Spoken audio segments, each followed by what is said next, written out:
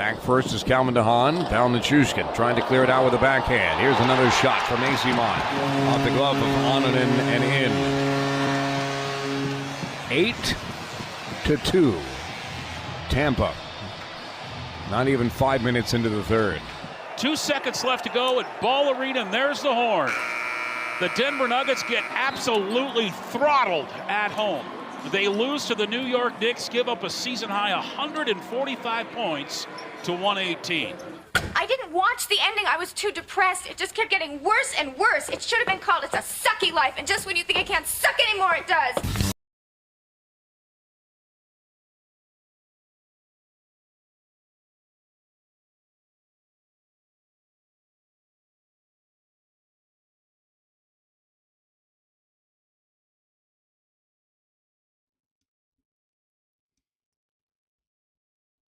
How about a little double pooperoo, huh? Gross. There's a common theme between those two games yesterday that I think are very, very easy to sort of point to. If you don't play defense, you can't win. And look, we can go to the Avs and goaltending stuff. You know what? I want to save that, actually. Like, here was the bummer. When you get a night like that where two of your teams are playing, and you just knew immediately in the Avs game, because that started earlier, okay, well, this is just going to be a flat-out disaster. The only moment of hope you had was when it was 2-1. Ivan scores after Val kind of like pushes the pressure, puts one on net, rebound, score. Okay, 2-1, maybe we can... Nope. Less than, a minute and a half later, Kucherov scores. It's 5-1 at the end of the first period. And I literally just sat there and I went, all right, you know what? At least I got the Nuggets game tonight. We can get some good feelings, some good vibes back in our system. And almost immediately you knew how that game was going to go. And I want to start with the Nuggets because of this. It's something I mentioned yesterday. I said it on the Altitude TV postgame show on Friday night after the Dallas game. For as good as the Nuggets are in a whole bunch of different categories, okay, whether that is having the best player in the world, finding a way to get a bucket when you have to with two-man game, hitting the open guy for a three, dribble drive to the... Like, they have a whole bunch of great things defensively. Or, I'm sorry, as a team. They have hung their hat throughout this entire nice little championship window run that they've been on playing better defense than the other team. Consistently. You look at the numbers, look at the point totals of the Nuggets when they're truly trying to make runs for championships. They play solid defense. In all of the conversation this offseason, hey, you know what a point of emphasis was for us? This was from Micah Malone and Calvin Booth and everybody. We need to shoot more threes. I was like, no, you just need to keep doing what you're doing because your offense is good. Offense is not a concern. You know what the Nuggets almost never struggle with outside of a couple of games in the postseason last year? Finding a way to score. They're fine. Oh, you know what we need to do? We need to get Jamal going.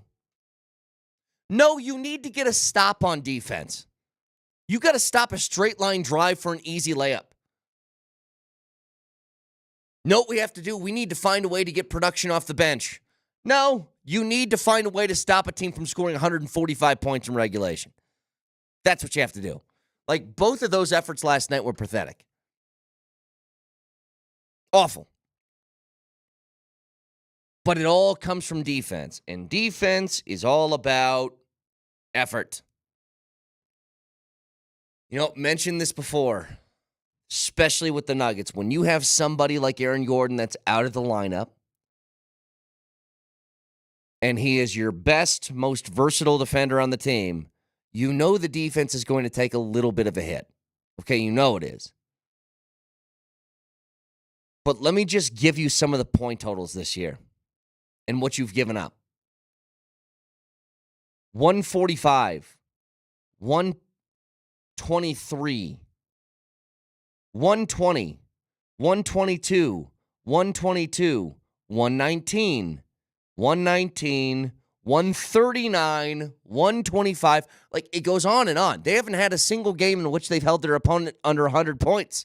That used to be a stalwart within what you'd think about with Nuggets basketball. But did you guys find it curious how even when the Nuggets were winning games, like they went on that 5-game winning streak for a minute there. It was the Jazz, Raptors, Thunder, Heat, and Mavericks. It's a 5-game win streak that put them at 7-3 at the end of it to start the year.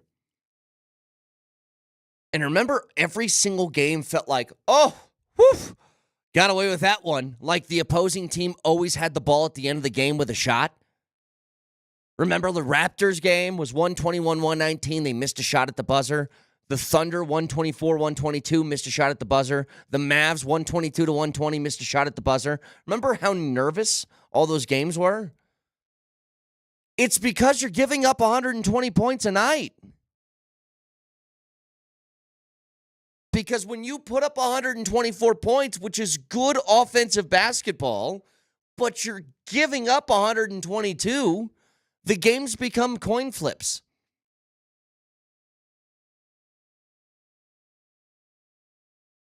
The whole thing with Scott Hastings, remember this for years? He's like, if the Nuggets get to 120, they're fine. Why?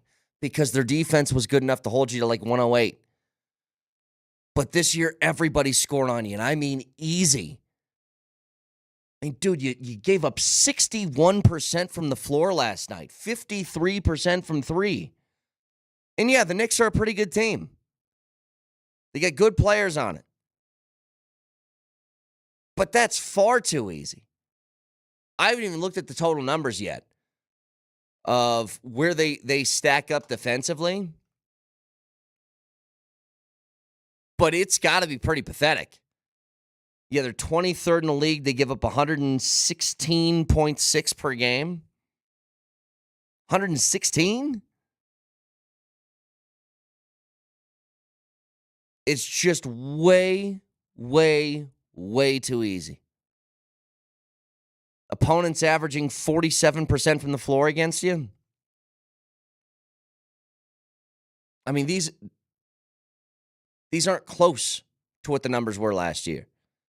You know where the Nuggets ranked in points allowed per game last season? 6th. They gave up 109.6 per game. That's the difference.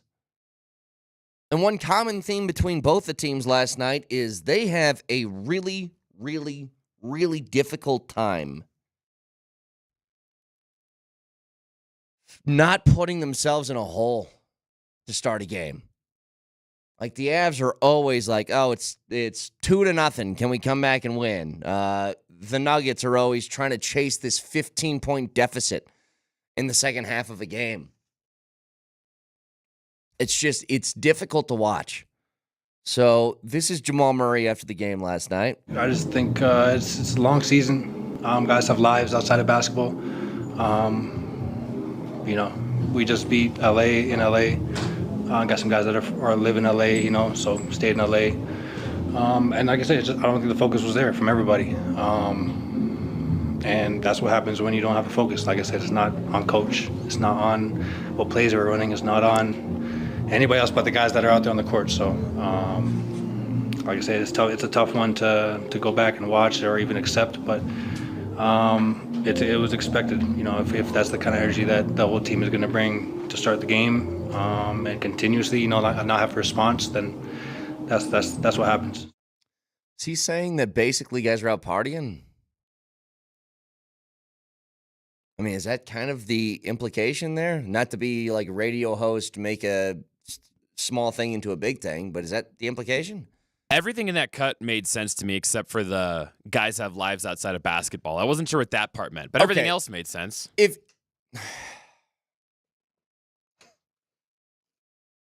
I'm trying to figure out the right way to say this. Give me a second.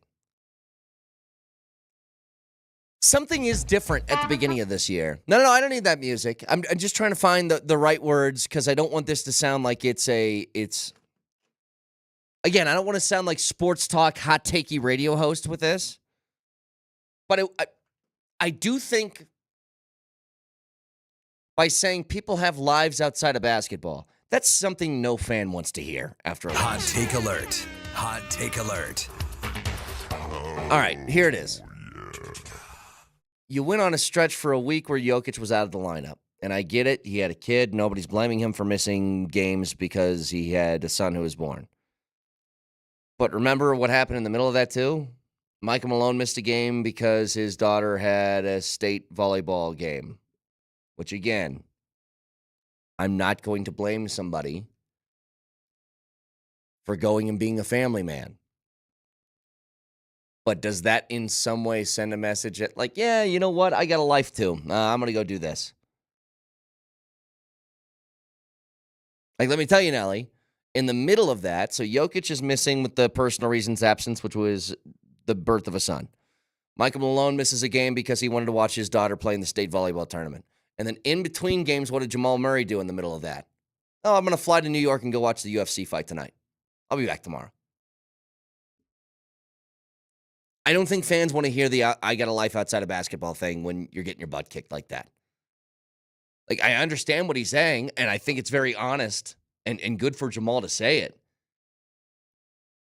But that's not really a great look. You know what I mean? Like, that's not... Hey, you know what? I had a really bad radio show today. Well, here's the reason why. I was tired. And in my life outside of radio, I wanted to get some sleep. So, yeah, I just showed up a little bit late. Sorry about that. Sometimes the inside thoughts need to stay inside. Well, no. thoughts. I think that what he's trying to do here is call out some teammates. And I think that's, you know what, as a guy who's a leader on that team, a max contract guy, you can totally do that. But basketball has to be, outside of your family, the most important thing in your life. Because if you're being paid tens of millions of dollars to do a job, you can't hear, I'm not focused on my job right now. It can't be a thing. You know, and the reason why I'm spending a lot of time on the Nuggets is the Avs last night, I hate to say it, but it's kind of like the same story. Not the same story as the Nuggets, but the same story throughout the course of the year. Goaltending was terrible. I mean, Juice lets one immediately out of the gates go through the wickets, and then he somehow on the third goal gets beat near post that he was covering. Like, I don't get it. That's what I don't understand. And I don't know how the Avs navigate their way through it. Going back to the Nuggets for a second, our very own Vic Lombardi, pardon my take extraordinaire, tweeted this out last night after the game. He said, the Nuggets are going to drop to 5-4 at home. 4 losses at home, and we're still in November. Last year, they had 5 home losses at the All-Star break. You know, that's what I'm saying. Like, everything about this has felt foreign, okay, this year with the Nuggets. The Nuggets they just don't look right. And I think it all stems from the defense first. All of it. So 303-504-0925. And just so you know, I have a life outside of radio, so on the other side of this commercial break, I'm going to be in and out. I'm not going to be around. Sorry, man. It's all you. Again, I'm not killing Jamal I'm not killing anybody on the team for doing that. I'm just, the fact that that's happening, that Jamal said that out loud. We got guys who got life outside of basketball. They stayed in L.A. I mean, the implication there is they weren't ready to go for the game tonight because they were doing other things. And I don't know what those were. Maybe, you know what? Maybe they were working at a soup kitchen in L.A. by their house. Maybe that was it. I don't care what you do outside of life on the basketball floor. But you got to perform. And it's the same thing with the Avs, but the Avs, it's the way that they lost is annoying. But when you don't get good goaltending, this can tend to happen to you against decent teams. Here's Bednar in the postgame. Guys were prepared to work and compete, but our brains were not turned on. So then it turns into just chasing the game all over the place, and execution got bad. And yeah, just one of those nights. So it's probably one of those, based on the road trip and where we're at in it and the way we played, it's probably one of those ones where you just swipe it under the carpet and talk about it briefly and move on. You know, like we're going back day off tomorrow after getting in late, and then we got to go Vegas, Dallas, Edmonton. So we don't have time to dwell on this one. I don't blame them for that at all either. You know what the difference is between the loss that the Avs suffered last night and the one that the Nuggets suffered? The Avs are playing good hockey. They just won 6 of the last 7. They took 3 out of 4 on the road. Do I really care that they lost 8-2 on the last game of that road trip? Like, yeah, it sucked. But they've been taking care of business. The Nuggets, on the other hand, what makes that different? They haven't been playing well at all lately. I mean, they've lost 4 of their last 6 now. And it culminated with you at home taking a 27-point loss. Yeah, the Knicks are all right. They ain't that. So that's why my frustration here mostly this morning is with the Nuggets. The Avs, they did their job. They won 3 of 4 on a road trip, and a tough one at that. The last game was a stinker.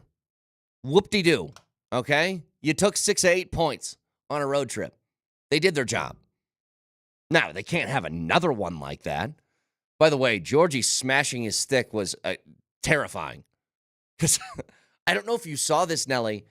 Did you see that Georgie wasn't the only one who smashed his stick last night? So as they're heading into intermission, I think it's after the first period.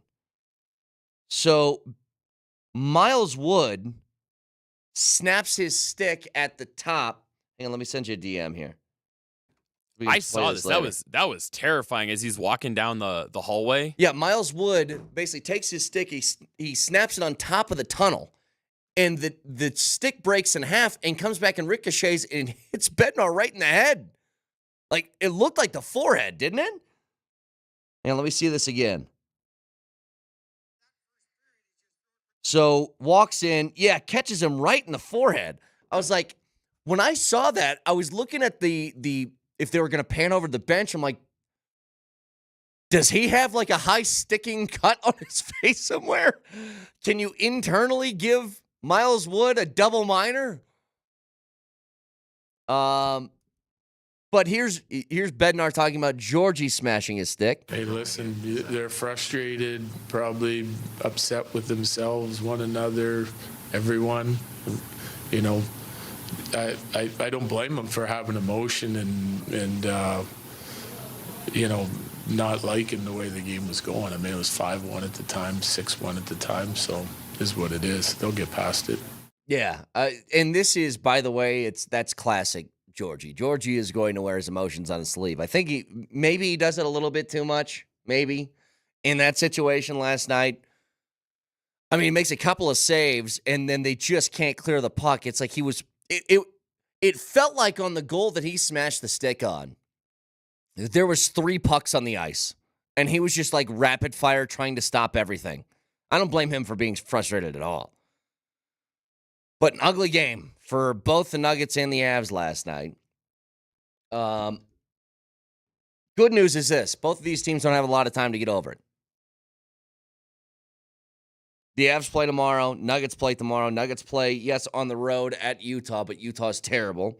That should be a get-right game for them. And the Avs get the chance to bounce back at home for the first time in a long time, and it's national TV against Vegas.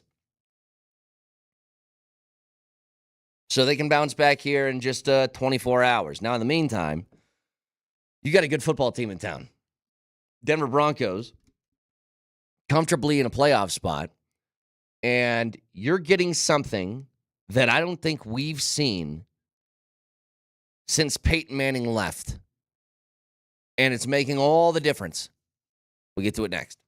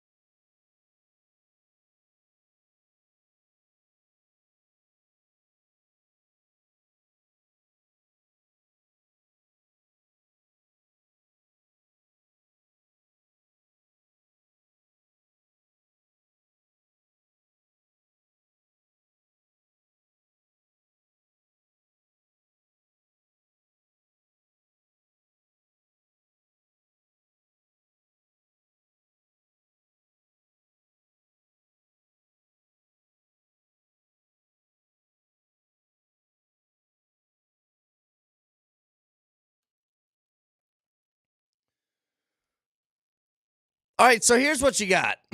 You got a football team right now that is playing at a high level. They're doing so because their quarterback is playing at a high level. And I don't think that anybody is going to confuse Bo Nix for being, a top 10 quarterback in the league right now.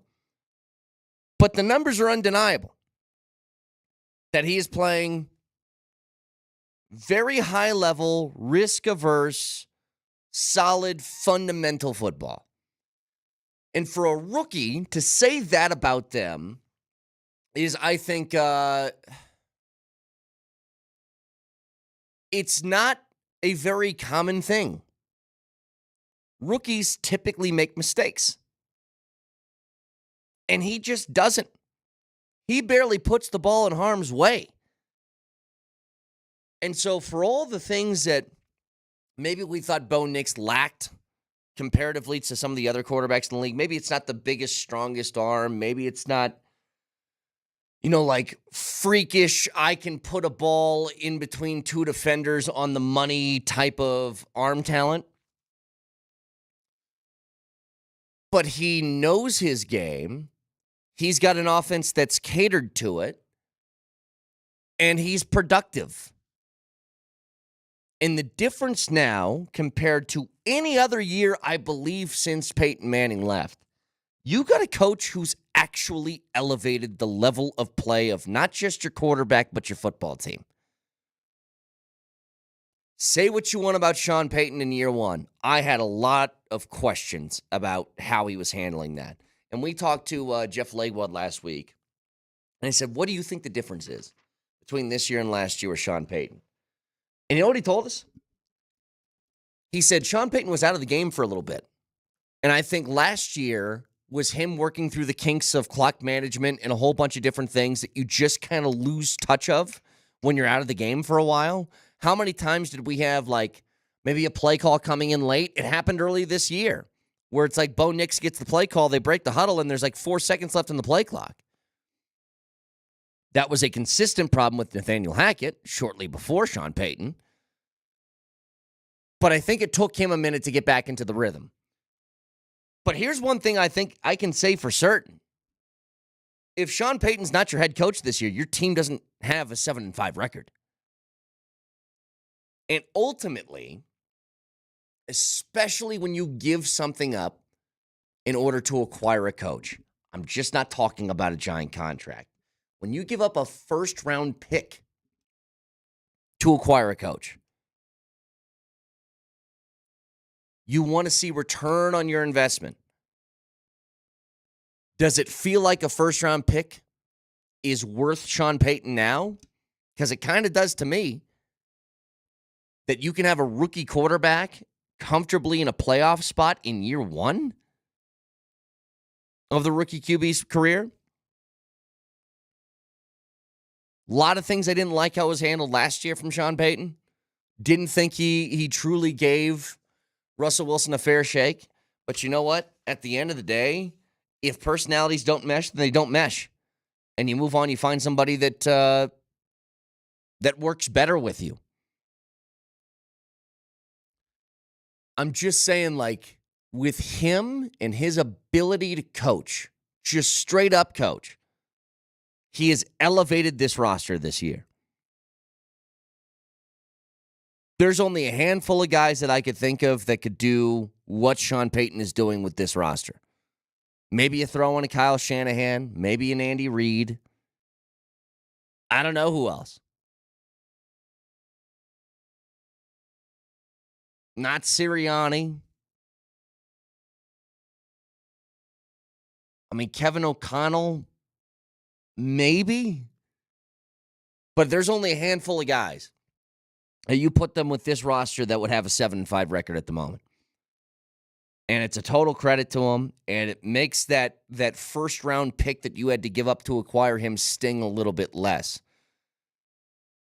Now, Sean Payton was asked yesterday, has Bo's arm gotten stronger? I know a lot of people saw a couple throws that he made, whether it's Vele over the middle on Sunday or whatever throw it is, where you're like, man, that had that had some zip on it. And just for some context, this was in his Zoom presser yesterday, and somebody asked him about Bo Nix having success with these larger downfield throws, and Sean Payton had one of those vintage 2-minute answers where he talks about scheme and uses a bunch of football jargon. So I skipped that. This was the follow-up question to that whole thing. Has his arm gotten stronger than even when you saw him? No. Our eyes, our pundits' eyes in the beginning were weaker. I actually kind of like that answer. Is this his new catchphrase? Is this his dynamite? Like, is this his what you talking about, Willis? It's no. Has his arm gotten stronger Let's count than them. even when you saw him? No. Our eyes. I got 11. Our pundits' eyes. I got 11. Our pundits' eyes were weaker. That's actually a decent little line there. But he's doing what we've all hoped and what I think is necessary for a winning franchise and a winning football team. They need this from their coach. A coach that elevates, that makes you better. You know, you see that in the game last night. It's the Ravens and the Chargers, and it's the Harbaugh Bowl, and everybody was having fun. Yay, good time. Look at Jim and John talking to each other before the game. God, I was over that in about 10 minutes. I was like, all right, I got it. Cool. Wait, the two head coaches in the game last night, they're brothers? Yeah, who'd have thunk it, right? I didn't hear that. You'd think somebody would have mentioned it. That's actually pretty cool. It's pretty crazy. If not for the total hour-long pregame show that was dedicated to two brothers coaching against each other, if it wasn't for every shot towards the sideline doing the multicam of both of their faces being on the screen at the same time, I never would have known. But the point I'm getting at is Jim Harbaugh has elevated what the Chargers are. That's what your coach is supposed to do. Now, ultimately didn't get the win last night, and in the fourth quarter, it was sort of a runaway. I mean, didn't feel like a 7-point game. Chargers get a late TD with 46 seconds left to make the score seem more respectable. But they had a lead after 3 quarters, and then a couple of Ravens touchdowns later, the game's put away. But the coach for the Chargers has elevated them into an actual fundamentally sound football team that's not stupid anymore. And I'm blanking on the name of that poor Chargers player who dropped like 4 passes that were right in his breadbasket. That also was a factor. Yeah. You had a couple chances to break that thing wide open, and he just couldn't haul it in. Palmer? I can't Josh remember. Palmer? I can't remember off the top of my head. I felt bad for that guy. You know what? Was it Quentin Johnston? That's probably it, yes. Quentin Johnston. The draft pick. The rookie. I don't know what you do with that. Well, he's not a rookie. He's a second-year guy. Excuse me, second-year guy. Thank you. But he did the same thing last year. His drop rate has to be off the charts. Like he's borderline unplayable. You cannot put him in the game. His job is to catch, and he can't catch. Anyway, coach needs to elevate your team. Sean Payton has done that and then some this year. And I think with the way that he went out and he was bold, he said, you know what? I got a rookie that I really like that other people might not like as much as me, but I'm going to prove him wrong. And right now, I think if the vote was today, I think Bo Nix is the rookie of the year. Again, not a small detail in this. Now, the interesting part about the Chargers, I don't buy into this because these games could have easily been flipped. But the things that people are saying about the Chargers is they have not beaten a team with a winning record yet. Sounds a lot like what people say about the Broncos. So their wins this year, Raiders, Panthers, Broncos. I mean, the Broncos have a winning record. Saints, Browns, Titans, Bengals. That's their wins. Their losses this year, Steelers, Chiefs, Cardinals, Ravens. All those teams, I think they're division leaders, right? With the exception of Baltimore. Steelers are, Chiefs are, Cardinals are, yeah. So take that for what you will. It's the same thing that people are saying about the Broncos, which I'm like, okay, fine. But they're beating teams on their schedule. What do you want them to do? It's always weird to me, by the way. So the Chargers lost by 7 to the Chiefs, 17-10 earlier this year. They lost the Cardinals 17-15. And it's like, haven't beaten a team with a winning record. And whenever somebody mentions that about the Broncos, I was like, yeah, totally. A blocked kick from 30 yards out totally makes a difference. You're right. But you got good coaches in this division. I mean, I think three of the best in the NFL. Leave Antonio Pierce out of it. You got a division that has Andy Reid, Jim Harbaugh, and Sean Payton. That's a pretty damn good lineup of coaches. And I don't know if any division in football can say they have a better one. It's pretty good. I actually saw a tweet here that just popped up on my feed that pertains to your beloved Lions. Speaking of good coaching, the NFC North is the first division since the 2002 realignment to have 3 teams with 8 or more wins through the first 12 weeks of the season. Yeah. That's crazy. Yeah, that division's got they got a good trio, too. Again, the Eberflus is the Antonio Pierce of this conversation. We'll just kind of leave him off to the side. But between Campbell, Kevin O'Connell, and Matt LaFleur, those guys are pretty good, too. But you can tell, like, those guys make their teams better. Campbell Coach, your cell phone's as bad as the offense right now. Campbell took a Lions team that was, 0-11 or something like that when he first got there to a team that's considered a Super Bowl favorite. Kevin O'Connell has taken a team that was doing a bridge year between Sam Darnold and their first-round pick, J.J. McCarthy, being healthy, and now they're like, what are they, 9-2? Right? Yes, 9-2. And the Packers just continue to win football games, no matter who's playing quarterback for them. Favre, Rodgers, Love, doesn't matter, 8-3. All of them pretty good, too. Voice of the People on the Altitude Sports Radio app is powered by the Fricky Law Firm. They're in your corner if you'd like to get in touch with the show. We'll get to college football stock up, stock down next.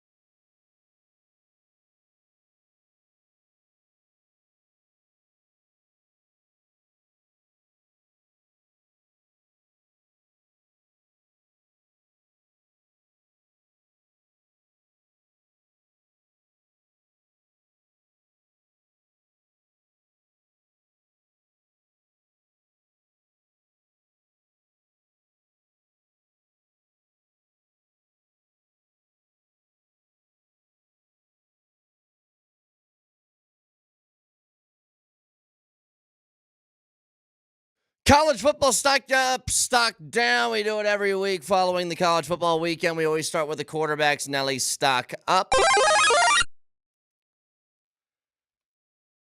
Riley Leonard, Notre Dame quarterback, who I had a lot of question marks about earlier in the year. The one thing that guy is really good at is not turning the ball over. He might not blow you away statistically. You know, Notre Dame wins against Army last week. He threw for 148 yards, 2 touchdowns. He runs the ball really well, but only 4 picks on the year. And I think this is what kind of bails them out, is he has the ability to hang on to the ball, not give extra opportunities to opposing offenses. And if you do that against teams in which, you know, Notre Dame's schedule hasn't been crazy difficult, but if you do that and you play sound football, you're going to come away with a lot of wins because Notre Dame is almost always going to be more talented than their opponent with the schedule that they have. So he continues to do that. Again, when they get in the playoff and it comes to Riley Leonard having to make some plays against good opponents, I think that that's not going to end well for them. But if you're just looking to put yourself in the dance, he's done a pretty good job of it. So I'll give him the credit. He gets the stock up. Let's go quarterback stock down. I've loved watching this guy all year. He's been the captain of an offense that has put up a whole bunch of points this season, but the biggest criticism they've had against him and his team is they haven't played anybody. Well, they had that opportunity this weekend, and the Indiana Hoosiers puked all over themselves against Ohio State, and so did Curtis Rourke. So all these games in which you're putting up 42, 52, 41, 42, 56, 47, all those games went to the wayside. They put up 15 points. Curtis Rourke was 8 of 18 for 68 yards. Took 5 sacks in that game. It just, you know, it was your biggest fear, if you were an Indiana fan, that your 10-0 start and one loss being to one of the best teams in the country could keep you out of the playoff. And you can say it's unfair. Part of me would tend to agree. You've won 10 games this year, and if you win this weekend, it'll be 11. But because you aren't a brand name, you needed a game in which you looked like you belonged. Not even won, but you just looked like you belonged. They didn't. They looked like they were fighting out of their weight class. They went from featherweight to heavyweight, and they took a Deontay Wilder haymaker left hook right to the jaw and went to sleep in the first round. Like, that's what it was. And so do I think they still make the playoff? Probably. But it's a question mark now with how you performed. And all they had to do was just put up a fight, and that's all it takes. So Curtis Rourke, he gets stock down. Let's go Big 12 team stock up. The Big 12! Arizona State. That's a big win. 28-23 over BYU. It puts them in first place in the Big 12 Conference. They got a great running back in Scatabo who can bowl over some people. They've beaten ranked teams in back-to-back weeks with ASU and then Kansas. And they close out the year against not a great, but I think a difficult team to prepare for in Arizona. They do that, and they could very well represent the Big 12 in the college football playoff. Not to mention, it's a fun story. It's a fun thing to watch. The Big 12 is going to have a team that is going to be a heavy underdog once they get to the college football playoff, whoever the representative is, whether it's them, whether it's BYU, whether it's Iowa State, whether it's CU. It doesn't, like, all those teams still got a shot. But point is, ASU is playing some decent football right now. We got the sound system's like jumping up and down on us, isn't it, Nelly? It's all right. ASU's playing well, though. Doing a good job. So they lead the Big 12 Conference, and let's go to Big 12 team stock down. It's the Big 12! It's Colorado. You controlled your own destiny, and you just blew it. Not only did you lose, you got your butts kicked by Kansas. Being physically dominated in that kind of manner is pretty wild. You took a Kansas team where you knew what their offense was going to be, which was ground and pound. They do not want to throw the ball a lot with Jalen Daniels. And Devin Neal shoved it down your throat for over 200 yards on the ground and 280-plus total yards in that game. They had one theme. We're going to get the ball to Neal, and he's going to run through your entire defense, and they did that for 4 consecutive quarters with no response from CU. and for all of the goodwill in the stock that they have elevated throughout the course of the year, to have a game like this is a bummer because I thought we were over that. The physical domination at the line of scrimmage, I thought was done. And Kansas proved it wasn't. You want to line up hat for hat and try and stop this running game, we dare you. And it became a game of Red Rover, except Devin Neal was running through the arms of everybody on the other side of him. So CU gets the stock down. Let's go national team stock up. This is going to be a weird name because I don't think anybody's been talking about them. But guess what, guys? Year one in a new conference, SMU is unbeaten in the ACC still. 7-0. They just won 33-7 over Virginia. And we can sit there and say, you know what? It's the ACC. The ACC stinks. Well, guess what, dude? They're going to have a representative in the college football playoff, and it could be SMU who leads the ACC. It's going to be them and I believe Miami in the ACC championship. Do I think SMU can win that game? Absolutely, I do. Absolutely. The other team that's kind of still fishing around is Clemson, but I don't think they can get in. I think it's going to be SMU and Miami. Bottom line is, SMU plays a pretty fun brand of football. And Miami's had their struggles this year in toying around with teams they shouldn't. Miami obviously has the best quarterback in that conference, one of the best quarterbacks in the country in Cam Ward. But they've messed around and had some lucky breaks at the end of games go their way to get W's. If they try and play that game with SMU, SMU might take them. And in year one, might be the representative of that conference in the college football playoffs. So shout out to SMU. And a pretty great start to jumping into one of these Power 4 conferences. Let's go national team stock down. It's Bama. To lose 24-3 to Oklahoma is insanity. And I can only imagine, because the high standards that Bama fans have of their football team, especially for the decades that they spent under Nick Saban, like, what the hell and where the hell do we go from here? What you get is Kalen DeBoer in year one losing 3 football games with the Iron Bowl still left to go. Not even a championship loss. Saban had that very, very rarely. But it'd usually be because they lost a championship game or something like that. But Kalen DeBoer is trying to figure out, where do I go from here? Because Jalen Milroe looks terrible. 3 turnovers last week against Oklahoma. Couldn't get in the end zone once. There's a lot of questions in Tuscaloosa right now. And look, you can't be this quick to start to judge Kalen DeBoer. And nobody wants to take over for the guy who is considered now the greatest coach in college football history. It's always going to be a tough gig to take over for. Hey, Queen's going on tour and Freddie Mercury just died. Who wants to be the lead singer? Nobody does. Nobody wants to be the guy that does that. But somebody has to do it, and Kalen DeBoer is being judged in the manner of Freddie Mercury in Somebody to Love. You can't quite hit the same notes, but you got to get close. Bama don't lose to Vandy, dude. It's what I'm I saying. gotta dig up that collar.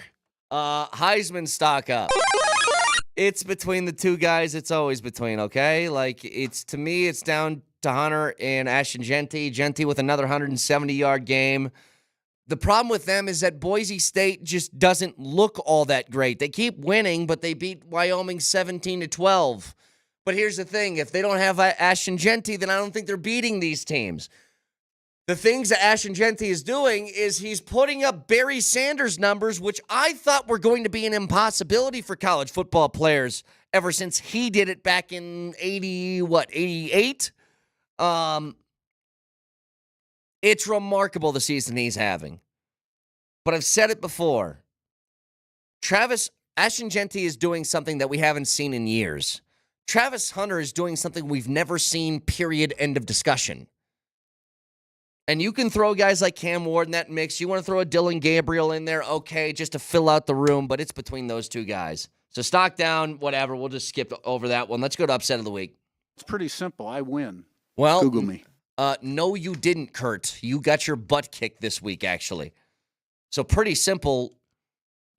You lost potentially a college football playoff spot with the way you guys played this weekend.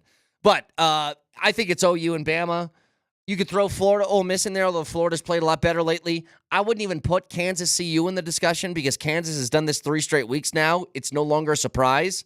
It's kind of what they do. So I think it's OU and Bama. That was shocking. Shocking.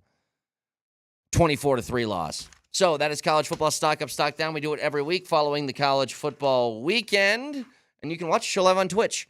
Twitch.tv, search Altitude SR on the search bar, the Altitude TV simulcast, and that is the Safeway Twitch feed. You can download Safeway's deals and delivery app and get exclusive grocery offers. Safeway, fresh foods, local flavors. Moshe Lombardi and Kane next.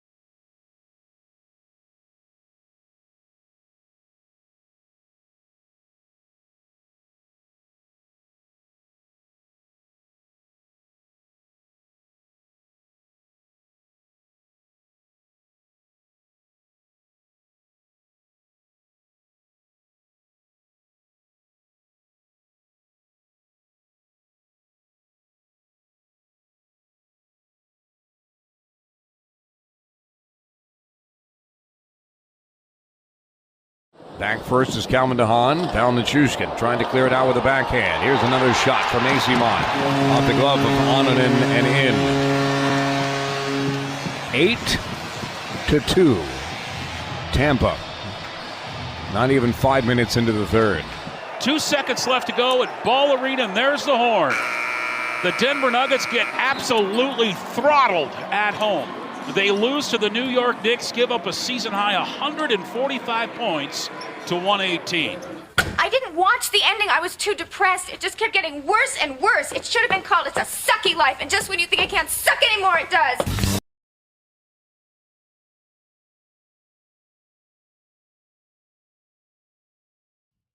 How'd you guys like the double pooperoo last night, huh? Yuck. All right. I'm going to say something. Double Moj. dipperoo. Pooperoo. Moj, I know you're sleepy. Thank you for coming in today. We're very happy I'm good, to see man. you. Ain't no whining going on here. We all good. Let me say something. And you guys might disagree. Whatever. I don't care about the Avs game at all. It was a stinker. They got their butts kicked. But you know what? They took 6 of 8 points on the road. They did their job. The Nuggets are really pissing me off. Like, making me really upset. How many times can we sit here and just be like, stop giving up a straight line layup. Get in front of somebody. I said this from the beginning of the season. Offense is not a problem for this team. We're all worried about, oh, Jamal's got to get right. Yeah, he does. They're putting up points. I looked this up. Do you know where the Nuggets rank right now in defense? Points allowed per game? They're among the worst in the NBA. They are among the worst in the NBA. They're, I think it was 23rd. Is that what we saw in the appetizer? 23rd in the league in points allowed per game. You know where they were last year? 6th. Yeah. I was going to ask to start this whole show, I was going to ask Mosher we're going to do a debate. And debate was, you play the role of which loss was worse, the Nuggets or the Avs? Which loss was worse? Which night was worse? Which game was worse? And I think by what you said at the beginning there, Brett, you have to sort of divorce it from the other games. Because you're right, the Avs did what they had to do on the road, right? Mm-hmm. The road trip, nice. But that game was bad. Which game was worse? Is it giving up 5 goals in the first and the game's over? The game's over? Or giving up 145 at home, 76 in the first half, and the game's over? Which is worse? I'm going to make the argument, Moj, so we'll argue each one. I will make my argument for the Nuggets that losing at home like that is far worse than losing on the road, even giving up 8 goals. Losing at home and not even being in the game is worse than what the Avs did last night. It's funny you should say that, Vic. Number one, do you have a fan going on? Yeah. Your joint? There's what do you got going on there? What is that? It's like a foot massager? What do you got going on? That's all we hear. All we hear is that. Okay, well, it's gone now. Thank you. Number 2. There's a heater. Oh, your toesies cold? Your tootsie's cold over there? Let me say this. Get some slippers. Yeah. Slipper boy. How can I say it in the most blunt terms? You ain't going to get any argument from me on your summation. I think the 145 at home is worse. And it goes back, Vic, again. I was hoping to argue. I want to do like a You're not going to get an argument out of me. I want to do a high school debate. Aren't you getting one from me either? Because the Nuggets have me furious this morning, and the Avs are just like so far on the back burner, whatever. Listen, they give up 5 in the first, and I'm looking at Riker. I'm like, Jesus, Lord. Because now you have a Eustace Sandinen problem. Yeah, you do. Now you've got, which is so. I'd like to have no problems with either goalie, but it feels like month to month we've got an issue with one or the other. We'll get to all of that. But I'm like to Riker. 5-hold right away, really? I know. I look at Riker. I'm like, all right, 40 minutes. Hey, we got 40 minutes, baby. Let's have some fun. Let's do our thing. And you don't want to. You're not going to turn it into a joke fest I get it. But.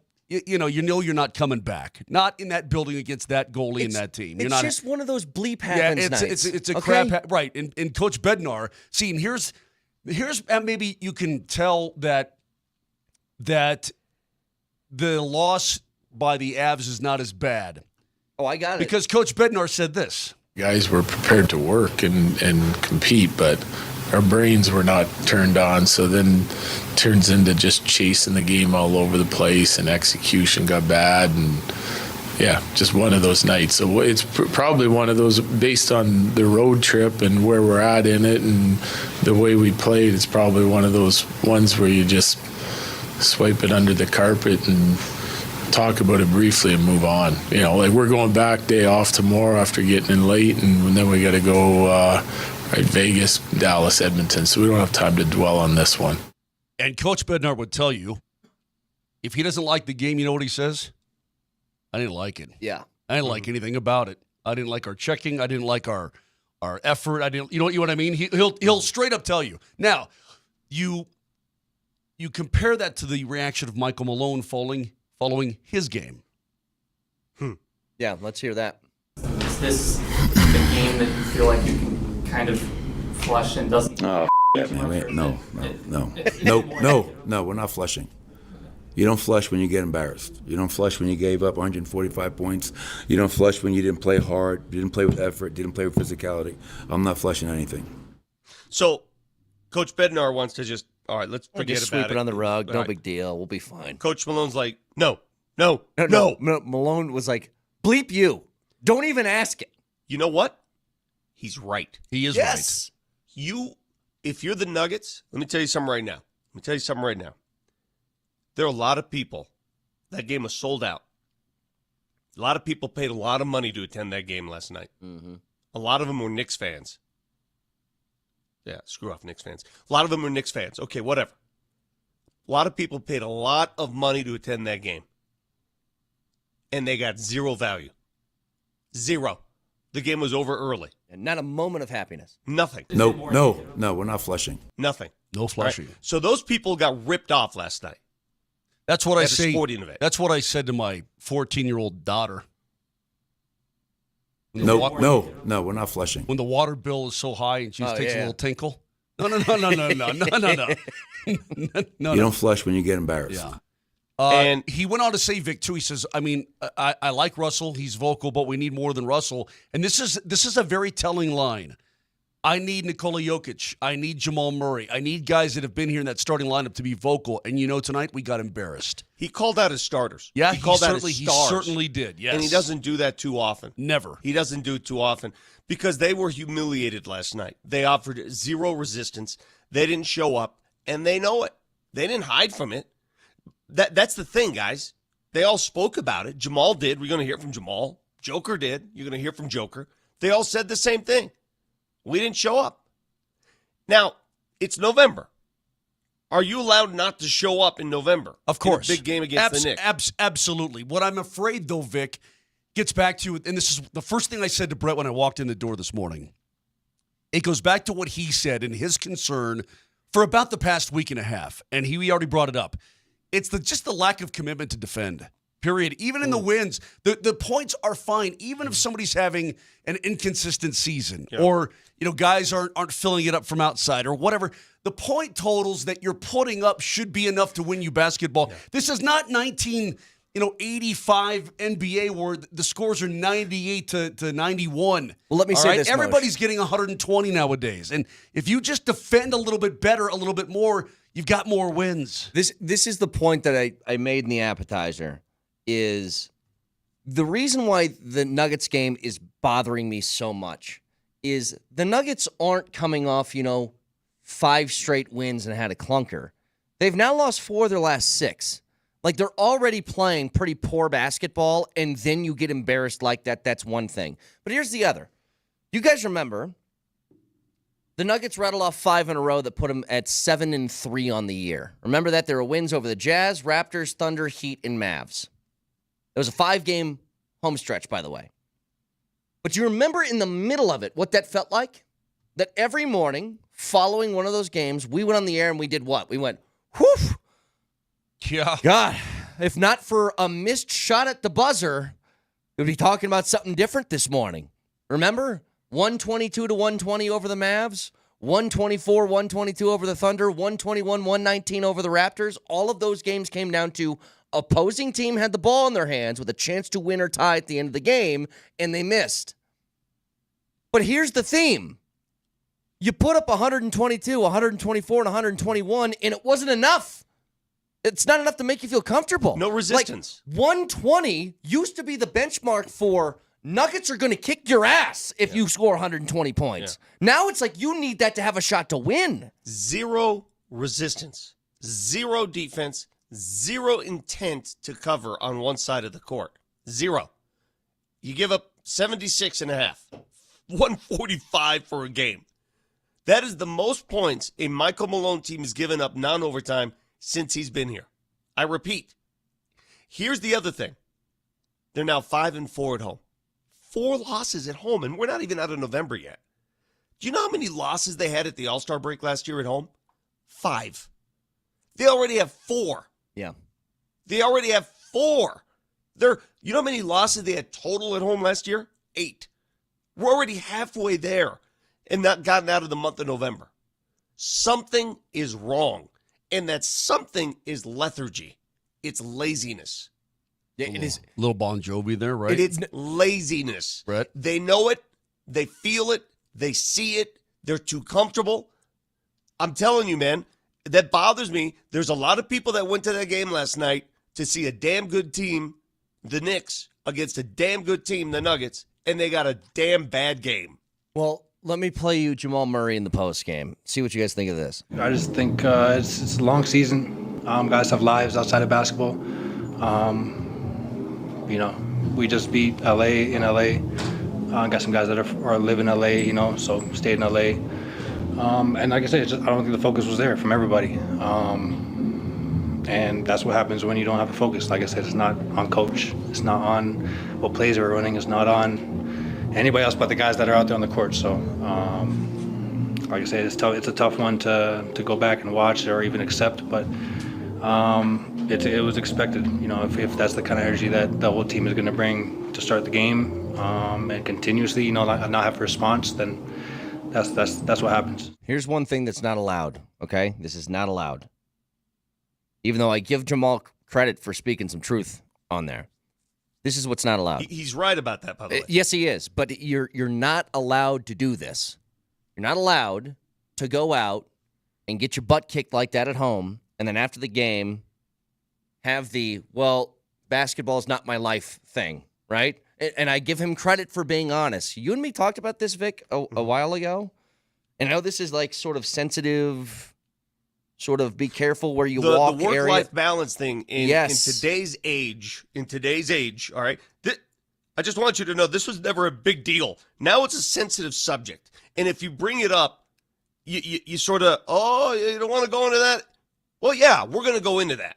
What is a work-life balance that makes sense here? Well, and this is what we were getting at. It's like when you started this road, or you had that road trip, was it New Orleans and then Memphis twice, right? Yeah. So in that stretch, Jokic was missing because of the birth of his son.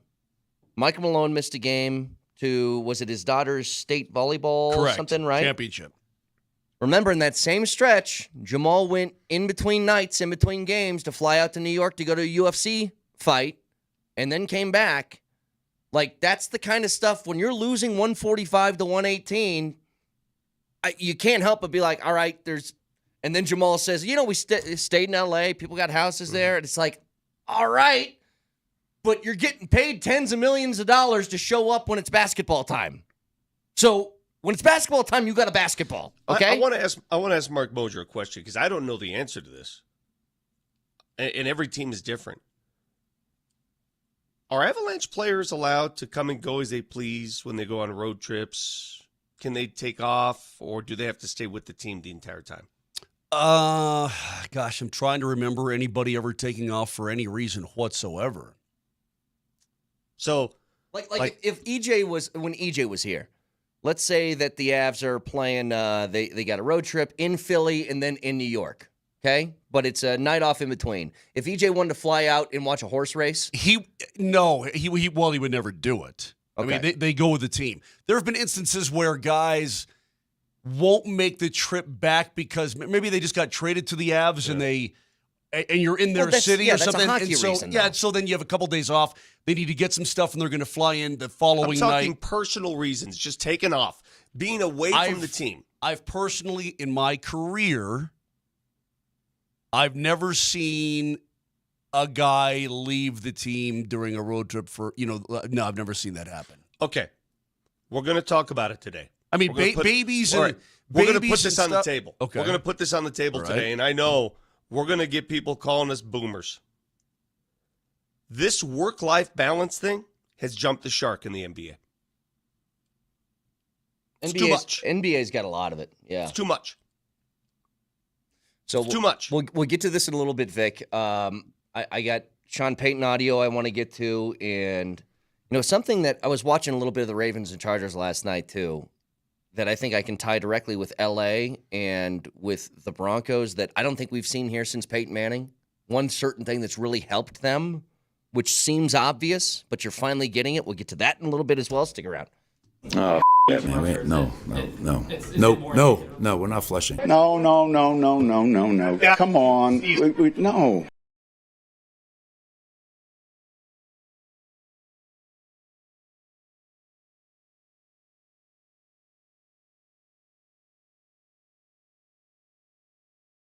Hey guys, it's the holiday season. It's upon us. Thanksgiving is this week, and it's a time for love and joy. But if you're suffering from erectile dysfunction, that season can be tough on you. If you and your partner are experiencing struggles because of ED, well, change it up this year. Give the best gift you can give to your loved one by treating your ED and restoring your relationship. 2024.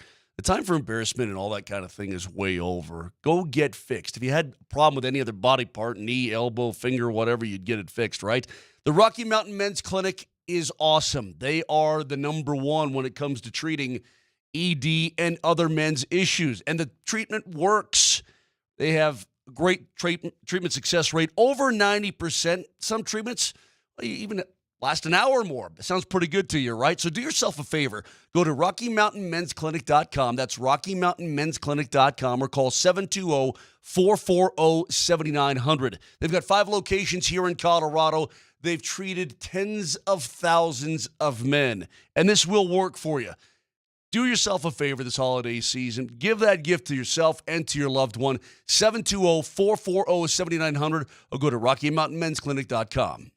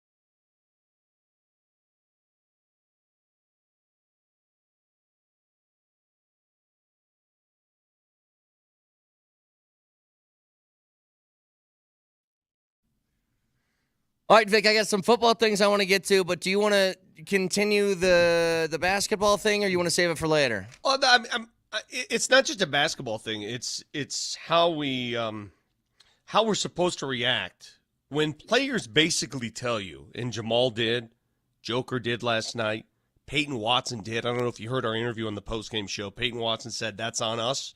We're not focused. We're not there. When the players tell you that it's on them, that this is inexcusable, and we add on to that by saying, yeah, that was inexcusable, and then you get texts from people who say, it's a long season, players have lives, let them live. We all have lives. We all have lives. But when you go to work, you go to work. Correct? Yeah. When you go to work, you go to work. So where is the balance? That's all I'm asking. Where is the balance? Like, I just got this book. Read the first chapter last night. Mike Singer, Why So Serious, the Nikola Jokic book. And his whole life, from what I'm reading so far, is about balance. He didn't want to play basketball early in life. He didn't want anything to do with it. And now he's the best player in the world. And he takes his job seriously. Very seriously. Last night, the Denver Nuggets did not take their jobs seriously. And that's a problem. The Colorado Avalanche, I'll ask you, was that a question of them not taking the game seriously? Or was it just a goalie problem? It was. They took the game. I mean, they had the energy. They were skating. They were involved. They just had some brain fade and goalie problems. Sometimes when you have a bad night, you just have a bad night. The issue with the Nuggets is this is now a consistent theme. That wasn't a bad night. That was just a culmination of a whole bunch of bad defense that they put on display the entire season. Like, that did not look abnormal to what the Nuggets defenses looked like this year. It was a little extra, but that wasn't out of character, I would say. The Knicks shot 61% from the floor and 53% from three-point range.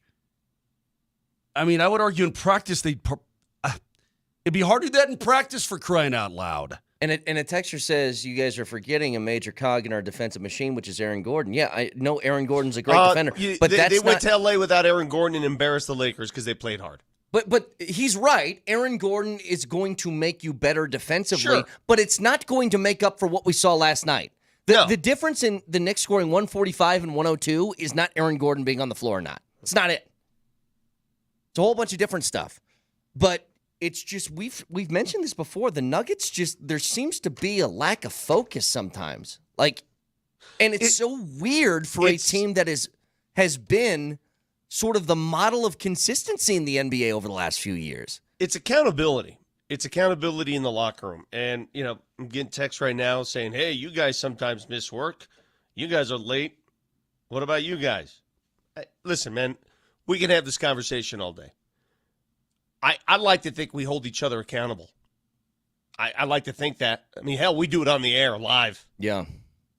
Last week we did it to Mosier. They do it to me all the time. Accountability is important. It shouldn't be management holding you accountable. Yeah, but I'm entitled to that day off. I mean, I'm entitled to have that day. Just because I went to Gettysburg with my, quote, geek friend. No, to be honest with you. What? It was more upsetting that you tried to show up for the show on the day you had off. No, we didn't like the fact you worked. Yeah. We didn't like the fact that you showed up to work unannounced. So who just texted that in? Who is it? Let me find it. Who is it? 0023. Hey, 0023, suck it. I worked on my day off. No, the equivalent of that, Moj, would have been more like Jokic said, I'm going to take another game off to see my kid, and then he shows up in the second quarter and he goes, do you guys want me to play?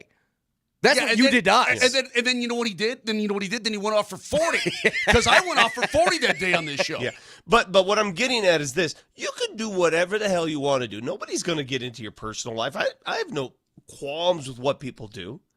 But there has to be a subconscious, there has to be an accountability inside the room. And it can't come from upper management. It can't come from anywhere else. I'd like to think that we hold each other accountable. Do we not? Yes. Okay, that's important in any dynamic, any work dynamic, and anywhere. Think about where you all work, all right, what you all do.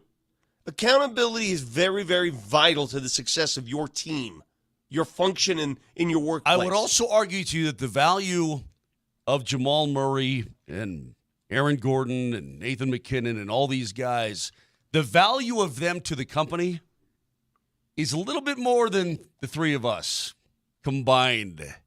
But here's the thing, man. This isn't about our workplace or anybody else's. This is about professional sports, okay? We understand. I think we all understand. You miss a game because you have a kid, like, we get it. Understood. The point is, do whatever you want to do. I don't care if everybody on the team stays out and gets hammered until 3 o'clock in the morning if they show up the next day and they play a good basketball game. Exactly right. It makes no difference to me what they do outside, okay? None. As long as you stay out of a jail cell, I don't care what you do in your life, but when it's time to be on the court or on the ice, you need to see, first of all, that the effort's there that night, and you need to see the production that is equal to the payment and the value that they have deemed. It's hard to watch a product when you're looking at it and saying, wait, is that the same team I just saw the other night? Right. Wait, what is that? That's not even the same team. Now, those are the same people, but it's not the same team. It's not the same game. And that inconsistency is just hard to stomach for fans, especially those. And again, I'm pro fan in this. Those tickets cost a lot of money. Yeah. Those tickets cost a ton of money, man. And they spend a lot of that cash on merchandise. You go to those games, you expect the people on the court to give you their best. They did not give them their best last night. They gave them crap. And it happens. Look, this happens sometimes. What happened to the Avs last night? It happens. But it's a lot easier to stomach when you rattle off 3 straight W's before that. Correct. You know what I mean? Like, yeah. It's a lot easier for you to be like, you know what? Team had a bad night, but they've won 7 of 8. Like, that's way easier. The Nuggets aren't playing good basketball, and this happened. You know what I mean? This isn't something. That's why Malone, when asked, do you just flush it? Is this the game that you feel like you can kind of flush and doesn't? Oh, man. No, we're not flushing. You don't flush when you get embarrassed. You don't flush when you gave up 145 points. You don't flush when you didn't play hard, you didn't play with effort, didn't play with physicality. I'm not flushing anything. If the Nuggets won 7 of 8 before that game, Vic, do you think his response is the same? It's probably a little less colorful than that, isn't it? Yes, of course. If the Nuggets had played defense for the first half of the season or the first 15 games, maybe you don't get that outraged. But they have yet to play defense. They have yet to hold an opponent under 100 points. Their defense has been abhorrent. It's been ridiculous. I mean, it is as bad as I've seen in quite some time. And they have to fix it. They're not stopping anybody on a given night. And it starts there. The Denver Nuggets won an NBA championship because they could play defense. Yep. They're not close to that right now. They're not close. They're among the worst teams in the league on the defensive end. And until they fix that, and what is defense? What's another word? Let me ask you guys. What's another word for defense in basketball? Effort. Brett, give me a synonym for defense. I was going to say effort. Hustle. Want to, hustle, yeah. I asked Michael Malone, what was the difference? This was a couple days ago. What was the difference between first half and second half? Getting back. Simply getting back on defense. Yeah, getting there. Running the other way. Running back on defense, not giving up. In the first half last night, halftime, the Knicks had 19 fast break points. The Nuggets had 2. Yeah. Tells you all you need to know. And this is a home game in Denver. Right. Where you're supposed to run them off the court. They had 19 fast break points to your 2. You're not running. You're not moving. There's zero energy. And I agree with Coach Malone on this. Everybody should be accountable. You don't flush it. You don't forget it. You wear that like a bad cologne. You wear it and you smell it. On the flip, keep smelling it. Yeah, on the flip side, Avs, they've got a goalie situation. Remember when Georgiev was struggling, and so you're like, oh, Juice is doing this and Juice is doing that, and they got it right. Juice, remember those days? Yep. He's now been pulled in 2 of his last 3 games. And it's something about his pushing. Do you judge, by the way, a goalie coming off the bench in his performance? Because Georgiev didn't do much better. He didn't do anything wrong. There's nothing he could do. Right. Do you know why he broke his stick?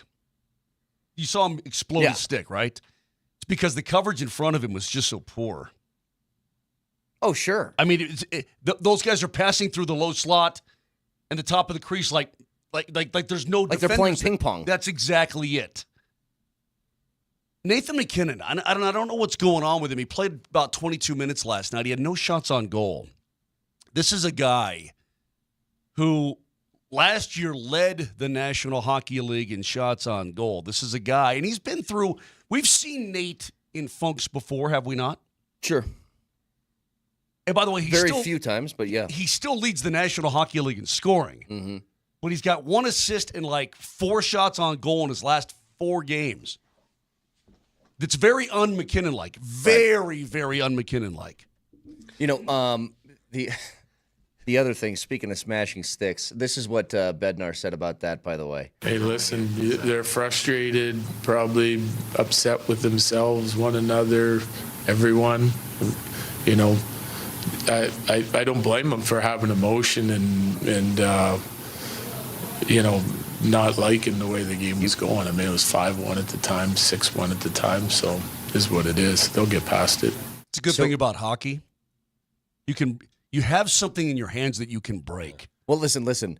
That was only one of the stick smashing events from the game last night. Did you see the other video, Vic? Yeah, of Georgie? No, not Georgie.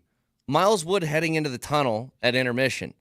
Snaps his stick. Pull it up on the video board behind me, Nelly.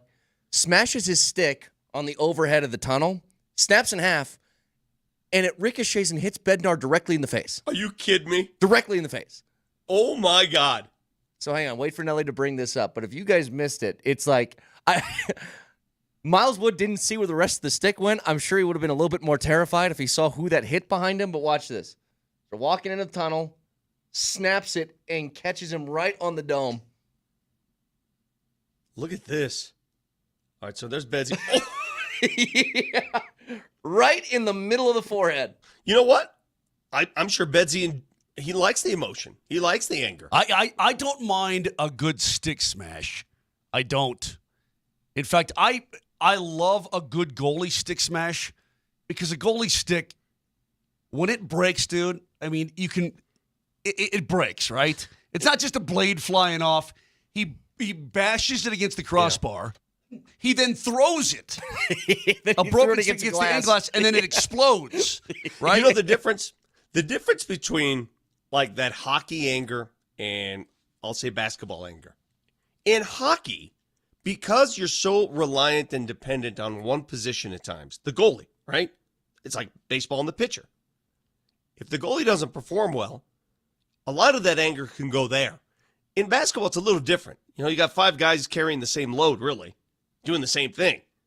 But in hockey, where one player is different, that anger can go. And it seems to me like last night, you could easily justify a loss saying goalie wasn't ready. Goalie wasn't ready. The 5-hole shot, I don't know, because Gensel beat him. Look, they pulled Juice, they put in Georgie, and then finally coach said, look, I'm going to need Georgie coming up on Wednesday night. So he's coming out. Juice, you're going back in. That's tough, by the way. And Gensel beat him twice on a 5-hole shot. And I asked Riker, I'm like, you know, is it something about Gensel and he's coming in because the goalies, they're instinctive to know where to look, where they think that shot is coming. And Gensel smoked him twice right through the 5-hole, right on the ice. Now, does he have a hidden deke that you really can't see unless you're and even if you're the goalie and he's coming at you, is he looking top shelf? What does he do? A hidden what? Deke. A decoy. Deke. K-E. D-E-K-E. Deke. Oh, wait. I haven't seen this angle yet. Oh, it's bam! I mean, I love it. Like, I think Georgie does like that maybe a little bit too much. But how much does that stick cost? Right, their goalie sticks aren't cheap. How much is that? $400. Jeez, look at that. That's terrifying. That freeze frame right there. It's like you're going to catch one right in the beak. This feels like one of those 3D movies from 20 years ago. It does, You've got yeah. a red lens and a blue lens, and Georgie's stick is about to fly right into your face. But this is, I think, when your team's getting their butt kicked and you see something like this, you like seeing that. Seeing the emotion of it. Riker and I loved it last night. We knew the game was out of hand. Right? Well, as fans, it makes you know they care. Yes. He absolutely cares. It makes you know they care, that you're not the only one at home sitting there going, geez, you want the players to care as much as you feel you care. And here's what I loved about it, too. He didn't go get a stick or anything like that. He stood in his crease. Let me see this a few more times, Noe. Okay. No, go ahead, Mosh. He stood in his crease, right? Yeah. Wouldn't even collect his and I don't blame him. Don't collect the broken stick. You're done with that stick. You don't want to see that stick ever again.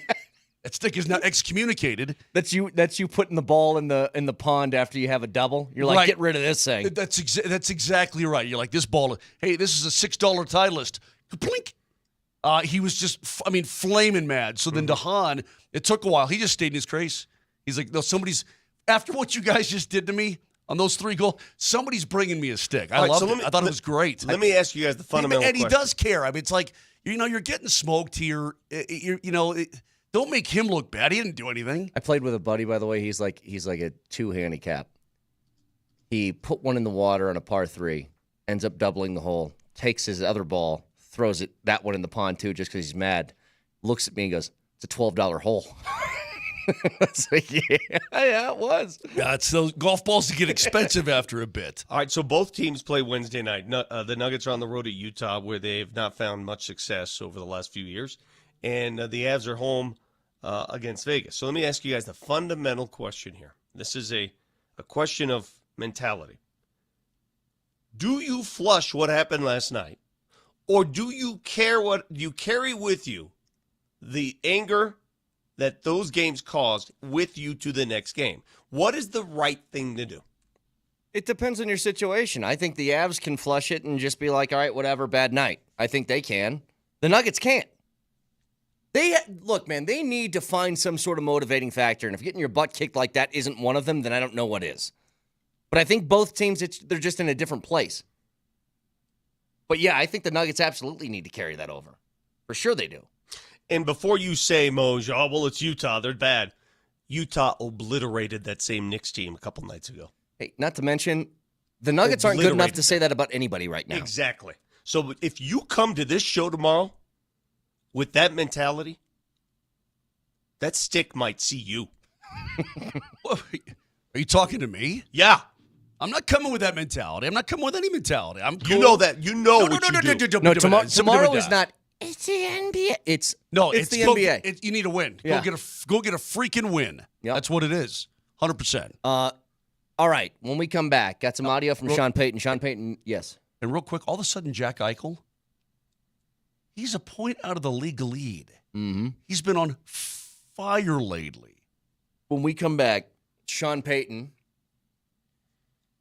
he's got a new catchphrase. It's not new, but it's definitely a catchphrase now. We'll give you the audio of that along with, I think, the difference between what's happening this year and something that hasn't happened since Manning left. We'll get to it next.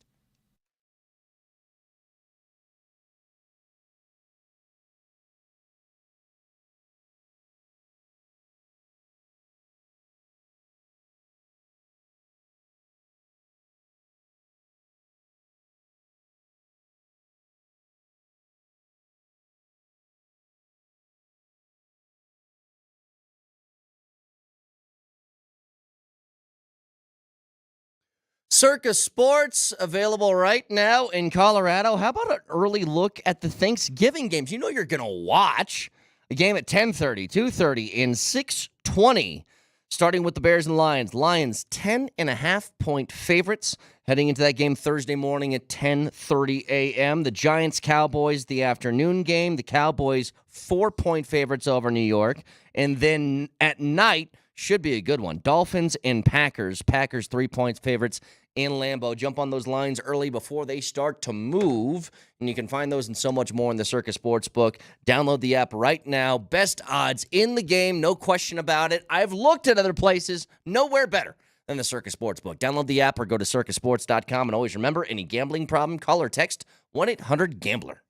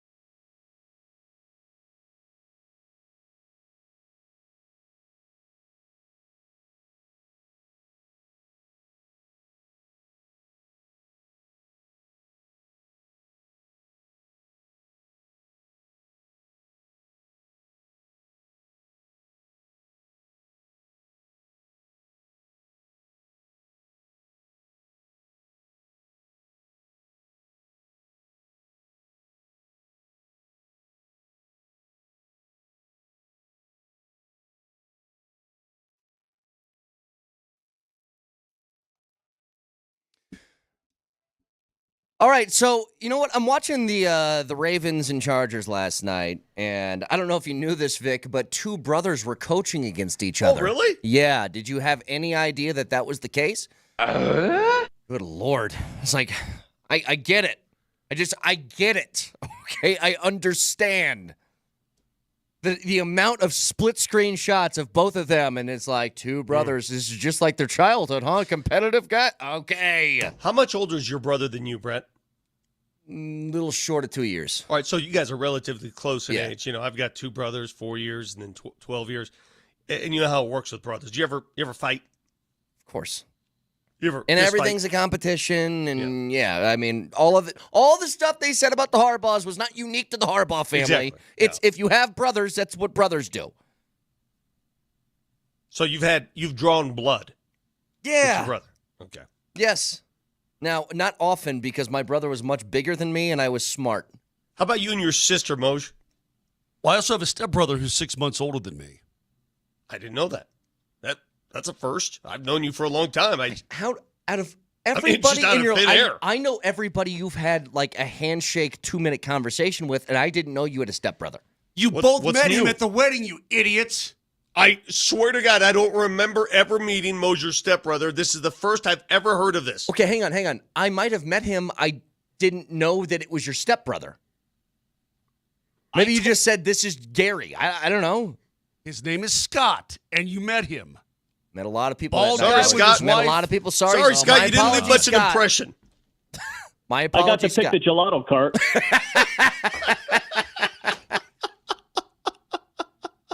All right, anyway. Watching that game last night, I had two takeaways.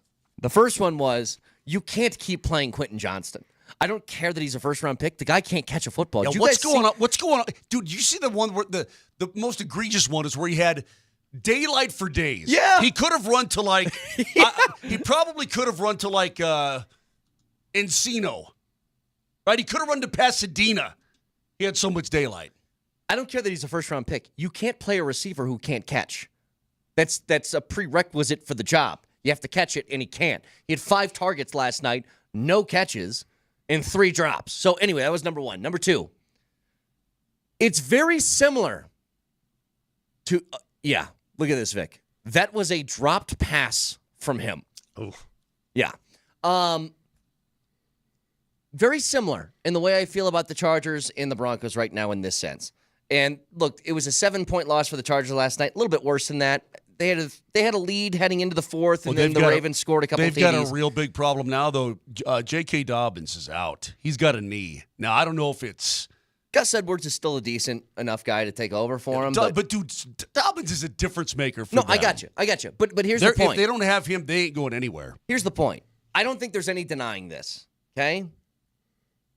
The L.A. Chargers, with Jim Harbaugh, have had their team elevated because of the head coach they now have. Agreed. They are a better football team now than obviously I think they would be with Brandon Staley, if he was still there. The Broncos, for the first time, I think have a coach that is elevating their level of play. And certainly doing that with the quarterback, right? But if I ask you the question, how many coaches, if I just plucked them from other teams, put them in with the Broncos, would they have a 7-5 record right now? I don't think it's that many. There's maybe a few. You know, your Andy Reids and Kyle Shanahan's of the world, perhaps. But there's only a few coaches I think that could have this team at a 7-5 record with a rookie quarterback right now. And when you think about that in the context of what you had to give up to give Peyton, I'm not talking about the contract. You gave up a first-round pick for this guy. I think he's earning the first-round pick trade, right? He's made this team better than I think what they are or what they would have been under different leadership elsewhere in the league. But for the first time, I think you got a coach that's actually elevating your team's level of play. And you know what I like about it, too? I mean, his stamp is all over everything now. We haven't even talked about Dulcich yet. I know. We haven't even talked about that guy.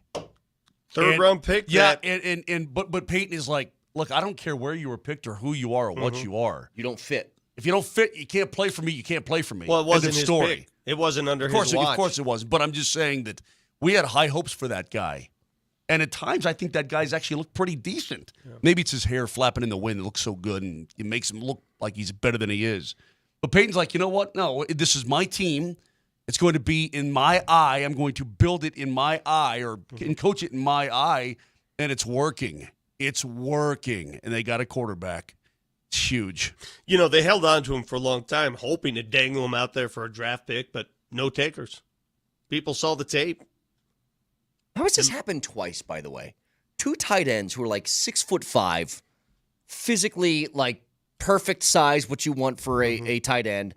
Both move really well, super athletic between Dulcich and Alberto. And both of them are just like, yeah, can't play.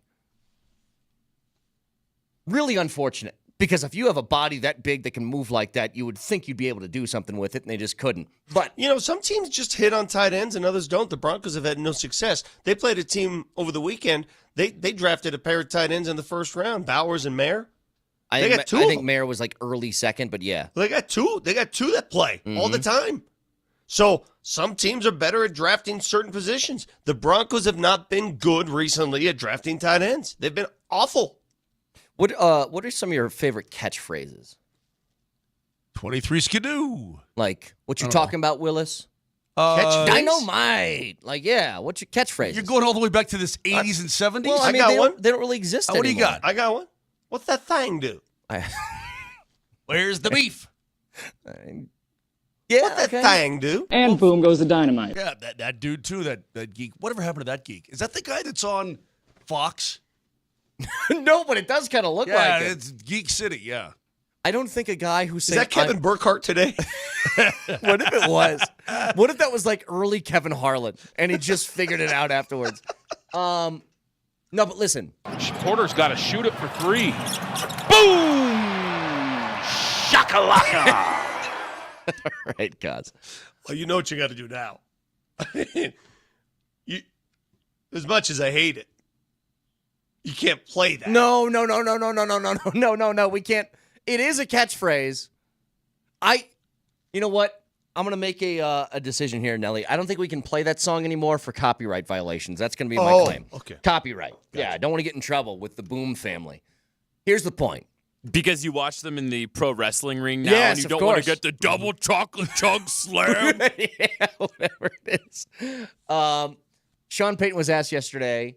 The first question was, hey, Bo Nix is having a lot more downfield success. And Sean Payton went into Sean Paytonisms of, well, this is the reason why this. The follow-up, though, from Troy Rank, ironically again, was, has Bo's arm gotten stronger? Has his arm gotten stronger than even when you saw him? No. Our eyes, our pundits' eyes in the beginning were weaker. That was 11 no's. The no thing is now his go-to. Poor Troy. He gets no'd more than anybody. I know. How many times has he gotten no'd? Well, here's what I respect about Troy. He doesn't mind getting no'd. What if he keeps just going back to going, the no? Yes. Has his arm gotten stronger than even when you saw him? No. That's 11. It's 11 no's. Has his arm gotten stronger than even when you saw him? You got your Justin Fields, baby. Yes.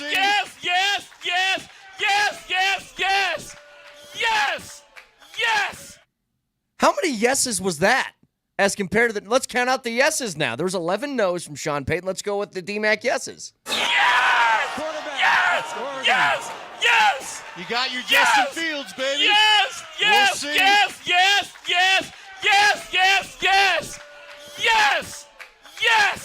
That's 15 yeses. 15. You know what? 15 yeses. I prefer the Peyton no's over whatever that was. I do well, too. yeah, because he doesn't. He doesn't sound like he's having relations. No I'll means have no. what she's having. Hey, I got a question for you. Can somebody do this for me?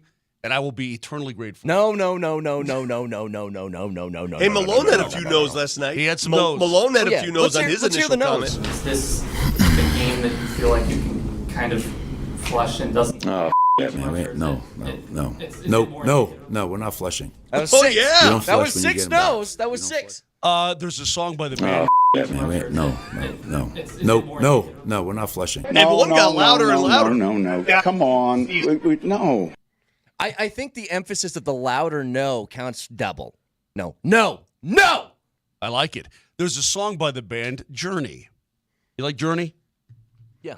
Vic, you know some Journey. I know your wife Journey. likes. Okay. I don't like Journey. I love Journey. There's no, not Open Arms. There's a song called "Lovin', Touchin', Squeezin'." You know that song? I know that song. Yeah. I don't like all the songs that aren't big songs. That's a huge song, you dork. Anyway, at the end, how does it go? I don't know words. Na na na na na. Yeah. Na na na. How many nas are in "Lovin', Touchin', Squeezin'"? Can somebody calculate that for me, please? There's a lot of Kevin Nas in there. A lot of Kevin Nas. I've always wondered how many nas are at the end of "Lovin', Touchin', Squeezin' through How the many whole. nas are in that song that goes na na na na na na na na na na na na na na na? Ow! Along the rum shaker. Okay. Is it the same song? Somebody please, Nami. I just want to be Nod. Somebody Nami. I need to know how many are in that song, please. Somebody bring up "Lovin', Touchin', Squeezin'." Listen to the end and count it up, please. Thank you. That's all I need. It's got to be like 126, something like that. Maybe not that many. Maybe 63. Great. It's a bunch of nods, man. Go get Nod. I've seen multiple answers for 154. Really? Texture says 154 for Mosher's old person song. Who said that? That was Matt. Hey, Matt, you're banned. Oh, it's the 0024 coming back to clap at us. All right, Matt, whatever you say. All right. See, this is what's good about these conversations. Here's a good one. How many nas in "Cuts Like a Knife" by Bryan Adams? Na na na na na Na na na, burn it there. Na na na na na na. Twitch hit us with a little Gwen Stefani. If I was a rich girl. Na na na na na na na na na na na na na. All right, enough of the Yeah, Nelly. Did I tell you I saw Bryan Adams at Red Rocks in 1985? Yeah. 85. No, it's and you know who opened up for him, Moshe? Corey Hart.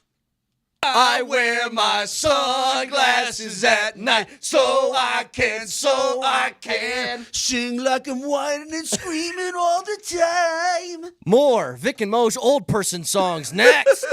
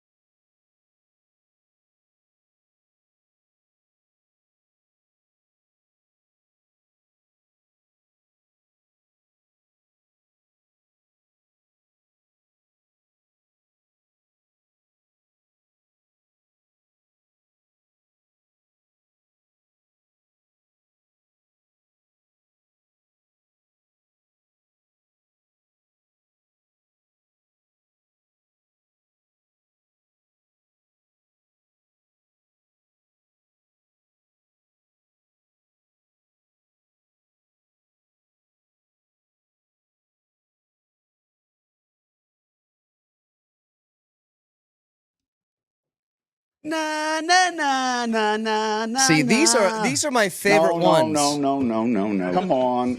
No. These are my favorite ones. I absolutely respect how the wheels completely came off the show just now. Hilarious, laughing out loud on my commute. The text before that, worst 10 minutes of the year, SMH. I love those. We just did, we complained that, the Nuggets didn't bring it last night. They didn't take their jobs seriously. We did the same thing in that last segment. Hey, you can't say we didn't bring effort, though. Yeah, but dude, that was for a full game last night.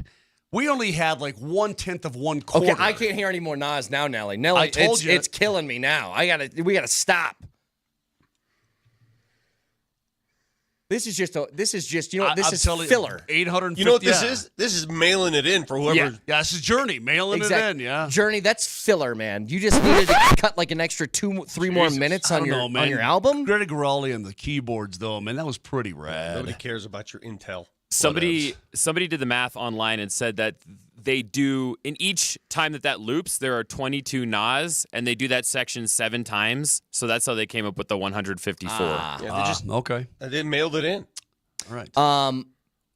Another texture. $1 for Vic telling a story about how he went to a concert in 1985, but then deduct $1 for the recovery about Corey Hart opening. So there you go, Vic. You're net even. Even. Not See, boy, Vic. This just proves to me, as I told you guys, people come to us to talk sports.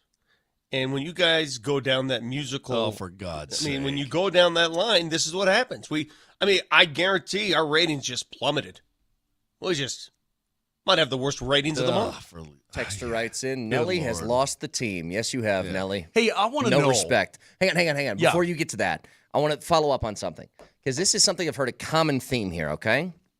Why don't you guys ever talk about how soft the Broncos' schedule is? I'll answer that question.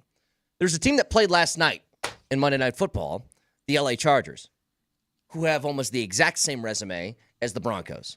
The Chargers have lost to the teams that have winning schedules or winning records on the year. Mm-hmm. The only team with a winning record that they have beaten so far is the Denver Broncos. Correct. They have lost to the Steelers. They've lost to the Chiefs. They lost to the Cardinals. They lost to the Ravens. Nobody's denying the Chargers are a good football team. Again, are the Chargers Super Bowl level? Like Schefter thinks so. I don't. Yeah. I don't think they're that good yet. He said he thought that there's a chance they could come out. Well, that means you're Super Bowl caliber. Yeah, I don't know think about so. That. But the point is, here's why I don't care. Okay, I don't care if the Broncos are playing a team that has 2 wins every single week. They're taking care of what they need to take care of. It's the dumbest argument in sports. It really is. For those of you who talk about schedules, what are they supposed to do about it? Exactly. What do you expect them to do play their schedule? You play your damn schedule. I don't like the fact that this bye is so late. I don't like that. They played Cleveland and to be honest, playing the Raiders twice. You don't mind it? To be honest, Moj, I mean, knock on wood, because you got 1 more week left until the bye. You're pretty damn healthy for having a bye week final week that you can have. It's another week to get Riley Moss healthy, too. Okay. My question that was going to be brought up is, I feel really good about where the Broncos are. I mean, I feel really good. You should. I think they're going to be 9. I mean, they're going to be 9-5. Hey, that game in LA against the Chargers? Yeah. Huge. That could be for second place in the division. No doubt about it. So that's my point. When can I start looking at potential matchups? You aren't there yet. Why am I not there yet? If they're 9-5, they're getting in. You yourself said the only threat is the Dolphins, and the Dolphins ain't running the table, are they? They're 7-5 right now. So they're going to be 9-5. For that person who chimed in on the schedule, I have an alternate argument I want to go with you. I mean, let's take a look at Kansas City. You guys want to hear something crazy? Listen to this. Kansas City is 10-1. Mm-hmm. The teams behind them are the Chargers and Broncos, 7-4, 7-5. Right? Do you know that both the Chargers and the Broncos have a far better point differential than the Chiefs, who are 10-1? Sure they do. The Broncos, they'll kick somebody's ass. The Chiefs don't do it. For a second. Oh, but the schedule. I don't care about the schedule. I don't care. Play the teams they give you each week and win. But can I take that a step further, though? Let's really break down what the Broncos' schedule has been, okay? Would you guys both agree the first 2 weeks of the season, Bo Nix was just a little puppy trying to figure things out? Agreed. You lost to the Seahawks, you lost to the Steelers. If the Broncos played the Seahawks today, would you pick the Broncos to win? I think I would. To beat the Seahawks? To beat the Hawks? Yeah. Absolutely. Yes, I would. If they played the Steelers, which was only okay, hold on. Never underestimate Mike Tomlin's ability to game plan. Hang on. Before you cut me off, you didn't know what I was going to say. Oh. I'm not saying I'd pick them to win, but they certainly got a shot. They got a shot to beat Pittsburgh at home if they played them today. Schedules are weird when people say, well, you played an easy schedule because they change. They're fluid. They're dynamic. A schedule early in the season, when you look at it and re-examine it later in the season. The Tampa win at the time was so much better than it looks right now. That's one of your examples, Vic. Even in college sports, people say, well, it doesn't matter in the pros, but it does in college. Really? Give me an example right now of a college team that has a great record only because of its so-called easy schedule. Indiana. Give me another example. It's pretty I'm simple. leading the witness here. Okay. Had one off the top. Miami. Let's try again. Are you trying to get me to say Notre Dame? What are you doing? Yeah, because I hear this all the time. All right. Here's an example. You don't need to listen. You don't need to do this to defend your silly. I'm not team. defending. No, Vic wanted us to say it so he didn't have to say I brought up Notre Dame. Is what's exactly. going on. Yeah. But what I'm saying is schedules are very subjective. So the misnomer, the perception is, oh my God, their schedule's so easy. Let me ask you guys a question. Do you know what college team has had wins over the most ranked teams at the time of their games this season in college football? Kansas? No, it's Notre Dame. Oh. 4. Well, Kansas Alabama, has 3 in a row. Tennessee, 3. Kansas has 3 in a row. Well, Notre Dame's got 4. The most in the country. Kansas does have 3. But their schedule's easy. The ranked wins thing is always funny. It's like, well, maybe the team would be ranked if you didn't beat them. Well, that's why it's a fluid thing. Right? That's why the schedule thing changes week by week. Oh, they got an easy schedule. Well, let's look at it when the whole thing is done, right? Not before, not during, not when it's all said and done. It's easy to make that reference. But it's a cop-out. What I was going to say about the Broncos is ignoring the first 2 weeks when you had a rookie quarterback just trying to figure it out. The Broncos since then have been 7-3. 3 losses against the Chargers. That one was, I think, the worst one of the year, even with the Ravens blowout. The Chargers, you just got dominated. And then you had that loss to the Chiefs where, it was a chip shot field goal that gets blocked. They've proven they hang with teams that are, quote, better than they are. Everybody except Baltimore. Yeah, but every team's going to have one game where you go, what the hell happened there? Agreed. Every game's going to have one. Okay, of them. I agree Every with team's you. going to I have agree. The point is, you can't tell me that the Broncos are any different from what the Chargers are right now. Any different from you pick the playoff teams that are making it that maybe aren't the top echelon teams like the Cardinals. Are they really that different than what Arizona is? Yeah, but the only thing we have when you compare Broncos and Chargers is the time they played against each other and how relatively easy it was for the Chargers to win that game. Sure. Which could be different the next game. Who knows? But the bottom line is, I don't care what their, quote, soft schedule looks like. That's one of the benefits, by the way, of if you're bad the year beforehand, you get the easier schedule. That's what they line these things up to do. Every sport has this argument about schedules. Baseball's different, though, because there's so many damn games against everybody, right? Like in baseball, how often do you hear, Rocky's got a soft schedule? Yeah, there's no schedule talk. You can say you're in an easier division. Like Sure. it's You'd easier like to win, that, but, wouldn't you? Like the Rockies are not... They're on the wrong side of the ledger when it comes to teams in your division that features one of them $1 billion payroll. Like that, yeah, that kind of sucks. I mean, even in Major League Baseball, okay, that's the most games out there. But in the NBA and the NHL, there are 82 freaking games. You're playing every team in the league. The schedule should that's dumb. It's a dumb argument. You're playing everybody.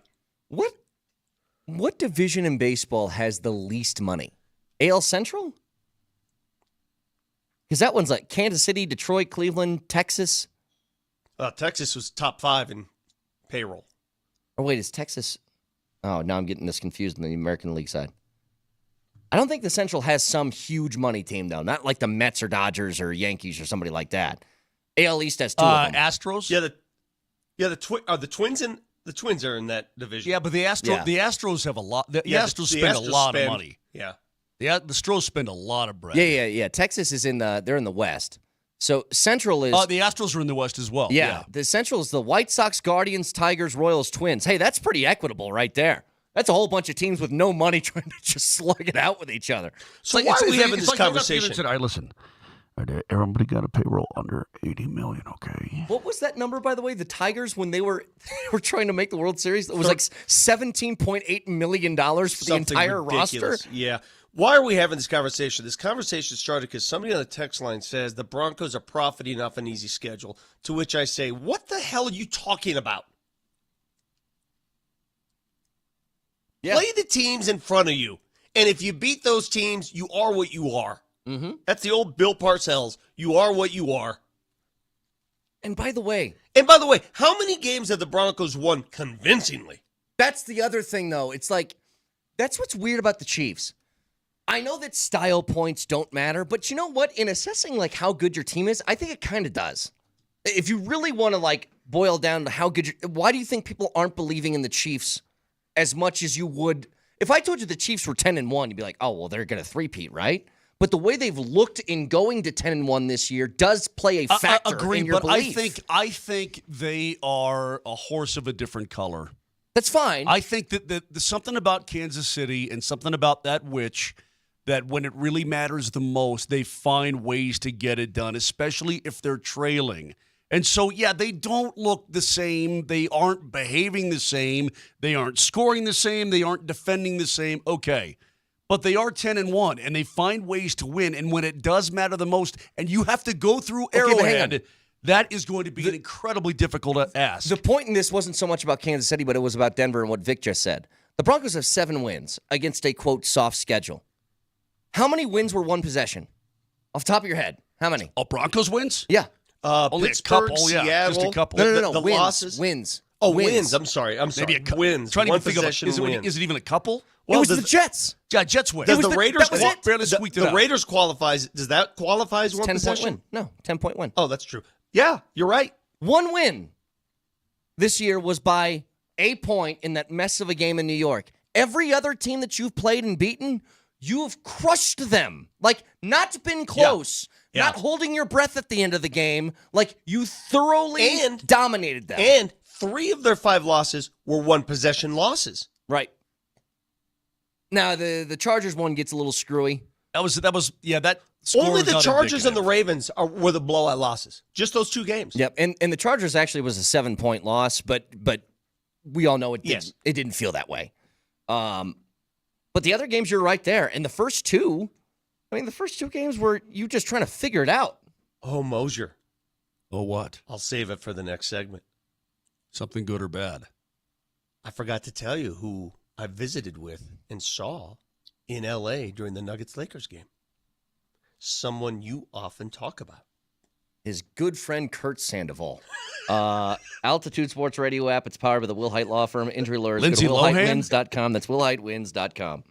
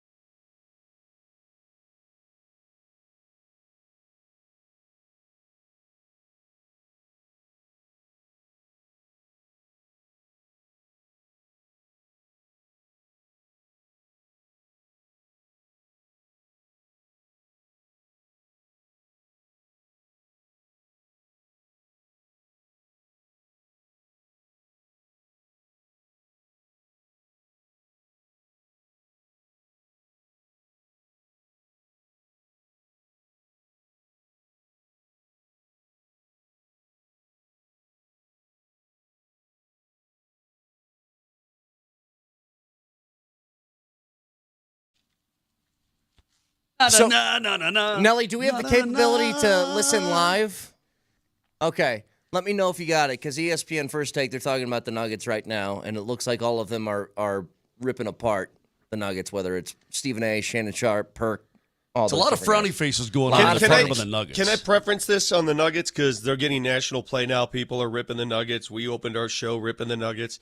Can I go back to this? This was told to me, I think, who was it that told me? Was it Michael Malone? Was it Joe Mazzulla has the best quote on this, the best quote, the Boston coach. It is a privilege to get ripped by people who have high expectations for you. Mm-hmm. And I know that sounds absolutely lunatic fringe when I say that. But if you're not getting ripped for poor play, it means people don't care. They're either apathetic or they don't think you can play, or they have zero expectations. But when people know how good you are, people expect certain things, you're going to get ripped if you don't arrive at those things. I think it's a privilege. And I think most people should look at it that way. Agreed. It is still rather jarring, and it may be that way for Minnesota. It may be that way for Dallas. It's rather jarring when you look up and you see your team, even though it's in the early season, we're talking about a game and a half max, 2 games, to see your team in 8th or to see your team out of it. Minnesota's 11th right now. There's a lot of teams that are like, whoa, their record. Yes, you're kind of like, okay, it's a little jarring when you're used to being in that 2, 3, 4, 5 max area. Can we watch some TV for a second? This is First Take, Shannon Sharp. Address it last night after the way y'all got blown out. That would be the time. You see, when we don't take care of business, when we don't pay attention to detail, this is what can happen to us. But man, Jamal, that just sounded bad to me, Stephen. Yeah, that we just got to leave it there. It does feel like. Yeah, he was talking about Jamal's quote. After And if the you game. haven't heard it, we'll replay Jamal's quote, and I guarantee this is going to resonate in the room. It is. So here's what Jamal said yesterday. I just think it's a long season. Guys have lives outside of basketball. We just beat LA in LA. Got some guys that are live in LA, so stayed in LA. And like I said, I don't think the focus was there from everybody. And that's what happens when you don't have a focus. Like I said, it's not on coach. It's not on what plays are running. It's not on anybody else but the guys that are out there on the court. So, like I said, it's tough. It's a tough one to go back and watch or even accept. But it was expected. If that's the kind of energy that the whole team is going to bring to start the game and continuously, not have a response, then that's what happens. What does he mean by stayed in LA? Mentally stayed in LA, or the team came home and they physically stayed there and then flew home? No. He said they all stayed in LA. He said, and he clarified in a tweet, I guess, last night. They all stayed in LA. Okay. Yeah, I was with the team. We traveled there and we stayed the night because it was a late game, so we didn't return. Right. It makes sense. Get some sleep but the because you lose an hour and in blah, which blah, blah. he's saying that is they didn't just stay in LA and then fly out the next day. They stayed in LA. That's how I read it anyway. Okay. Well, there comes a time, Vic. There's going to come a time. Our buddy Lodo Chad sent me a text of the Nuggets record after beating the Lakers. Remember how I told you the Lakers are sort of like the Nuggets security blanket? Everything feels good when you play the Lakers. Whatever ails you gets fixed. Right. Well, here's their record. Last 4 games after beating the Lakers. The very next game for the Nuggets, lost by 27, lost by 7, lost by 10, lost by 29. Wow. So it almost works inversely. They go to L.A., they take care of their security blanket, and then they get roped the very next game. Are those wins, did you say in LA or just against LA? No, this is the opponent after beating LA. No, I'm saying, but is that after wins in No, LA? just against LA. Okay, gotcha. Just against the Lakers. So that is, that's a factor, man. It is. I mean, you're so high because you throttle those dudes. You play almost perfect basketball. And you think that, okay, we got it. In fact, I'm naive enough to ask that question. I asked that question in the locker room after the game in LA. I asked the players this very question. I said, hey, you guys found something in the second half. You returned to the Nuggets basketball team that we're used to seeing. Defensively, you were phenomenal. Do you think now that'll carry over? I asked everybody that question. And the response was, we hope so. We hope, that's who we are. Well, it didn't carry over. The crime in losing last night was you did it at home in a big game against a marquee team. The Knicks are a really good team, and you got thoroughly whipped in every category at every position. And by the way, Cat was fantastic. Phenomenal. Yeah, he was phenomenal. He was phenomenal last night. Yes, Anunoby had a career You know what? high. I mean, If a lot you of guys. if you had a a lot of pulse- guys got off last night. If you had a pulse and you wore a Knicks jersey last night, you had a phenomenal night. Somebody okay? just texted, "Stop with the excuses, Vic." What excuses have I made? If you've listened to this show, we have not been very. What excuses have I made? I'm telling you mentally where they stand. I'm not making. There's no excuse for that performance last night. None. Who the hell? Zero. Who the hell? What excuse? What are you listening to? Like, I'll tell you guys this right now, okay? The difference that I felt last night in listening to, or I'm sorry, in watching both the Avs and the Nuggets. The Avs was terrible as well.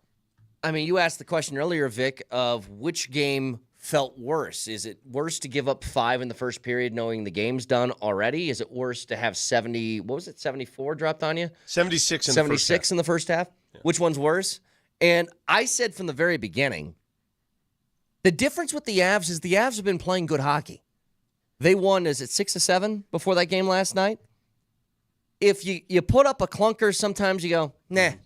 And I'm not alone in that because their head coach said basically the same thing. Guys were prepared to work and compete, but our brains were not turned on. So then it turns into just chasing the game all over the place, and execution got bad. And yeah, just one of those nights. So it's probably one of those, based on the road trip and where we're at in it and the way we played, it's probably one of those ones where you just swipe it under the carpet and talk about it briefly and move on. You know, like we're going back day off tomorrow after getting in late, and then we got to go Vegas, Dallas, Edmonton. So we don't have time to dwell on this one. No, you don't. The difference with the Nuggets, though, is that's a team I don't recognize. Yeah. That's a team that all year has looked this way. You make such a good point, and I agree with Coach Bednar and Coach Malone after these games. For the Avs, wash it off. Wash it off. Goalie played like crap. Wash it off. Move on. For the Nuggets, no shower for you. No showers. Nobody gets to shower. Syracuse coach? Exactly. No showers. Hygienes for winners? You wear it.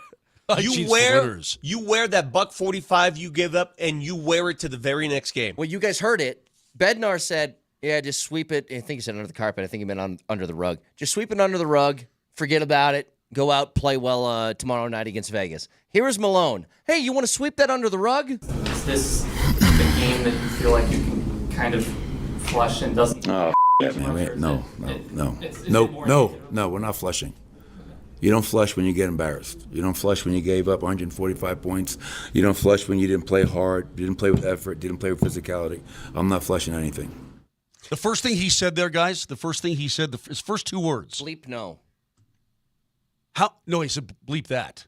Oh, bleep that, yeah. How many times have you said that in your life? I think 5 times this morning. Into an open microphone? Not into an open microphone, no. But I mean, how many times have you just said that in open conversation? Well, when I was chasing that bird around in my house the other day, yeah. Well, Vic, I know that you've said it to me at least 50 times in just our interaction. So there you go. I mean, you get the emotion of Coach Malone. You get the frustration. Everybody should be that way after that game. In regards to the Avs, real quick, though, there's no in their last 10 games. I know it may not feel like this, and they just got thumped 8-2, but this is why you sweep it. There's no team in the Western Conference in their last 10 games that has a better record than the Colorado Avalanche. Right. The Winnipeg Jets have the same record, 7-3-0, but there's no other team in the West that has a better record in their last 10 games. So it just kind of shows you, if you want to keep things in perspective, the Nuggets is more concerning because of what Brett said and the defensive situation. That is a want-to type of scenario. Here's the You've thing. got to want to play defense in the NBA. Here's the thing. Like, let's say the Nuggets go to Utah and they beat Utah in Salt Lake, which is rare. Look at the history book. Read a history book. And look at what the Nuggets' record is in Salt Lake. Dawson. All right. Go to a history book. In fact, look it up. Look it up, please. Nuggets' record in Salt Lake over the last 10 years. 1-2 wins tops, I think. You said over 10 years? Yeah, just take a look at the last 10 years. Just under the Malone era. Hell, it's been hard to win there even when Utah's bad. So even if they win there tomorrow night, I can't honestly say, all right, they fixed it. I need to see a stretch of games in which they go back to playing defense first and play the kind of basketball we're used to seeing them play. So you'll take some 98, 95s, that kind of thing? Well, I not even that. Just 108, 103? Whatever it takes. I need to see a stretch of games. And if you can't, excuse me, if you cannot arrive at that stretch of games, if you can't get a stretch, then this team needs to ask itself, and I think it already is, do we need to make a change? Do we need a trade? Do we need another body? Do we need to shuffle things up? They're 3-17 since 2015. Okay, that's not good, right? Yeah, not good. Yeah. So if we don't see a stretch where they return to play like they should play, then you have to start asking that question. You have to. It's natural. But here's what dictates that, and we've brought it up before, especially in pro sports. Moj, you and I have had the privilege to cover these teams for quite some time and cover pro athletes. The accountability has to be there, and the accountability has to start within the room. It cannot come from upper management, cannot come from the coaching staff. Nope. It has to be players holding other players accountable, leaders holding other leaders. Look at each other in the eye when you're putting your socks on before a game, and that's where it is, that's where it ends. And if you don't have that, you're not going to have much luck. The coaches always take the blame. I mean, they're the fall guys, especially in the National Hockey League. I mean, Jim Montgomery just got blasted by Boston. 5 days later, he's back in St. Louis as the head coach, right? I mean, the guy can coach. There has to coaches can push buttons, but players have to have motivation. They've got to have self-button pushing if you want to win. It has to be there. You know what I mean? It can't be lollygag this and no accountability that. You got to hold each other accountable, which is why I also like what Michael Malone said. He said, I like Russ, and I like what Russ had to say.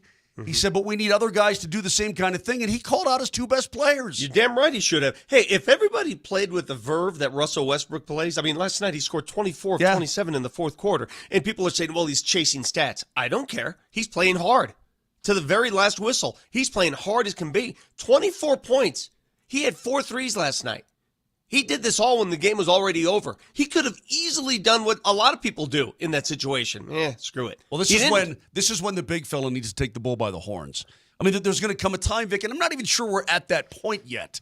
Here we are right before American Thanksgiving, but I'm teasing. Get out. I'm teasing. Get out you. now. I'm teasing. Wow, bro. Here we are right before Thanksgiving. There's going to come a time when the seriousness has to take over.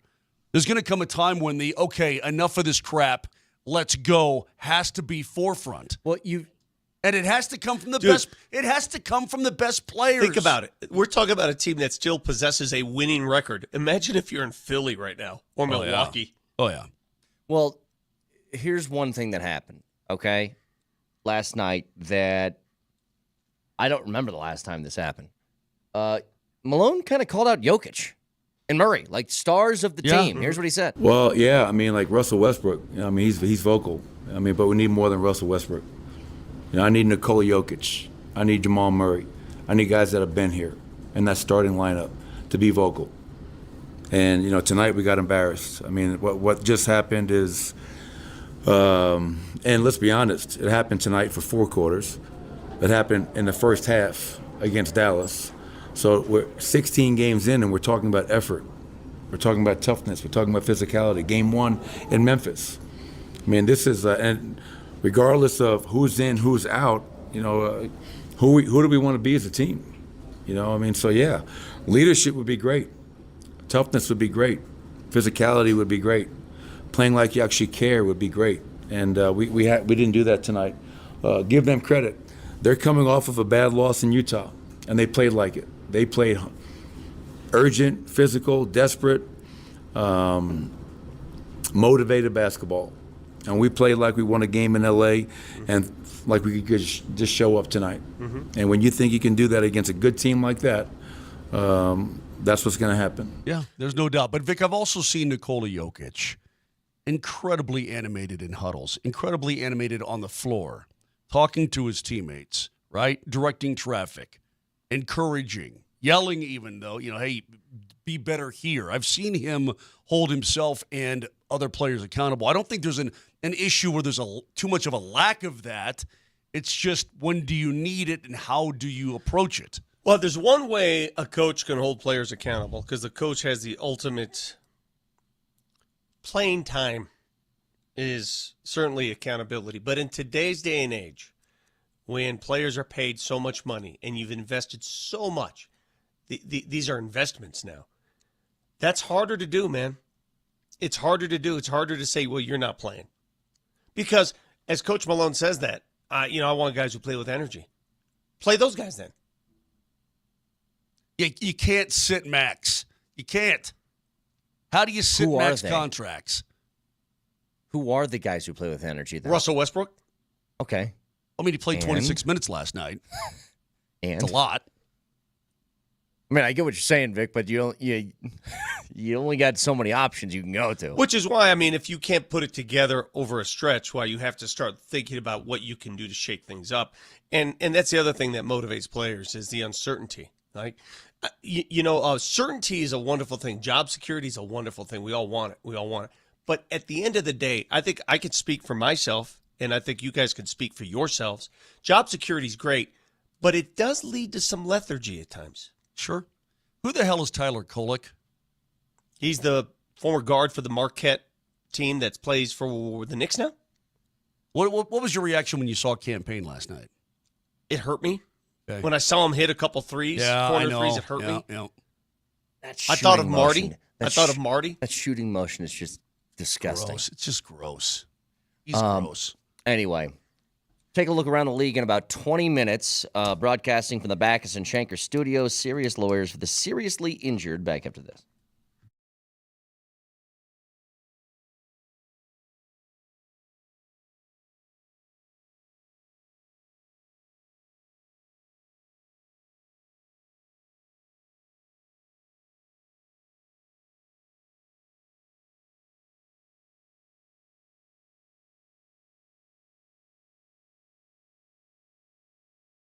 Available right now in Colorado. How about an early look at the Thanksgiving games? You know you're going to watch a game at 10:30, 2:30, and 6:20, starting with the Bears and Lions. Lions 10.5-point favorites heading into that game Thursday morning at 10:30 a.m. The Giants-Cowboys, the afternoon game. The Cowboys 4-point favorites over New York. And then at night, should be a good one. Dolphins and Packers. Packers 3-point favorites in Lambeau. Jump on those lines early before they start to move. And you can find those and so much more in the Circa Sportsbook. Download the app right now. Best odds in the game, no question about it. I've looked at other places, nowhere better than the Circa Sportsbook. Download the app or go to circasports.com. And always remember, any gambling problem, call or text 1-800-GAMBLER.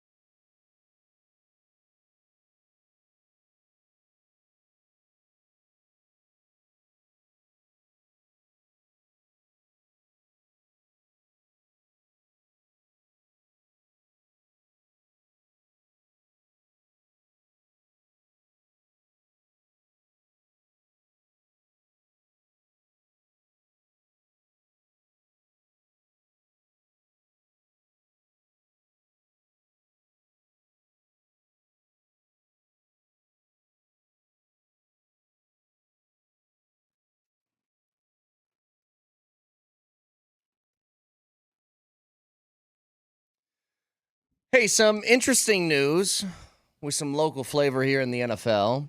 Remember Shaq Barrett retired before the season started? Yes. He has applied to be reinstated immediately. That per his agents, Drew Rosenhaus and Robert Bailey, he's coming out of retirement. Now, the Dolphins hold his contractual rights, but I wonder what this is about.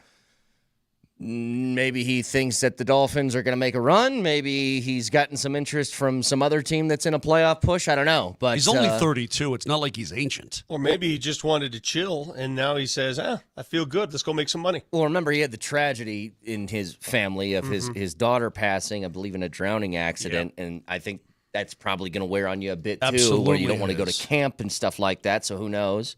But yeah, he's eligible to come back, I guess, and play if he wants to. He said the only team that he would play for when he made his announcement would be the Buccaneers. That'd be the only team that he'd want to play for if he came back to active duty. Where are the Bucs right now? Well, they can win that division, but the Dolphins, I think, have to waive him in order for him to go. Either that or trade, with the Tampa Bay Buccaneers. So I truly don't know how that works, to be honest. Yeah, the Bucs are a game back right now of the Falcons. So that's just that a little division bit. That's such a winnable division. Can I ask you guys something, by the way? So the Jets, because they have so much turmoil going on within their organization, they have an interim head coach. They have no GM at the moment. They've hired, you guys know this thing, the 33rd team, right? Right. So it's this new website, the podcasting and blog sort of network of former players and executives. Well, Tannenbaum's a part of that, right? Mike Tannenbaum, Rick Spielman, who used to be the GM of the Vikings. Spielman did a good job, by the way. I don't want to let him go. But anyway, the Jets have hired the 33rd team to assist them in trying to find these new shepherds of their organization. Here's the thing, though. One of the guys you mentioned, Moj, Mike Tannenbaum, used to be the GM who was fired for the Jets. That's awkward. So they're using a guy that they gave the job and they said, you aren't good enough, you're fired. And then they're taking him and saying, can you help find us another guy to take that spot? It's been quite a while since they fired him, right? And I say this when the Broncos fired Vance Joseph and brought him back as a DC, now a different position within the organization, but Vance Joseph has done very well coming back to Denver in just a few short years. So take that for what you will. I don't know if I'm encouraged, if I'm a Jets fan, of my team going, let's look for help from this website. That would just feel a little bit awkward to me. It's interesting. We had a chance to look at the Broncos from an 80-foot level over the past decade, and you could see this and that. And the death of Mr. Bolin was terrible, and it was a very unenviable position, I think, for everybody involved, especially because you did not have a true number one like Mr. Bolin was. And so things get sideways, and you try to hang on, hold on for one more day. And then finally, you clear it all out, and everything is brand new. Well, the Jets, they're just swimming in this pond of mediocrity, and they can't get out of it. And I don't know, I mean, again, is it Woody Johnson? What is it about that organization where they're such a flippin' mess? Not that anybody cares about New York sports, but just for funsies. If you had to choose one team to be in charge of that you think has the better future, the Jets or the Giants, who would you choose? Giants. I'd go with John I think Mara. I would too. Yeah, I think I would too. I don't give a rat's behind. Yeah, I don't either. Yeah, I truly don't give a rat's I just said, just real quick, just a little funsies thing. If you have another AFC team that's so dysfunctional that the Broncos never have to worry about them again, I'll take that. You know that's the Jets. This news just coming across in college football, by the way, a legend in the college football game. I almost keep forgetting that Mac Brown is still a college coach. Yeah. Mac Brown is reportedly from CBS Sports expected to be fired by North Carolina because he was at Texas. How long ago did he start at Texas when he was on that run, the Big 12? Won a national title at Texas. He's been around for what? It's got to be 30, 40 years, doesn't he? That dude's, he's got to be late 70s. The picture they used of him from this tweet that I'm seeing, by the way, Moj, take a look at this. He looks like he is wearing this college football season. Yeah, he does. Like he's wearing it. He's 73, is Mac Brown. Is he? Yeah. Going back to By the way, do you think Saban paints his hair? Yeah. Yeah. Dude, Saban, you know what? I know he does, Vic. Go back and look at Saban pictures when he was with Michigan State back in like the 90s. That roof was like disappearing. Oh, is that when he had those then really... all of a sudden, it just, poof, came right back. Is that when he had those geek glasses? Yes. Coke bottles. And Vic, I'll tell you what's interesting. Nelly, find me a Nick Saban Michigan State picture. Because he looks remarkably like a young Vic Lombardi's glasses. Do you know what I mean? That same kind of super geek style. Flack says anybody over 50 with kids is painting their hair. I disagree. I have a lot of cousins who have naturally lush dark hair, and it pisses me off because it doesn't get gray. Not everybody falls prey to that. I'm not painting anything. Look at those. Look at those. He was widow peaking then, and I don't even know what year this is. That hair is not natural. No way. No chance, Vic.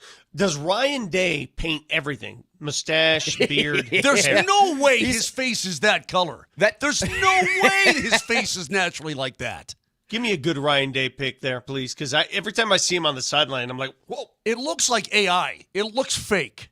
It looks like it looks like a movie. Who's the Marv Albert? Is that the guy with the very obvious toupee? Is that who it was? Well, there's he other wore it dudes forever. Too, yeah. Oh, yeah. Texture says Saban looks like his hair was colored with soy sauce. Well, that's not very nice. Ryan Day, I mean, who are you trying to fool, man? Just let it go. That is jet black. And by the way, looks like it takes a lot of work. Yeah, there's a couple little things in there that's not real. If you look at him on game days, like I was last week against Indiana, dude, it looks like it's glued on. By the way, when I was Googling Ryan Day pictures, look at this old one of him from a few years ago. Look at that baby face. Oh, yeah, he needs the beard. He definitely needs the beard. Hey, listen, you talk about Nick Saban, okay? Nobody wants, Moj, when Freddie Mercury dies, nobody wants to be the guy that has to replace Freddie Mercury when Queen goes on tour again. You don't want to be that guy. You're never going to live up to it. You're never going to be as good. But You're Adam always Lambert going to be judged did a pretty good job. He did. Paul Rogers did some gigs with him. But you're just like, you're always going to be judged against the guy who maybe had the greatest voice who's ever lived. Right. Nick Saban leaves Bama. Kalen DeBoer does this great job at Washington. He gets the gig. He has now lost his third game of the year. I don't know how many times Saban lost 3 games in a season for Bama, and if he did, I guarantee one of those would have to be like the SEC championship game or something like that. Oh, you have to go way, way back. Would you like way back? Would you like to hear on Paul Feinbaum's show how Alabama fans are handling 3 losses this year?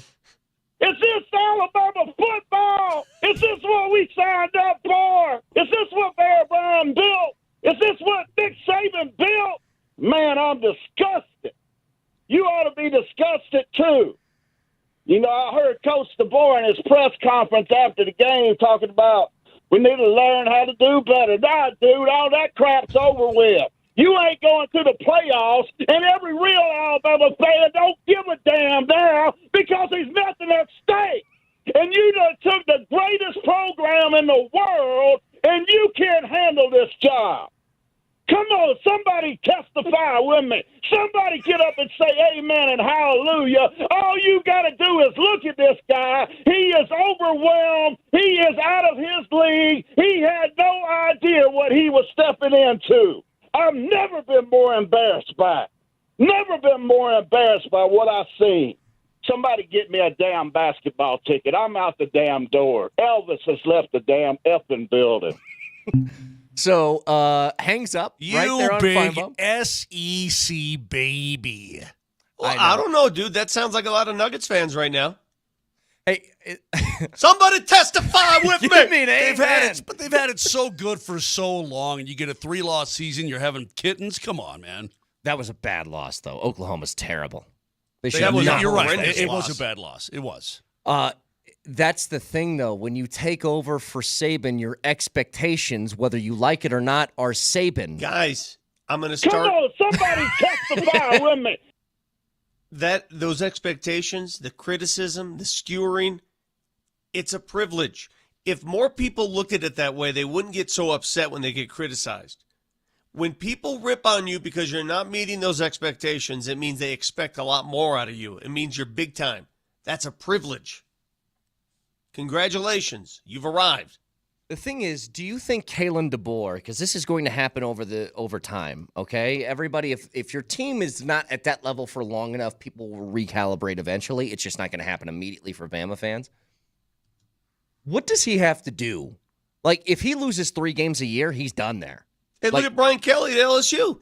Yeah. There's whispers of see you later because the culture fit doesn't work. Right. You know why it doesn't work?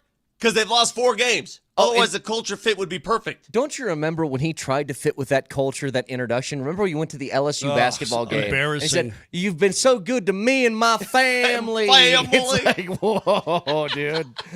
We're sitting here again talking about the same things. You know, when he dropped that, I'm just like, fraud. He's going to lose every game. If he had a press conference today, just went completely north. He started doing an Italian accent in Baton Rouge. Hey! Let's introduce the new head coach of Rutgers.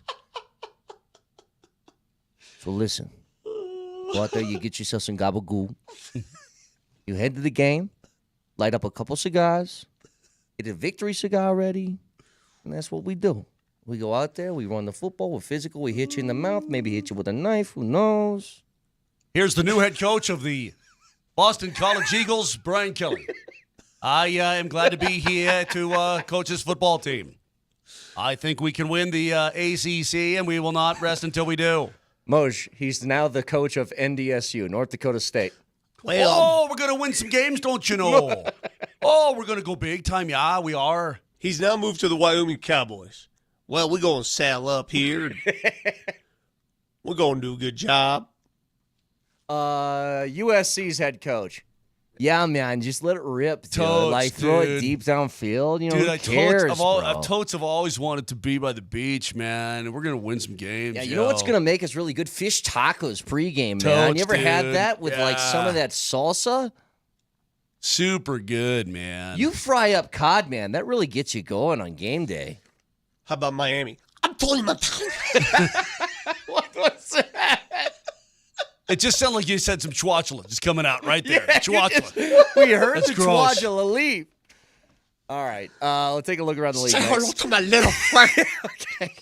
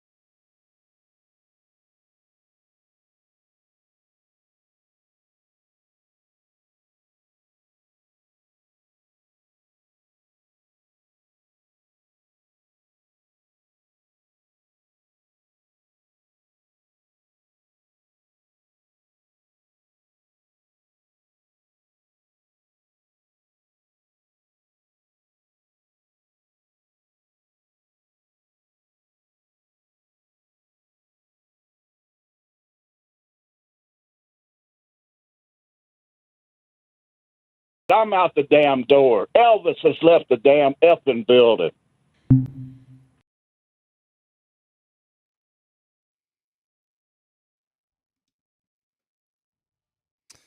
From Bryson on the text line, if Brian Kelly coached for Boston College, Moj, ask not what you can do for your team. Or no, ask not what your team can do for you, but what you can do for your team. Yeah, that's how it goes. Butchered that. Yeah, I did. My fault, Bryson. My fault.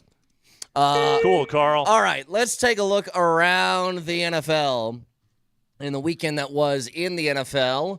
Vikings-Bears. Vikings need overtime as they allow the Bears to get an onside kick and hit the game-tying field goal to head into OT. Vikings now 9-2 on the year. The Bears 4-7. Vic, I showed you that that meme yesterday. It's Tiger Woods and John Daly staring at each other, and it's John Daly in like a tie-dye outfit, and Tiger looks professional. Yeah. And it said above Tiger, the best Lions team I've ever seen in my life at 10-1. And John Daly's the Vikings saying, bleeping around with Sam Darnold in a bridge year, 9-2. And it's so true. They just keep winning somehow. I don't know what to make of this football team. I really don't. I mean, if again, Sam Darnold coming in after the rookie got jacked up in the preseason, it's pretty crazy. Jordan Addison is the real deal. That wide receiver duo, man, between him and Jefferson, good Lord. And how about the tight end? Yeah, Hawkinson's back in the lineup for him, too. So it's a pretty dang good football team. I just don't know what to make of them. Yep, they're weird, but they are also 9-2 and one of the best teams in the NFC. Speaking of the NFC North, the Detroit wins 24-6 over the Colts. You know what's weird? And you're going to see this in a couple of weeks when the Broncos play Indianapolis. That's a military school offense. They run not read option. They run option plays. Like the single wing? Yes, they run option plays with Anthony Richardson. That guy takes off designed runs 15 times a game because they don't want him to throw. Why? Because he was let me look it up. 11 of 28 throwing the football. So they're playing Tim Tebow. Yeah, Vic, pretty much. Do me a favor. Guess his measurements. Richardson? Inseam? Yeah. Inseam or what? Are we doing No. He's got to be tall and how heavy? 6'6", 260. I saw him play pickup basketball, Richardson, and I saw him absolutely dominate. I would say that I'll give you his measurements. 6'4", 215 with a vertical leap of 38 inches. He's bigger than 215. He's 6'4", 250. Yeah. No way. He's massive, dude. He's 250? Dude, he's a thickin'. You know what's crazy? Not throwing the football, but watching him run, he looks like Cam Newton did. Remember when Cam Newton would just take a guy one-on-one and say, I'm going to bowl you over? That's what Richardson does. So it's a weird watch, and the Colts aren't that great, but the Lions 10-1, Colts 5-7. It's the best team in the NFC by a mile. Dolphins continue to win with 2 in the lineup. They play the Patriots, who aren't great, but they beat them 34-15. Hey, the Patriots put up 15 points in the fourth quarter, bro. You notice they were losing 31-0, bro. Yeah. The more they win, the more Mike McDaniel starts to dress and look like Tony Montana.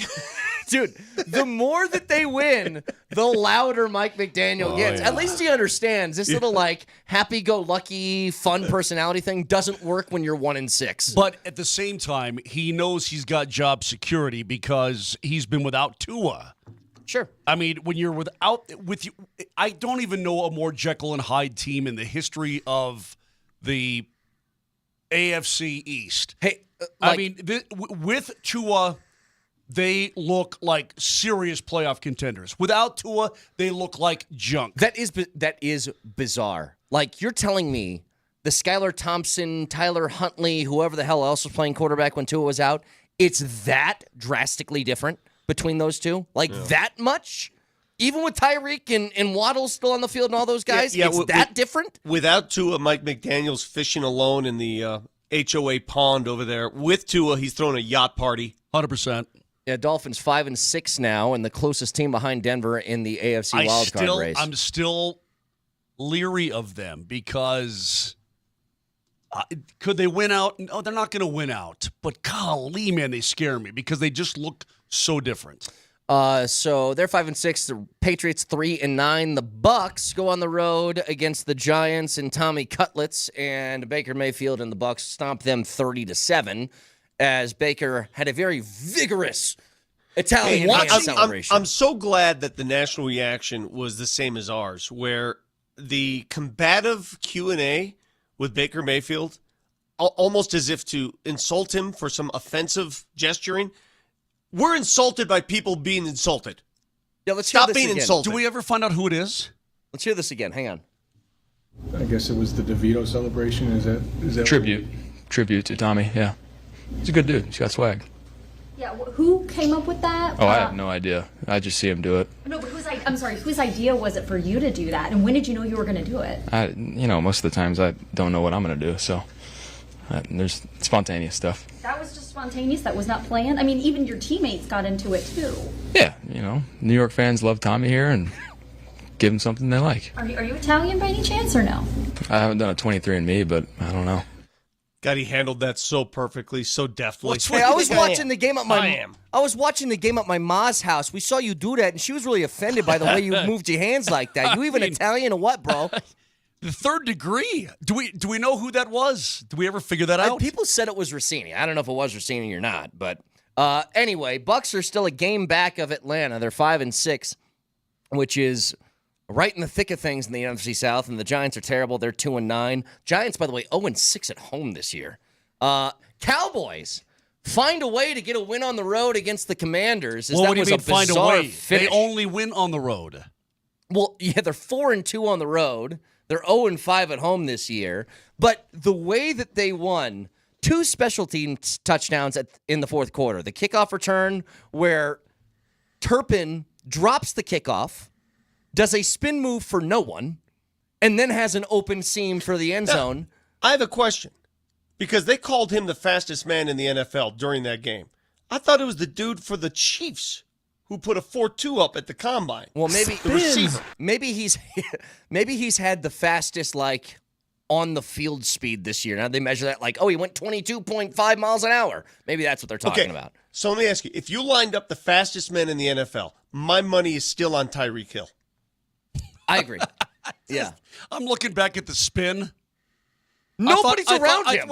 There's a guy flashing at him, but it worked. I mean, it flipping worked. It would be like me to the front door of our building, and I just went like this. I mean, he did a. It's fun. It's sort of like he did a whirly bird for just you know for funsies, like? It's like at the wedding, and that dude is dancing, and he just goes spin mode for no reason at all. It makes me believe even more that we're living in a simulation and somebody's just playing us on an Xbox game because somebody's finger accidentally hit the B button and you're just like, all right, screw it. I got an open lane now. But, I mean, you talk about a bad loss for the Commanders. But, Holy cow. End of that game, the Commanders come back on an 86-yard touchdown, which was just a catch and run by Terry McLaurin, to put them within 1 with the extra point, and Siebert shanks it. Then what happens, Moj? We need an onside kick to have a chance. Yeah. And the Cowboys house called the onside. It was shocking to watch it develop the way it did. That whole fourth quarter was absolutely drunk. Hammered drunk. But the Commanders have been struggling as of late. They're 7-5 now. Cowboys 4-7. Chiefs needed every bit of 60 minutes to beat the Panthers, but they do get the win on the road 30-27. The play that iced it, Mahomes takes off and scrambles for a 30-yard run, and that puts the game away. But say what you want about the Chiefs. They just keep checking off things in the win column every single week, despite how ugly it might look. They're 10-1 now. The Panthers 3-8. I just have this feeling they will get got at an inopportune time. They will get got in the playoffs. Well, they played the Bills, and the Bills handled them pretty well. You know what I mean? Because it wasn't one of those hey, hang around. The Bills are a good football team, and they can put a hurting on you if you aren't playing 100% the entire 4 quarters. This is where it gets interesting. The next game. Yeah, weird, right? Titans. Who in the heck are the Houston Texans? What are they? Well, the Titans go on the road. They beat Houston 32-27.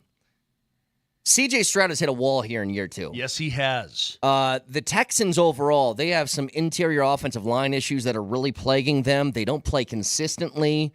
Even when things seem to go well for them, they don't capitalize. Remember, they had Detroit on a game where Detroit threw 5 picks in 3 quarters, and they lose that game.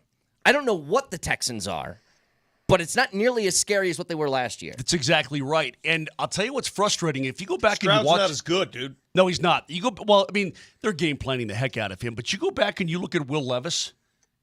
There are times when he looks like, oh my God, that's the guy. You know and what? Then there are times when you go, that is not the guy. He looks awful.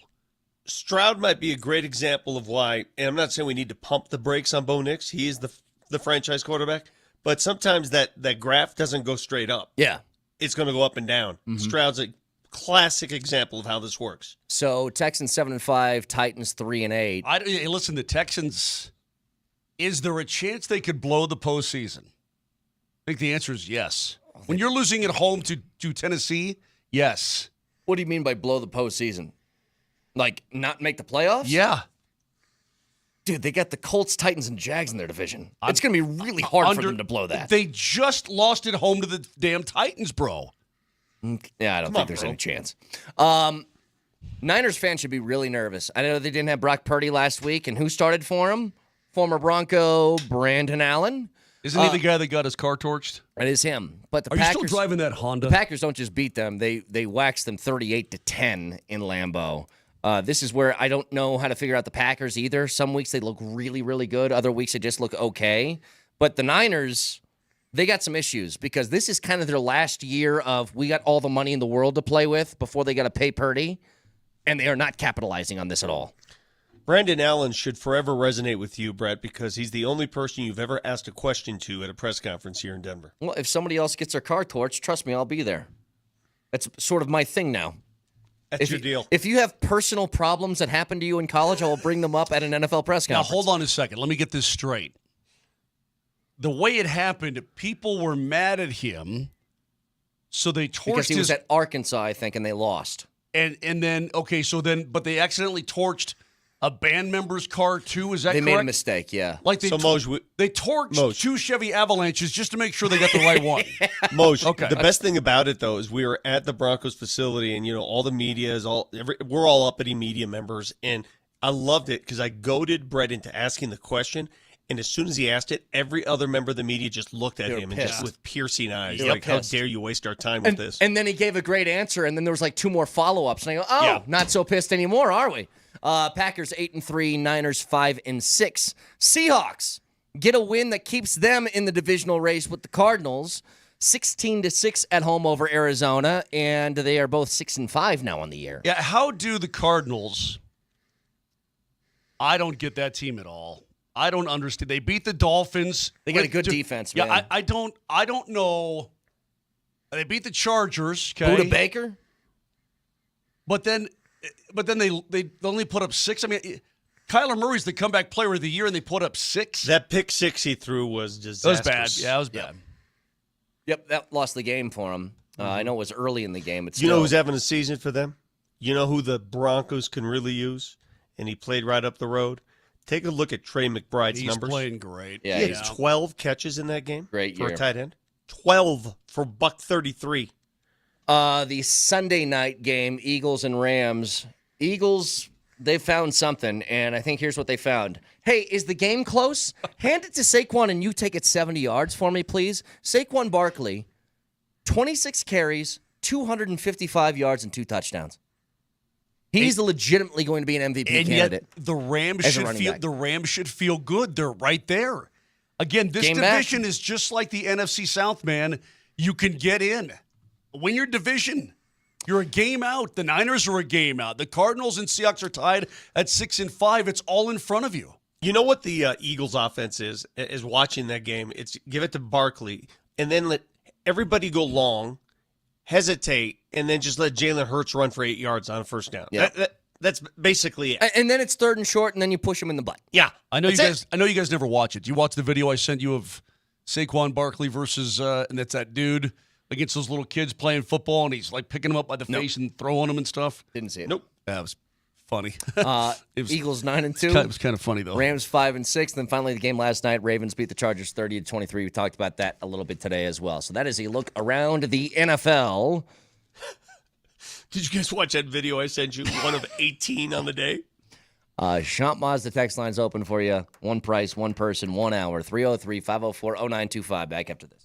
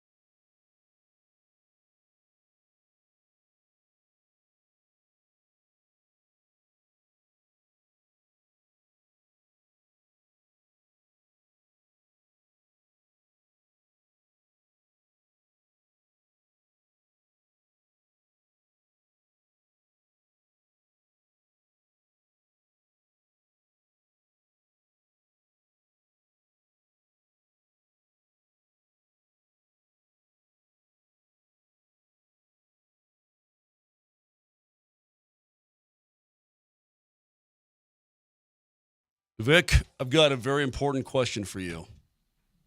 Hang on a second. Let this ride out for a minute. All right, what is it? Because I thought this was Learning to Fly by Tom Petty. It sounds a little bit like it, but it's Post Malone. I told you this before, by the way. Wait, Post this Malone? isn't just Post Malone. This is Post Malone and Morgan Wallen. Oh, I don't know. It's just Post Malone on here. I will say this, though. Post Malone's country music, I dig it, actually. I think it's pretty good. You haven't seen this video? They go to a bar, they get in a fight. It's not 1997. I do not watch You're not music watching videos VH1 anymore. and MTV videos? No, TRL is not on my watch list. Couple things. Somebody pointed out from the 0453, what if Brian Kelly left LSU but stayed in the SEC and went to Arkansas? Go ahead, Moj. Listen, I've come here to Little Rock. I'd like to win a lot of games. Now, listen, don't assume that I'm going to lose because I think I'm going to win. It really is a good impression. Does everybody from Arkansas sound like that, or is it just him, though? Well, that's the way he talks, kind of like this. Well, if you look over here in the corner office. Oh, that's right. Yeah, Brandon doesn't sound like that. Yes, he does. He doesn't sound like you. Well, no, but that's because that's his speech pattern. That's his way his voice is. No, but I mean, Brandon- the accent's the same. Brandon speaks as if he's in constant pain. Like he's got a hernia all the time. I told you guys, my favorite thing about Brandon is when I watch him get pelted with a drive in the middle of his back when he was off the putting green. And I said to him, your pain even has an accent. Because he went, he got hit, he went, ow! Wait, how did he get hit? Dude, What happened? He literally just paid. He brings the cart down to the putting green. This is, I forget what the course is called. But Vic, I'm not kidding, takes one step out of the cart, just got there, like happy to be on the course, and a drive pegged him directly in between the shoulder blades. Oh! Hey, fellas, we were blessed. I know tomorrow night isn't Peter Forsberg making an appearance at Colorado Social for the pre and post game for Avs? Or is that, when's that happen? For the pregame, yes, tomorrow night. Is it tomorrow night? Okay, Yes. so last night we were fortunate and privileged to have Alex English on the postgame show. Despite the bad game and a lot of fans left early, Alex kind enough to join us. And my biggest takeaway talking to Alex was this. And it speaks of the difference between that generation and this and what has happened. How do we change this, and is it changeable? Do you know how many games Alex English missed in 10 plus years with the Denver Nuggets? I know when he broke his hand, that was devastating. But How many overall, games? 10 plus years with the Denver Nuggets. How many I'd games say do you he think probably he missed? missed 30. Lob me a guess, Kane. How many? How many games you missed? I'll say just 50. 7. Oh, my God. Wow. I asked him, I go, how? He goes, I just love playing basketball. I love playing. By the way, I loved Moshe, the games. I didn't miss. I just loved playing, and I would never miss a game. that's how you play that game, by the way, just so both of you guys are aware. When you say, how many do you think? And I said 2, it would have taken the sting out of your Exactly. stat. You always so you got overestimate. to overdo it. I said 30, yeah. Hey, Vic, who did you talk to in L.A. that I was going to be very excited about? Can you just hold that for a second? Because I want to continue with this Alex thing. I'm I'll sorry. tell you. Okay, yeah. I'll tell you. But the fact that, and he didn't make a big deal out of it. I said, well, how do you feel about, today when, they're missing games all the time, and there's the management, all this stuff. They have to put in a minimum number of games for people. I know, they just had to to be put that rule considered in. for awards. And in a roundabout way, here's the problem with the game today. Here's the problem with the NBA.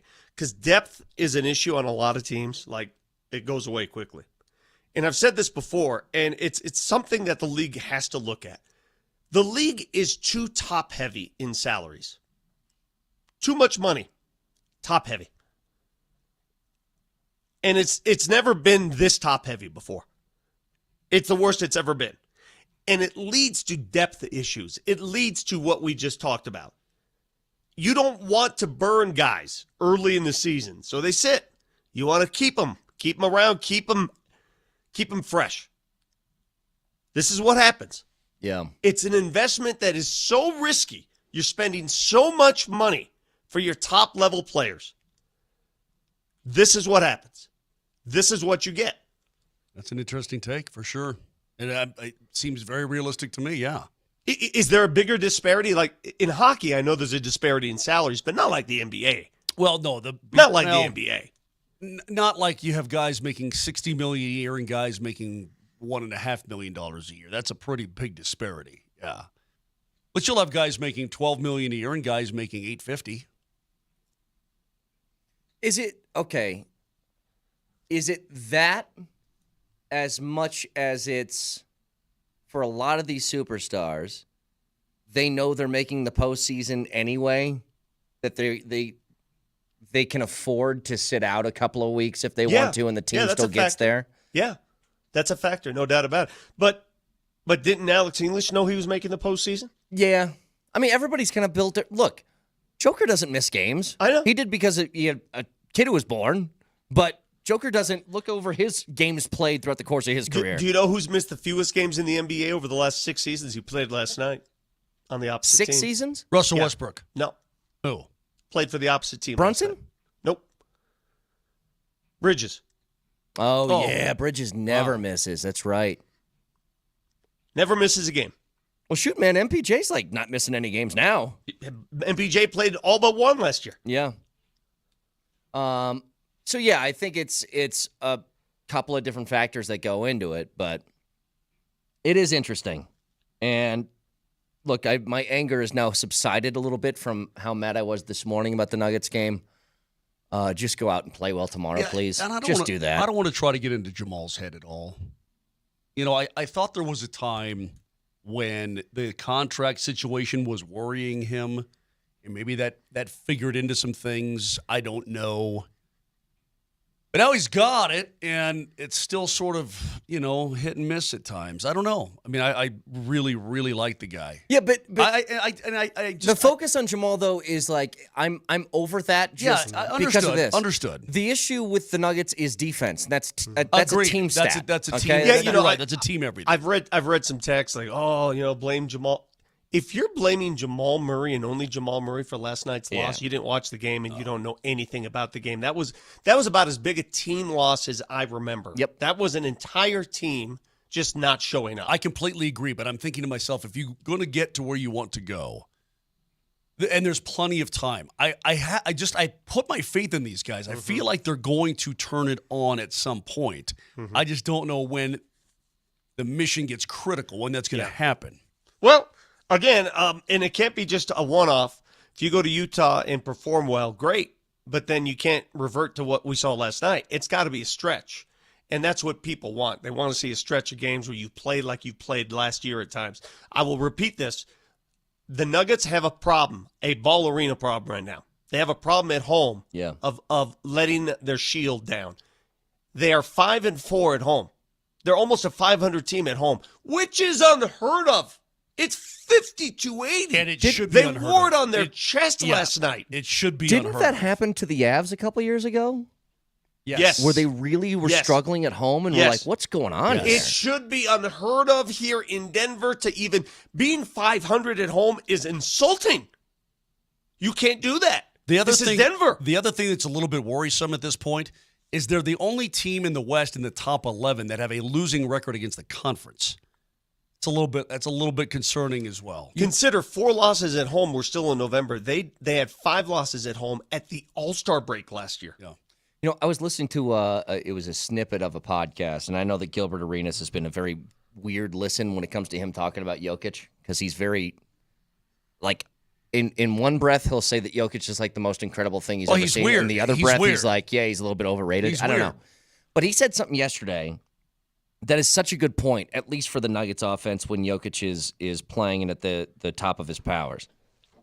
Because you know what the difference is? Because they were talking about Jokic as compared to other guys around or in NBA history as far as big men. And, you know, your Shaqs and Kareems and who's most difficult to guard, who's the most dominant, all that. And he goes, well, you know what's weird about Jokic?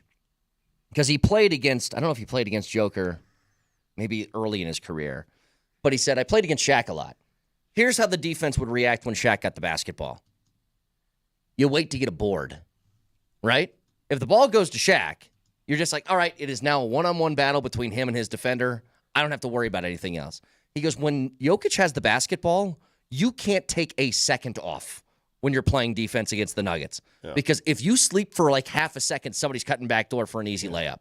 It's not just about Jokic going one-on-one with somebody. You know, you just described something that hit home. offense is never an issue. No. It's very rarely the issue here. They will find ways to score. Now, they have shooting slumps, but scoring's, it is all defense for the Nuggets right now. All of it. Getting back and playing defense and making a few stops. Remember the Dallas game? Remember they took a 5-point lead with 2:40 to play? Couldn't get a stop. One stop. One stop and you win that game. Hey, Vic, listen. I think here's what this is definitely what happened over the course of the offseason. Because all we talked about was they got to shoot more threes. They need more bench production. Jamal's got to get right. And all this was surrounding offense. You want to know why? Because they had like a bad 9-game stretch in the postseason where they struggled to score a little bit. And we thought, oh, this is the main problem with the team. Nope. Get a stop on defense and you'll be fine. Yeah. If they put up 120 points, that should be a 10-point win every single night. That's what it should be. The Nuggets have a ball arena problem right now, a defense problem, and a first half problem. Yeah. Well, both the Avs and the Nuggets do. God, they just put themselves in holes almost every single night. You cannot continue to climb out of holes. You can't do it. Now, it depends. I mean, when you look at, they were in a bit of a hole in Florida. They were down 2-1. They yanked up 4 goals in the second period. You ever fallen in a hole? Yeah, I've fallen in a hole before. No, I'm 6'3". I just stepped my way out, Vic. I just stepped my way out because I'm so tall. It was 1982. Yeah. Frederick, Colorado. I'm at my cousin's house. Vic was drowning in a sandbox. I see some kids. That's cold-blooded, man. In an open field in their BMX bikes jumping off this ramp. And I said, I'm going to do that. So I take my cousin's bike. It had a banana seat, so it wasn't intended for that. But I said, I'm going to do that. As I'm coming down that ramp, it didn't dawn on me until I got over the ramp. They're jumping over a large hole, which I did not see. Bike hits the other part of the hole. I fall in. It took me a while to get out of that hole. How deep was the hole? It was deep. How deep was the hole? Was the hole? How deep was the hole? I really need to learn. It's about 3 feet. That's not a hole. It's a little baby ditch. Wait. Okay. What? I started talking when you said ditch, and it sounded like something else, which was way funnier. But,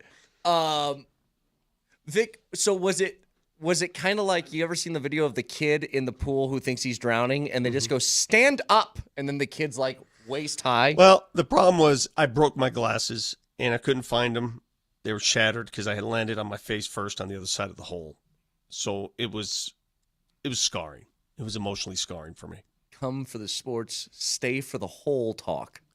And then also stick around for Vic's friend that he saw in L.A. who we Yeah, still what- haven't oh, yeah. What is heard going about. on here? So I'm sitting in my seat in Los Angeles, and it's halftime. Is it Lindsay Lohan?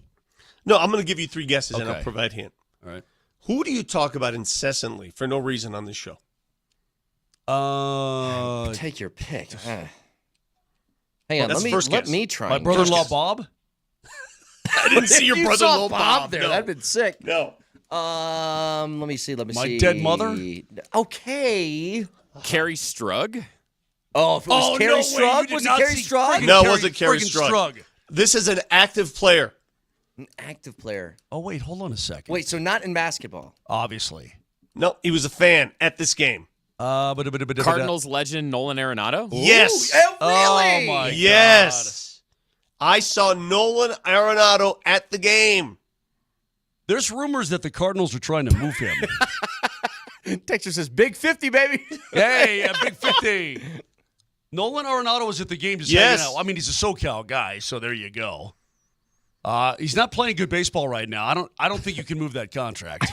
I love these coming in on the Safeway Twitch feed. Christian Bale, Jack Glasscock, Matt Damon, stepbrother Scott, Dave Parker. Those are all my peeps. Those are all my peeps. Any one of those. Random names that Mosier brings up for no reason ever. Is it that chick from Twister? You mean the owner of the Atlanta Hawks? That chick? Yes. That's funny. I know. You literally, Vic, when you said that, you could have rattled off 100 names. I know. And they all would have fit. Yeah, but I thought of you, and I'm sitting there, and all the SoCal folks, they would love Arenado to go sign with the Dodgers because they want everybody. Vic's cousin who works in computers. Anybody from the Battle of Gettysburg. I got to pick the gelato cart. T. Willie. What if old Troy's down there in L.A. courtside at the Lakers and Nuggets? Oh, you wouldn't find my dad dead there. I wish you were with me, because if you were with me, I would have embarrassed you right there in front of me. Please do. Hey, Nolan, this is Mark Mosier. He brings you up constantly on our radio show, and not in a good way. Say hello. The holy Mosier. I've never been loved before like I'm loved in St. Louis. Any 80s band. Ed Sprinkle. Yeah, was David Lee Roth there? It's the ghost of Ed Sprinkle haunting that guys joint. are the best. Hey, last thing, Vic. That old bag from Titanic. That old lady's long. She's long dead, that old bag. Necklace throwing old bag. Hey, It's been 84 years. So, Vic, this is probably a weird thing. Brett thinks it's weird. I got to get you're a very, well, sometimes you're clean, sometimes you're not. Because sometimes you'll go 3 days without showering, and you admit it. I've seen you. Only if I'm sick. I like to wear my sickness. Mosier's dead bees. No, that hurts. Blah, blah, blah, blah. So I decided finally. Save it. Let me save it? Yeah, save it. I gotta see if this is appropriate. Look, I just got a policy, okay? I have this tenet in my life that I can't you get got a over. phobia, is what it is. It's not so much a phobia. I just think it's kind of gross. The entire band from Band of Brothers. What's his name? Dick Winters. God, our listeners are the best. You people are so good. Yeah, You're you so really good. are good. You people are great. Lance Cocktail. A scrappy welder with a heart of gold. All right. Fact checker next.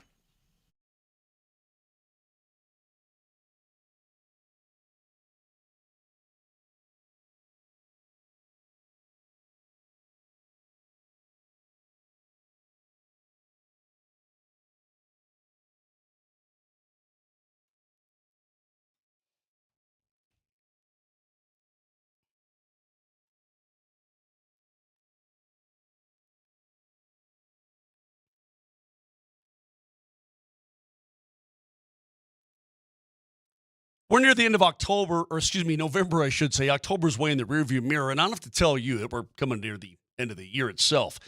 The spectacular savings right now at Silterhar Motors in Broomfield will blow your mind. Are you looking for some adventure?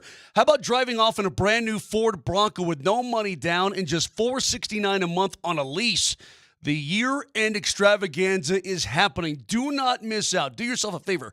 Go to sthmotors.com. That's sthmotors.com. Or get to Highway 36 in Wadsworth in Broomfield and check them all out. It's Silterhar Motors. Holiday magic meets unbeatable deals. It's everything you want out of a dealership.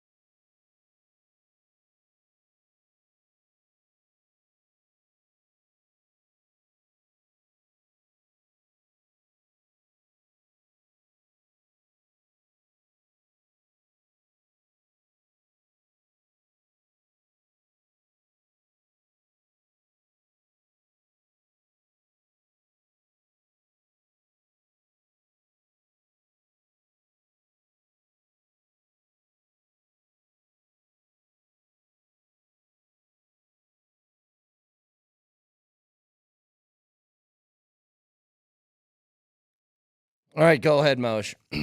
I have just a strict sort of ethos when it comes to this, but explain.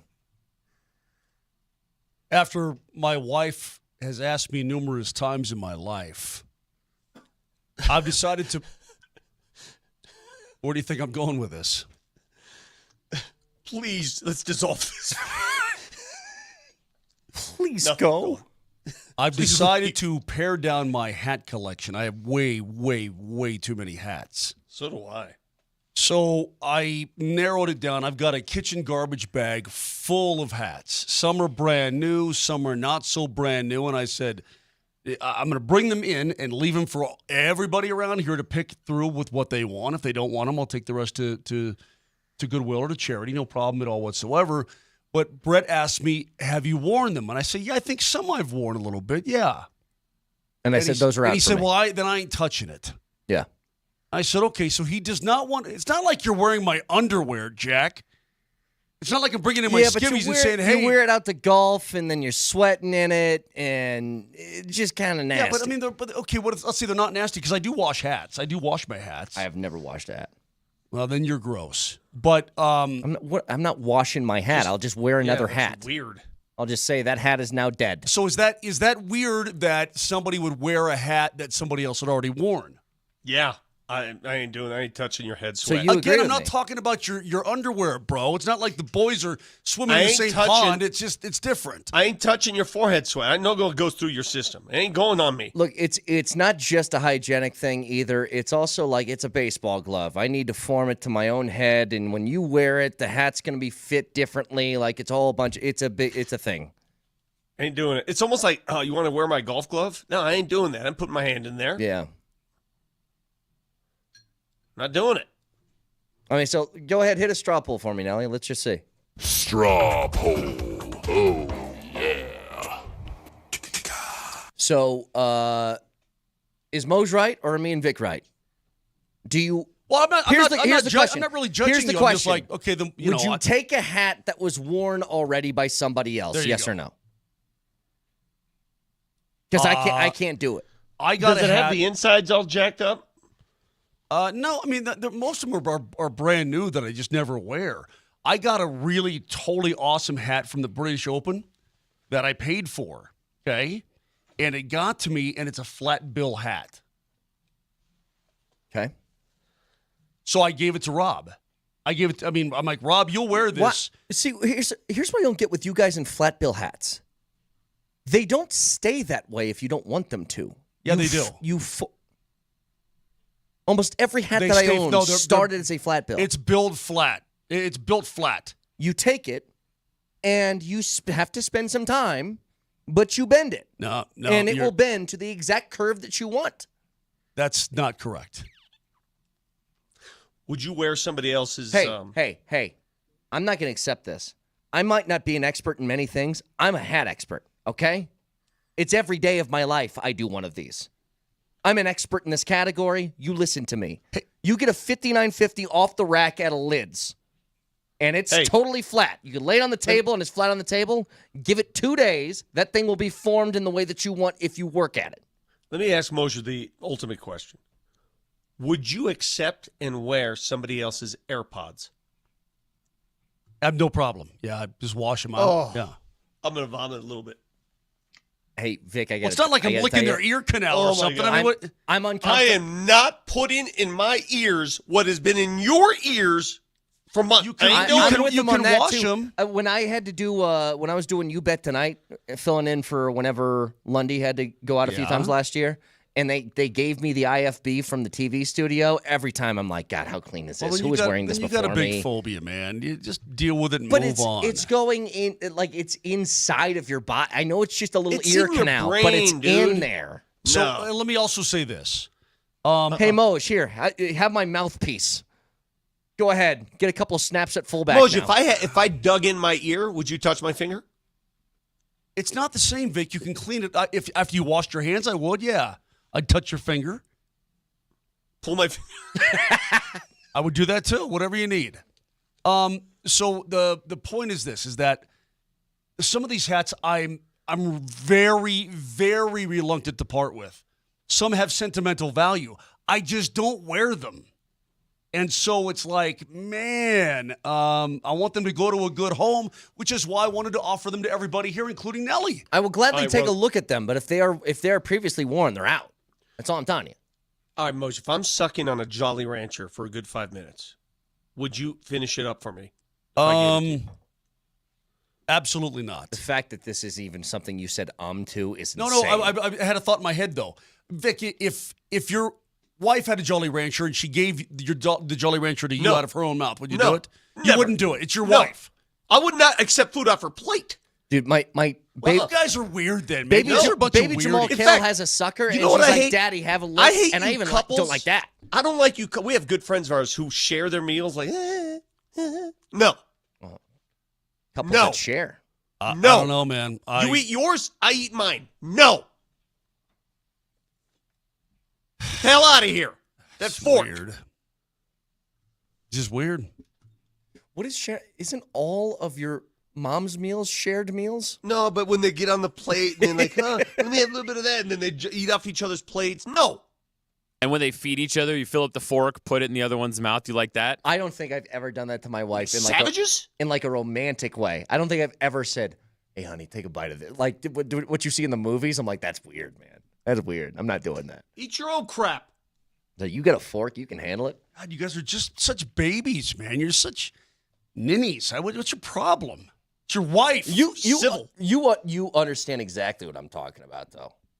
Like you order a meal, you get the big one. Your wife gets a salad. She's like, I'm gonna have a few fries. The hell you are. 7512 says Vic would throw up if he had to gut a deer. Yeah, I would too. Yeah. Yep. 100%. How do we get from Mosher getting rid of old hats to gutting deers? Well, there's Sheesh. this picture of my house. My dad, my dad's old school agricultural. He grabs rats by the neck and laughs. That bird I had in my house, he would have easily just grabbed. Oh, so he's insane. Yeah. Cool. Well, we have pictures of him gutting pigs, like slaughtering. And I asked him, I said, was it easy to eat that after you did that? And he's like, oh, yeah. Yeah, no problem at all. Dude, I'm in your village, right?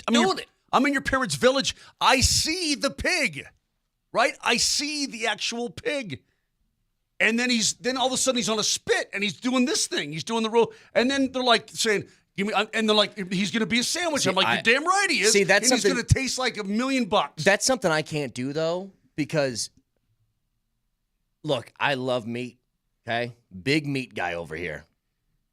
But it can't look like the thing.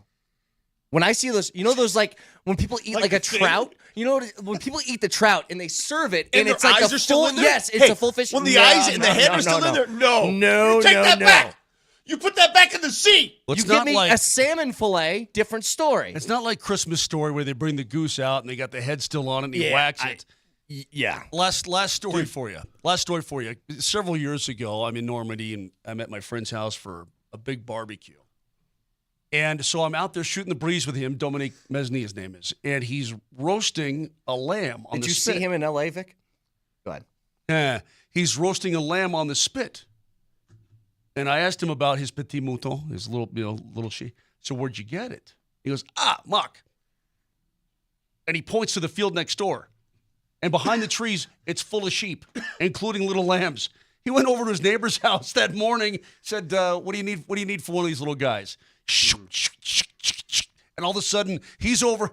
Chestnuts roasting on an open fire. I've never Mary eaten lamb. had a little lamb. I've never eaten lamb. Well, it was delicious. It was delicious. Some of it's gamey. It depends on which kind you eat. When I was in Hong Kong, years ago, pile of rice. We had a team dinner, pile of rice. They put but a chicken head on the pile of rice. Huh? I'm out. Yeah. Chicken head, right there. Like the Beak and head all? of the chicken Beak and on all? the pile of rice. What? Beak and all? Yes, all of it. And it's just staring at you. I'm like, what are we doing here? It's smiling at me. Okay, I'll tell you guys. What? I mean, my appetite immediately gone. I think I lost 40 pounds. So You guys are just such babies. I'm though. I fortunate don't enough- even know who I work with anymore. I'm fortunate enough to have friends in places that have a lot of benefits to them. And one of them is our boy over at Six Capital, Blake. Yeah. who's the pit master. Great dude. So every year he makes me and another family friend a turkey. He smokes a turkey for us, and I'm like, dude, you're like all pro. He's the Go man, ahead. yeah. And it's delicious. But every year he does this. He walks out with the turkey that's done. He goes, here you go. He goes, by the way, give you this too in case you want to make some sort of gravy with it. And it's just the neck, it's the insides. And I'm like, dude, I'm not doing that at the house. You go ahead and keep that. All you're telling me is throw this away in your trash can, which I will. Thank you very much, but I can't do that, Bro. Hey, Vic, save the neck for me, Clark. Yeah, I'm like, I'm looking at Brett, this neck, and Brett. I'm like, oh. Brett, you like to eat? Do you like to eat sausage? You like sausage? Hey, Moj, why don't you get yourself a round of sausage You like over there? I tell you what you do. Hey, Brett, Treat I want yourself you to come to to my a parents' round house. No, I'm not doing that. Every year, Not every playing year that we game. make our own sausage. Nope. I want you to come over, and I want you to see the process of making sausage. Don't need to. No. I just need to know the taste. That's all I need to know. I don't need to know where it came from, what it looked like beforehand, if it had a name. I don't need any of that information. In fact, YouTube it. We put it on YouTube. Vic's parents making sausage. Yeah, it's a hell of a process. And when you see it squeezed into the little tube thing, it's pretty interesting, man. Do you guys remember Homeboy from Wheel of Fortune? Have yourself a round of sausage. No, Treat yourself. Treat yourself to a round of sausage. Still, like, one of the greatest things. If I ever have sausage, like a summer sausage, like that and cheese and crackers, I'm just going to look at somebody and say, you know what, treat yourself a round of sausage over here. On me. All right, fact checker Nelly. Nelly monitors the mistakes in today's Fact Checker. Presented by Rock Plumbing, Heating, and Air Conditioning. Your local home comfort specialists. RockHeating.com. Rock, bringing comfort home and simplifying your life. I'm going to make good on a softball fact checker that I missed yesterday. Brett, let's investigate your claim that Vic wasn't listening to our interview with Adam Schefter. So this is the first question that was asked to Adam by Brett about all the offensive rookie quarterbacks this year and where Bo Nix stacks up. Bo Nix looks like the best of the bunch, at least as of late. Does he have a legitimate shot now to win the Offensive Rookie of the Year that was almost sealed up in the first month by Jaden Daniels? That's the first question. 30 seconds later, Vic had this follow-up. Would you say he's now the favorite for Rookie of the Year? Last week I asked you this question. You still said Daniels, but the way things are moving, I mean, if it's a race. Well, Vic. See, here's the difference. I got his attention, and he answered it properly. No, you got his attention because he's like, is he really asking me the same question again? And credit Adam for being gracious enough not to call you out and call you a moron. What if he dropped one of those? Well, I am a moron. Per my last email, yes. That'd be awesome. iTunes, Spotify, Spreaker, Moj Lombardi, and Kane. Have a wonderful Tuesday. We'll talk to you tomorrow. Love you. Bye.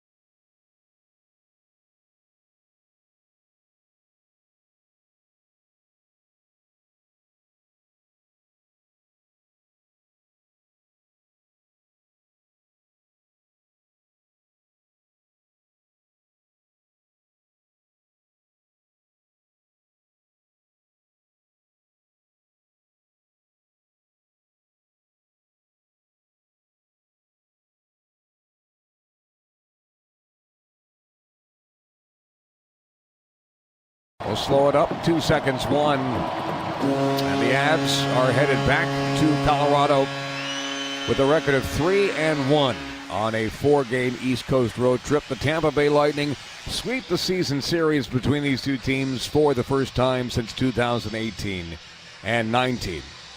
The second game final, 8-2 Tampa. 2 seconds left to go at Ball Arena, and there's the horn. The Denver Nuggets get absolutely throttled at home. They lose to the New York Knicks, give up a season-high 145 points to 118. A double dip to forget. The Avs get hammered 8-2 in the final game of a 4-game road trip, this time at the Tampa Bay Lightning. A couple of games against Tampa Bay have not gone the way that the Avs would hoped. And then at home, after we knew the Avs game was over, because that thing was toast after about 10 and a half minutes, we turned our attention to the Nuggets, who were hosting the Knicks and coming off of a walloping of the LA Lakers. And what do I see in the middle of the second intermission as I was doing Avs Network last night? I was trying to give the people some good news, but I saw a 26-point deficit. 145-118 ends up being the final. Denver was not in this from, let's call it the 8-minute mark in the second quarter. What a disgusting night for Denver sports. It was a bad night. The only good news is that, hey, I don't know, man. Chargers lost. Is that spot up for grabs a little bit for the Broncos? That's a little bit of good news. I'll take it. But yeah, it was. You got to think that 92.5 and 9:50 a.m. were both occupied by abysmal performances.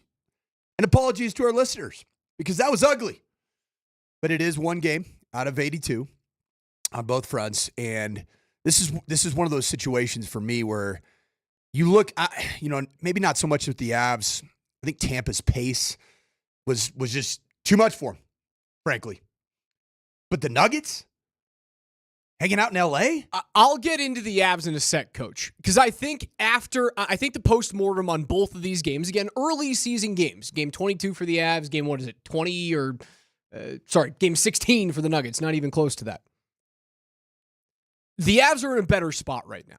In last night's game, and I think you can look at both of the coaches in their post-game comments, and they're vastly different. Bednar goes, "We're going to flush this one," and Malone said, "Hell no, we're going to live on this. We're going to stew on it for a minute. I need more out of my players." Did he hear what Jamal had to say? Did he hear this? I just think it's a long season. Guys have lives outside of basketball. We just beat LA in LA. Got some guys that are live in LA, so stayed in LA. And like I said, I don't think the focus was there from everybody.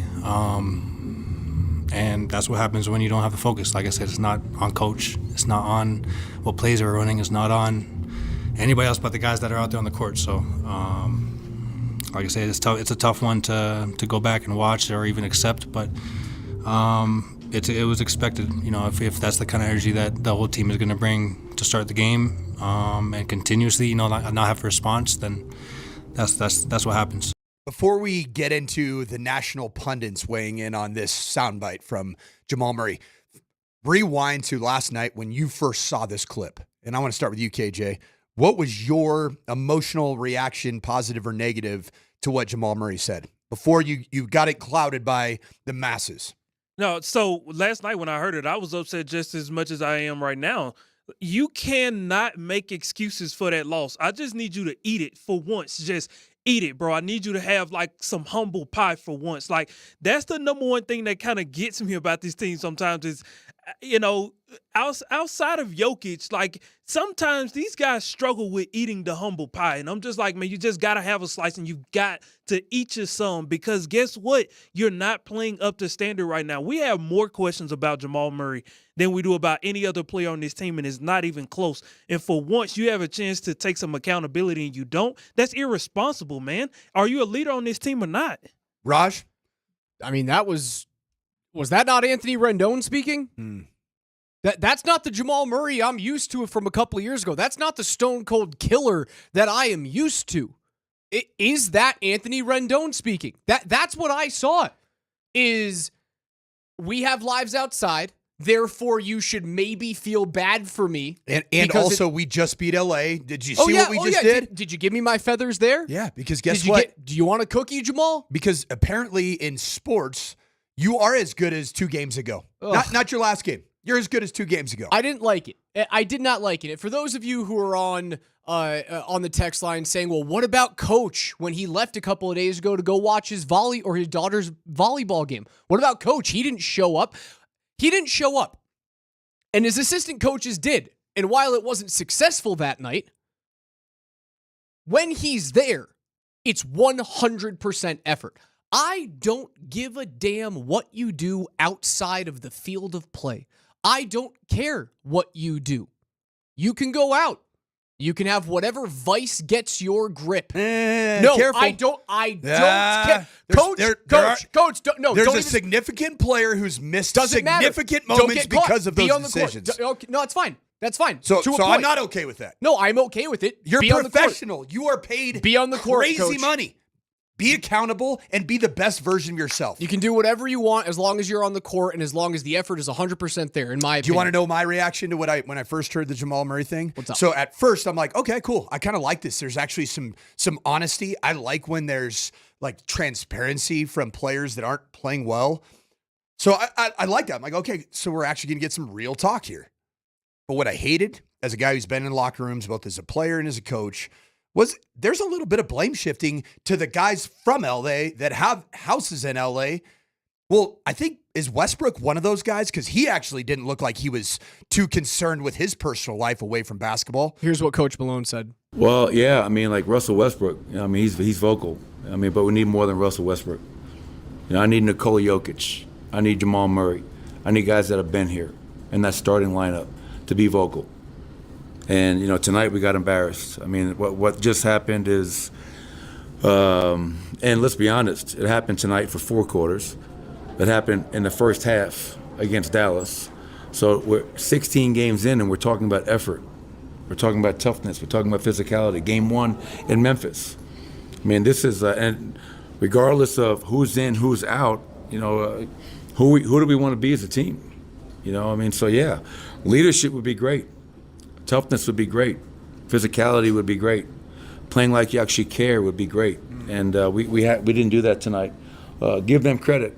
They're coming off of a bad loss in Utah, and they played like it. They played urgent, physical, desperate, motivated basketball. And we played like we won a game in LA and like we could just show up tonight. And when you think you can do that against a good team like that, that's what's going to happen. That is asinine that you're having these conversations at this point. And I'm of the accord. Michael Malone, who is a demanding head coach, needs to see it out of his roster, especially on the defensive side. Well, who's the problem here? Who's the problem defensively throughout the course of the year? Who's been the problem? Who is it? It's been Jamal Murray. Yeah. So guess what? I know this doesn't matter. I'm a former college football coach that's giving Michael Malone my permission, but hey, start who you want to start. And I think that Loveland Pete from the Shop Mazda text line nails it. New starting lineup for the Nuggets should be Joker, AG, Porter, Russell Westbrook, and Christian Brown. I'm in. Make him prove it to you. Make him prove it to you. Every single night. If you're healthy, you're cleared. That's what I always said to players. You healthy or you not? If you're on the floor, then you've been cleared. Send it. Play freaking basketball. Play motivated, inspired basketball. Or guess what? What's the one thing that I can control? Playing time. And I think that's exactly what needs to happen. Russell Westbrook has been the one player. I think you can throw Joker in there. Joker, and he did call out Nikola last night for not being vocal enough when the team doesn't have it there on a given night. Malone called out his star. But Joker, 99% of the time, is going to give it his all. Like, he's a guy who doesn't need basketball in his life, but he cares so much about what happens on the court. He's very competitive. I would agree. Start Russell Westbrook. Deal with the ups and downs. Deal with the fact that he's going to shoot 7 more threes than you want him to in a given game. But as of right now, like if Russ was the starting point guard, is it too crazy to say that the Nuggets would probably be 11-5, maybe 12-4 at this point? You know you're gonna. I don't think it's you know what crazy. you're gonna get on both sides in terms of effort. Like that's one thing that a player can control is their effort. And right now it's just not showing up. Is there a lack of love for the game of basketball for Jamal Murray? I don't know. Is there I felt slighted because potentially I was not going to be re-signed? It doesn't matter. You got the contract. Make good on your end of the bargain. It's the equivalent of you and me coming in on this show because we all have jobs, right? And being like, yeah, Raj, I didn't watch the game last night. What happened? The Nuggets, was it a good game? And that's the equivalent of what we're talking about here. It's that type of general malaise. Yeah, you have you have a appears- life outside of work. You went. Yeah. What'd you say yesterday? Right, you've been gone for a few days. You'd been gone for the weekend. You needed to have date night with the wife. I sure did. So you went out and you had date night with the wife, but you went out a little bit too hard. You stayed out late. You didn't wake up early and watch the games. You didn't wake up early, go through the box scores, prep your show, and you showed up today without having anything to talk about for the next 2 hours. Get fired. Get fired. Get fired pretty quick. Or benched. You and I both know a lot about getting benched. It's not for effort, Stretch. It's just the fact that we were talented enough. I tried hard. Me trying harder didn't even make it go in the net. Oh, man. And it's so nuts, man. It's so nuts to juxtapose what happened with the Nuggets last night. And they're both blowout losses. With the Nuggets last night and then with the Avs. Because on the opposite side of the coin, Alexander Georgiev snapping 2 sticks over the crossbar. Miles Wood is two-handing a stick going into the intermission, and the blade flies off and almost impales Bedsy in the side of the head. So the care is there for the Avalanche. The give a blank meter is there for the Avs. It's more Where of a is grip it for the Nuggets? You're gripping the stick too hard, aren't you? Right now, if you're the Avs. The Avs have issues. There are 2 very, very clear and fixable issues for the Colorado Avalanche. And I do need to preface all of this by saying 7-3 over their last 10 is the best record, tied for the best mark in the Western Conference. They won 6 of a possible 8 points on a tough 4-game road trip. That's good. That's a big green check mark in my book. It's just a sour taste coming out of that final game. The 2 major things that the Avs have to fix right now. They are the worst starting team in the National Hockey League. They have the worst first period starts in the league. I have the solution, Raj. Russian gas for all. I love the Russian gas. Oh, my God. I will get back into the Avs. We've got our NHL Hot Lap coming up at 10:45. Yeah, the first period starts are a huge issue for the Avalanche. They've given up 34 first period goals in the league. That is 5 more than the next closest team. San Jose and Columbus are the 2 teams. And Pittsburgh's up there as well. Bad, and bad hockey teams. You do not want to be in the same sentence with those 3 clubs right now. You can fix those 2 issues pretty easily. That and the goaltending issue. Goaltending was not good. The team in front of Georgie and Ananen was not good last night. We'll get into that 10:45. Whole bunch to get into today. That's Coach Mike Sanford. I'm Alex Ranemy. KJ Granderson's behind the glass today. Take us wherever you guys want to go on the Altitude Sports Radio mobile app, powered by the Will Hite Law Firm. Injury lawyers, go to willhitewins.com. That is willhitewins.com.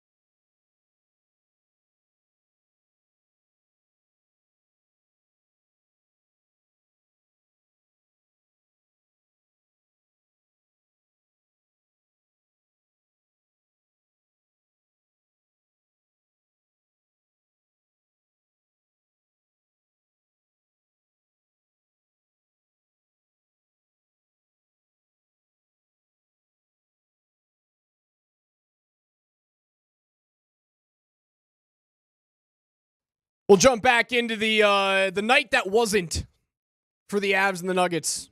145-118 Knicks over the Nugs. 8-2 is the final after a 5-1 first period for Tampa Bay over the Avs. They'll be back on the ice on Wednesday night to take on the Vegas Golden Knights here at Ball Arena. You can listen to that game on Altitude Sports Radio 92.5. The Nuggets will be on AM 950 on a double dip as they go to Utah to take on what should be a layup in the Jazz, although the Jazz beat the Knicks the last time out. Seems as though nothing is layup for the up and down Nuggets right now. Coach. Yes. The Broncos finally cut ties with Greg Dulcich. After years of waiting to see if this guy was actually going to turn into the vertical threat tight end that they have been missing since like Owen Daniels was here at the end of his career in 2015. Since what you thought Noah Fant was going to turn into out of college. You haven't had that vertical threat here. And while this is an admission of the organization that, hey, we got this wrong, and we probably held on to him for, let's call it 2 years too long, my question now is, your mega offensive needs are running back 1, tight end 1, and wide receiver 1. Although Cortland Sutton is having something to say about that. I mean, it is what it is. You can't let the stats, the facts, and what you're watching tell you that Cortland Sutton's not playing like a wide receiver 1 in the National Football League. And before we get into RB1 and tight end 1, because I want to make it abundantly clear, you do not have either one of those guys on this roster. Period. I've seen it in training camp. It's not even close. Now, I will say this on Greg Dulcich. I think it was a mistake to doghouse him after just 2 or 3 contests this year. And I think it happened because Sean Payton saw him drop 2 passes, 2 true drops, like the way that I would quantify drops. 2. And Sean looked at him and said, "You're going to mess with my boy toy? My little new toy named Bo? You're out of here, bud." Should John Harbaugh be doing that in Los Angeles with Quentin Johnston? Boy, is that bad. Did you watch Harbaugh, that right? last Jim night? Harbaugh. Jim Harbaugh. Yeah. It's all right. They're both Harbaughs, and they both start with a J. It's tough. It's hard. Harbaugh : LA, like CSI. Yes. Harbaugh : Baltimore. Yeah. Quentin Johnston is a drop waiting to happen. He was playing really well, like for a stretch, and then I just go back to this man as it catches up to you when it catches up to you. Now, with Greg Dulcich, he dropped 2 passes that he shouldn't have.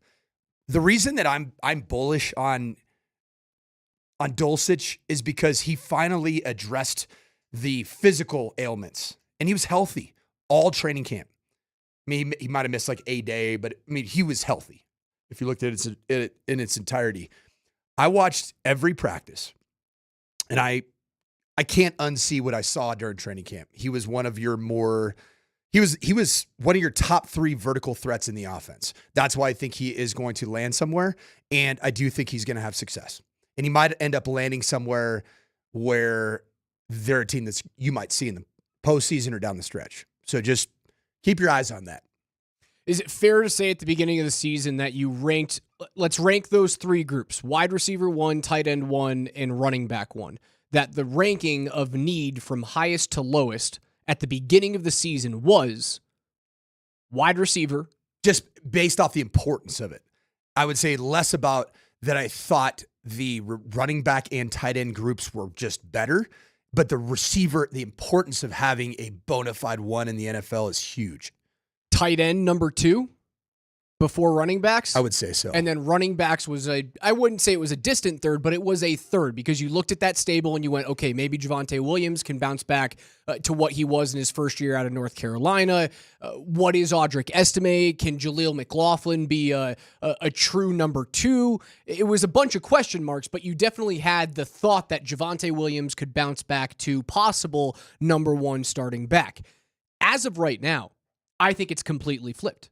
I think tight end stays in the middle. I think I still firmly believe your number 1 need in the offseason, whether it's in free agency or through the draft, you got to find the running back, and then you have to find the tight end, which tells me, right? Because if you have your first two draft picks, it tells me that I think that they're going to re-sign Garrett Bowles.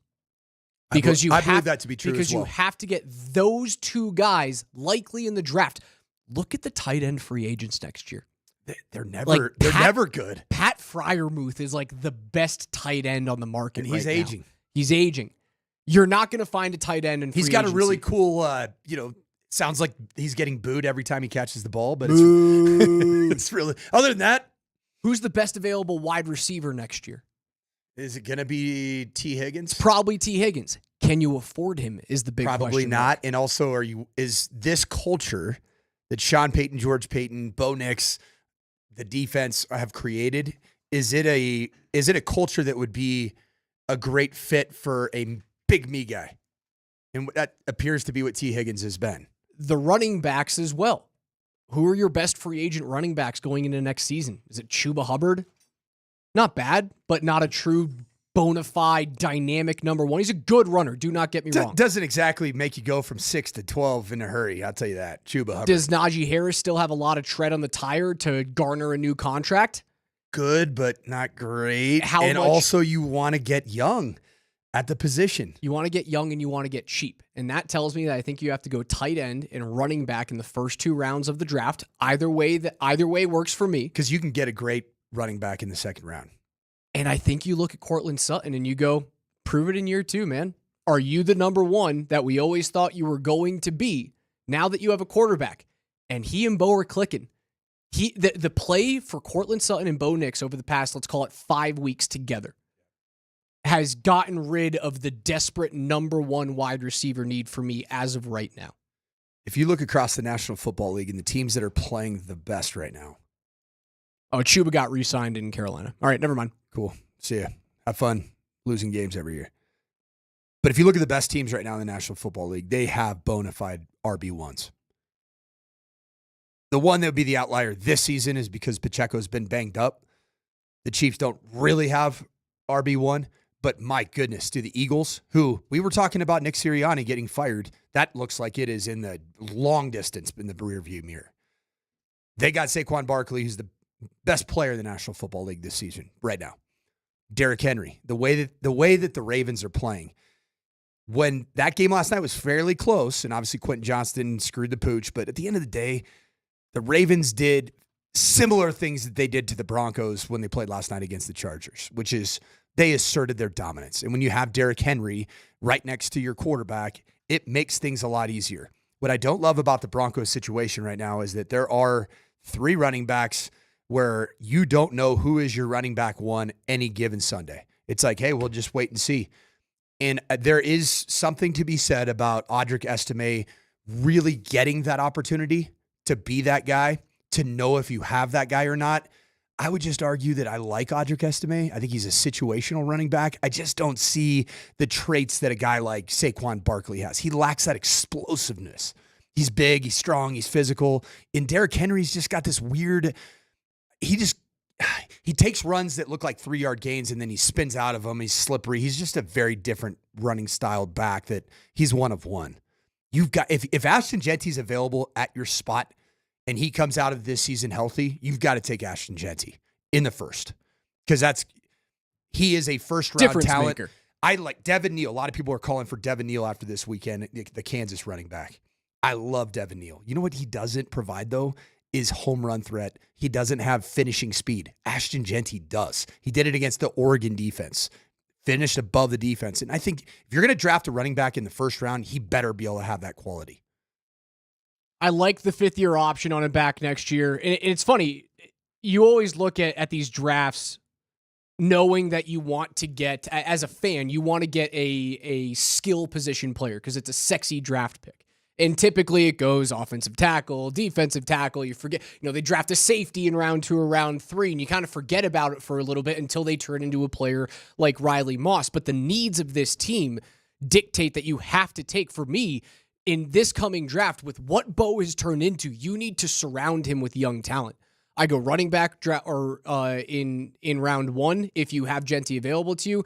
I'll go with a tight end or in round 1 if he's not available to you, and then you try and find a guy like Ollie Gordon in round 2 or round 3, and then you go into next season with a cheaper offensive unit. You return most of this dominant defense, and then the sky is the limit for Bo Nix, Sean Payton in this offense. Yeah, I see the same thing. The one thing that I didn't know about Bo Nix, you can look week 6.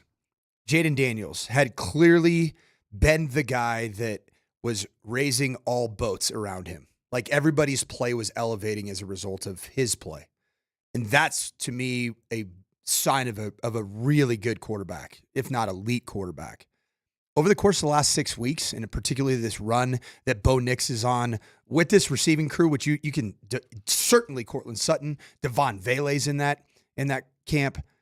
A 7th-round draft pick that's turning into your 2-3. And rising tides, it rises all boats. And I believe that right now, Bo Nix is showing that crazy, important ability to make the players around him better than they were previously deemed to be. And that's happening because he's playing on time, he's playing on schedule, he's operating the offense, he's making good decisions, he's giving his playmakers a chance to make plays. And as a result of that, you're getting closer to having a wide receiver 1 right now because Bo, as in B-O, capital, and then A-T for boat, he's a boat lifter.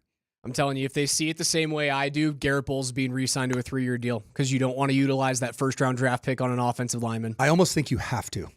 And I think that Garrett Bowles wants to The finish. line's been good. It's been very good. And it's playing together. McGlinchey's not committing the fouls typically like he had 2 against the Raiders, 2 holding calls, but didn't like the same drive though. Yeah, and didn't kill you. He's shed the nickname of McFlinchy that so many have given him. I like this offensive line. I think you keep it intact for your rookie quarterback, and you go into year 2 and you build around. And I do think it's running back. It's running back. I would have said that was my third, by far my third most important. And right now it is. And like the texters are just raining in all kinds of guys. Sampson, I don't know who Sampson is. Dylan Sampson. He's an SEC running back. I try to avoid that conference every moment I can. I know Tyler Warren from Penn State. He is a creature. But the one proven commodity of a guy that can be the bell cow and can finish above the defense, he happens to go to my college that I graduated from. That's Ashton Genty. So much of this has been Bo's elevated play as a rookie quarterback, bringing Sutton back into prominence, bringing a 7th-round draft pick and Devon Vele into what is the Tim Patrick replacement this year. You don't miss Tim Patrick whatsoever because Vele is essentially the same exact dude. He's younger and cheaper at this point. Not much younger because he spent so much time in college. Would you prefer Tim Patrick doing the Lil Jordan Humphrey role, though? I don't know how much of a difference it would make. I know Humphrey had a tough season. More sure-handed. Sure. Maybe you have big body, one more can do win. the chip work. Maybe it doesn't make that much of a dent in the AFC playoff picture for me. I actually think Devon Vele, and even yesterday in Sean Payton's press availability on Zoom, he compared him to a big name out of New Orleans, a big name, Marcus Colston.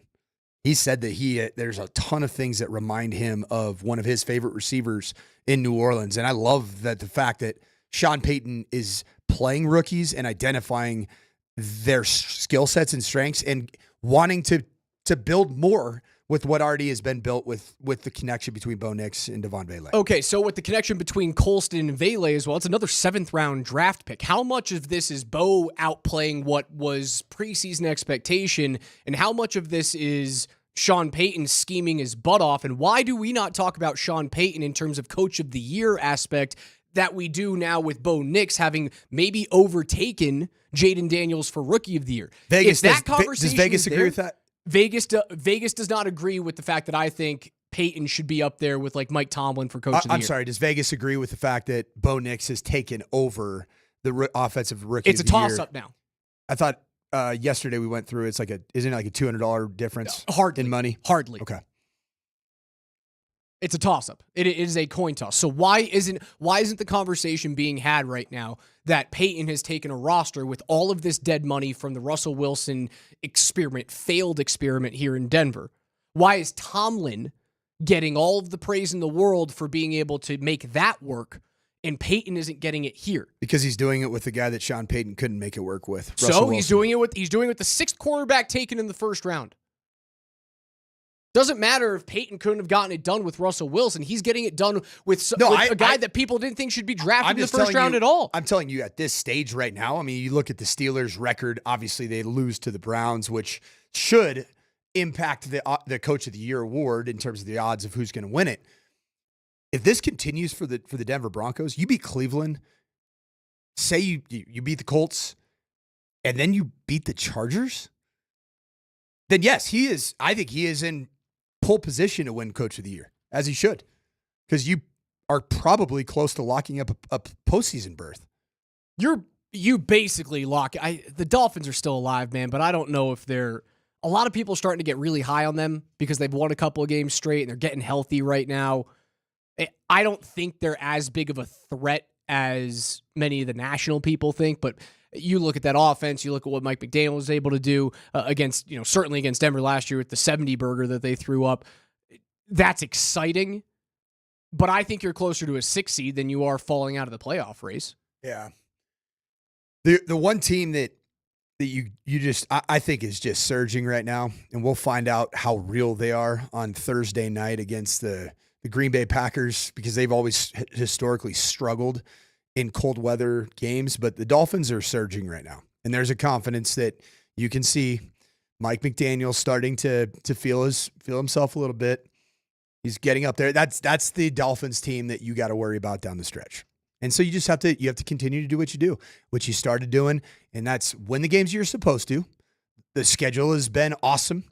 Your 7 wins right now are against the NFC South, twice against the 2-9 Raiders, and once against the 2-9, 2-10 Jets. Those are your wins. Keep doing it. Do it against the Browns. Do it against the Colts, who are going through everything right now. And then I think that you'll have a better performance than you did the first time against the Chargers. We'll go through our Week 12 recap coming up at 11:15 during NFL Notes. But on the other side, I'll bring you through an NHL hot lap, why I'm not as concerned over the Avalanche blowout loss last night as I was about the Nuggets blowout loss to the Knicks. I'll tell you about what's happening in St. Louis with their head coach, what's happening with the league-wide goaltending stats. Numbers are way down, and why that's good for the Avalanche. That on the other side.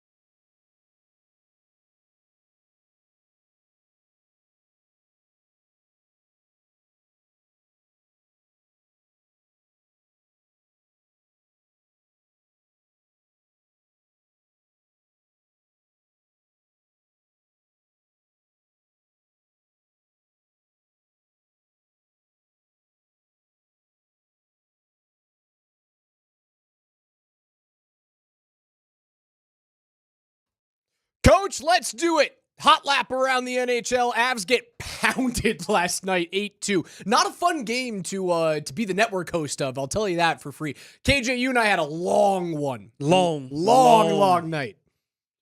Although it is funny. There's nothing funnier than and Connor's going to be so pissed off when I say this. There's nothing funnier than a pissed off Connor McGahey, because KJ and I can hear him like after we go off air, and then I can hear like a pen being thrown across the room. It's my favorite thing in the world. I love really angry Irishmen. It's like they're just great. Angry Italian, pretty good too. Connor McGahey was very salty last night, and I loved it. We'll get into the Avs in just a second, but a quick lap around the NHL. Jim Montgomery, fired by the Boston Bruins just 5 days ago, signs a 5-year deal with the St. Louis Blues, who just fired their head coach out of nowhere. Literally just went, oh, that guy's available? Kick rocks to their current head coach. St. Louis is not a team that's going to make the playoffs this year. They're what the in the hell's middle. going on with coaching in the NHL? It's worse than college. Oh, college football. You want to talk about a league that fires head coaches at will? The National Hockey League fires like 5 dudes a year. What's the reasoning behind the culture of that? I don't know, because you have a handful of guys who are really long tenured, right? You've got Cooper in Tampa Bay, you've got Bedsy here in Colorado. There's a few guys that last for 8 to 15 years in a spot, but most guys don't. If you don't find success within 3 years, you're kind of gone. I wonder if it's because the NHL has so much roster turnover with what the CBA set up. You have a lot of guys changing spots. Like Jake Gensel, if he was a basketball player, you saw him last night, scored 2 goals, 5-hole against Donovan. If he was a basketball player, he was going to stay in Pittsburgh because that's where the money is. Pittsburgh, because of the cap being flat for the past few years, didn't have the money to keep him around. So he moves. I think it's tied directly to the fact that players move all the time in the NHL. Therefore, you move coaches. It's a bad place to be a coach in, right? Yeah, it's a tough place. It's not a great spot. I mean, you're either getting fired, and then potentially because you got fired, somebody else fires their coach and hires you. And so then 2 guys have to move their situations, their families, their wives, their side pieces, whoever. Like they gotta move them. Or you're in a position where you're getting beat 8-2 and you wear a dang stick on the face. Like Jared Bednar did. I know it was in the first period, but I think it was the first intermission. First intermission, yep. Woody. So you were down what? You're down 5-1. 5-1. There's only been 3 teams in the National Hockey League that have given up 5 goals or more in a single period this year. Is it verified whether or not Bedsy drew any blood? Bedsy said, it didn't hit me. Okay. It missed me on the right side. He was good. It looked like he got him. Well, he did have to say this about Georgie's stick break. Hey, listen, they're frustrated, probably upset with themselves, one another, everyone.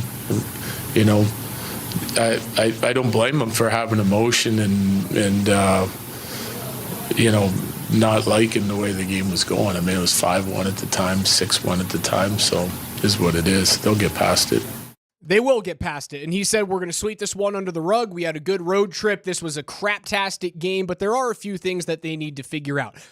The Avs have had awful goaltending, but luckily, league-wide, Coach, goaltending's been down for the first quarter of the season. It just has not been as good as most people would have expected this year to start. It's hovering around like a 900 save percentage on average across the league, which makes me think, while the Avs were so bad to start the year in between the pipes, you will continue to get closer and closer and closer to league average.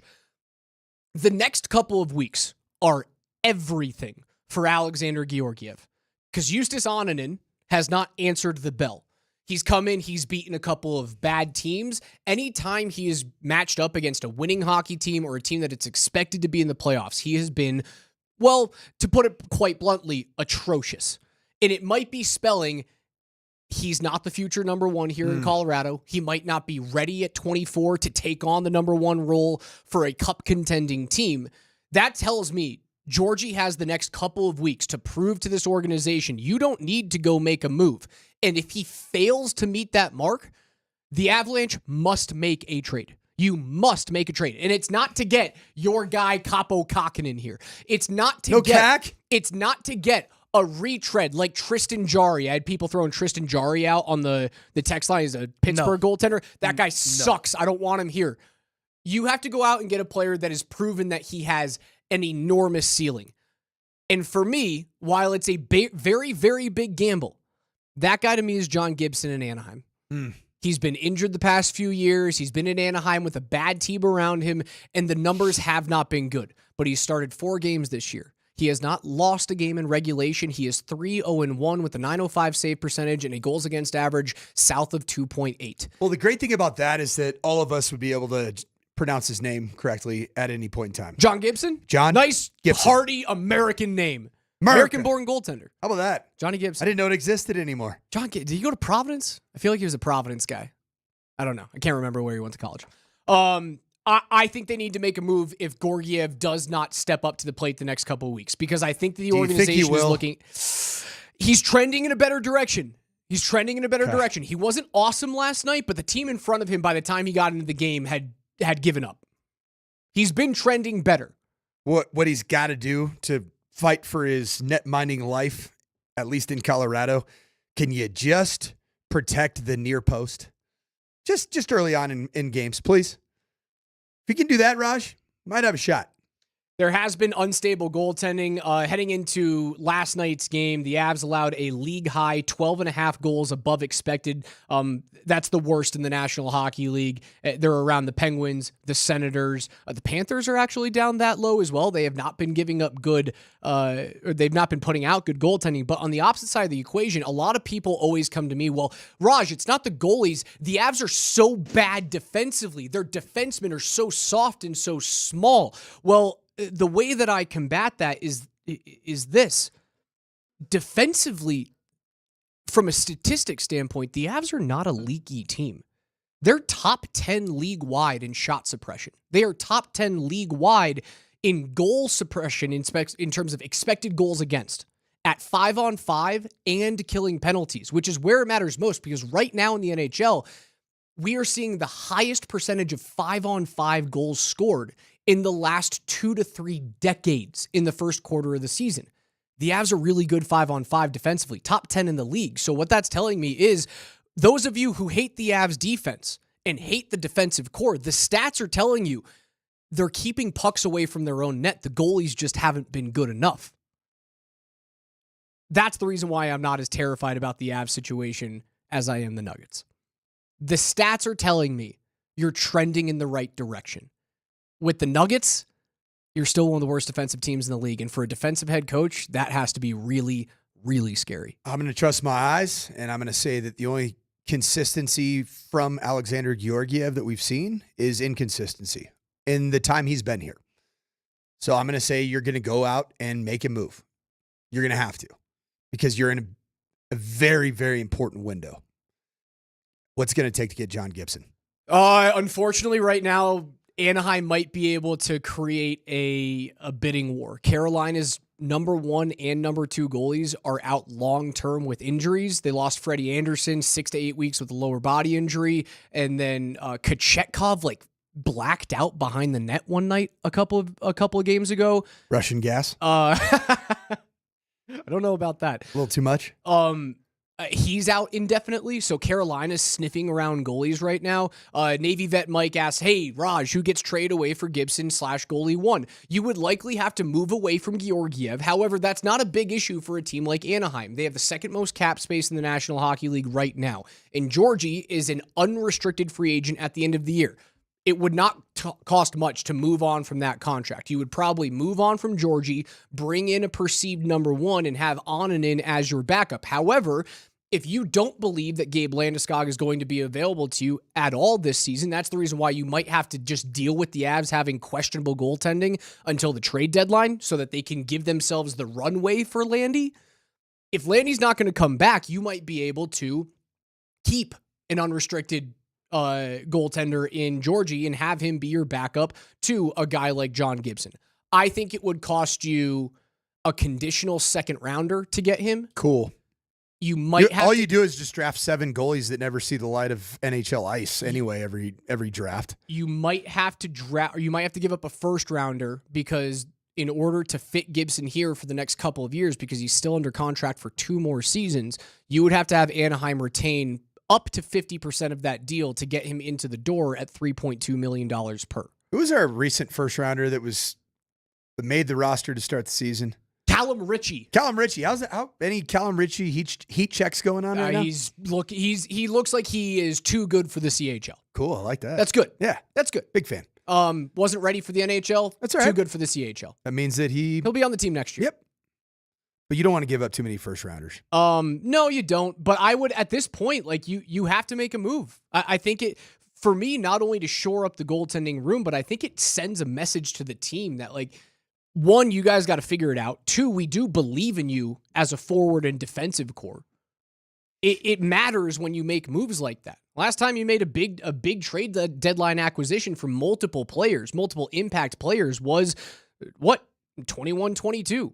When the Avs won a Stanley Cup championship, and you moved on from big-time prospects to bring in a guy like Arturi Lehkonen. You moved on from first-round draft picks in who is it, Justin Barron that went over to the Ducks, or is another defenseman that went over to the Ducks to bring in Josh Manson. You have to make impact moves to win championships. And I hope that they understand that the window is open right now, that the defensive metrics aren't as bad as the eye test says, but the goalies have been. And if they don't figure it out by the time Christmas or the calendar turns, you have to make a big time move. For me, that guy's John Gibson. And yes, I'm saying it comes with a huge degree of risk in it. John Gibson, 31 years old. From Pittsburgh, Pennsylvania, and played his college hockey. Providence, tell me I'm right. Is there such thing as not playing college hockey? Yeah. He played at the University of Michigan. John Gibson was a Michigan he's goalie? a Michigan man.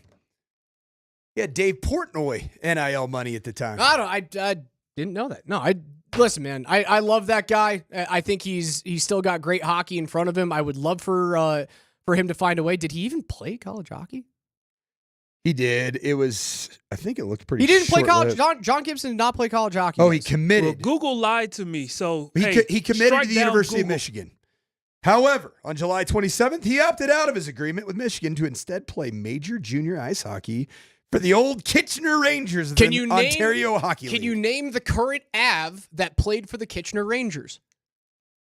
Nathan McKinnon? No, but you're in the right ballpark.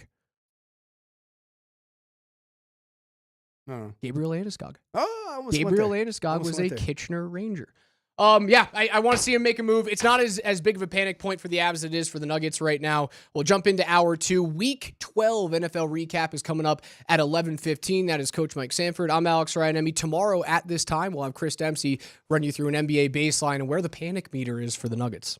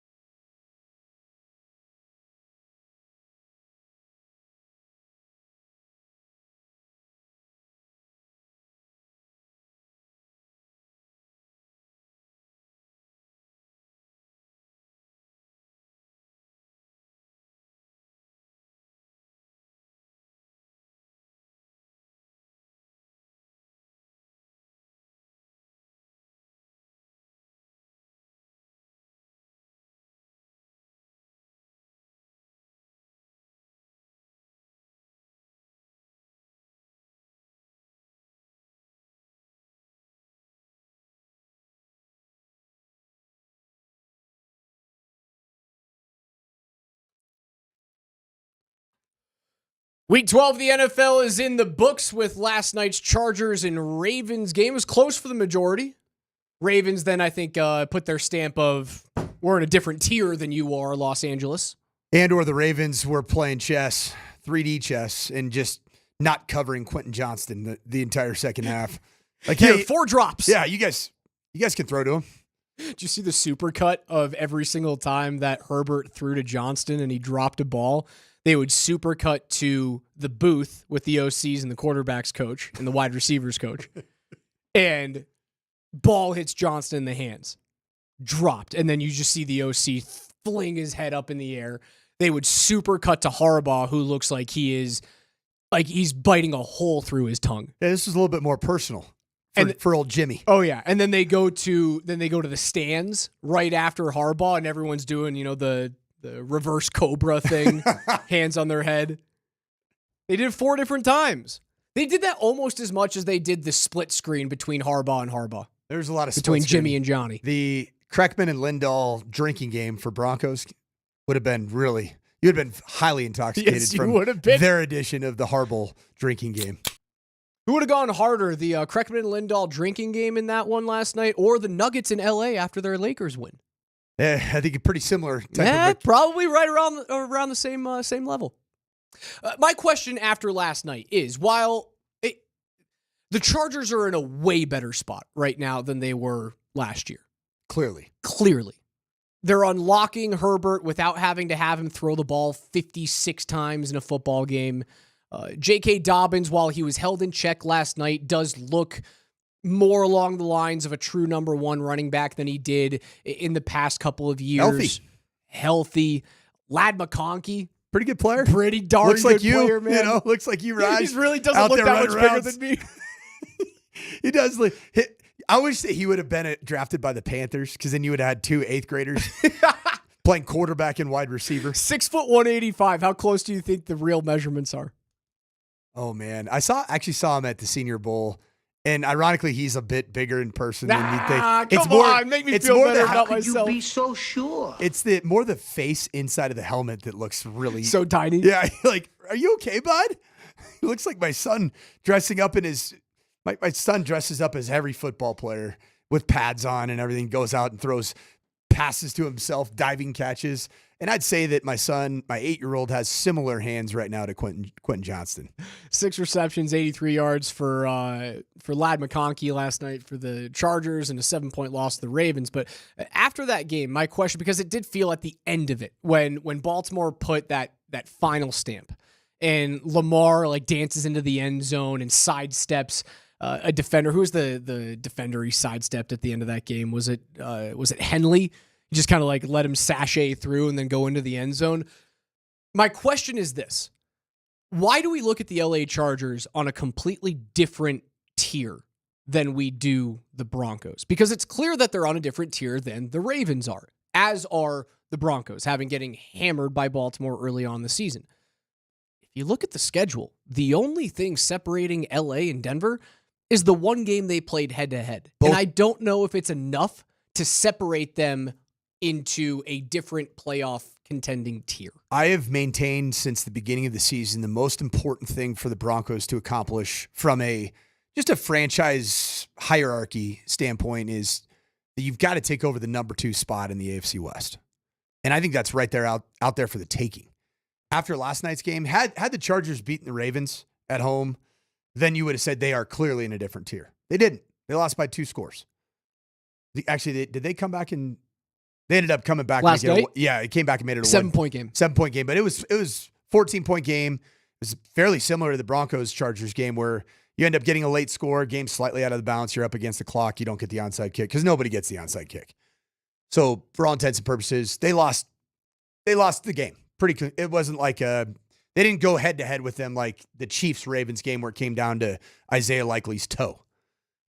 So I do think they're in the exact same spot right now. The only difference, because these are 2 franchises that have won 6 games over teams that currently have losing records or 500 or worse, and they've both beaten one team with a winning record. Now, in the case of the Chargers, their one team that they've beaten with a winning record is the Broncos. That's the only thing separating right Still now. a one-score game. But I would argue that the confidence level of the Denver Broncos, however they got there, but the confidence level right now is very different than the last time they played.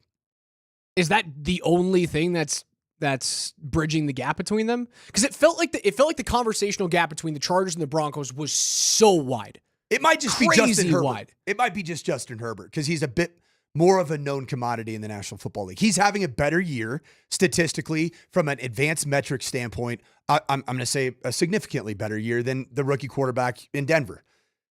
But in terms of like touchdown numbers, like traditional metrics, Bo Nix is right there with him.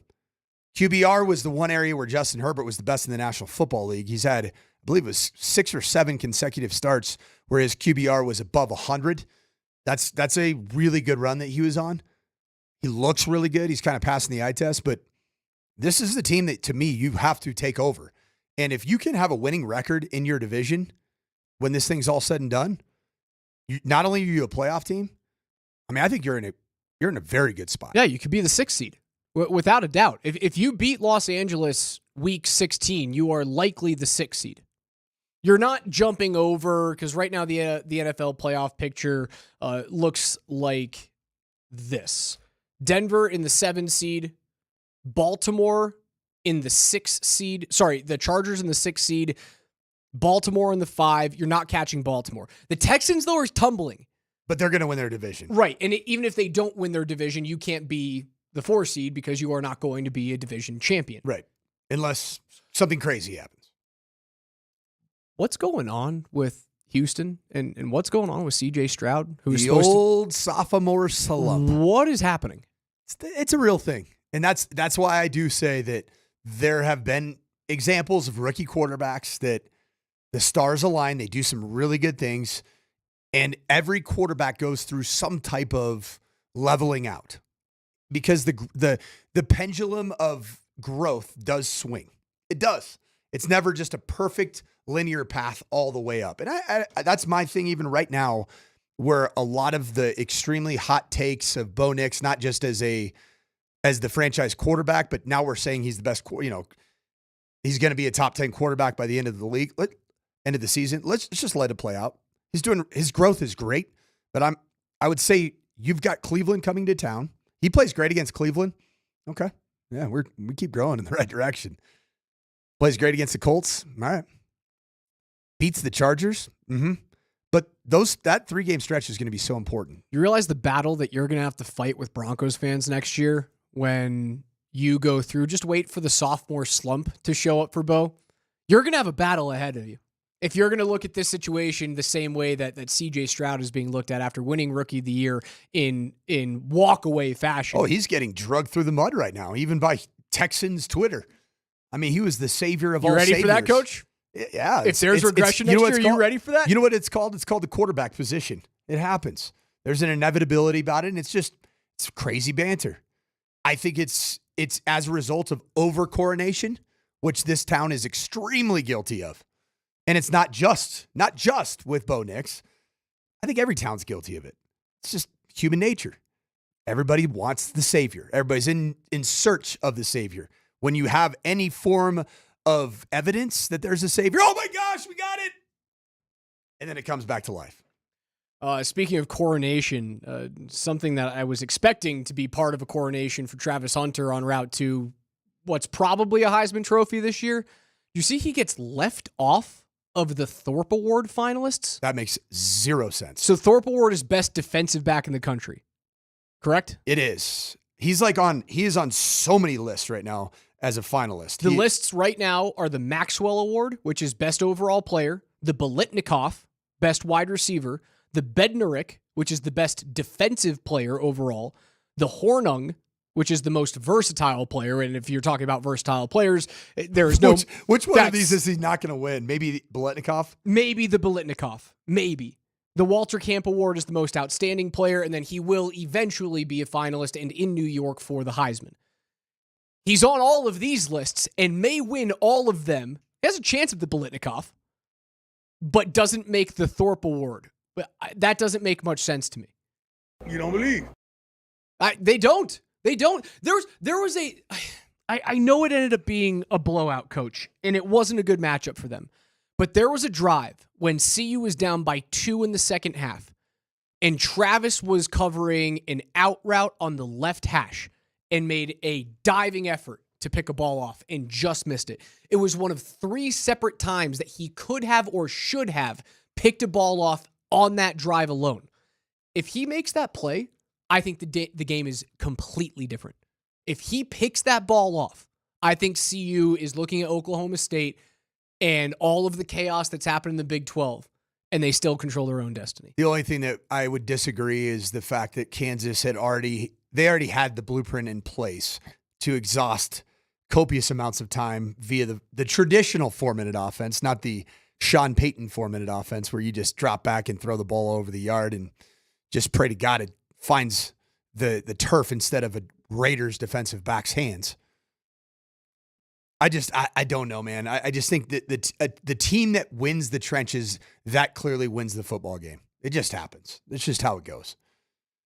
I think that part of the fact that Travis Hunter is missing out on the Thorpe Award, it proves to me that the Thorpe Award and whoever those voters are, they are in the YDKB camp of you don't know ball.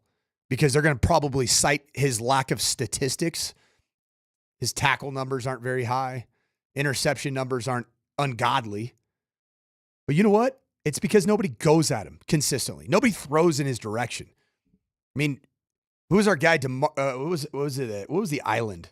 Not DeMar. Oh, Darrell Revis. Darrell Revis. Revis's island. His stats were... Who's the island, he asks? His stats were horrific. But if you knew ball, you realized that his position and eliminating a side of the field makes you an elite defensive back. He should be a Thorpe Award finalist, and he's not. Who cares? I mean, he's going to end up winning like 7 awards anyway. And I still think he's probably going to win the Heisman. It'd be funny if he wipes all those awards clean, wins the Heisman, and just you get to look back at the defensive back award and like, are you kidding me? Joking that's the one thing I didn't win when I'm a blanket on the side of the field that I cover. Odd things happening with CU after they get hammered by Kansas. On the other side, we'll do our NFL notes. Week 12 NFL recap edition. Stay tuned, and we'll hand things off to PhD coming up at noon.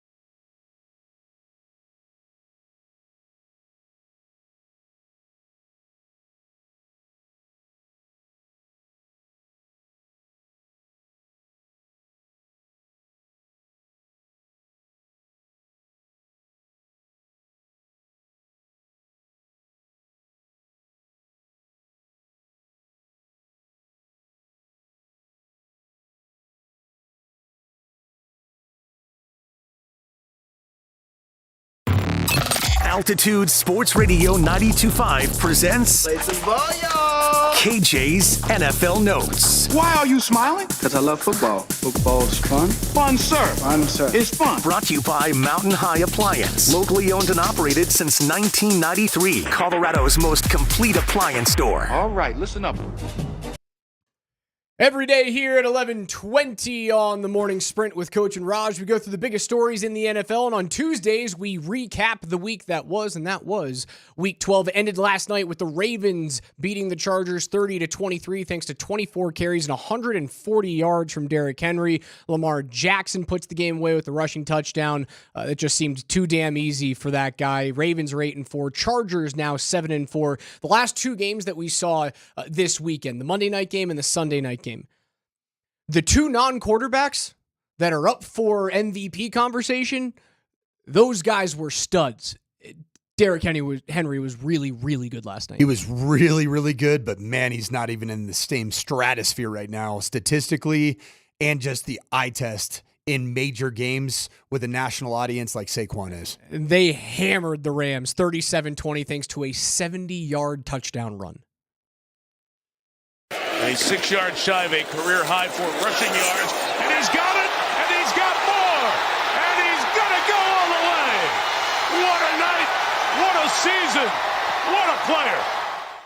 302 yards combined, 2 touchdowns on the ground, 255 yards on 26 carries, and he gave the record-breaking ball away to a fan and was devastated about it afterwards. Between Saquon Barkley's 255 yards rushing on 26 carries and his 4 catches for 47 yards, how about Saquon Barkley averaged a first down per touch in the National Football League?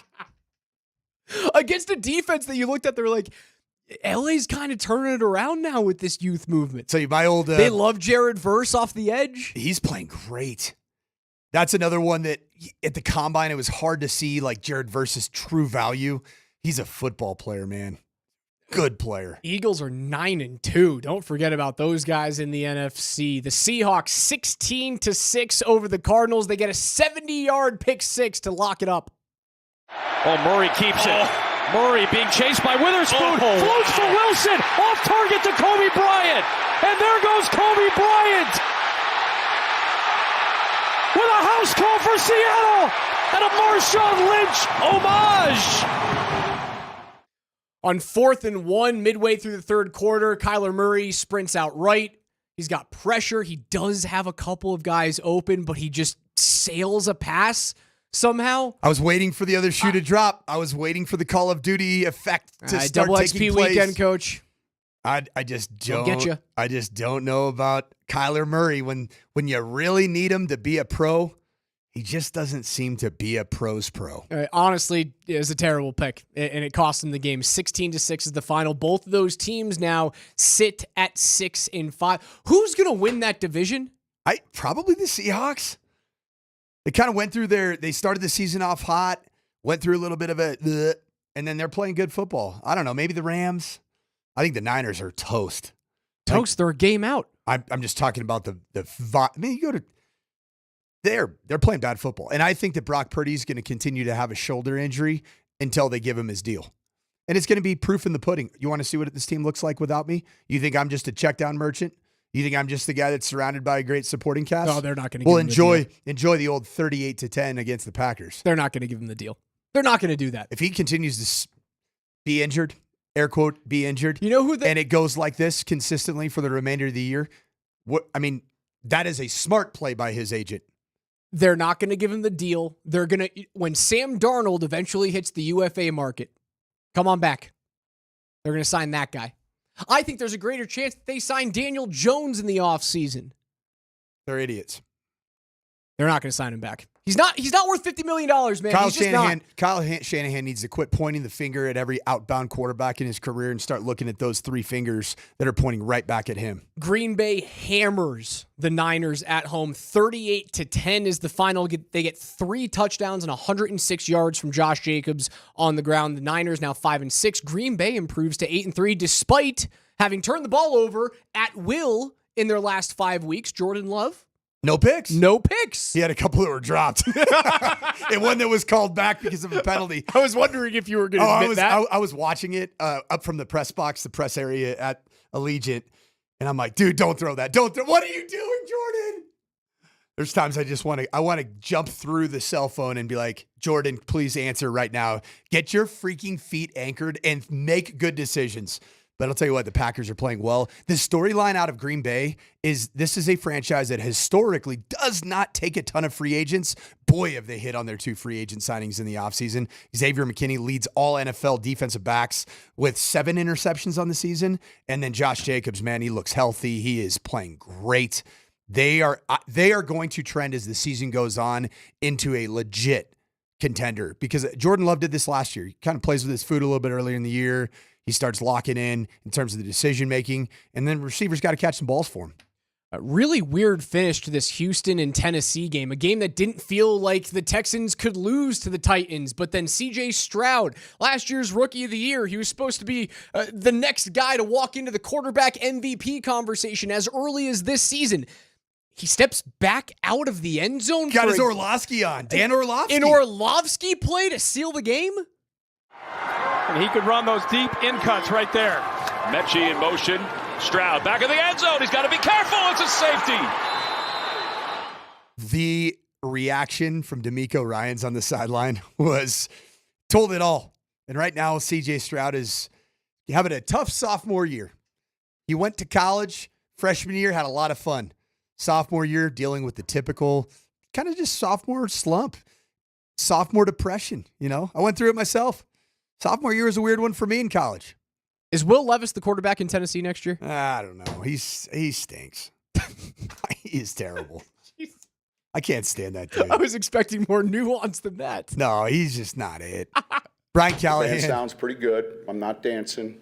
Brian Callahan, the head coach of the Titans, both he and his offensive coordinator are good friends of my wife and I. We all work together at Stanford, and it's been a tough year, and Will Levis he's the perfect quarterback that gives you a game where you're like, we might have something here because he is a great athlete with a howitzer on his right shoulder. I just don't think he's the guy. You want to hear a wild stat through 12 weeks?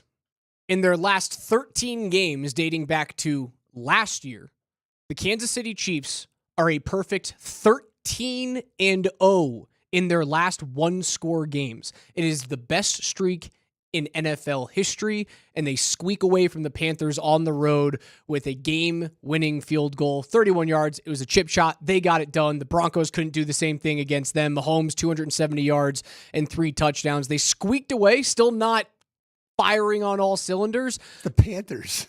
I know. Hey, Bryce is kind of looking nice these days. Honestly, since he's come back he from is that absolutely benching, going to be the quarterback in Carolina next year. I think he is. I think it would be a mistake if they didn't have him there. He got set. He was sat down, and he came back. He looked good, and especially against the Broncos in the second half. You're like, okay, I can see this is Alabama Bryce. Alabama Bryce is back, so we get to watch freshman year Bryce Young now. 13-0 in their last 13 1-score games. Yeah, they got the witch. They got a defense. They got great coaches. I mean, it's a hex, man. You just can't. You have to pull away from them. If you want to beat them, you have to pull away. They just kind of look at you and laugh like, you think you're in this? That's funny. Even we've been down the whole game. But come on, we're good. Come on. You know what's gonna happen. The best celebration of the week came in the Buccaneers and Giants game. Baker Mayfield toys with the Giants faithful, 294 yards. They get 87 yards on the ground and a touchdown from Irving. Does it seem like we're going to get Drew Lock this week? KJ's got some vibes on that. Yeah, Brian Dable was at his presser today, and he talked about, hey, Tommy's not 100% right now, and we're not going to risk it.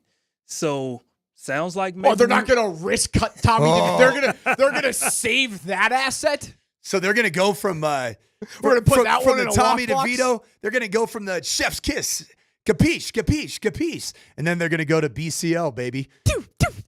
Just the big lock, big chicken lock. Big chicken lock. The Cowboys and Commanders game may have been the most. It may have been the most entertaining game of the entire weekend. This thing was a 13-9 game with 5.5 minutes to go in regulation. It finished 34-26 Cowboys. in regulation. I asked you to play like a highlight. I don't know what we're going to get here, but I'm sure it's going to be crazy. Line drive to Turpin, and it bounces through his legs. Here he comes. KaVontae Turpin spinning free. Here he goes. Fastest man in the NFL. KaVontae Turpin takes it all the way. Touchdown, Dallas. Half a minute, no timeouts. Daniels throws down the sideline for Terry McLaurin. McLaurin is loose. Lightning strikes twice in Washington for the tie. Low snap. It is no good. And the worst special teams day in history has a fitting finish. Insanity. The end of that Washington and Dallas game. The Cowboys improved to 4-7 to the point where Jerry Jones came out today and said it wouldn't be crazy to think that Mike McCarthy could get an extension. It's a little crazy, Jerry. Let's leave the football decisions to maybe someone a little bit younger at this point. I don't think Jerry Jones is leaving any decisions to anybody, and that's the problem. That's why the Cowboys are in the spot that they're in, because frankly, he should be tanking right now. And beating a team that you shouldn't beat, I don't know if that's the right play. Cooper Rush looked pretty good though against the Manders. It was insane, man. You get a 99-yard touchdown return. You get an 86-yard Terry McLaurin reception. The Cowboys house the onside kick. 43-yard touchdown on coming back on an onside opportunity from Siebert. Like, if you had the under in that game, I feel so bad for you. That thing was online. There were 22 points scored total with 5.5 minutes to go in the game. 5.5 minutes. Have you seen the scoreboard of it was 5:30 left in the game, and it's like 13-9. 13-9. Final score was 34-26. and we didn't 60 play points overtime. scored in a game. 48 points were scored in the span of 5 minutes and 36 seconds. Oh my gosh. Just nuts. Cowboys are at 4-7. The Commanders down to 7-5. They're going to lose the Rookie of the Year. They're going to lose Coach of the Year because of this. They're going on a little bit of a slide. They came out the gates too hot, Coach. I call it the Cliff Kingsbury effect. His offenses always have a fast start to the year, but the simplicity of them, there's not the depth that a Sean Payton has. There's not the depth that Mike LaFleur has, Matt LaFleur. It just starts to, if you look at Cliff Kingsbury's record, even in college, there's a tail-off effect at the end of the season. Don't look in your rear view mirror because the object may be closer than it appears. A team that we thought was dead. The 5-6 now Miami Dolphins get a 34-15 win against the lowly New England Patriots. Drake May struggles, 222 yards, a touchdown, a pick in that one. Just wasn't as dynamic as we've seen him in the past 6-7 weeks. But Tua Tagovailoa, 29-40, 317 yards through the air, 4 touchdowns, 2 to a chain. 1 to Smith, 1 to Jalen Waddle, 144 yards from Jalen through the air. And the Dolphins, well, they're your biggest competition if you still have to battle for the 7 seed. A healthy Dolphins team with a healthy Tua Tagovailoa that's playing well and playing confident might be the scariest team to anybody down the stretch. And it does include the Broncos. You're not going to have to play them, so it's not like you're going to have to exercise that demon. But they just get hot, man. They can get hot, and they can score at will. Their problem is and will remain their health has been so up and down, and they do struggle in bad weather climates. And you'll likely, if you're in the 6 or the 7, you're going to have to go to Kansas City in the dead of winter, or you're going to have to go to Buffalo in the dead of winter. Yeah, and you can see my hat right now. I got some Green Bay Packers throwback vibes on right now. What? Why did you just twist your hat that way? Because it's got the GB right here. But no one knows that's a Green Bay Packers GB. Well, that's what I was trying to show all of our fine friends on Safeway Twitch feed. But all I can say is this. I can't take you seriously when you're wearing your hat at a 45 You got some turkey, angle. though. You know, you're having some stuffing, some turkey, maybe some yams. If you're a part of Broncos country, you glaze Jordan Love and the Green Bay Packers, and you root for them to stop this ascent for the Miami Dolphins on Thursday night. The Lions 24-6 over the Colts, improved to 10-1. They're unbeatable, dude. 270 yards through the air for Jared Goff. They get 3 touchdowns combined from Jahmyr Gibbs and David Montgomery, but they lose Montgomery in the middle of this game. Will that be enough to derail them at some point if David Montgomery is not available to the Lions? Yeah, that's a really good combination. I hope it's not a big problem because I got him on my fantasy team, and he paid up again this weekend. He seems like he always gets a touchdown. Man, the Lions are just such a good, They're confident. so good. Like, everybody thought Aiden Hutchinson not being a part of this, they're going to fall off the face of the earth. Their defense might be playing better now, which is crazy. I heard a comment, I think it was on like Fox Sports. Would you be shocked if Detroit just hammered someone in the Super Bowl, beat them by 28? Just biting kneecaps. Just pound, like, even if they go up against Baltimore or Buffalo or Kansas City, and they just house them by 3 touchdowns. I would not be shocked. They have it in them. They definitely have it in them. They also have it in them to be way closer in a postseason game and make insane decisions about going for it and giving up points. All the different analytics nerds that John Gruden very famously hates, tells them to shut the bleep up. I do love the Lions. I just hope they don't get in their own way with some of their being the smartest guy in the room decision-making. Broncos get a 10-point win over the Raiders, as we've talked about, obviously, the last couple of days. The Browns beat the Steelers on Thursday night, 24-19. In our final game, the Vikings, last-second overtime field goal to hand the Bears their 5th straight loss. 29 yards for the win. Good snap. Good hold. Good kick. And the Minnesota Vikings win it in overtime, 30-27. My favorite meme that I saw over the weekend for NFL football is, you seen the meme with Tiger Woods and John Daly looking at each other across a putting green? And Tiger is, if you've ever seen Tiger in person, the only other athlete that feels larger in terms of just like stature and presence that I've seen that I wasn't expecting, Alex Rodriguez when he was a Yankee. And I remember seeing him play against the Mets at Shea Stadium. And him walking into the batter's box and just being shocked at the sheer size of his shoulders and his back. Obviously, that was aided by, a handful of steroids at that point in his career that he ended up getting caught for. The only other dude that I've seen that I was shocked at the legit just mass of the human being was Tiger. And there's a meme where Tiger is looking at John Daly, who is 120 pounds overweight with a scraggly beard, a whiskey in one hand, and a dart coming out of his mouth. And it is over Tiger's cut and ripped body, the Detroit Lions 10-1, best I've ever seen them play. And then the words over John Daly's body are, the Minnesota Vikings in a gap year messing around with Sam Darnold 9-2. That they are for real, and their defense is for real. Brian Flores has done a great job. I still believe that the Packers are going to take over that second spot in the NFC North. If not, I think the Lions are going to just cruise all the way towards, they're going to end up probably, 15-2. They're playing such good football.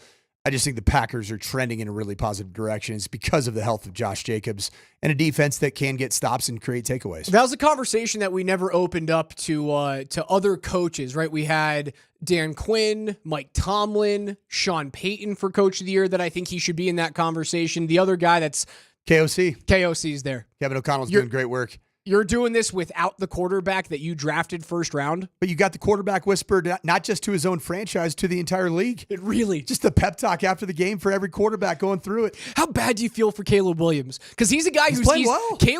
He's a guy who's easy to hate because of his off-field antics and how much of a diva he was at USC. The last 5 weeks, all in losses, he's been pretty damn good. He outplayed Sam Darnold, 340 yards, 32 of 47, 2 touchdowns, no interceptions. And they still lost? Is it just a curse of being a Bears quarterback? Because he's got a good team around him. Like his numbers, if they continue on the trend that he's on, certainly in the last 5 weeks, his numbers are going to be in the top 3 of all time in franchise history. You flip the record right now to match what Denver's doing. Is Bo Nix the leader in the clubhouse, or Jaden Daniels is still the leader, but it's very close? Are those two guys the leader for Rookie of the Year? The answer is probably no. Yeah, if he wins those, if the Bears as a franchise win those 1-score games, yeah, he's He's probably right there. What'd I say? The last 5 weeks, they should be 3-2, and all 3 wins should be over legit playoff teams. I don't know what's going on there, man. It's the head coaching, isn't it? You know what else I just want to continue to harp on this. This was such a damn good draft class for quarterbacks. It was. And right now you can't argue with that point. Just wait. I've said it all along. Wait till J.J. McCarthy's playing for Kevin O'Connell. Just wait till Michael Penix Jr. is playing instead of the old man that shops at Kohl's. This is a really good quarterback class. And Bo Nix is putting the biggest exclamation point on that because he was the 6th drafted in this class, and he is playing phenomenal. That's Coach Mike Sanford. I'm Alex Ryan. Join us on the Schott Mazda text line at 303-504-0925. One price, one person, and 1 hour. We'll hand things off to PhD coming up in just about 15 minutes from right now. Don't go away.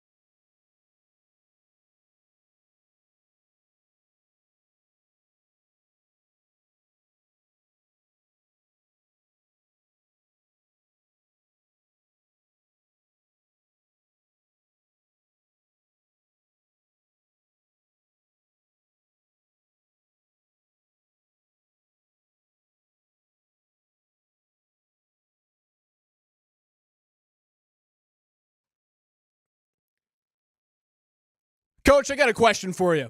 Different sports, but I want to get into the mind of a head football coach here.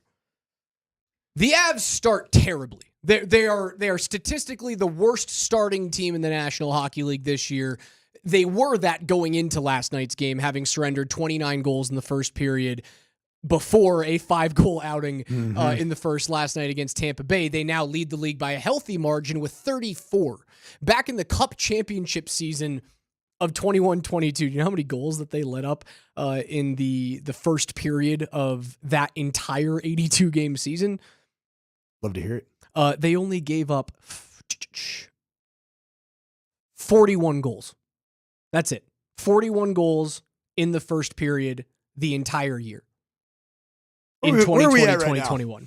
We are 22 games through the season. Oh my gosh. And you are 7 shy of that. So they started really, really hot that year. Really hot that year. So Raj, there's a lot of things that you can do as a football coach to address slow starts. And one of the things that you can do is, the most simple is that as an offensive coordinator, you make sure that your scripted plays are quarterback in rhythm, get first downs, maybe a trick play early, something that gets the juices flowing, gets the team knowing hey, we're here to play. The other thing I've done as a head coach is I've mandated, very similar to what happened with the Rob Ryan cover 0 plan against the Broncos, 3 of the first 9 snaps. You can read about my article on the Denver Gazette where I talked about this cover 0 as just a kind of a desperation plan that you hadn't put on tape a lot. Just a way to get a faster start for a defense that's bottom 3 in every category. You can do those things. But the other thing I did as a coach is if there was just an overall general malaise around our football team at the start of games, I would change how we practice. It's like if we're spending all of our time as a practice operation to build the players up for the meaningful snaps, middle to end of practice, well, guess what? We're practicing a slow start. So there'd be times where I would sudden change and blow the whistle, blow the horns, and just put the ball down, and we're going to scrimmage. We're going to play ball right at the very beginning of practice, because guess what? The beginning of practice we're going to treat it as if it's the beginning of the game. We're going to get rolling. We're going to get our juices flowing. That's how we have to start. And most NHL practices do not start that way. You'll see some of those practices happen with younger teams, like Greg Cronin, who actually is not very well liked right now, reportedly in Anaheim, is the former head coach of the Colorado Eagles, Greg Cronin. And it looks as though he's kind of wearing on the young players there. But Cronin starts off his practices hot, hard, and heavy because it's a young team that he's trying to indoctrinate into the league. You can do that during training camp in hockey, but typically what you see during the season, especially with veteran-laden teams like the Avalanche are, you kind of waltz into practice and you get a couple of touches in, you get your flow, some 2-on-1s, 3-on-2s. And while I say these are all fixable things for the Avalanche, the goaltending is fixable by one, Alexander Georgiev stepping up to the plate over the next 2 to 4 weeks and supplanting himself as I am the starter. Stop talking about this. He has to do that now. Or you go out and you make a trade for a guy. For me, I want John Gibson. Other people are throwing other names out there. There's not many. Mackenzie Blackwood in San Jose, Tristan Jarry in Pittsburgh. I don't like either one of those players. I'm just a John Gibson fan. I think he's still got something left in the tank. That's what you can do there. From a coaching standpoint, I think that's a perfect way to address what the Avalanche are struggling with right now, and that is starting games on time. You can do a couple of things in game, and Bednar has tried it. To his credit, a lot of teams try and start their third or their fourth line. They're grinders, they're grimy players, guys who get some hits early. Right. The comment that you hear from a lot of head coaches, and especially from Bednar, this is the term, it's quick to contact.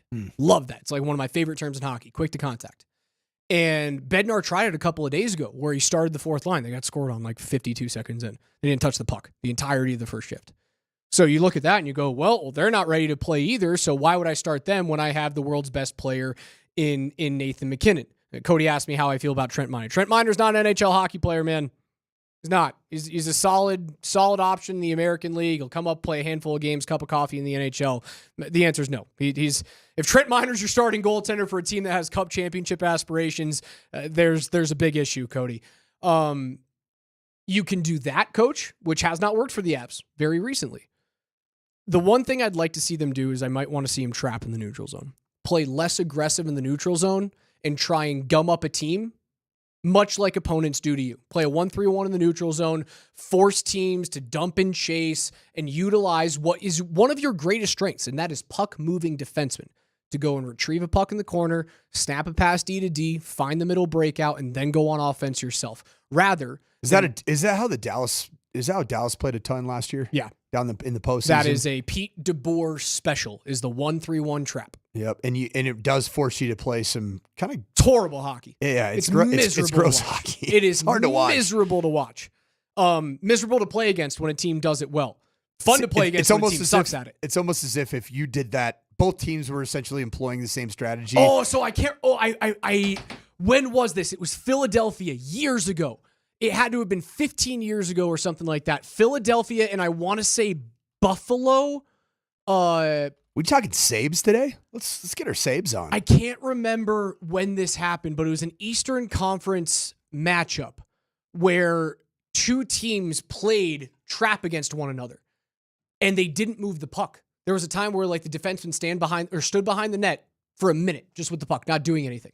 And finally, the referees had to like kill play and go to the benches and went, if you want to do this, if you want to play trap against each other, that's fine. But we're going to call a delay a game penalty if you don't move the puck. And it happened in the playoffs a few years ago. I can't remember when it happened. And I'd waste too much time Googling it right now, but I'm almost positive it was a Flyers game.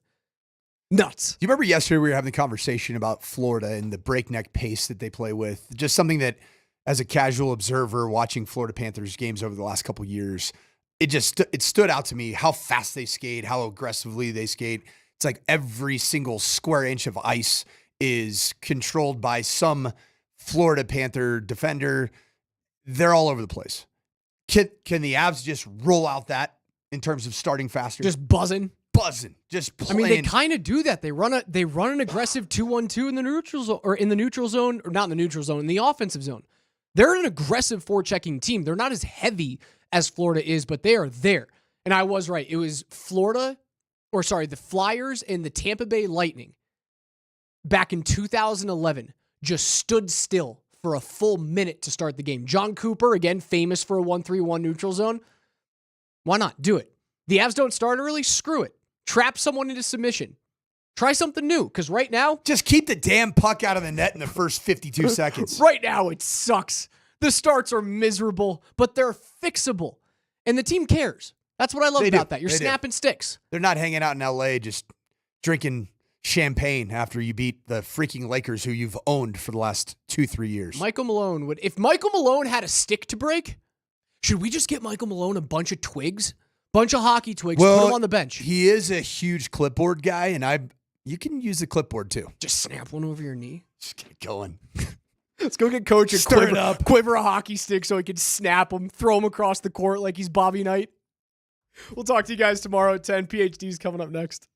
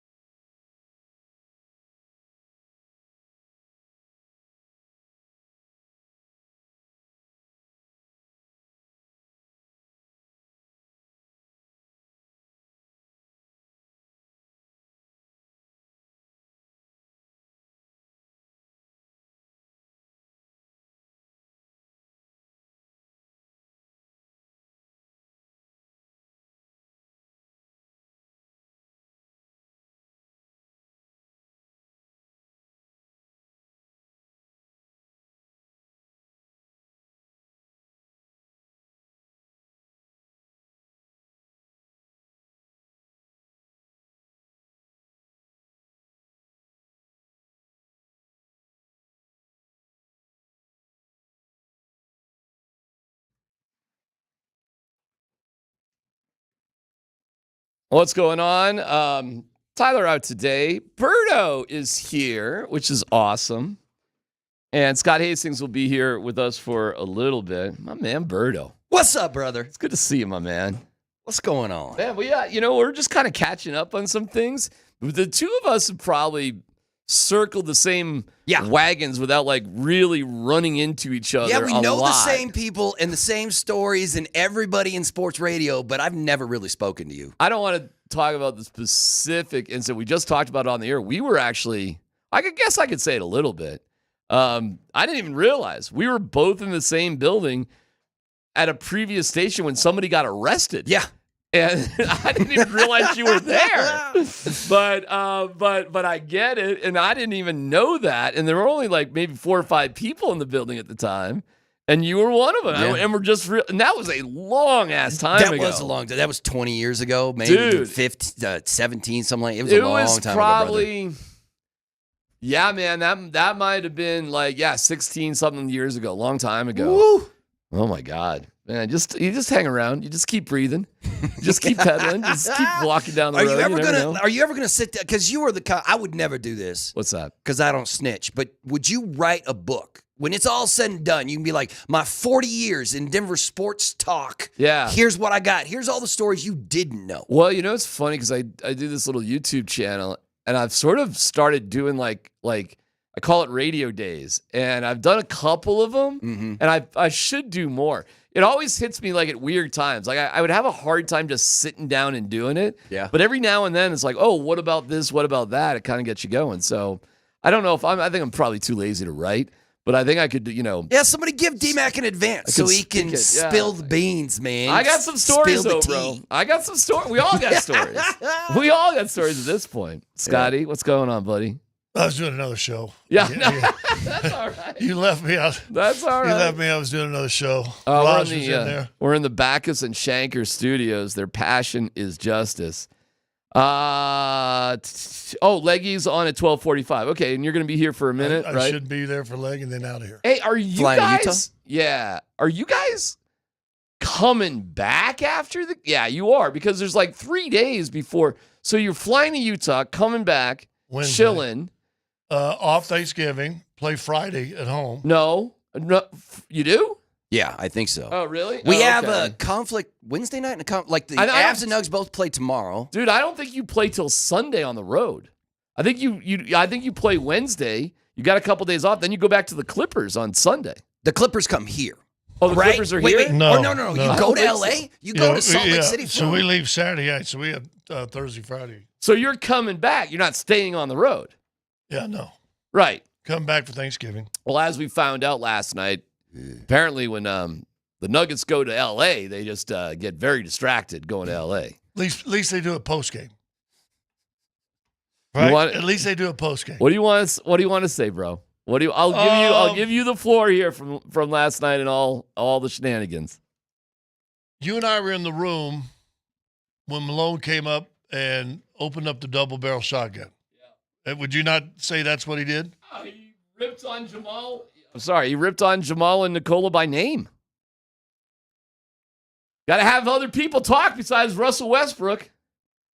By the way, I think Westbrook, as good as he's been, there's a problem there. What? You think? Really? Mm-hmm. Yeah. I don't think so. You're already starting on Russ? What do you think the problem is? Oh, it's not with Russ, because Russ is Russ. Russ is who he is. Yeah. But I'm getting some big time DeMarcus Cousins vibes right now. Oh, no. Really? Really? Not that he's a bad guy, but he's got a big personality. And that he sucks the oxygen out of the room where Malone wants that oxygen to be filled by Jokic and Jamal. But we got Russ. Well, and listen, there are times when a guy can lead loudly where the other leaders will sit there and go, hey, you got the floor. I'll always remember when Maxie told me the story of Patrick Wall, who was one of the leaders when they were winning Stanley Cups. They had a bad period. He comes in and he's throwing Gatorade buckets around and slamming things and screaming and cursing the players out. Oh. And Joe Sakic. This is a Joe Sakic story, right? Yeah, and Joe Sakic sitting there, letting him go off. Patrick Wall's leader. But the alpha, after he'd said about 3 or 4 minutes of just going, tearing the locker room up, Joe steps up and goes, Patrick, that's enough. And it was like And then silent. shuts it down. Sit down. Mm-hmm. Now, that's if that could be Joker, go. Well, it's not. Maybe it, but that's DeMarcus Cousins all over again. Well, maybe, but the problem is here's the difference. I never felt DeMarcus was all in for the team. I still always felt like DeMarcus is all in for himself. I don't get that sense with Russ. All right, I'm just talking about when Malone comes out and he says we need other guys to be vocal besides Russell Westbrook, and we need better leadership out of Nikola and Jamal. That's where I'm going with this. Listen, if I'm wrong, I'm wrong, but he's the one that said it, not me. Right. What Joker, what did he end up with, 24? 22. 22? 7 rebounds, lowest amount of rebounds. Yeah. So he has Westbrook led everybody in scoring. He has a horrible, at least for the Nuggets. He has a horrible game with 22, 7, and 7, Mm-hmm. which 90%. That's not what. But hold on, No, but that's hold not on. what he was talking about, though. No, but hold on. Let me finish this point. 22, 7, 7. Horrible game. Here's what I saw from Nikola. This is the first time, guess what? He came back Sunday afternoon. What's he probably doing all Sunday afternoon and evening? He's probably taking care of his kid or paying attention to his baby. Got the young daughter, and now he's got a brand new baby. And how much, you've done it, how much new fathers sleep? So now all of a sudden, guess what he has to adjust to?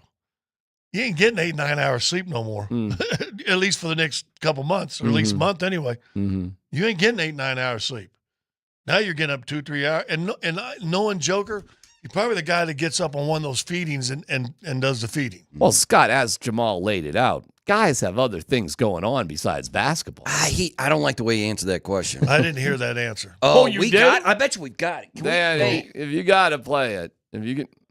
Yeah, I'm sure we got it. It's just like, I don't like the way you answered that question at all. It's tough. All right, here we go. Hold on. Let me move my headphones because I want to hear this. I want to hear this. Oh yeah, Jamal had a couple things to say.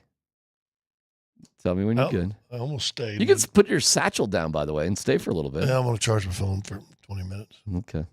Are you ready? Yeah. All right, here we go. I just think it's a long season. Guys have lives outside of basketball. We just beat LA in LA. Got some guys that are live in LA, so stayed in LA. And like I said, I don't think the focus was there from everybody.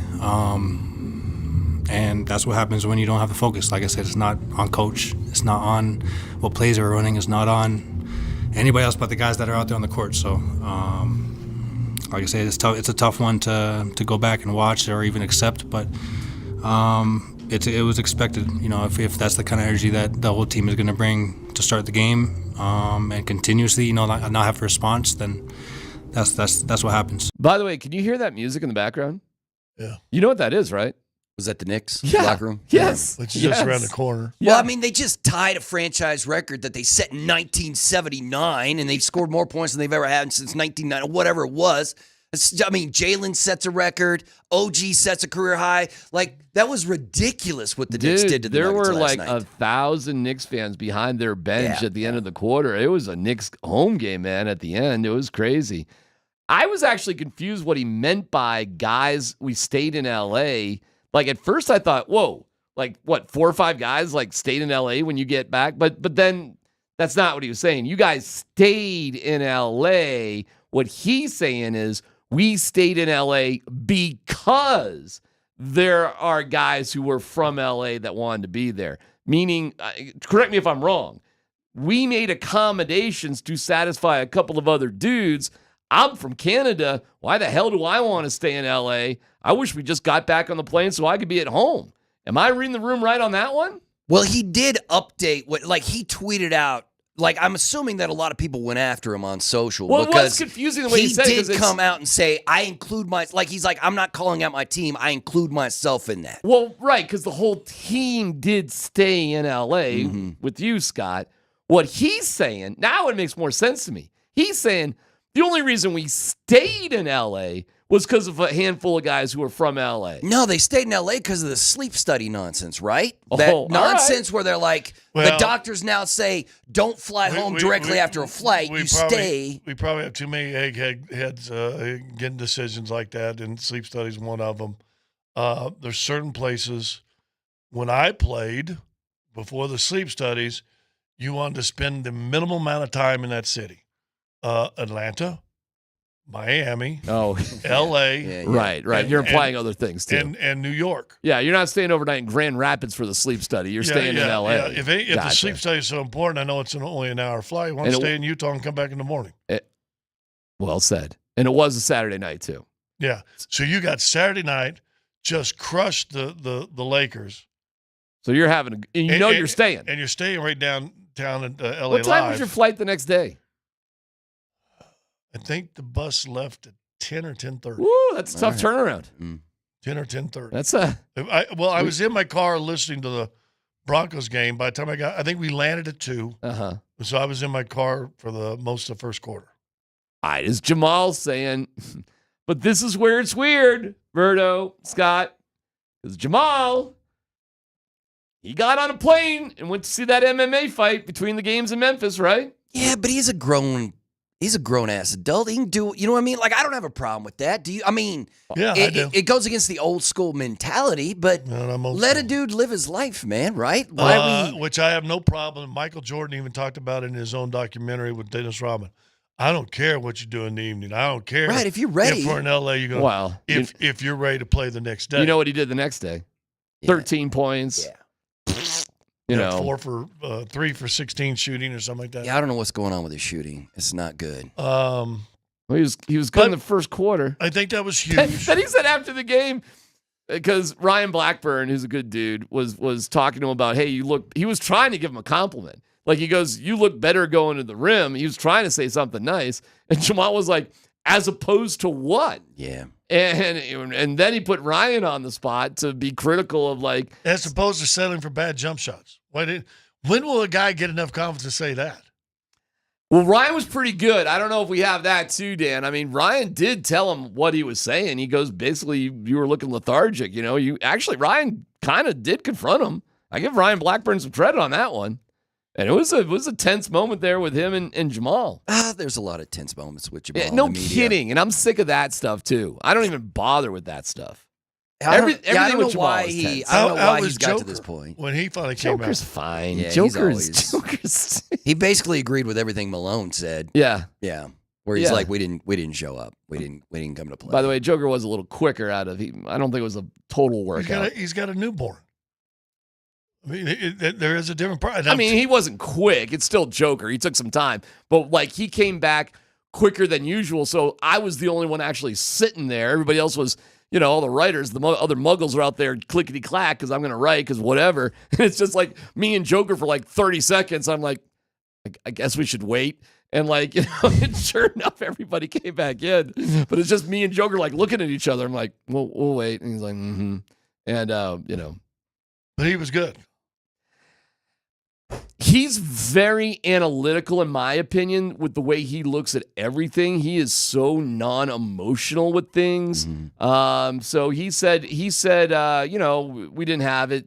We didn't show up. I think he said something like that along those lines. Bennett from the Post pointed out a really great statistic about the net differential between the first half and the second half.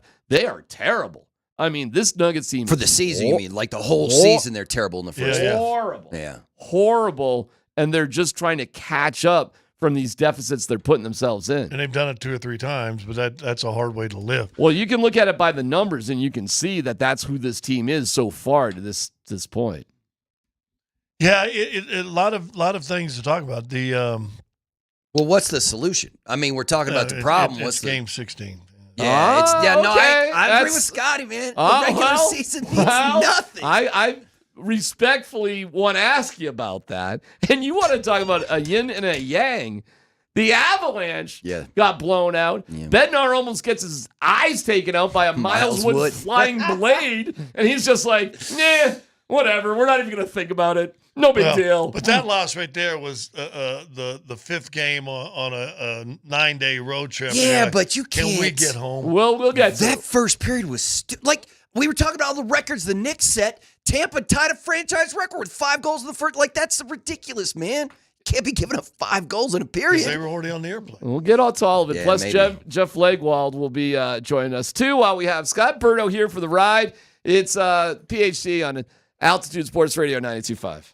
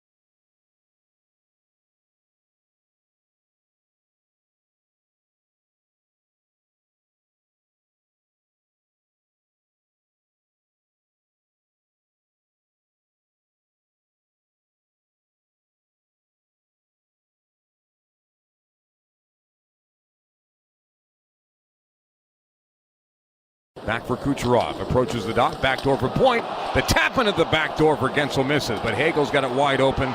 And even more wide open is Braden Point.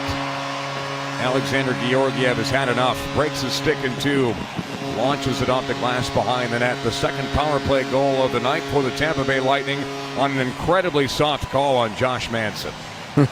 But that's indicative of how the night has gone for the Avalanche. 6-1 Tampa, not even halfway through the hockey game. Let's see, a totally unbiased call, the great Connor McGahey on that one. Bedsy on Georgie. It's the smashing of the stick, and then it's the hurling of the stick. And Hey, listen, they're frustrated, probably upset with themselves, one another, everyone. You know, I don't blame them for having emotion and you know, not liking the way the game was going. I mean, it was 5-1 at the time, 6-1 at the time, so it is what it is. They'll get past it. It's just a different vibe, man, the hockey and the basketball. So what an amazing on Bloody Monday of Thanksgiving week here on with the Avs and the Nuggets. Bloody Monday. You got to remember that. I say the Black Friday before, or Bloody Monday before Black Friday. Bloody Monday. So after the game, I mean, obviously it's two different scenarios, but obviously an awful performance by the Avalanche. Terrible everything, right? And here's Bedsy afterwards. A lot of guys were prepared to work and compete, but our brains were not turned on, so then turns into just chasing the game all over the place, and execution got bad, and yeah, just one of those nights. So it's probably one of those, based on the road trip and where we're at in it and the way we played, it's probably one of those ones where you just swipe it under the carpet and talk about it briefly and move on. You know, like we're going back day off tomorrow after getting in late, and then we got to go Vegas, Dallas, Edmonton. So we don't have time to dwell on this one. You know, Berto, he's just like, whatever, man. Yeah, but that's Bednar. I think Bednar and Malone were basically saying the same thing last night. Malone was just saying it a little more vociferously. Yeah. Well, hold on. I thought it was pretty different because, you know, he's saying like we got this guy. Here's Malone after the game. I hope this is beeped. Is this the game that you feel like you can kind of flush and doesn't? Oh, man, no, we're not flushing. You don't flush when you get embarrassed. You don't flush when you gave up 145 points. You don't flush when you didn't play hard, you didn't play with effort, didn't play with physicality. I'm not flushing anything. Well, here's the difference to me. One, Malone's frustrated because you're 5-4 at home. Yeah, that's terrible. You're better on the road, really, at 4-3, and should have won 2 of those road games probably. That Bednar understands, and when you play an 82-game season, you've been out for 9 days, and you're 3-1 on a series. The 2 hardest games to play are the last game of the road trip and the first game home. It just, and what did he say? We talked about it yesterday, right? About effort and also the mental part. He said, I thought they were skating around hard and everything, but their mind wasn't in it. See, that was what we talked about that yesterday. How guys can play hard. I don't necessarily think that the Nuggets didn't play hard. It's just that there was no mental part of the game involved at all, especially when you compare it to Saturday in L.A. They were all in mentally. All right, let me and play. I'm not saying that might not be more important than the physical part. Let me play one more then, because you're talking about mentally being in. Here's Malone calling out the leaders. Well, yeah, I mean, like Russell Westbrook. I mean, he's vocal. I mean, but we need more than Russell Westbrook. You know, I need Nikola Jokic. I need Jamal Murray. I need guys that have been here in that starting lineup to be vocal.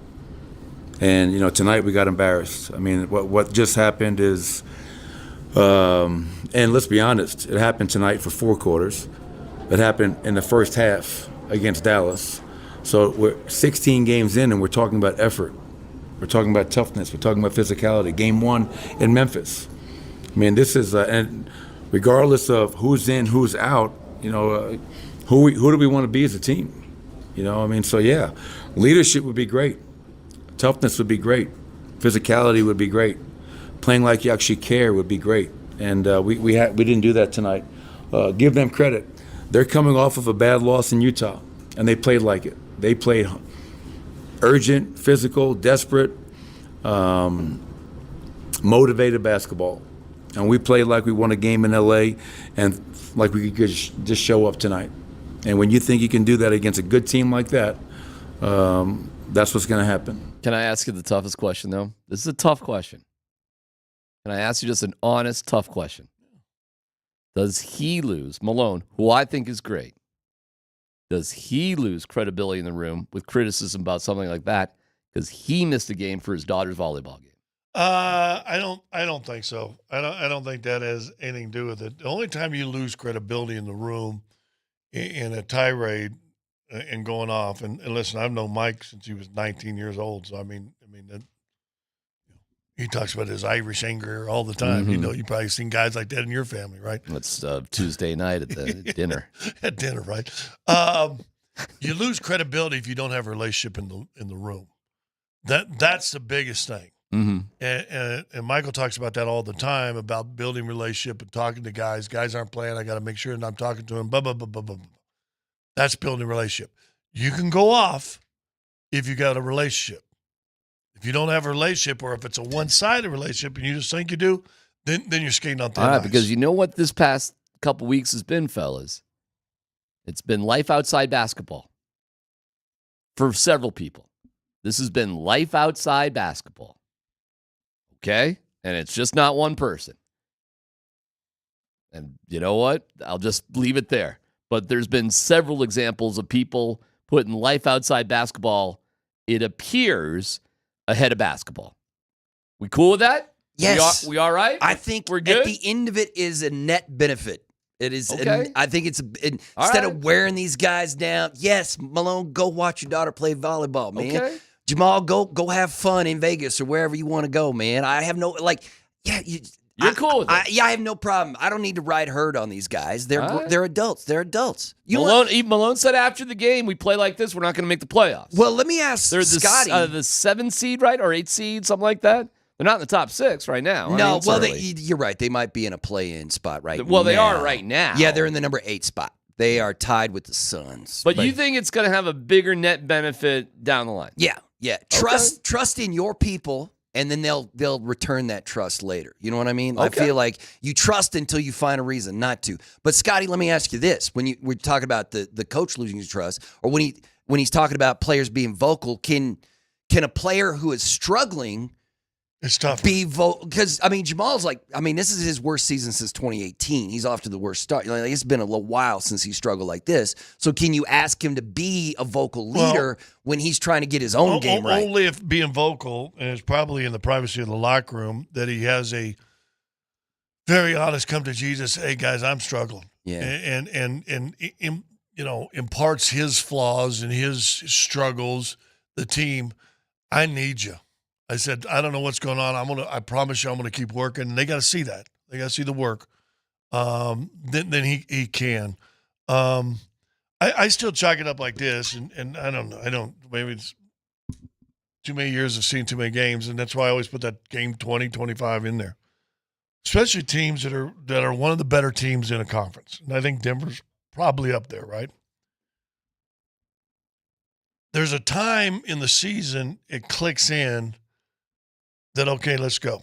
And I think for teams that's been around it and been in the playoffs and deep in the playoffs like they have over the last few years, I think there is a mentality hurdle you have to get over that, okay, now because it's a grind. 82 games. No, you better. Before then? It's going to be before then. It has to be now. Probably, it's after Christmas. They've got to decide, okay, we're in for the grind now. Let's go. If they never settle or never set themselves and, okay, I'm ready for the grind, then it's going to be like this all year, and you're going to be the 8th seed or, play in or something like that. Hey, man, I remember Nuggets teams like that because I've been to Nuggets games when there were like 4,000 people in that arena. I remember it. Yeah. You guys have all been, you call those games. I remember it. It's a slippery slope, bro. Yeah. And, okay. I'm just, hey, the life outside of basketball Nuggets. Yeah, let's do it, man. Well, I guess that's what we're going for. Was it just last year? If I'm remembering this right, wasn't it last year around the All-Star break where Nikola Jokic was basically told the team, like, all right, listen, man, it's time we're getting serious. We're going to get serious. It's time to get. You know what it was? I know exactly what it was. He sent a text coming back from the All-Star game. Yes, where he's like, okay, it's time to get serious. This is it. Yeah, he did. And they did. Here was the problem, though. And they were unbelievable after the All-Star break, but they burned themselves out and they ran out of gas. Whereas the year before when they won the championship, They did it early. they did that. It was that Memphis game. They beat Memphis, and that was like, we can wrap it up. They went 12-11 in their last 23 games. 12-11. Yeah, I remember. And then won a championship because it was like, we got it. We're good. We're going to cruise through here. And Peyton Watson started playing a little bit, and it was like, whoa, okay. I mean, it was like what that. you forget about, listen, you grinded and you were able to step off a little bit and get ready for the postseason. Last year, you started a little bit like you're doing this year, because I think their record is fairly similar to last year. You start off, and then all of a sudden you're going to have to put that grind in, and what are you going to have at the end? Yeah, but guess what didn't happen last year? You didn't give up 145 points at home. You haven't given up that since, what, 1990? Yeah. Since probably Westhead. Yeah. That didn't happen. Yeah. Yeah, I mean, you got embarrassed at home as much as you've had in, 35 years? Yes. I mean, that didn't happen last year. It's the hold on, I have it right here. It's the most points the Nuggets have given up in a regulation game since April 16th, 1991. Dude. So that's Paul Westhead. Because he was 91, 92, Yes. 92, 93. That game was against 89. the Suns. Put 153 on them that night. I was looking at that game yesterday. I think if the Knicks wanted to put up 150, if they were just feeling Although themselves, they could have Thibodeau done kept it. those dudes in. The starters were in there until under Like 3 OG minutes. played now. almost 40 minutes. Cat played at like 38 minutes. I was like, this is crazy. What are you doing? I did say you could tell it's a different era. You could tell it's a different era because in a blowout like this, starters didn't want to be in because guys like me were coming in now, and there was limps going off onto the bus. Yeah, I can't believe they weren't intimidated by Hunter Tyson. I can't believe they weren't shaking in their boots when P.J. Hall came off the bench. Yeah, that was showtime, bro. Like, the vibe in that arena, dude, it was... Of course the starters wanted to be in there. That was fun. Yeah. That was playground. Yeah, there were time. several Because chants you- started by because you Knicks can't- fans. You can't listen, in the old days, how many 5-0 hockey games you knew there was going to be 2 or 3 fights the rest of the game? You're like, this is going to get ugly. Let's It's gonna stay and get watch ugly. some blood on the ice. That's the old NBA. You're going to blow us out by 30. You know what? Speaking of 20's fine. You beat us by 35, 40. Oh, there's blood on the court. We brought up... But not anymore. No way. You brought up DeMarcus Cousins. Did you see he just came out and said the one thing that the NBA needs is what the NHL has? Yeah. He was like, they need to be able to fight. They need to be able to fight. You need to find a way for was dudes to be crazy. able to throw punches on an NBA court. And I was like, all right, DeMarcus. Okay, bro, let's go. That's a new thing. Like a fight zone? Yes. Like a fight circle? Right, Like- right. Can you imagine? And I mean, you Not couldn't- really, but Can you it'd be imagine funny. Joker like dropping the gloves with Jalen Brunson? So he can work. I don't even know how that would function in the NBA. But DeMarcus is down for it. Yeah, there's part of that. Got some truth in it. Can I say that? You want me to say something that's a buzz in my bonnet? What's that? So I got smoked last night, right? I don't know if you stayed to the interview or to head I was down. there to the bitter end, my friend. So the buzzer goes, well, Joker's down there and goes and shakes the coach's hands and hugs the stars and everybody else. I mean, and it's really fun to watch for me because guys that don't even get in the game, guess what they're doing? They're trying to go over and dap up Joker too. I mean, that's a moment. That's his status. It's Sure. a moment. Yeah. But he's going over hugging Towns, hugging all these guys. He just kicked their ass and he's over doing that. You know, LeBron and Anthony Davis did as soon as that game was over? Walk to the locker room. Straight to the locker room. Straight to the locker room. Didn't say a word. And he did that last year in the playoffs in the last game, last 2 years. Yeah. See ya. And I'm like, I don't know if I like that. Because you know what?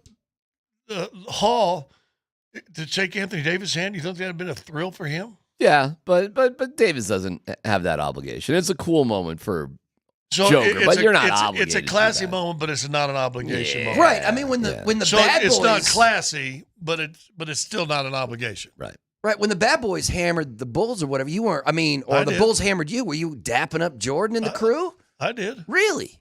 Yeah. Because it felt Wait like a there was some second. bitterness Wait, in whoa, that whoa, one. whoa. When everybody walked past the Bulls, you didn't? I was on the floor. I was playing. Oh, that's right. I was playing, and I was friends with Right. I was friends with Horace and Scottie Pippen. So when you saw all your teammates walking past the Bulls they before the had to game wait, ended, they had to wait to throw the ball in, as those guys cut across. Your teammates the are field. leaving. I'm at the far wing. You can see the replay of it. I gotta watch that. Have again. Dan pull up the replay of So it. salty, I'm like at man. the far wing by half court. When these guys are walking off, they have to wait the game for just a second. Well, you to throw the ball know, in. that moment is what got Isaiah not invited to the Right, Team to the USA. Dream Team. which is Yeah. which is funny because the Mm-hmm. year before when they knocked Bird out, Bird did the same thing. Yeah, But no one said anything about Bird doing it. Yeah. All right, so 16. Well, it's 17 games, but whatever. Like, That's all right. is it all right? Yeah. We're good. Yeah. We're good. Yeah. Is this the new Jamal or is this a slump? I'm hoping it's a slump. It better be a slump. What do you He's think? 27 years old or 26 years old, something. I wonder, and no one, I've not heard anything. I wonder if he's completely healthy. A. Okay. And B, if he is, then this is almost like Rocky 2. Rocky had to go back to the basics. You know, remember that? Remember he got beat by what's his name? Mr. T? Mr. T. Clubber Lang. There you go. And then Apollo Yeah. Creed says, you got to get back to, and then Yeah, he went yeah, back yeah, to yeah. teaching the basics, back to, boom, boom. Gotta go Should to you the, rest him? But if he's healthy, If he's Does he healthy, need to go then, to a dimly lit gym in Kitchener? maybe. He needs to probably get in the gym. He probably got to get his lower body stronger and leaner. He's probably got to do, if he's healthy. Okay. If he's healthy. Well, this is the interaction with Ryan Blackburn and Jamal, because I thought Ryan was asking a good. He was trying to give him a compliment, but it went in this direction. Individually, it looked like you were moving pretty well up there. Just has anything changed for you? Anything clicked for you over the last couple of games? Just Why you say that? basketball. Why you say that? I thought you were getting to the rim really well. And No, I mean compared to last games. I thought you were tentative in previous games, and I thought you were more definitive tonight. That's it? That would be my assessment. No, nothing different, nothing changing. I mean, we lost by 30, so it's not on. If I make a couple shots, ooh, nice, cool. Nikola makes a couple shots, ooh, great, bro. We're down 35, bro. It does not matter how I look, how anybody looks. It's about everybody else on the team. I got to give Ryan a lot of credit and there. that was good. And it was, and I'll give Jamal credit because he tested him. He said, "Yeah, I thought you've been looking tentative," and did a great response. Yeah. If Jamal goes, "Oh, you're wrong," and shuts him down right away and doesn't give no response, then he hit a nerve. At least he answered. Okay, I see. All right, I give him credit for answering too. Yeah, I think Jamal likes Ryan. I think they have a good relationship, actually. I think they're actually really good relationship, respectful. But that's a tough spot when, like, an athlete, like, he was giving him a compliment. Hey, man, you look better. Oh, compared to what? Yeah. Oof, okay. right. Now Well, I gotta compared tell to you- how you were playing earlier in the season. Well, what were you seeing? And you got to be ready, I guess, like Ryan did, to back it up. And Ryan did. So good for him. And yeah, you're right. Good for Jamal, too. But Ryan's not wrong. I mean, Jamal's been inconsistent. We've talked a bunch about it. He hasn't been steady Eddie out there. You know, and I'm not saying he can't have a great game, but we'll dig into it a little bit. I know you got to get going, but we got Jeff Legwell. Cool. We got Leggy coming up. We got the Broncos. I think they're kind of working. No, today's the day off. Today's the day off. It's weird because it's this Monday night thing. So yeah, today's the day off against Cleveland. And is Bo Nix the rookie of the year? That Leggy will love talking about that coming up next.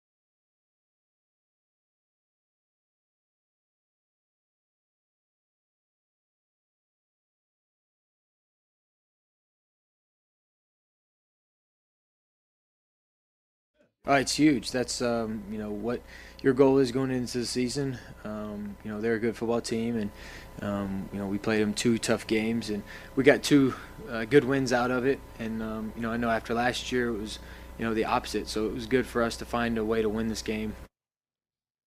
Now, here we go now. Here we go. Jeff Legwald joins us. Brought to you by the International Brother of Electrical Workers, IBEW, Local 68. Start with the job, end with the career. Jeff, is Bo Nix, if the vote was held today, would he be the offensive rookie of the year? I think it'd be pretty hard to argue against that right now. But you never know. Having voted on that award for 20 some years, I no longer will, but having done that for 2 decades, I can tell you, you never know sort of what that block east of the Mississippi is thinking about everything out here. My joke has always been, we have a little thing we call the rest of the country, and I really don't know. I mean, Daniels in the first almost half of the season was probably easily the rookie of the year, but now the 2 teams' records are similar. Bo's numbers in some categories are very good. It's just how deep in the analytics are you going to go? Because there are just some things Bo Nix isn't scoring high in the analytical part of it all. So if you believe your eyes, he's probably rookie of the year. If people dive into the analytics, maybe it's a little dicier, but he's definitely got to, if he has a good month of the season and they make the playoffs, because the vote will come right before the end of the regular season. So, most of the regular season will be in the books. Going on your people don't know about the East or east of the Mississippi. I was working with Turner doing NBA games while I was calling the Nuggets first year they won the Super Bowl. And I'm working with Dick Stockton. Dick Stockton is one of the great legendary broadcasters that did NFL. And I'm saying, dude, I'm telling you, the Broncos, they got some. Oh, they can't. I said, Dick, I won $100, by the way. I said, I'm telling you, these guys are boom, boom, boom, boom. And he said, no, they won't get by the Chiefs. It was for that AFC Championship game. So you're right. There is we don't really know, which also could help Bo in the sense that, well, gosh, they're 7 in this, and they did make the playoffs, and maybe they don't even look at the analytics and say, hey, Denver's in and Washington's not. Let's take the rookie in Denver. I will say he's got 2 good chances with everybody watching to sort of light it up. You got Cleveland Monday, and then now with the flex game, laser show. That Thursday nighter against the Chargers. So he's got 2 good out front opportunities to just show people what he can do.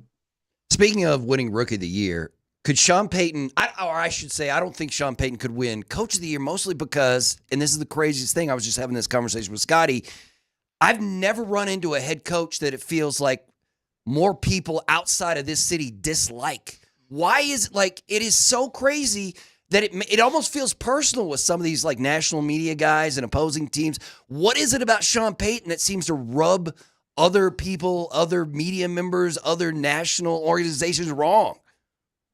Well, I'd argue there's a bunch of folks in the national media who are very close to Sean, and he does have a segment of folks in that realm. That's called Fox. Really think. Yeah, I mean, he worked at Fox. He's close to all those guys, and he's close to some other national, writers and analysts. So I think he's got plenty of support there. But Coach of the Year thing, I mean, it's hard to argue. If the Steelers stay in it, it's hard to argue with Mike Tomlin in that award. But that's the weirdest award. I mean, some of the greatest coaches of all time never won it. Mike never won it. Shanahan never won it.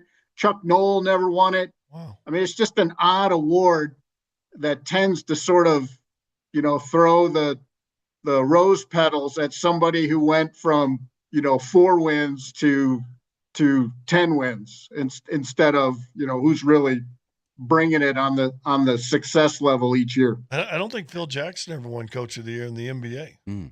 think it made championship. Well, season. I could have coached those teams and handed out See, well, that's exactly the problem right there. Here's a book of poetry with Michael Jordan. There you go. How'd I do? Hey, what was going on? Yeah, I want to see you with the book of poetry. By the way, I'm all in. Hey, there There was a man from Nantucket. It goes like that. Take this, Shaq.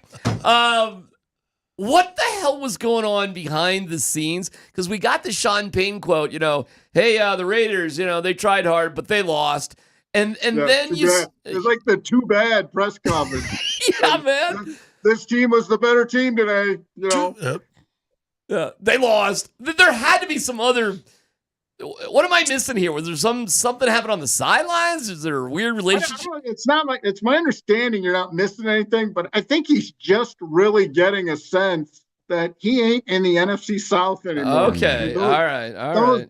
Those rivalries are very tepid. Okay, compared to this. I mean, he's in it now. He was sort of in a weird coaching bubble down there for a long, long time, and he sort of assumed that's the way the world is. And I think it has been a revelation this year.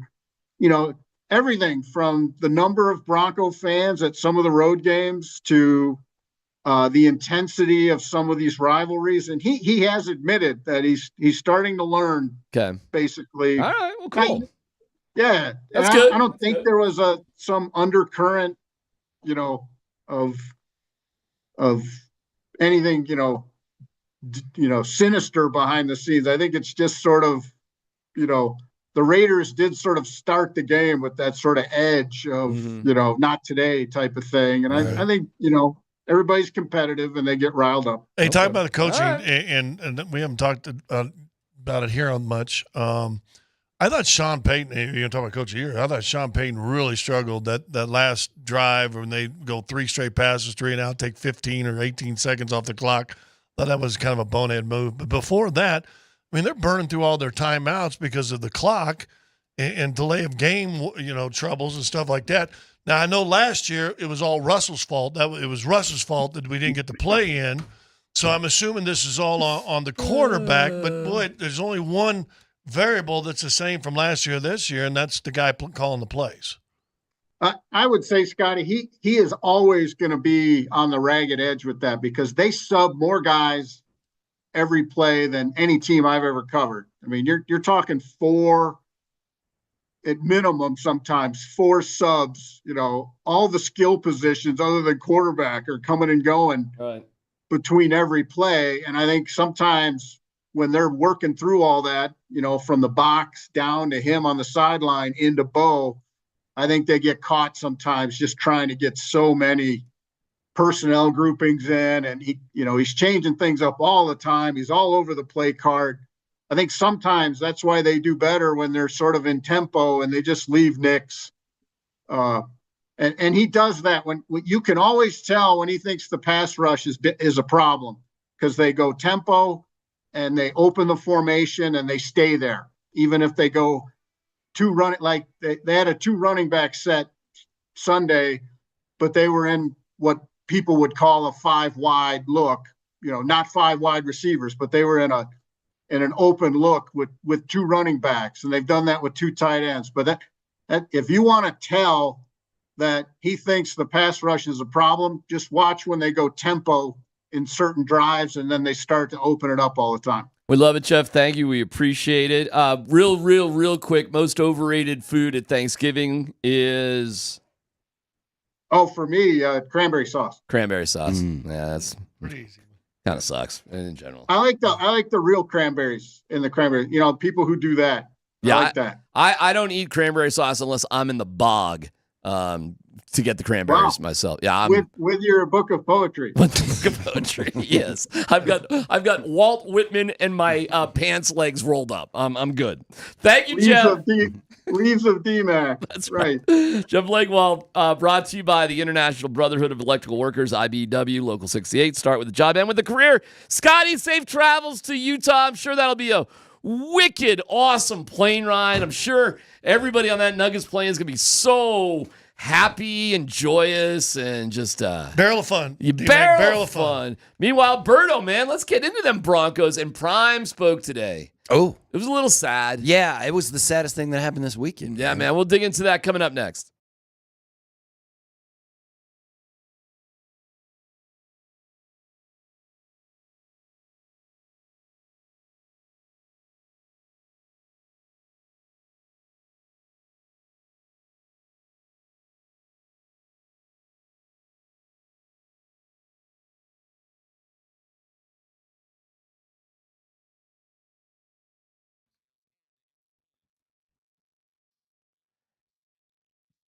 All right, the holidays are here. Cranberry sauce. Yeah, I mean, come on, man. Don't waste your time with it. Listen, if cranberry sauce has you down, there's nothing worse than erectile dysfunction. That's for sure. That's a tough transition. I can recognize that. But if we're talking about ED and we want to get through that, change it up with the Rocky Mountain Men's Clinic. Change it up. They are there when the pills or herbals fail. And a lot of guys just, whatever. I just deal with it. I'm good, or I'm not good, and I don't think about it. Then you lose a huge quality of your life. You don't have to. They have treatments with success rates well over 90%. Some treatments can even have you last an hour or more. It's the Rocky Mountain Men's Clinic, serving the Front Range of Colorado for nearly a decade, successfully treating tens of thousands of men. So schedule a consult. Your initial visit, it's $99. Medical consult with a Colorado licensed medical provider, a TPASA test, and if advised, a test dose. If it doesn't work, well, that visit is free, but it works. Find out for yourself. Call 720-440-7900. 5 locations, Fort Collins, North Denver, Central Denver, Castle Rock, and Colorado Springs. Visit them online, RockyMountainMen'sClinic.com.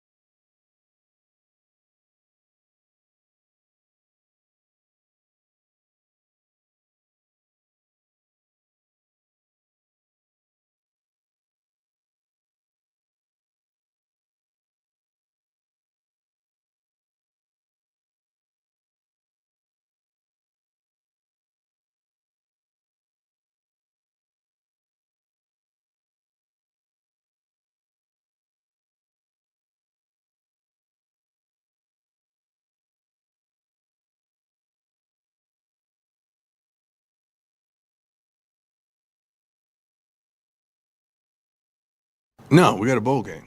I'm pretty sure we secured that weeks ago for Peggy. So, no, it's not the last time you're going to see them in a Buff uniform.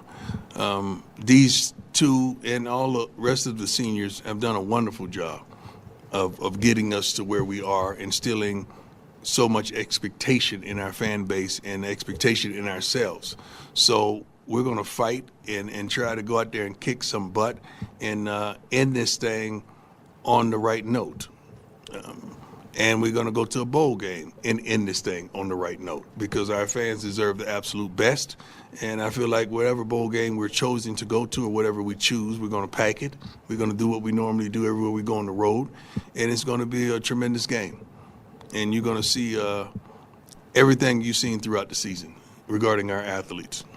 We appreciate you listening, watching on the Altitude Sports Radio app powered by the Wilhite Law Firm, Injury Lawyers. Go to WilhiteWins.com. That's WilhiteWins.com. Scotty on the road. Tyler off today. Birdo's here. What's up, my man? Yeah. Lucky me, man. I appreciate it. Thank you for coming in during the daylight hours. Yeah, no problem, brother. Would you like to do a show 3 hours by yourself if you wanted to? Would I like to do Yeah. it? I'd rather be with you. Thanks, man. I'd rather hang out and chat with you, but would I like to do it? I mean, boy, you're kind of throwing Dan Tanner under the bridge, under the bus a little bit there, we too. can do that but- with all your. Who's your favorite radio partner of all time? Oh, wow, man. Yeah. We're going in that direction? Yeah, you've been doing this a while, man. Wow. Who's man, the one that you put me- consider your brother? Putting me on the spot? Yeah, the one you love the most. Well, my man Alfred was probably the most special guy that I had, Alfred Williams. But, that's a long, long tenured sort of radio history here in Denver. That's 9.5 years. How long did you do with Yeah, what are we doing here? I love a lot of guys I work with. You are acting like Big Al died, and that's not true. He is still with us. I'm not acting like he it. is still with us, man. I didn't play it, but you put me on the spot, bro. Look at you. Look at you coming in hot. Put me on the spot. No, Big Al's a good answer. No, listen, I've been lucky to work with a ton of great people. Stop, Dan. Give me a break. My Lord. You know who my favorite? Hey, you know who my worst guy you've worked? Derek Wolf by a mile. Oh, I mean, that's not even close. You know what? That's my bad. I should have thought of it. My I Lord. didn't even think. I should have went to that immediately. Are you kidding me? My bad. That was ridiculous. That's you guys don't keep in touch? Hell You're not going no. to send him a Christmas card, brother? No. My Lord. Oh my God. The dude didn't want to be there. Yeah, that's tough. Listen, man.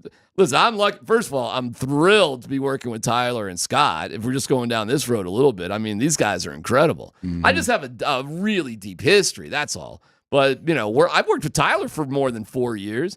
I've known Scott forever. Yeah. I mean, more than 20 years, and we've kind of been around each other. So working with Tyler and Scott is incredible. I'm a lucky duck, no doubt about it. Listen, you don't have to feed their ego just because Scotty's listening right now, man. I'm being honest. Coming into work here every single day is the best 3 hours of my day. Good. Every single day. Nice. And working here has been incredible. But you ask me who the worst is. I mean, I don't have to hesitate on that you're right. one. I shouldn't even ask. Lord. I should have known. Dude, did you hear that show? I mean, well, how long did you must have come across it at some point. How long did you guys keep on keeping on with that? Oh, like 8 painful months. I mean, it was. See, I thought it was longer than that. Wow, that's all it lasted? No. Wow. It took about 8 minutes for me to realize what a disaster it was. Yeah, but, that was a train wreck, brother. I had no idea. It was terrible. Oh, my Lord. Hey, man, I just have one request. After, doing radio for so long, you just want to be with somebody who wants to be there. Yeah. And if you really just, I'm like this with athletes, too. Like, if you don't want to talk or be interviewed. Yeah, no, right. It's not, there's some guy, it's like pulling teeth, and it's not worth it, man. As soon, there's this guy, Powers, what's his name? Ben Powers. Kenny Powers? No, Kenny Powers, he'll want to be interviewed. Ben Powers for the Broncos, the left guard. He gets up in his introductory thing, and he doesn't want to be there. I mean, I can tell. It's little grunts, and I'm like, oh, okay, I will never talk to you again. No problem. Got it. Check. Nathan McKinnon? Bro, I mean, I kind of get it. I give people credit for going up to Nate the Great, and I love Nate, man. Right, but he has a little, I don't, listen, man, he's the best player in the world. So, sometimes you got to, get his 2 cents on things. But he's not going to wrap his arms around you and embrace you as a fellow human. No, man. No, he's got business. I'll walk across the locker here. He's a good dude. Nate's a good dude, but he's not that into it. But I'll go talk to Miko. He's, yep. Kale will talk anytime, Mm-hmm. Georgie will actually be. He kind of talks real low in a monotone, but he's fine. Especially because some goaltenders want nothing to do with that too. They're like, don't bother me, especially on game day. Like, don't talk to me. I'm getting ready for this game. Jamal is a moody dude sometimes. I never know what kind of mood Jamal's going to be in. And Michael Porter Jr. is always great to talk to. So is AG. MPJ is a very outgoing guy. He's a great guy, easy to talk to. Jokic is great. I don't know. Most of the guys are great, but hey man, if you're not into it, I'm not into it. What's the worst relationship with an athlete you've ever had doing this job? Because I'm assuming there's more than a handful. Well, Todd Helton hates me. Oh, I did not know this. Yeah, Todd Helton hates you, brother. He hates me, and he seems like a nice guy. What are you making a nice guy like Todd angry at you for? Yeah, I feel bad about that. What did you do? Golly. Should we play the song, D-Mac? Did you make a song? Play the song. And you did an anti-Todd Helton song? Yeah. Dan, what is going on here? No, what is D-Mac? You know what? What is D-Mac not telling me, Dan? Well, Dan knows why. All right, I'll tell you the story real quick. And I was going to get into Prime and everything, but I'll tell you the story real quick. All right. But let me say, don't play the song. Don't play the song. You got to play. Now don't you play have to play this. I'll tell you what the song is. I'll tell you what the Okay, I'll tell you what the song is. All right. Okay? But you remember Todd, before his last year, was buying lottery tickets. Yeah. And some chew. And chew in the convenience store, souped up on red wine. Yeah, just hammered. Leaving the car on, the door open. The day before he's driving the truck down to Arizona. Yes. And why somebody who makes like millions of dollars drives his truck to Arizona instead of flying to Arizona and buying a truck down there? You got me. You need 15 hours of alone time, I guess. I don't know. So I started, because I said he's not taking the season seriously.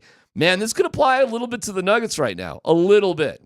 Where we have this whole, what is this? Life outside basketball. That's what I'm going to theme the beginning of the Nuggets season. Mm-hmm. Life outside basketball, as Jamal Murray said. Well, it looks like a life outside baseball when you're getting your chew on, buying lottery tickets. And why is Todd Helton? You know what? You're getting me down this path now. So anyways, I started playing Red Solo Cup. I fill you up as like a Todd Helton theme song. Yeah. Yeah, I didn't just play it once or twice. Over and over, and the Rockies and Todd were like, we're done with this. Yeah, well, the Rockies, whatever. But Todd was offended by it. And it was actually my guy, Tom Nalen, who goes to me, man, he goes, why are you doing that so much? Tom, he said it to me. And I felt really bad about that. And he was right. Tom was right. And I stopped. And I would apologize to Todd, because it's one thing to have a joke or whatever. It's another thing to take things too far. So I actually... No, he might have been taking it a little too seriously. I really... He's the one who made the mistake, not you, brother. I get it, but I think the joke was made, when I'm playing it for the 500th time. I mean, hey, Todd was 2 for 5. Right. We got Red Solo Cup blaring in the background. I mean, it's, it's So do you think July. Todd Helton would swing on you to this day if he saw you? He wouldn't swing on me, but he just hates me. It would just be like that. All right. So I found that out. I had a big beef with Emmanuel Sanders, but we buried the hatchet. Oh, did you really? Yeah, yeah. That was kind of a, that was the whole thing, So, and I think I'm fine with Emmanuel now. Okay. But there you go. You ask. Just Are you sideways with anybody? No.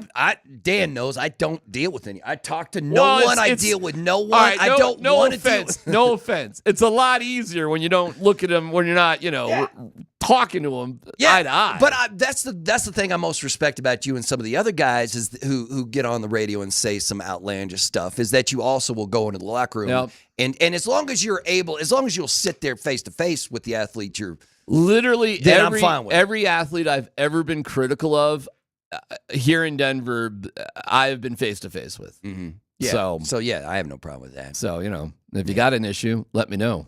Yeah, there's got to be somebody else out there. It can't just be Todd and Emmanuel, or just Todd now that you've made up with Garrett Emmanuel. Bowlesy doesn't like me. How many people were ripping on Garrett Bowles? Yeah, the entire city, man. I mean, I don't think I was anything different. No, whatever. So it goes like that. Most guys have no problem with. Here's what's interesting. I've learned about the pro athletes over the years. Just because one dude hates you, right? Yeah. That does not mean his friend on the same team hates you. Like, he's not going to just automatically go along with his buddy. Like, they're going to have their own independent relationships, no matter what. Yeah. So it's been kind of interesting like that over the years, that just because this guy hates you doesn't mean I hate you. Yeah. That's You never kinda had the an thing. incident like Marquette King almost beat me up. Oh, that's right. You know what? I forgot about that. Yeah, I forgot about almost, that. You're right. But when did he? Was that at Dove Valley Yeah, when that went down? Yeah, Jeff Legwell was like 3 feet away from me at the time. And I wonder, and Leggy's like, "You're about to get stomped." Yeah, nobody came to my defense. Right? Nobody's like, well. nobody's Dude, helping you you gotta out. understand, Marquette King. Everybody was waiting for you to get stomped. Next to Sean Weatherford. If you remember that dude, the punter for the Giants, Mm-hmm. Marquette King may have been the most yoked up punter of all time. you got to. This dude was ripped, and he had. I don't have any beefs with him whatsoever, none. But the dude stepped to me and goes, "You better keep my name out of your mouth." And I'm like, "Or what?" And at this point, you thought somebody was going to step in between the two of you, and nobody did. You better keep my name out of your mouth. I go, "Or what?" He steps to me, closes the gap, lets it rip again. I said, "You better keep my name out of your mouth." And I'm like, and I knew when I threw down the second "or what," I might be dropped like a bag of beans right there. So I hit him with the second. When I hit him with the second "or what," Eric Schubert, a PR guy who's awesome for the Broncos, was like, "Okay, all right." But I was pissed, and I was on the Twitter fingers, Marquette King, blah blah blah, and it kind of turned into a thing. And the next day, I was out there. The next day, Vance Joseph came up, didn't apologize, but was like, "Hey, D-Mac, getting into it with our punter, huh?" Like, kind of like, just like, is it cool? And then what they did PR-wise was pretty interesting. They put Marquette King with a bunch of other media people, sort of the, "Hey, isn't Marquette King a great guy?" Interviews, this, that, the other thing. Yeah. But the Broncos handled it with class. They did. The Broncos handled a tense, weird situation. Their PR people are pretty sharp. I got to give them credit. So it was King, and then, the problem with Marquette King, he had other things going on in his life. Oh, he had some. He was dealing with some stuff. Yeah, because you never know. It's not just what's happening on the field. Well, yeah, and I kind of knew that too, and everybody sort of knew it, and so it was just kind of like, So I really don't have any beefs with Marquette King. I know he was dealing with some injury and some other weird stuff, and he doesn't know me from Adam, and he had to ask who I was. He didn't even know who I was. Like, he's walking down the sidewalk, he's like, which one's D-Mac? And immediately Mike Kliss was like, "That's him right there. That's him right there." So we didn't have any kind of Sanders was different. But again, we buried the beef, and I like Emmanuel. I do. So all right. What about who would have been the one media member that would have stood between the two of you if Marquette actually would have tried to kill you? Is there somebody who's got your back in the Denver media? In a physical confrontation? Yes. Or was there just a bunch of Vic Lombardi, if Vic Lombardi saw what was going on. Marquette could have smacked you and Vic. Yeah, but that wouldn't have helped. The angry Italian and Vic, he would have done something. Okay. That's who Vic is. All right. Moj. Yeah, no, Moj would have filmed it, tweeted it out. Like, who I would have wanted to me, just to regularize, is Kaner. Kaner's a bigger dude, man. Right. He's pretty tall. You're right. And he's young. Agile, yeah. So maybe he might have helped you. But I mean, Tyler's 6'8". But it feels like Tyler would not have helped. He might have been holding me down. He might have been helping Marquette, brother. He might have been helping Marquette. Berto, you're great. I was wanting to get to this whole. That's a useless segment right there. We just we're doing your show now. All right, it's PHC. We'll get to what Deion said. And no dumb questions coming up next.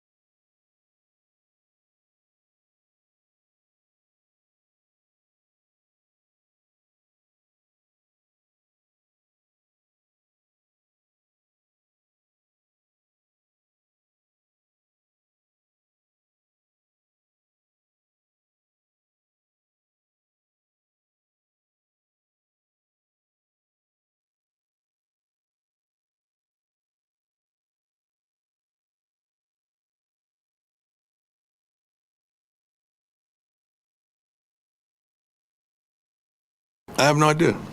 Never had that feeling yet. So I don't know. I don't know how we're going to handle that. I don't know what the emotions are going to be led. But we have another game. Like, we have a bowl game guaranteed. So I'm not going to go crazy because I know we got one more left. So maybe that last one, that last walk may be something to behold. But I'm not focused on my last hoorah with my kids. I'm focused on winning this last game with my team. That's my focus. My man Berto's sitting in here. Couple things here with Prime. We'll get to no dumb questions. Yeah, you get to do no dumb questions. Love it. Pretty fun, right? Love it. If you have a Berto-oriented no dumb question, perhaps get that in. Man, I was so disappointed with CU. No, I'm not disappointed in them. I was disappointed for them. I was really enjoying the ride. Mm-hmm. And my older son went to Arizona State. So I've been a Sun Devil dad for quite a few years, for 8 years. What kind of parent sends their kid to Arizona State? The type of parents who let their kids make their own choices in life and support them. Listen, I'm here for it, but damn, Arizona State is one of the best party schools in this nation. If you've got a pulse and a checkbook, you can get into Arizona State. Now, you're going to laugh at this. Anybody can get in, seriously. Staying there, surprisingly, shockingly strong academics at Arizona State. People join and then that freshman year, and they're like, I'm out. Oh, I'm gone. there's the hey, I was at Arizona State for a semester crowd is pretty strong. And have you ever been down there, Mill Ave? Yeah, Tempe? no, my sister graduated from the University of Arizona. And yeah, that's different. Yeah, that's in the middle of desert Tucson. We used to visit. I went down there and saw some games. Well, all right, but Tucson and Tempe are different animals. Yeah, it's a different thing. Anyway, that being said, where are you with CU? What's your emotional feeling? I'm right now. I'm devastated. I would have given up. The Avs won, the Nuggets won, the Broncos won this weekend. I would have given up all three of those wins for just one CU win. Just one CU win over Kansas. That's all I wanted this weekend, despite all these big games that we just had here in the city. This is all I wanted was CU. Because now you don't control your destiny. You fall into what's 7% chance of making the CFP, and that thing is. I love it. I love that 12-team. I'm more excited about that than I am about anything in college football in the last 10 years. Yeah, I don't think anybody's going to get a raw deal. And the concept that only one Big 12 team is going to make it in that, I think that's about right. Yeah, about one Big 12 team. Whoever just wins this whole I think so. This game on Friday against Oklahoma State, that should be a stomping, right? Oklahoma State is bad. Right? They're a bad team. Well, they haven't won a game in the conference. I think they're 0-7, 0-8, something like that. How much help does CU actually need to get? How many L's are these other teams in the Big 12 going to have to catch on the last week? Getting to the Big 12 championship book for dummies is you have to have two of these three teams lose. You have to have Iowa State, BYU, Arizona State. You need two of those three teams to lose. There's another weird one with there is another kind of weird one out there, but that's really that's the easiest way to think of it. So that's it. Two of those three have to lose. And BYU, let me see if I remember this. BYU plays Houston. I don't know much about Houston. They're kind of mid, but BYU's been whatever. Arizona State's playing Arizona. And that kind of sucks because that is such a big rivalry. There's no way they're taking that game lightly. And everything that Arizona State's feeling right now is what CU should be feeling. We came from nothing, no expectations. We won all the big games, and we control our own destiny, and we're in first place in the Big 12. And that's exactly all that shine, all that love, all that stuff should be on CU's shoulders right now, and Arizona State's got it all. With a rivalry game against Arizona that I'd be stunned if they lost. And then Iowa State plays Kansas State, which you could sort of see, and I don't know, you could sort of see Kansas State winning that one. Yeah. But can you see Houston beating BYU? I don't know. That's tough, man. That's tough. What happened to the defense in that Kansas game, man? It felt like all the Buffs What needed is happens? one stop. They needed one stop. They needed one stop, and I think Shedeur and Travis probably could have found a way to win that thing. Well, they certainly couldn't make any mistakes. They go for it on 4th down. Why don't you just throw a screen to Travis and let him figure it out? You get stopped there, but you couldn't make any mistakes. You didn't stop Kansas. No, not they once. had 6 possessions, scored 6 times, and the 7th possession they took a knee. You couldn't stop them. Do you think? So I don't know. The noise around Deion, because now, I mean, you can't swing a dead cat without hitting somebody nationally talking about how Deion's going to go here, going to go there, or he should go here, or this team should pick up Deion, or this team should draft Shedeur and then get Deion to coach the team. What is it about Deion and this year that Coach Prime is suddenly like all these, like he's getting attention from the NFL? Is it the coaching job he's done, or just the national profile of CU over the last couple of seasons? It's the culture he's created. Okay, yeah, and the culture he's created is, first of all, the culture means nothing if you don't win. Right. But he's not an X's and O's guy. Right. Like even today he was talking about, I could see it in their eyes, they didn't have it. Well, that's not exactly, hey, we got to fill the A gap, or we got to, more zone blitz or whatever. You know what I'm saying? Yeah. That's an emotional, like, I don't see it in their eyes. He said this today. I was telling our coaches, I don't see it in their eyes. Get your guys together. So everything with Prime is emotion. Mm-hmm. Everything is desire, heart, emotion. All of his coaching is like that. It's not, come over here, let me look at the computer and show this play and this, that, the other thing. And I'm not saying he doesn't know that, but it's not his specialty. And he's left that to Livingston, the DC, and Shermer, who's had quite the resurgence too. So if I actually think, I don't think it was emotion or anything.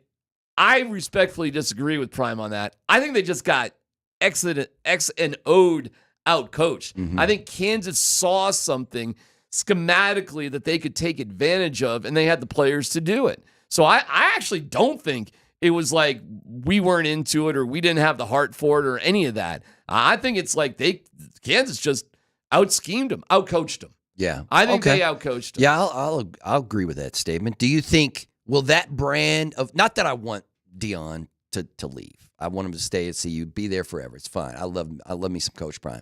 But do you think that brand of coaching style, the way that he does it, will that, because it seems like it's certainly successful in the college level. He could probably go to any team, any college team, and do what he's doing. No doubt. No doubt. But would that same style work in the NFL? I think so. Yeah. I do. I think a lot of people say that it wouldn't. They say, oh, guys wouldn't put up with that, whatever. And listen, there are grown men with wives and kids and the whole thing. But the vast majority of NFL teams, player-wise, are young guys. Mm-hmm. The vast majority are dudes under 25, 26. The vast majority don't have wives, don't have kids. And the vast majority are looking for father figures. Not all of them, because there's grown men in there too, okay? Mm-hmm. But you get to set the tone of the team that you want. You can control it. That's what Sean Payton's done, Berto. That's why I think, listen, he obviously didn't get along with Russell Wilson, but I think there was a serious disconnect with Sean Payton and Justin Simmons. Oh, really? Really? Yeah. And when they just didn't want his voice in the room anymore with Justin, or they just who didn't? knows? Yeah. Because I don't have a specific answer. But when Sean Payton comes out after the game and says, the team we had last year would lose that game, he said that. Well, okay, we get it with Russ, but I think he's talking about Simmons too. Listen, Berto, do you see what Simmons signed for? A one-year deal for like $7 million or whatever? I was surprised. They could have kept him. Yeah. Well, don't be, if you think of it that, if you think of just like, oh, I really like Justin Simmons, he's a great guy, which he is, yeah, that's a surprise. But if you think he didn't fit in with Sean Payton the way he wanted, and then you compare that to the way Russ wasn't connecting, all of a sudden it's not that much of a surprise. Mm-hmm. And I don't know what else to make of it when he's praising Brandon Jones, who they got in for Simmons. And Berto, they say the team last year wouldn't have won this game. Right, no, you're right. So you're right. That was yes, that's a direct shot at some of the players on that team, and maybe it was about would they be a better team if they would have kept him? Simmons, Probably no. not. No. They would not have. No, And so by I the don't way, have a problem with by that. the Would way, they be a better team if they would have kept Russ? If No. if Greg Penner would have been like, nah, I'm not going to pay that cap hit, brother. We're not doing that. Here's what's great. We got owners that don't care. The money is like, yeah. There's $1,000. What do you need? Right. They keep throwing hundreds of thousands of dollars to put new grass on the field for no. They're just like, I don't like the way that looks. Let's throw another $300,000 worth of grass on the field. They got a complaint about a bad family room, and they're like, you change it. You got to see it. Is it amazing? It's unbelievable. And they took like an old storage. It's across from the media room, and okay. Well, oh, this sucks. Well, now it doesn't. Have you driven past the facility recently? Well, no, I've seen the pictures though. Oh. The construction's already full on, Dude, right? it's Full on. bananas what's going on down there, and that's going to go for a couple years. They're going to have the nicest training, and that's just a training facility. Dude, when they come around on the new stadium. You think it's going to bring in players that they wouldn't have come earlier if they It should. with a new stadium, a new practice facility? I'll tell you this. Playing football for the Denver Broncos now is as good ownership-wise playing for any team in the world. NFL. Right. I can't tell you about. No, there's some of play those for Premier Arsenal. League, right, Exactly. teams that are We'll just keep it with Arsenal though. Ridiculous. Yeah. Okay, man. All right, Gunners. let's get to no dumb questions. Columbus, Hastings, and DMAC present No Dumb Questions. This is your safe space. I like to use no dumb questions as parenting advice for myself. You're a smart guy. Send us your not dumb question now. Tweet it, text it, or Twitch it. It's No Dumb Questions. With thanks to Old Chicago Pizza and Tap Room. Visit oldchicago.com for a location near you. All right, here we go. No Dumb Questions is brought to you by Old Chicago Pizza and Tap Room. Visit oldchicago.com to order online or find a location near you. Bert, I feel like you got something? I mean, it's awesome to have you here almost today. All my questions are dumb, right? Like that's Wow, throw it out there. That's my baseline. I mean, whatever's on your mind, man. Okay, how about here?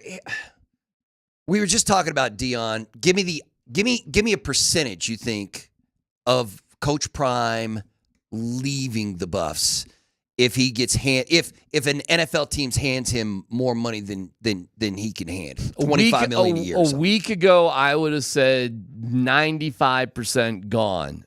A week ago, but I think getting this Juju Lewis kid, that for me, that changed everything.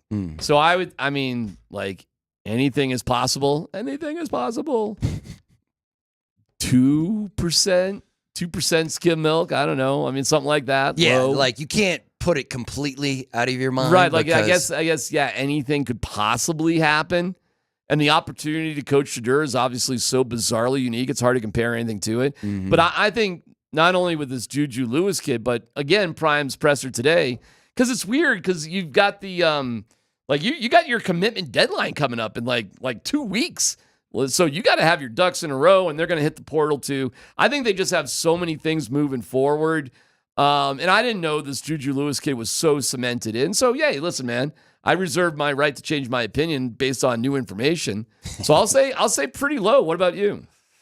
I think there might be an NFL team that wants to make a massive splash and does something like how much is Sean Payton making a season? Is it 18 to 20, something like that? I think it's 20. 20 but, million? hold on, He's the second highest paid coach in the NFL? Behind who? I'm not saying you're wrong, but it was one of the coach GM mixture, but that was no, maybe it was Belichick before he got. Roughly $18 million Andy per Reid? season. But maybe. Who's making that? But I'm just wondering if there's if Prime comes to the NFL, like Dave Tepper in Carolina, that dude. I think the NFL loves that dude because he's bad at his job, but he loves spending money on it. Yeah. So the other NFL owners are like, we love this dude. He's so bad at being an owner, but he's so good at just pouring money into this. So I think just saying, hey Dion, how about $30 million? Oh yeah, a year? yeah. I think if Prime were to come to the NFL, he would be the highest paid coach of all time. Yeah. Period. Yeah. And at that point, you can't say, nah, I like where I'm at. You have to. You can't pass up $30 million a year, $25 million But or I whatever think he's it is. I think he's making some coin on the side at CU. Yeah, I mean, he can still do Geico commercials when he's coaching Carolina or whatever. Yeah, but you know what he can't do? Not the same. He can't sell Prime gear. And I think the clothing thing with the Prime, I think I'm sure he made $1 billion off those sunglasses alone. Exactly. Well, I think his licensing agreement is bonkers. That's my guess. Okay. That's my guess. And I don't know, can you do that in the NFL? Can you go to an NFL team and have your own personally licensed Can gear? they do like they do in the NBA, like what Timberwolves did with Conley? Can they be like, hey, we'll give you point whatever percentage of the team, so you'll be bought into the team? I look at Tom Brady's rich, obviously, but Yeah. he got that ownership stake with the Raiders because he's back with these Silicon Valley bros, the sweater vest guys, the fluffy jackets with no sleeves guys. What exactly does he bring as an owner? Because I saw that they have all these rules now that he is part owner and he's also broadcasting. Where Yeah, he that's can't, so funny. You can't be in the coaches meeting. You can't talk to the player. You can't all this nonsense that he can't do when he's broadcasting a game. Yeah. But I'm like, how much is Tom Brady helping the Raiders? I mean, they're the Raiders, man. How much help are you giving that team or is it just kind of a? I think he's the central figure around the Silicon Valley bros. I think that's what it is. I think he's the Don. Yeah. He's the mafia boss of a bunch of bros that you don't know that have all the money. I think that's what he brings to the table. Yeah. And then he just brings cash to Mark Davis because we know these family ownership groups, Berto, they don't have the cash that these independent guys like Penner and some of these other, like Tepper, Penner, these other guys that have made their coin outside. Yeah. The family ownership, Rooney's, Clark's, Mara's? Yeah, they don't have the same cash that, Penner does. Nobody has the money Walton and Penner do. No. They're the wealthiest by a mile. Yeah. So, all right, Dan, you had something too. I feel bad because we got to take a break here. We'll get to it in Let's Football Go. We will. Yeah. All right. It's a no dumb Tease. question, but it relates to the Broncos. What element of the Broncos? Tease us a little bit. Offensive skill positions. I have a question for you guys. We'll get to that. Plus, when we come back, Berto, there's something else we do. We look at the rest of the league, and it's brought to you by a different travel agency every week. And this is the Pilgrim. This is brought to you by the Pilgrim Travel Agency. All right. When you want to wear a big funny hat and go somewhere. So we'll take a look at the game from last night as well. So we'll go around the NFL next.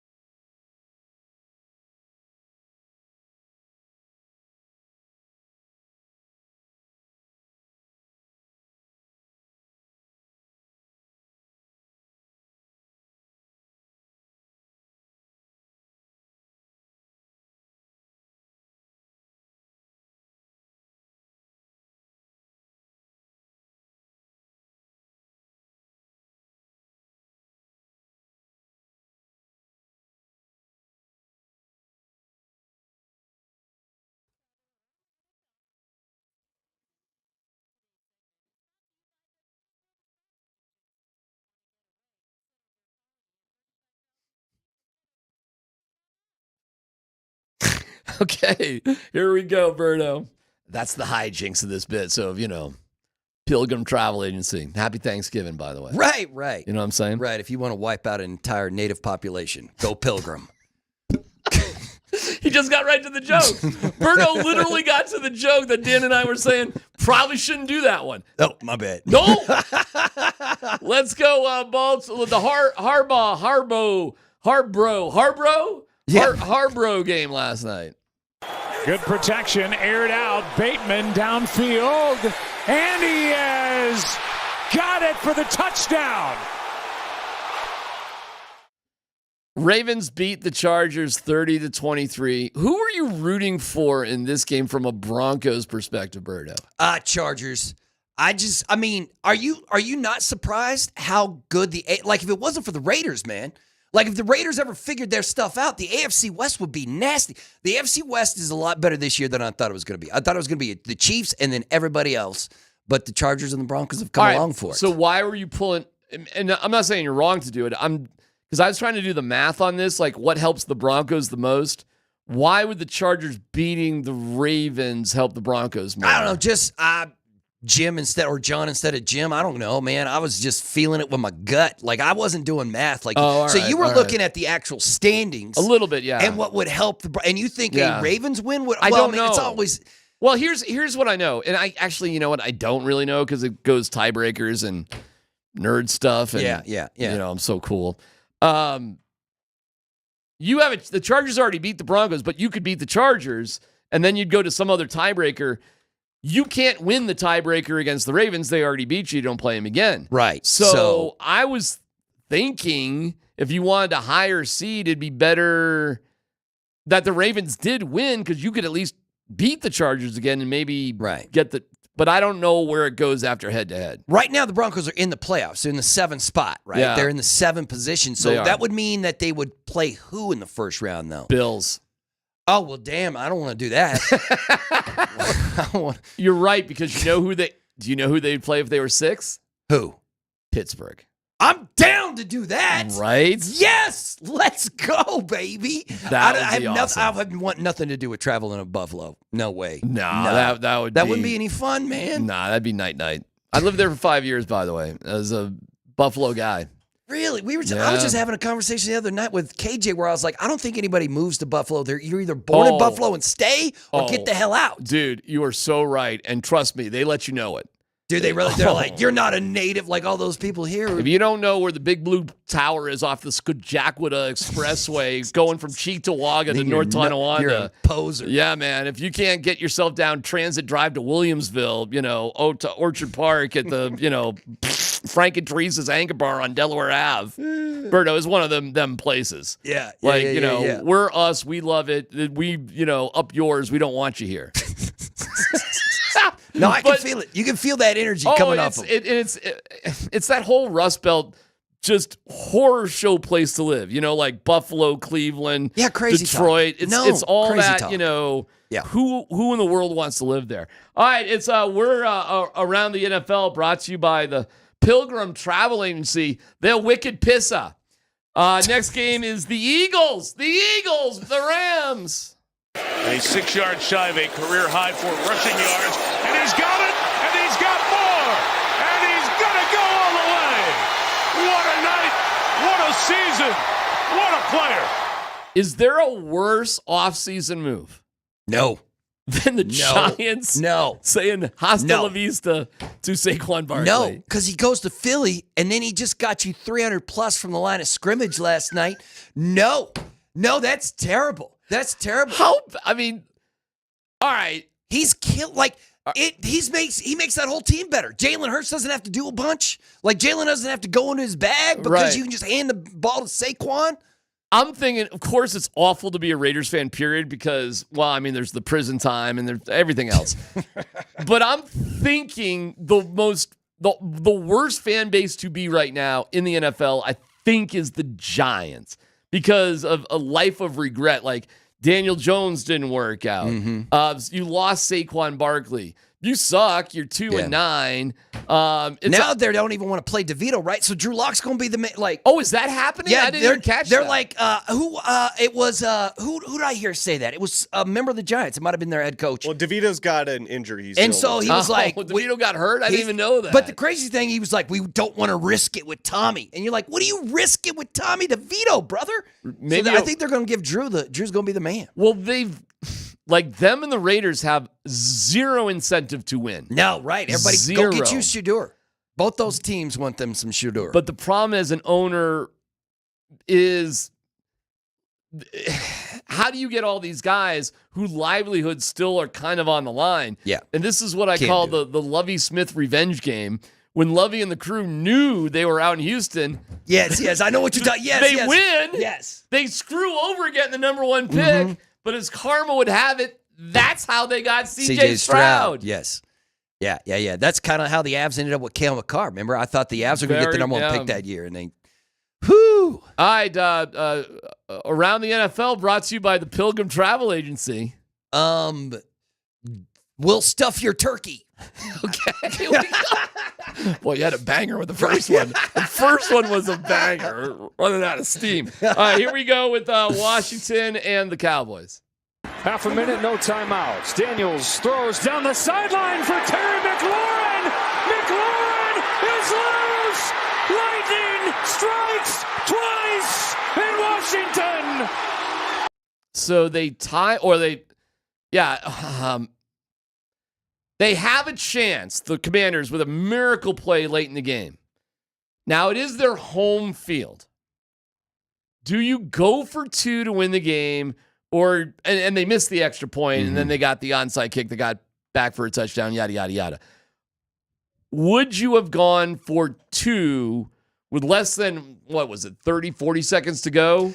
Would you have gone for 2 to win the game if you were the Commanders at home? I probably would, just in that particular game, even though you're at home, because of just the absolute stupidity, wildness that was going on in the late fourth quarter of that contest. Because I don't think at that point you throw everything out, because both teams are scoring left and right. You know what I mean? It was forget the first 3 quarters and what happened in the first 3 quarters. You got to adjust what's happening in the game right now, right then, right there. Go for 2, baby. Get the win. I just think of. I think I would always go for 2, period, with less than. I mean, there would have to be a certain amount of time left on the clock to justify it, but I think with less than 30 seconds to go, or whatever it was, 40 seconds, something like that, under a minute. Because think of all the things that have to go your way to win in overtime. The coin toss, stopping the other team on scoring a touchdown, or scoring a touchdown. I mean, there's so many more moments that could go against you. Yes. It's so much more work.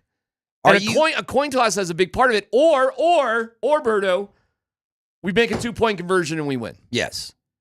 I just don't, with a certain amount of time left, I think I would always go for 2. I think. Yeah, but NFL coaches, it's so weird how aggressive they can be, but when it comes down to it, they just don't. They won't play it as conservative as possible. And maybe it's a job security thing, because you can't take too many chances without your owner being like, "What the hell's going on down there, man?"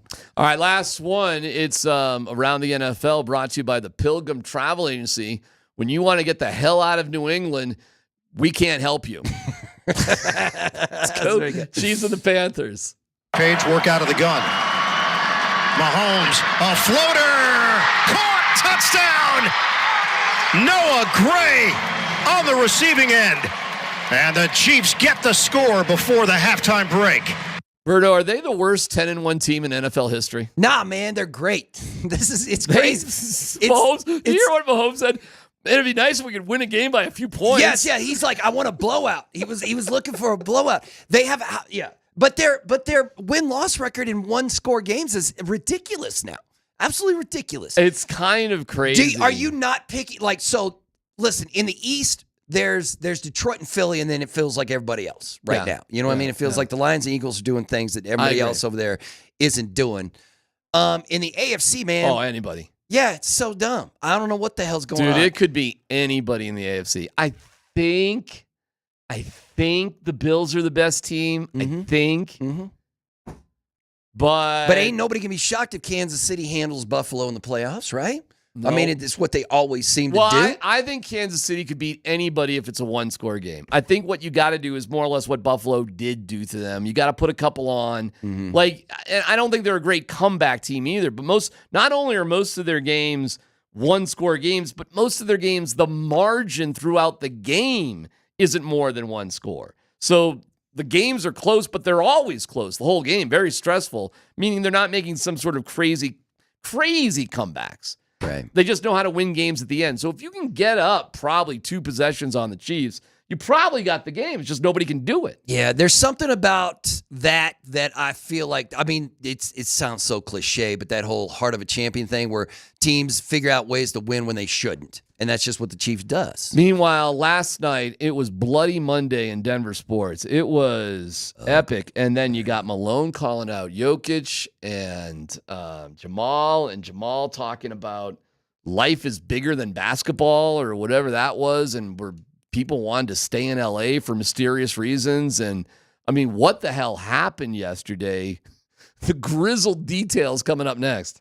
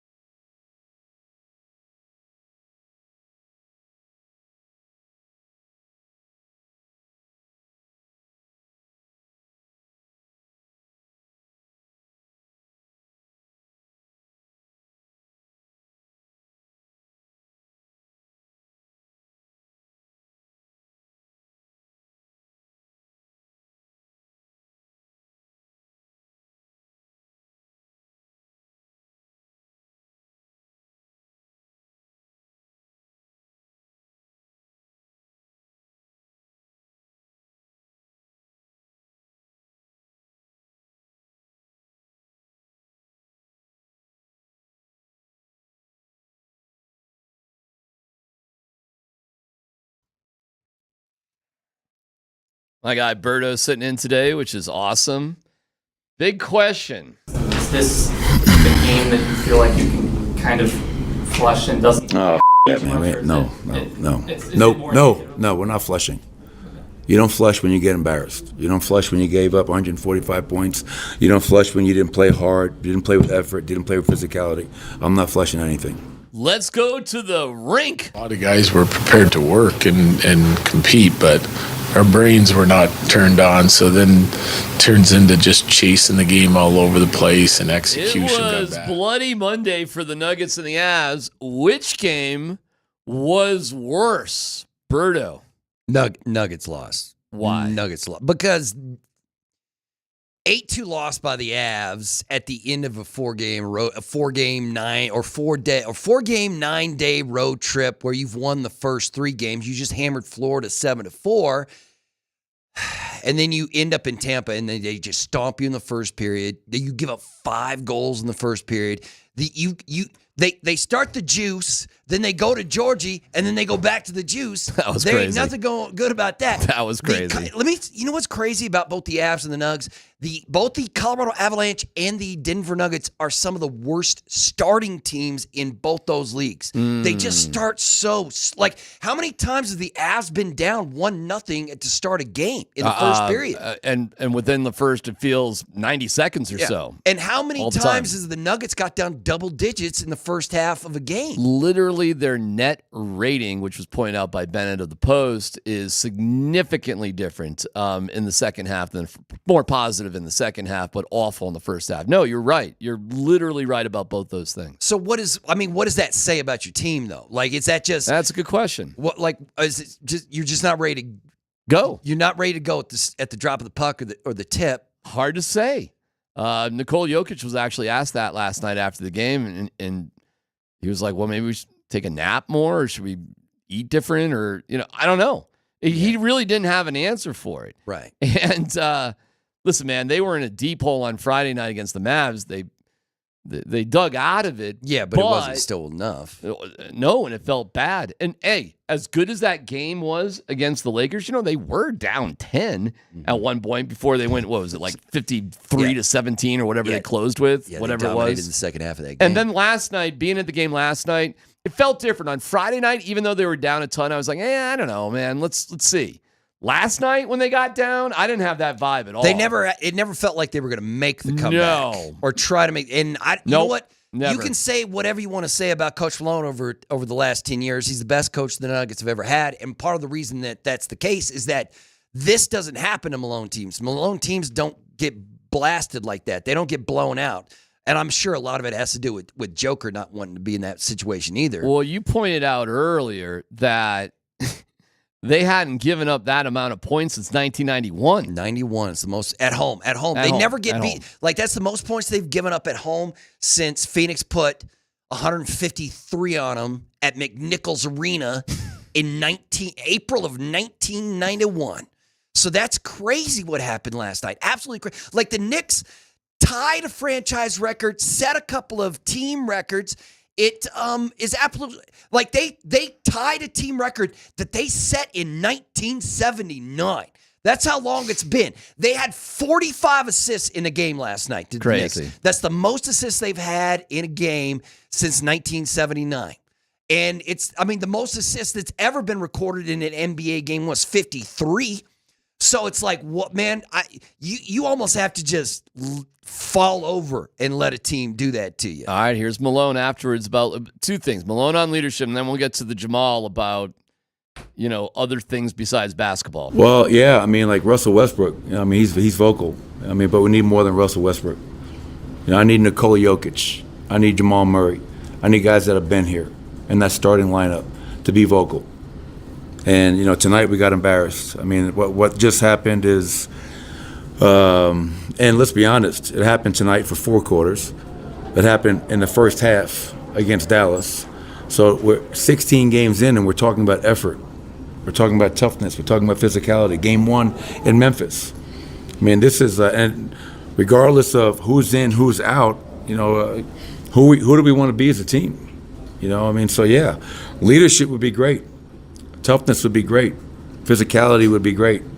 playing like you actually care would be great. And we didn't do that tonight. Give them credit.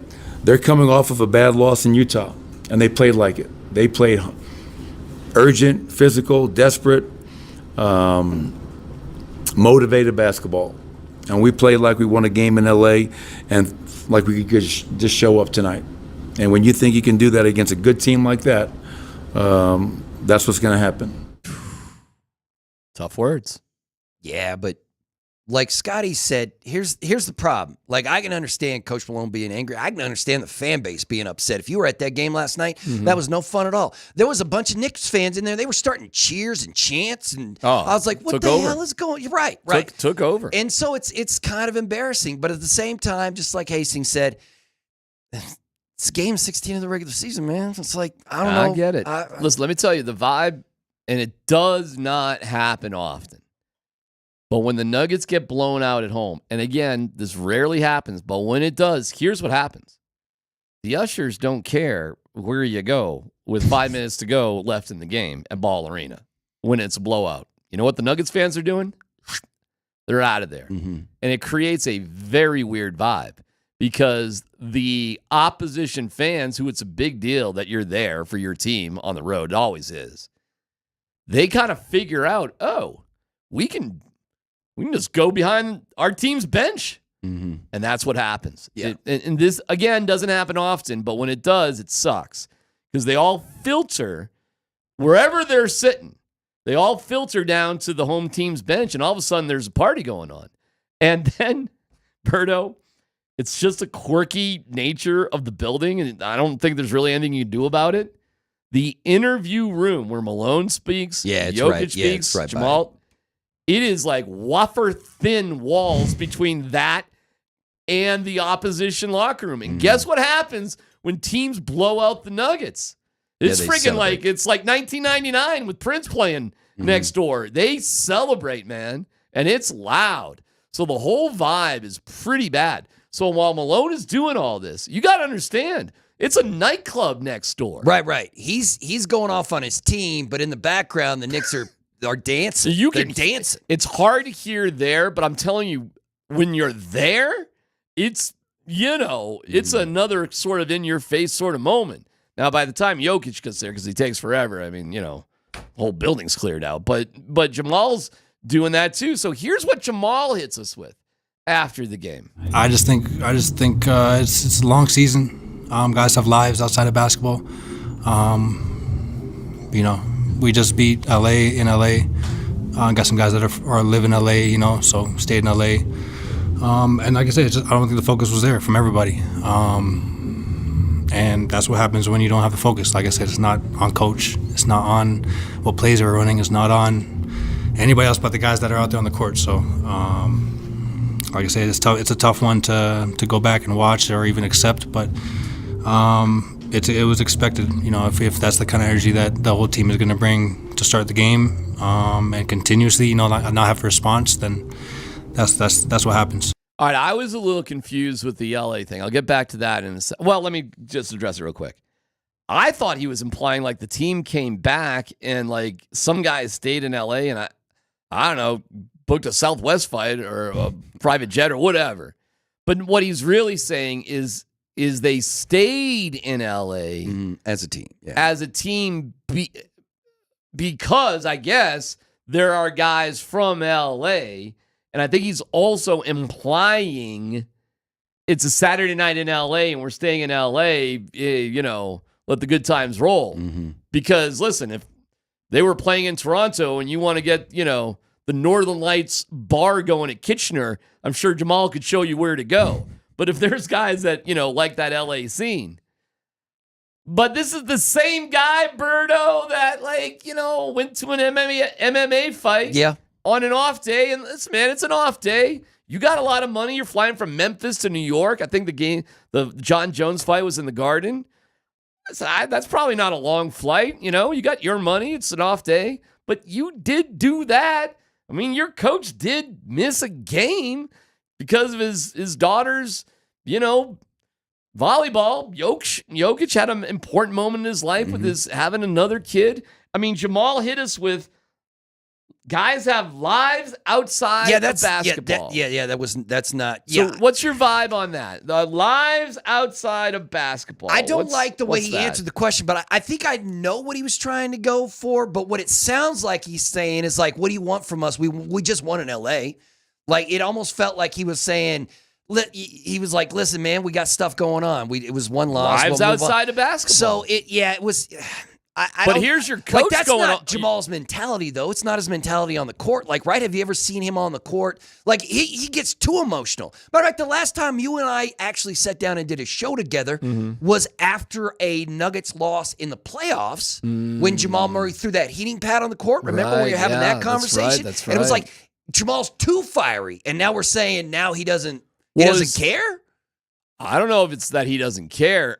It feels to me he's being critical of other guys on the team that they're not taking it all that seriously. Okay. We got lives outside of basketball. I think he's being critical of his teammates.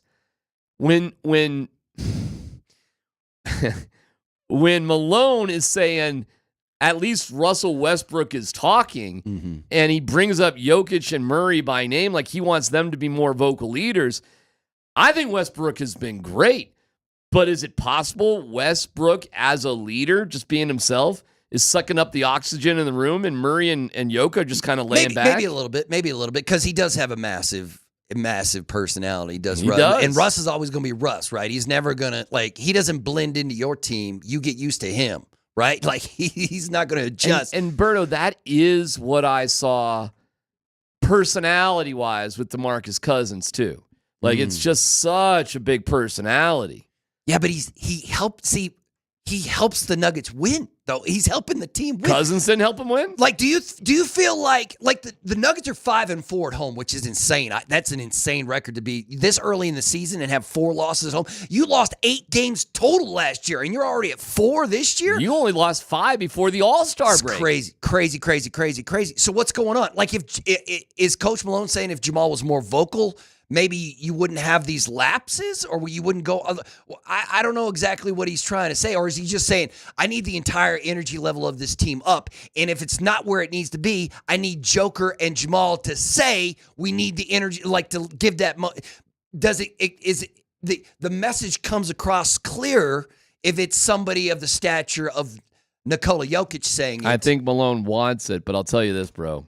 You can only have so many loud voices in the locker room. And this is why Bruce Brown was pretty awesome, because he filled a tremendous role, but he wasn't necessarily like Joe Rah-Rah in the locker room either. Like, it was kind of the perfect combination. And don't forget who they had on that team too was Jeff Green. Yeah, I love Jeff Green. Who was sort of like the dad in the room, like you know what I'm saying? He was, he's like 22-year veteran in the NBA or something. He's been in the league and forever. I love DeAndre Jordan too, but listen, man, DeAndre's cool, but Jeff Green could play too. Like Jeff could really play. But right now, I'd rather have Russell Westbrook than Bruce Brown and Jeff Green together. I mean, you know what I mean? Like, Russell Westbrook is helping this team. He is filling a role, and he has. Dude, they scored 27 last night, and they got a lot of glory points late. I'm just saying, man.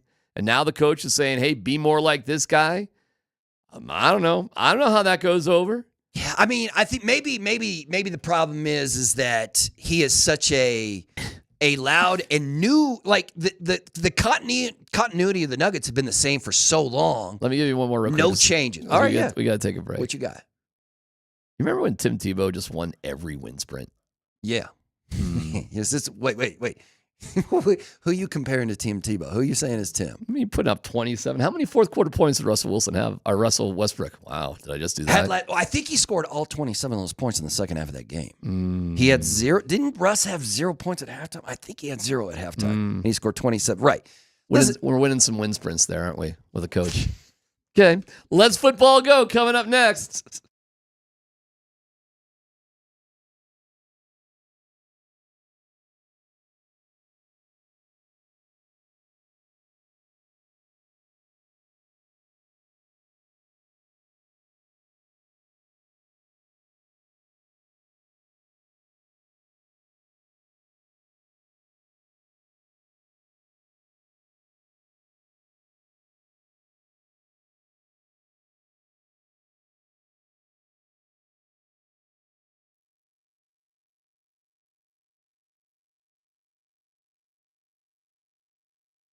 All right, what's going on, guys and gals out there? If you want to look and feel better, sleep better, get more energy, call my friends at Revitalize Health, the best in the industry. I know there's a lot of options out there for testosterone, and of course, Revitalize Health can help you out with that if that's what your body needs.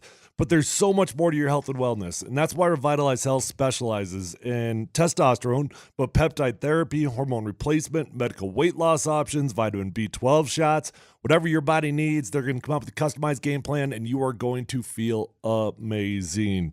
You will feel so much younger, fresher, sleep better, have more energy, all of the above. With 3 locations, they're close to you no matter where you live. Let them know that Tyler sent you on over. Find them online at revitalize-health.com.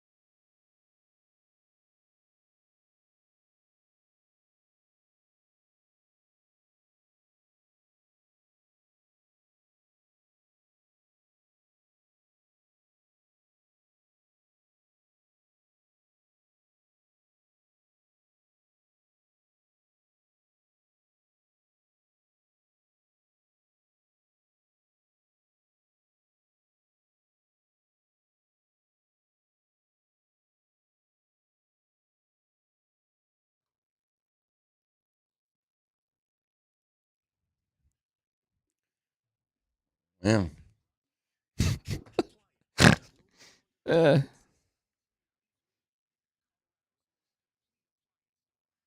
Dude, 1 for 2, though. You're going to the Hall of Fame. I mean, vast majority of sports. So I wouldn't worry about it. MountainHighAppliance.com. They're the best. Thank you. Dan, Bud, Squints, Tanner, LFG.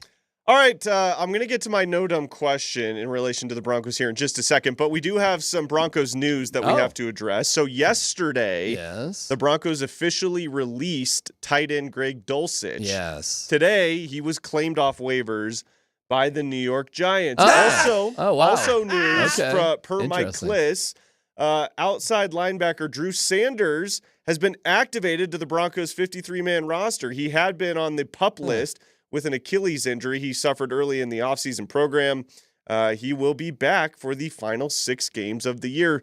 So for Dulcich, what do you guys think happened there with Greg Dulcich? Did he just fall out of favor with Sean Payton? No, he's just or bad was at his he job, just brother, bad right? at his Well, job? first of all, let me just give props to Nate and Andy, because when that news broke out and Spring broke out the Sarah McLaughlin, I Will Remember You with Greg Dulcich highlights from the draft, I got to hand it to the fellas in the afternoon. That made me laugh. That put a little smile on my face.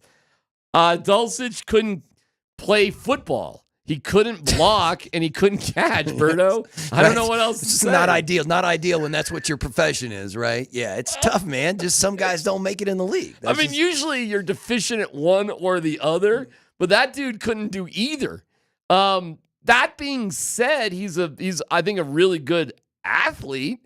So and maybe you could. You know, some guys just need to be around Drew Lock. So I wish him the best, but that is funny he got snatched up. By the way, it's not just Drew Sanders that's being activated again. It's Josh Reynolds as well. Oh, really? Mm-hmm. So I think Josh is dealing with some other, Okay. The guy got shot. Yeah. It's Right, understandable. Right. He No, needs a he little was time. running for his life, which I imagine, could Did you hear how affect many bullets went into the car? No. 30. No, really? Mm-hmm. How about that?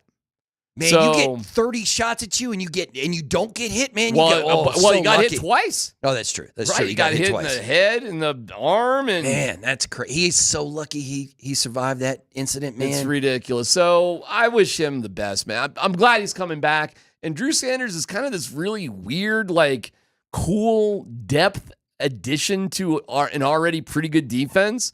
Well, you don't always get it right. Dulcich was a 3rd-round pick. It is kind of ironic that him and Jake Butt both kind of the same sort of thing. And Jeff Hireman, too, if you go back a little bit.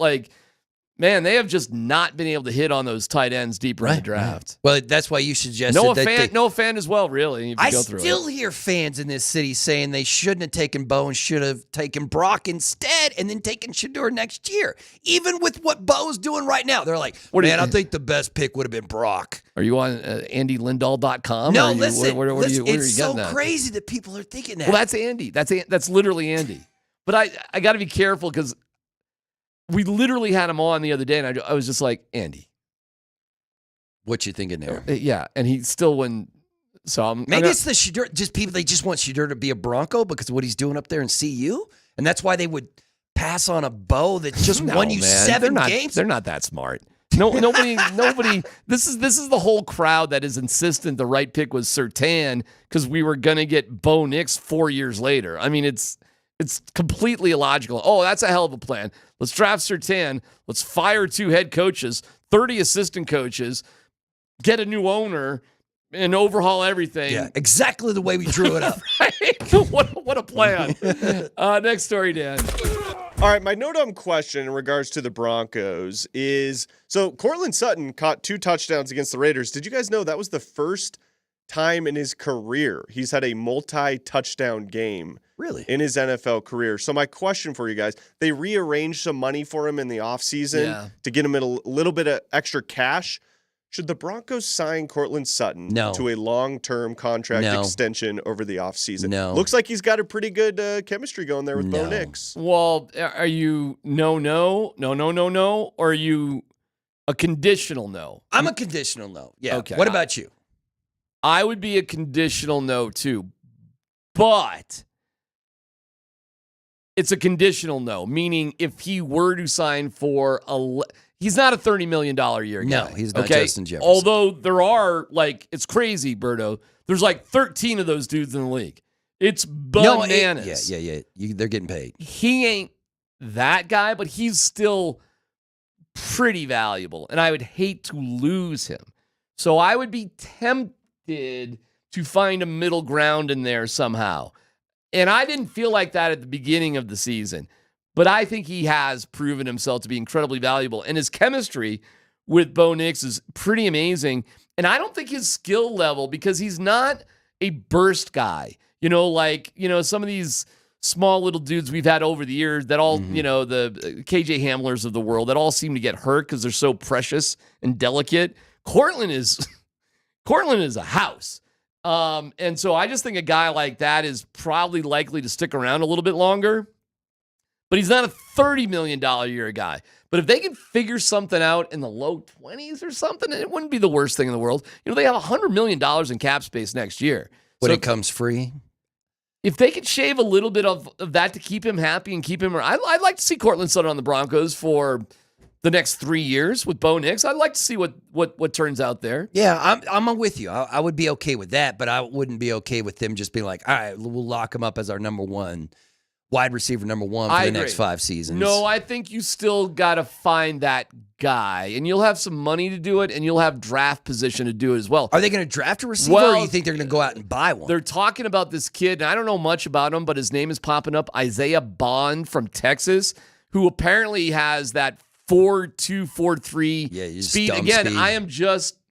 I'm just dipping my toe in that pool, so I don't know a ton about him. But he's popping up. I do love my mock drafts.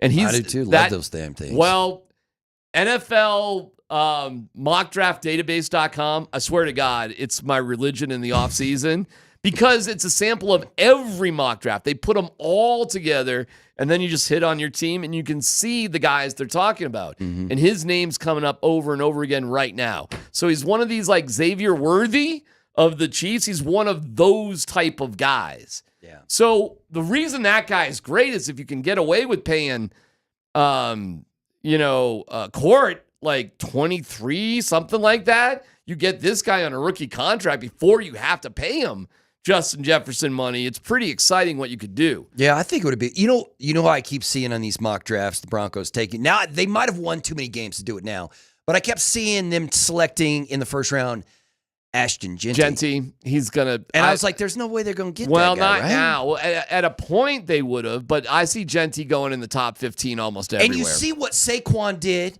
and you see what Derrick Henry's doing, and you're like, can you get one of those dudes? A dude that you can get you 300 yards from scrimmage every game when you hand him the ball 30 times? I mean, they need help there too, but I agree. I think he's going to go in the top 15. I don't think the Broncos are going to give capital to go down, nor should they, in my opinion, for that position. That doesn't mean I wouldn't love to have that kid on the Broncos. I would.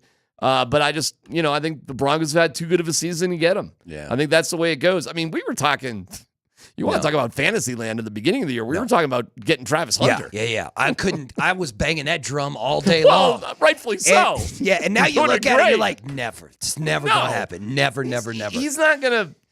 I think the deepest Travis could go is 4. Yeah. And I bet you, man, they're going to go 1-2. I was looking at, I was like, Shedur's going to go 1, Travis is going to go 2. Well, here's how I think that happens. Jacksonville has the number 1 overall pick. Giants are 2, Raiders are 3. Giants realize if we don't do a deal with Jacksonville to move from 2 to 1, the Raiders are going to do it. Yeah. So the Jags would love that because they get to keep, their guy, Trevor Lawrence. They go down to 2. Now they can get Travis Hunter. Mm-hmm. And the Giants get Shedeur. And that's exactly how that would work. And that's how they would go 1-2. It's dependent on Jacksonville having that number 1 spot or perhaps the Patriots, but I don't think that's likely to happen. I think it's going to be the worst teams, Jacksonville, the Raiders, the Giants. Right. And I think the Giants are doing everything in their power to win that number 1 spot. Yeah. I'm with you on that. Next up, Dan. All right, let's go to the Buffaloes. Deion Sanders talked this morning. Obviously, there was the dirty hit by the Kansas linebacker to Shedor's knee. Yeah. So Deion addressed that and said the coach of Kansas actually called him to talk to him about it and says Shedeur and the linebacker from Kansas are going to chat. Oh. Let me say this as well before this. Coach reached out to me as well as the young man, and he and Shedeur are going to talk because he's going to apologize and Shedeur is going to accept it. I know that because Shedeur is not upset with that. So let's not make a big deal out of something that transpired in the heat of the battle. I know how it looked. I know how it seemed, but the guy's trying to make a play. He's playing ball. But they will communicate with one another. So it's no hard feelings. All right, well, Yeah. well, it was a dirty play. But It was scary, man. If Shedor's had his feet like planted, that nah. Like that little hop by Shedeur saved his knees, man. Prime also said today, that's a cool moment. Good. Glad everybody's cool. You got to play against Oklahoma State. Everybody has to. Have to. And you're the first game of the slate for the weekend. So, listen, man, you never know. So, you got to play. You got to play. And then you got to hope, to Arizona State, those guys. Blah, blah, blah. I think you're crazy if you're Shedeur or Travis to play in a bowl game. And Prime said they would be playing in a bowl game. Okay. But this is where, if I'm advising Shedeur or Travis, as much as you love Prime, as great as he is, and he's been great for you, you got to look out for yourself first. Why? Because you don't have to do anything else to be 1 or 2. The money is in the bank, bro, and everything you've been working for is right there. You can't account for Joe Hustle linebacker from who gives a crap state, right? Rolling trying to make a name. I mean, so you got this kid whose name we'll never remember taking out Shedeur, and you got that kid from Colorado State last year, taking out Travis. Are you sure you're playing in the who's he, what's it, nobody gives a crap bowl, and there's not some sort of kid that wants to make a name for himself before he goes on to his life as an insurance agent, taking out, Shedeur or Travis? I don't know, man. I wouldn't do it. You? It's probably the smartest thing to do, but I bet you they don't. Why? Because that's just not the vibe I get from either Shedeur or Travis. Like, but Travis, do they get to make the choice? Oh, you're saying that maybe Deion shuts them down. Well, it's no. Just the opposite. Deion today unequivocally promised they would be playing. You're saying like an agent or someone from they get advice from somebody else saying, like, listen, you are putting millions of dollars on the line right now. Anybody. You could have generational wealth, but you got to skip this game. Maybe Shedeur's in his Maybach right now listening to us, going around the Pearl Street Mall to get whatever he's doing. Shedeur, my man. Don't play in that. I'm talking directly to Shedeur. All right. Because, who else is going to tell him this? Travis, I get it. I understand it. It's awesome. Firing off, rifles on Deion's property and getting in helicopters or race cars or ATVs. It's awesome. But, bro, that's not Prime out there on the field with his future on the line. Right, it's you. It's his legacy is gold. Your legacy is right around the corner. And, my man, there are stories out there. And you see a kid going after Shedeur's knees like that, I'm glad they're going to hug and kiss and make up and all, but you sure you want to be in the what's he do's it blue bonnet, margarine bowl and risk your career for what? No, you're right. It's the smart decision. But if at they the were same time, hey man, if they were in the CFP, if they're in the Big 12 championship, different deal. Yeah. Different deal. Yeah. I think. I don't know. Do you think it hurts their draft stuff at all? If NFL teams are like, oh yeah, the NFL teams are going to be really upset if you're more healthy. No, they've done it. Both those, to their credit, and to Prime's credit, you did it, man. Prime made a promise about both of these young men, and he was right. He was absolutely right. He said there's something special, there's something transformational, generational. He was right, and he wasn't really pumping up Shiloh that much. He was right about that too. Shiloh is a 6th, 7th undrafted free agent dude. I know. And Poor Shiloh. He catches all the grief. Nobody gives Travis or Shadur grief. It's always Shiloh. And well, Shiloh will be in a camp, and then we'll see how it goes from there. You know, but I'll tell you this, man.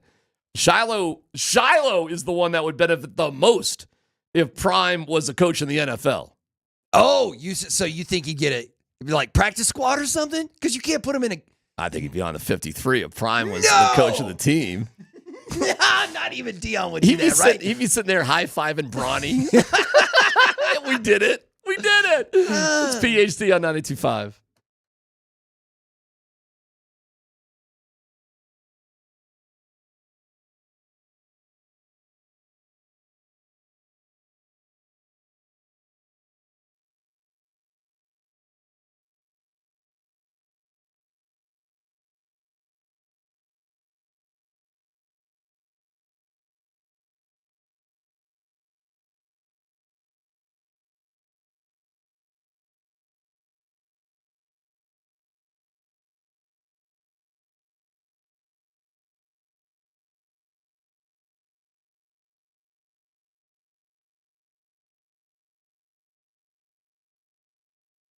All right, what's going on, guys and gals out there? If you want to look and feel better, sleep better, get more energy, call my friends at Revitalize Health, the best in the industry. I know there's a lot of options out there for testosterone, and of course, Revitalize Health can help you out with that if that's what your body needs.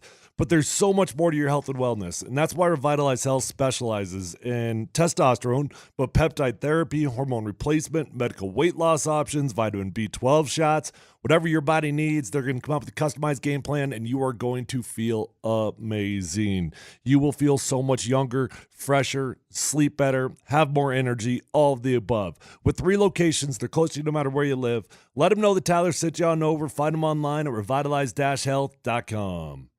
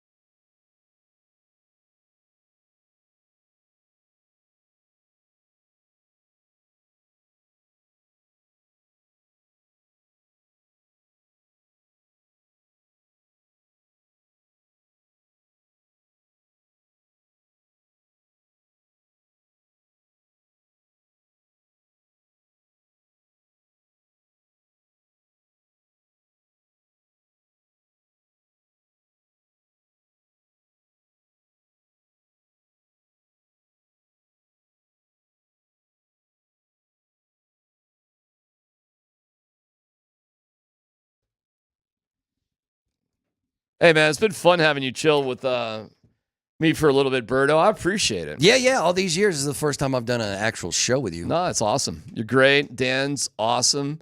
Tyler will be back tomorrow. Scott is on the road. So they play Utah, which is Utah sucks this year, but it doesn't matter because you never know. Well, inconsistency with both your Nuggets and Avs. The Nuggets and the Nuggets in Utah is, I mean, it hasn't been great, so it kind of doesn't matter. What do you think the Nuggets do from here after that embarrassment? What do you think happens? They probably from here? go on a run here. I think? I mean, they got 2 road games. Well, here's the problem. You got at Utah on Wednesday, at LA, the Clippers on Sunday. Right. So what that should be? That should be 2 wins for you. Although the Clippers beat you early, that's like the second game of the season. By the way, they are coming home between those 2 games. Okay, so they go to Salt Lake and then they get to come home and have Thanksgiving with the family and then fly back out to LA.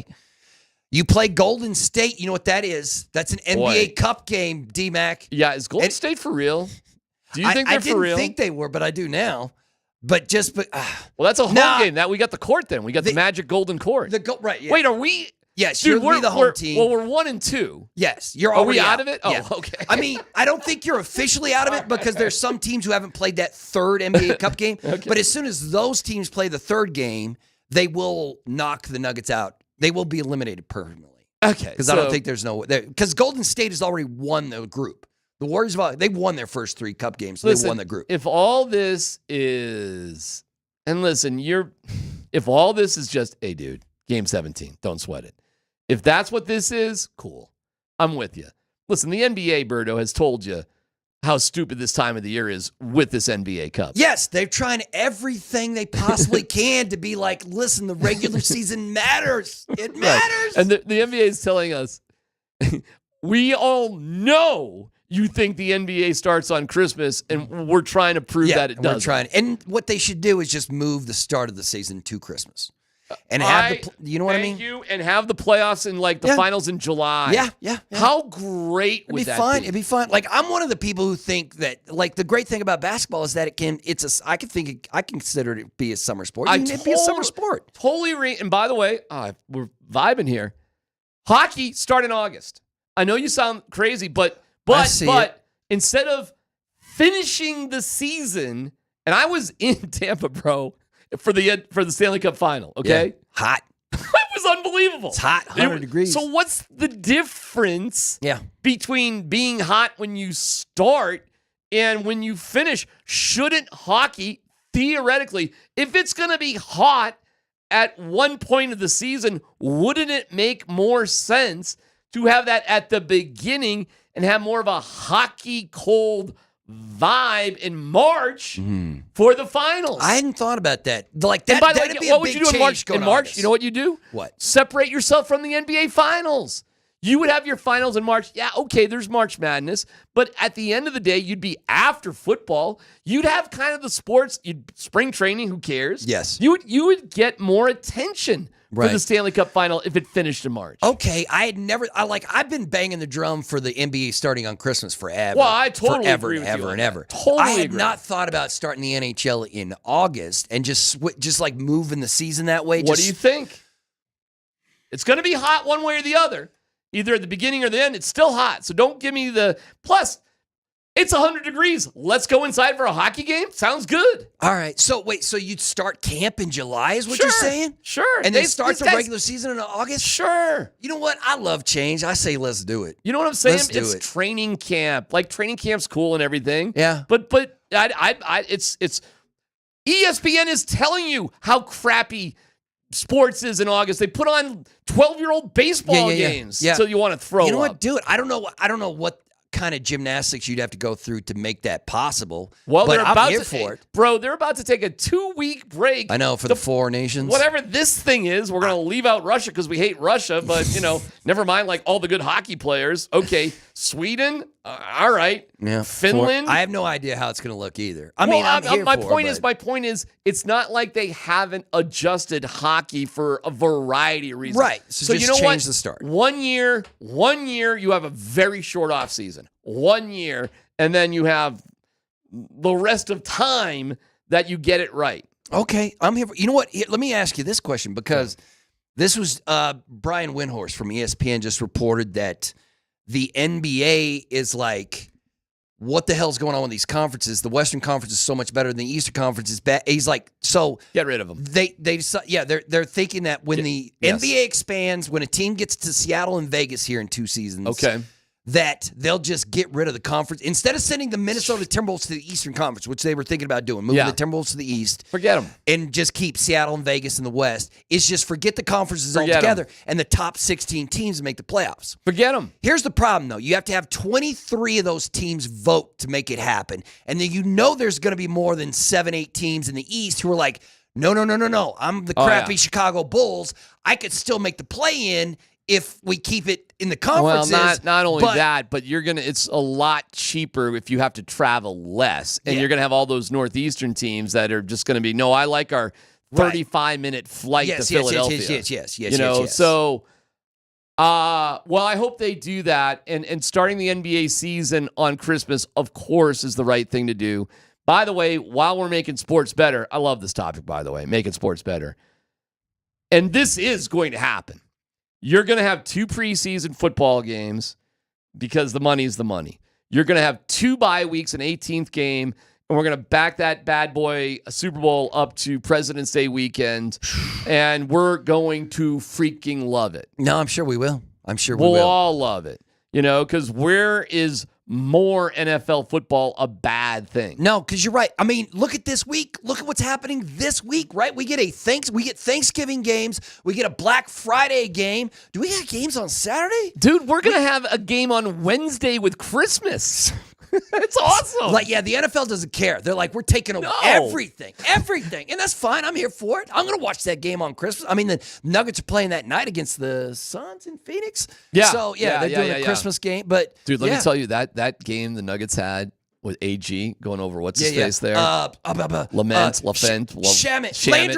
Yeah, Landry Shamet. There you go. Dude, we were there. You said, bad person. It's Christmas. It's like 8:30. Like everything with Christmas is over. Like whatever you had to do with your family and Santa Claus. And you know what? Oh my God, Berto.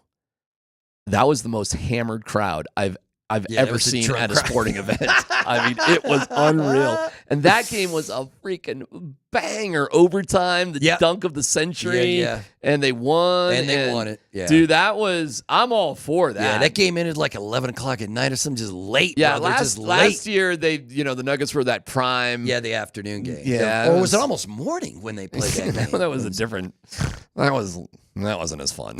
Yeah. All right, so we fixed sports. Baseball, by the way, is just a regional greedy sport that nobody barely cares about. You don't have to do anything. Wait. I thought you were the one person on this station who actually loved and embraced what the Colorado Rockies are doing over the last 2 seasons. Are you nuts? No. I love wow. I love some of their young talent. I think it's preposterous that Bud Black gets to oversee and run it. And the reason I follow the Rockies and talk about it is I want to specifically, I am not a boycott, ignore it. I'm the exact opposite. Yeah. I think if you care about the team, pay attention, pay close attention, in my opinion, because it's hard to do. So let me tell you. It's hard to do. So it almost feels like the Rockies don't want you to pay attention. I got fired. I don't know if you heard about that. Yeah. And I think I've heard. I said to my wife, I go, we got time. They're about to lose their 100th game. Let's go. You're like, hey, baby, let's go watch Well, them. I was curious, does anybody care? Like, this is a couple years ago when they had never lost 100 games. Mm-hmm. So we went down there, and we're guessing they would lose the game, and they did. And I'm walking around there, and I'm like, where's the protest signs, bro? Yeah. Where? You know what I saw? Nothing. Smiling faces, afternoon game, beautiful weather, people drinking Jack Daniels, eating those big strawberry Yeah, but that goes chocolate against things. the idea of being a competitive team. Because why would you want to be competitive when So you're getting the love without it? Here's what I'm doing. This is my own thing. I'm paying attention, and I'm bringing it up when I see it. And I'm telling you, Bud Black blew as a manager maybe 10 to 12 games. All right, it's not a lot. But, Berto, let me tell you, in my opinion, blowouts, you're better than them or they're better than you.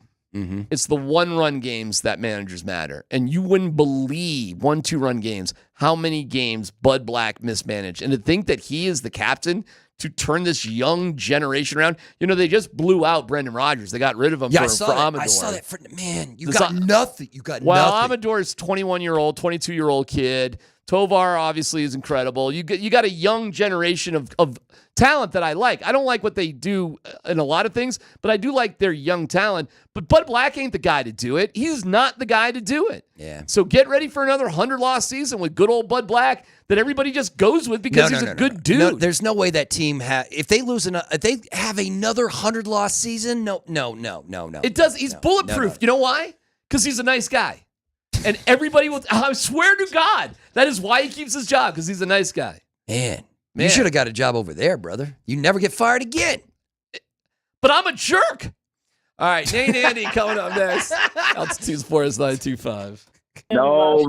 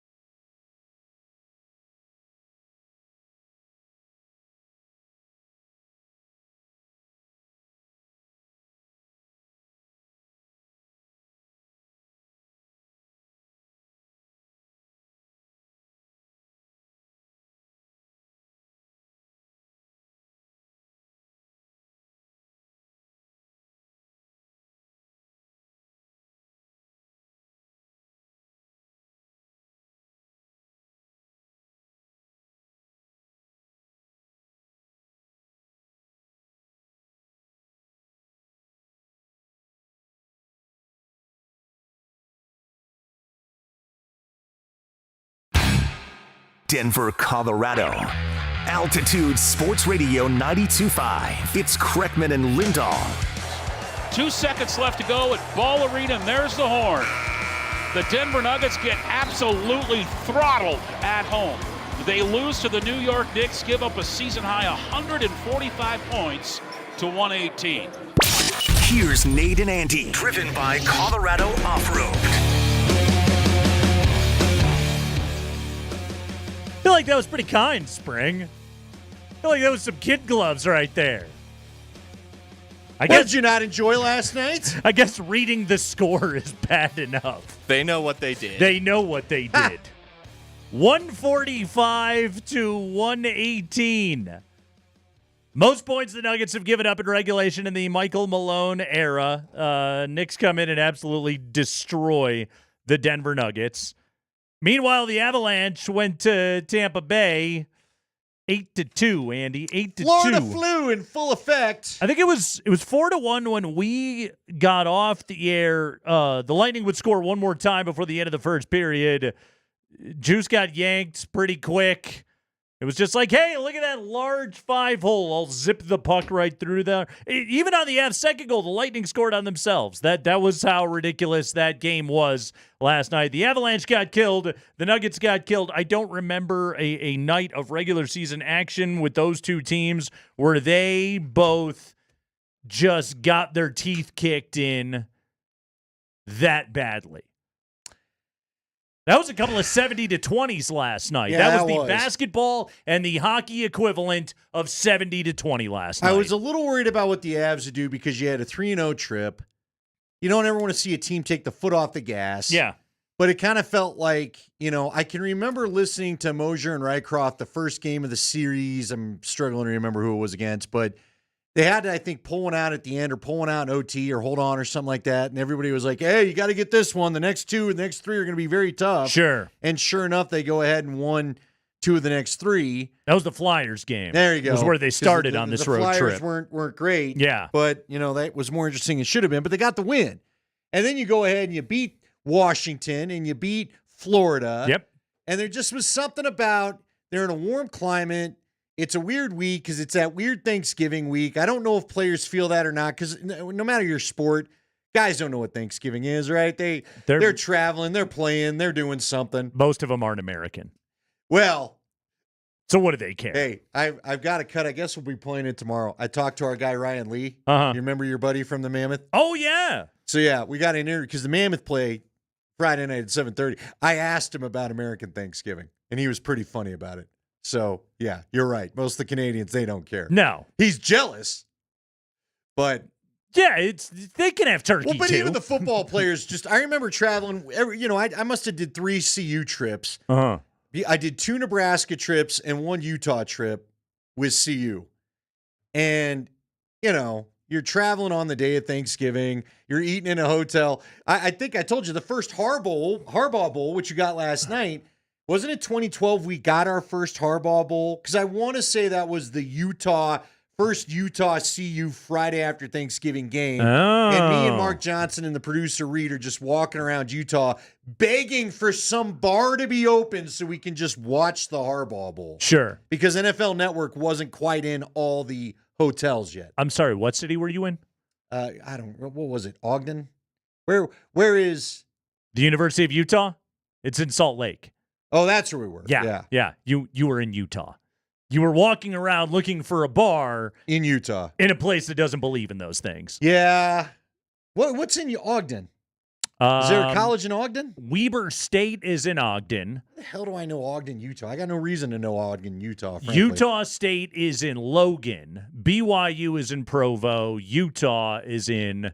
Rice-Eccles is in Salt Lake. I guess it always throws me off because BYU is the actual, the religious school, right? Well, yes. But the University LDS of church is right by, we were 2 blocks from the church. Yes. So. The entire state is still very, very, very... I get that. That's one of the things I always like is like anytime I do a lot of Utah State basketball games and you go through it and you're just like, hey, he was... married 6 years ago, right. And he's 27 years Went old. On 3 missions. He's a sophomore in college. How? He's actually older than I am, the announcer. Yes. I had a couple Mormon friends that always used to make me laugh because when I went there prior, one of them was just like, yeah, you're not in the club. You're not going to enjoy that time. he just warned me. He goes, you're not in the club. It's not your city. You'll be lucky to get a burger. And he was right. He wasn't wrong. So, yeah. It's a nice city. No, it's lovely. They got a real nice town. I mean, it's basically here, right? We share a climate, it feels like. Yes. So it is nice. But it was very weird on a Thanksgiving night knowing football was going on and you're walking around and there's all these closed shops. I mean, I guess maybe that's how it is everywhere. I don't know. I think football Not teams, the place I wanted to be, though.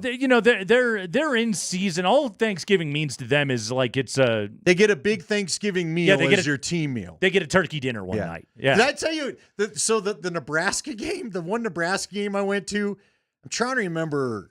It doesn't matter the coach that was there. Bo Pelini, I think it was, right? Oh, hell That was a coach, right? Yeah. He sucked, right? Did you follow the fake Bo Pelini on Twitter? I didn't, but is that so funny? So good. Yeah, Bo Pelini decided to take over the Husker Inn, which if you are going to Nebraska for Thanksgiving, I guess the Husker Inn is the spot. That's the place. All Okay. I heard for years was the Husker Inn.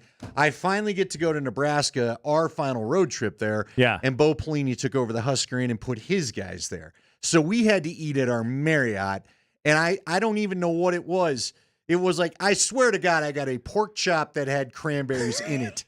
They weren't separate part of this thing, right? But it was, and I kept looking, I go, this is pork. And Johnson, of course, shut up, it's not pork, it's fine, don't be stuck up. I'm like, no, I want my damn traditional Thanksgiving dinner. This is not turkey, this is pork. This is pork. This is a pork chop they're passing off as turkey. This place sucks.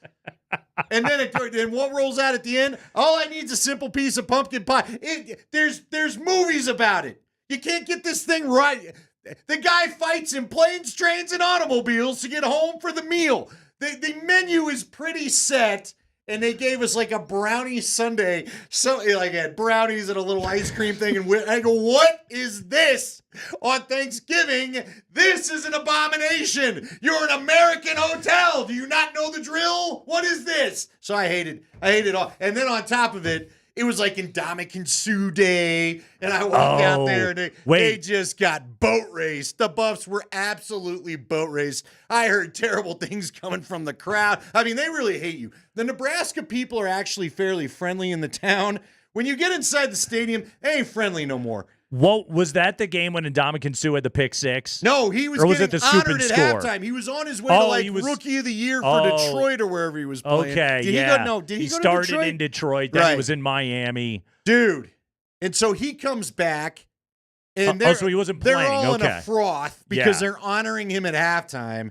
And I mean, and look, this was, I think that was the Hawk. This was Brian Cabral, because Hawkins got fired at the Kansas game 2 games earlier or whatever. Mm-hmm. So we got Cabral there, and I was just like, wow, this is a sight. Ndamukong Suh was this side of Travis Hunter, the best college football player I've ever seen in my life. He was a beast. The time that he had the pick on Cody Hawkins, and then Cody tried to tackle him, and Ndamukong Suh just kneed him in the side of the head and stepped on him on the way to the end zone. He was the most violent football player I had ever seen. He was a good NFL player, but he was never a great NFL player. He's not going to go to the Hall of Fame or anything like that. But if people remember what Ndamukong Suh was like when he was at Nebraska, he was Aaron Donald before Aaron Donald. Dude. He killed everybody. He had the crazy eyes, though. He did.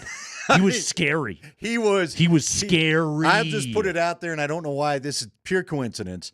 He and Derek Wolfe, the sets, and I told, when Derek came in here and did the fill-in with me while you were gone during the summer that one time, Mark Johnson called in and told Derek. I did an interview with Derek after his draft. He came in on a Saturday after getting drafted, and we're doing the whole full day of draft coverage, and he just gave me the look like he was, I don't know, going to wear me as a coat later or something. I don't know. And Mark was like, what was your problem that day? He was like, I don't know. He would have if it was legal. And Ndamukong Suh had those kind of eyes, man. You were like, yeah, I could see. There's a bunch of, we get into tense moments with athletes. Sure. I've seen Malik Jackson get plenty frustrated and angry. And frankly, Derek did too, but you always know they're going to hold their water, right? Dominic Sue was like, I don't think I'd push the issue. Right there on the edge. You give me the answer and look at me and be like, yeah, cool. Knife edge of sanity. I That guy. have no follow-up questions, sir. I'm out of here. God, he was so good, though. Whew. Someone said he should have won the Heisman. Would you go there? Yes. Is that another defensive player that we just need to? He was the best player in college football that year. Who won the Heisman that year? Was it 2011 then? I want to say it was 09 would have been his last year because I think 2010 was the Okay. year that he went in the NFL draft. Who won the Heisman in Ndamukong Suh's year? I got to go. It's going to be some scrub quarterback. It was Mark Ingram. All right. Mark Ingram won the Heisman. A running back from Alabama. Yeah. Yeah. Okay. Yeah. Ndamukong Suh should have won that award. Yes. He should have. And at least it wasn't like Ken Dorsey. You go through this list, you see some names, man. Who was it? Gino Torretta? Troy Smith from Ohio State. Yeah, he was a great fun. one. Great Yeah, player. He was fine. Jason White won a Heisman. Matt Leinart. Good old Matt Leinart. Chris Winkie. Don't wink at me. Eric Crouch, friend of the program. Yeah. That's a buddy of He ours. was a really good player. He was a very good Did Tommy player. Frazier win one? He was a really good player, too. Did Tommy win one? I don't know. Did he not win one? Who would have won it? Let's see. The Tommy Frazier era was what, mid-90s? Yeah. Eddie George in 95, Danny Werfel in 96. What about 94, 93? 94 was Rashawn Salam. 93 was Charlie Ward. Okay, At 92. Florida State. Gino Torretta in 92. That's your dude. All right. Then I don't know. I guess he didn't win one. Nope. I cannot believe Tommy Frazier. I am not a Nebraska guy He at was elite. all. I cannot believe that guy didn't win a Heisman. He was incredible. What about Eric Incredible Crouch? player. Eric Crouch win one? Eric Crouch did. 01, No, yes. we said that. Who was the other guy that was with him that went back to coach there? The blonde dude that went to UCF. Scott Frost? Scott Frost. Did he win No one? Heisman's for Scott Frost. Was he No. good enough to win one? Am I just putting all Nebraska? Did Lawrence Phillips didn't win one, did he? God, no. No. Wow. He was treated with a direct ticket to prison. That's what Lawrence Phillips got, okay? Yeah, you got a tearful greeting from his coach. Who was that? Who liked to cry? Who was our likes to have a good cry guy? Dick Vermeil. Yes, he did. He's the first coach that really enjoyed a good cry. It's maybe there were more. He's the first one that let us all know he's not afraid to have a good cry. A man who has his emotions. He was the Dan Campbell of his time. It is. That is more cry than fire. The Kreckman and Lindahl Show. We're rolling with you here on a Tuesday. Nuggets and Avs got their ass kicked. It's more fun to talk about how Andy once had a pork chop at a Marriott in Lincoln, That Nebraska. passed off as turkey. At Thanksgiving. It's not turkey. Keep it here.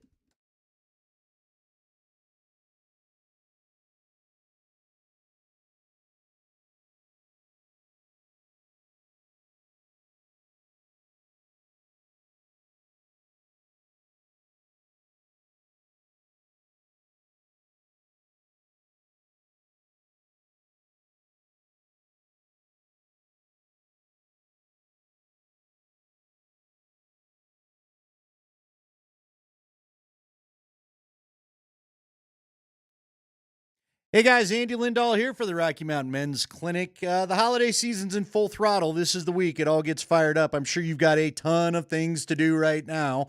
Maybe you got to get the old turkey basted or whatever, brined, get it ready to get going. I'm sure there's a bunch of stuff on the checklist. Maybe you're going to smoke a turkey. I don't know. Put the lights up. There's a lot of stuff to do. Bottom line is you can't have your energy down this time of year. You got too much stuff to do. If you're not sleeping, if your sex drive is MIA, and you just don't feel like the guy you once were, it's time to call the Rocky Mountain Men's Clinic. Do something for yourself this holiday season.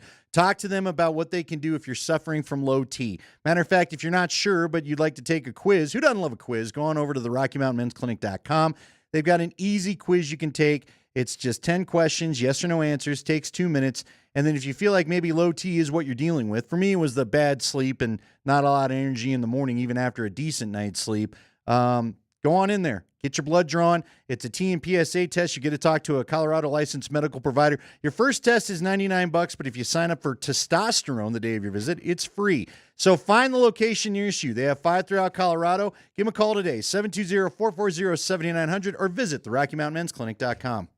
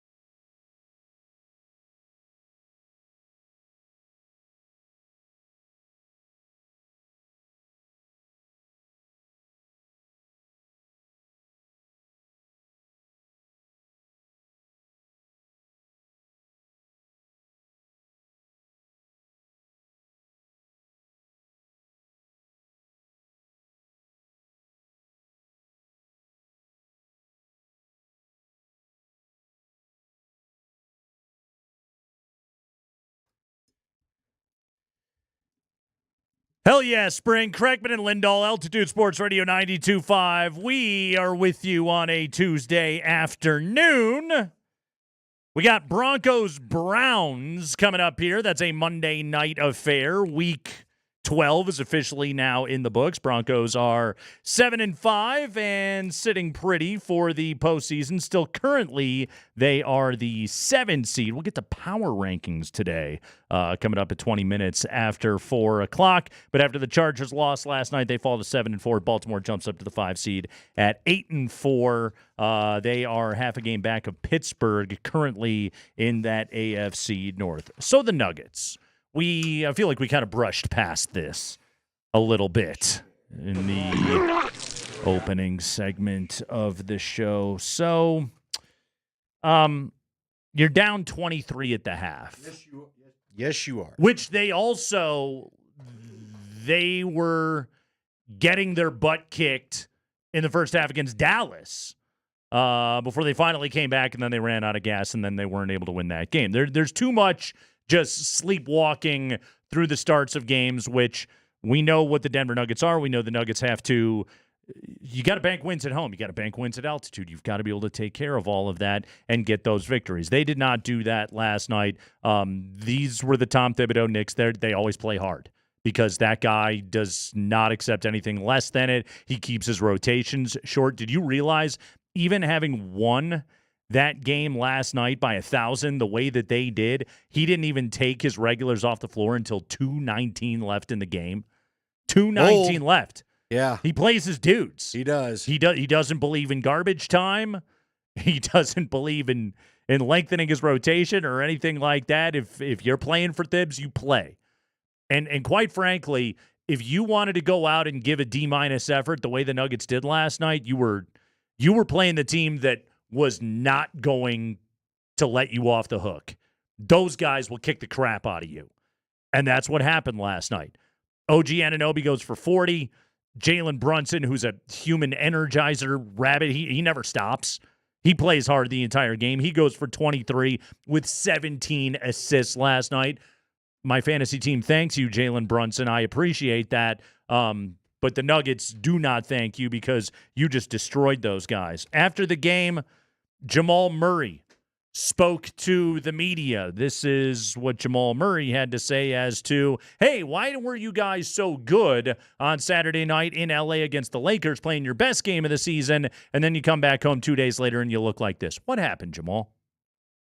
I just think it's a long season. Guys have lives outside of basketball. We just beat LA in LA. Got some guys that live in LA, so stayed in LA.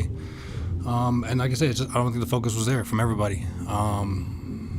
And that's what happens when you don't have the focus. Like I said, it's not on coach. It's not on what plays are running. It's not on anybody else but the guys that are out there on the court. So, like I said, it's tough. It's a tough one to go back and watch or even accept. But it was expected. If that's the kind of energy that the whole team is going to bring to start the game and continuously, not have a response, then that's what happens.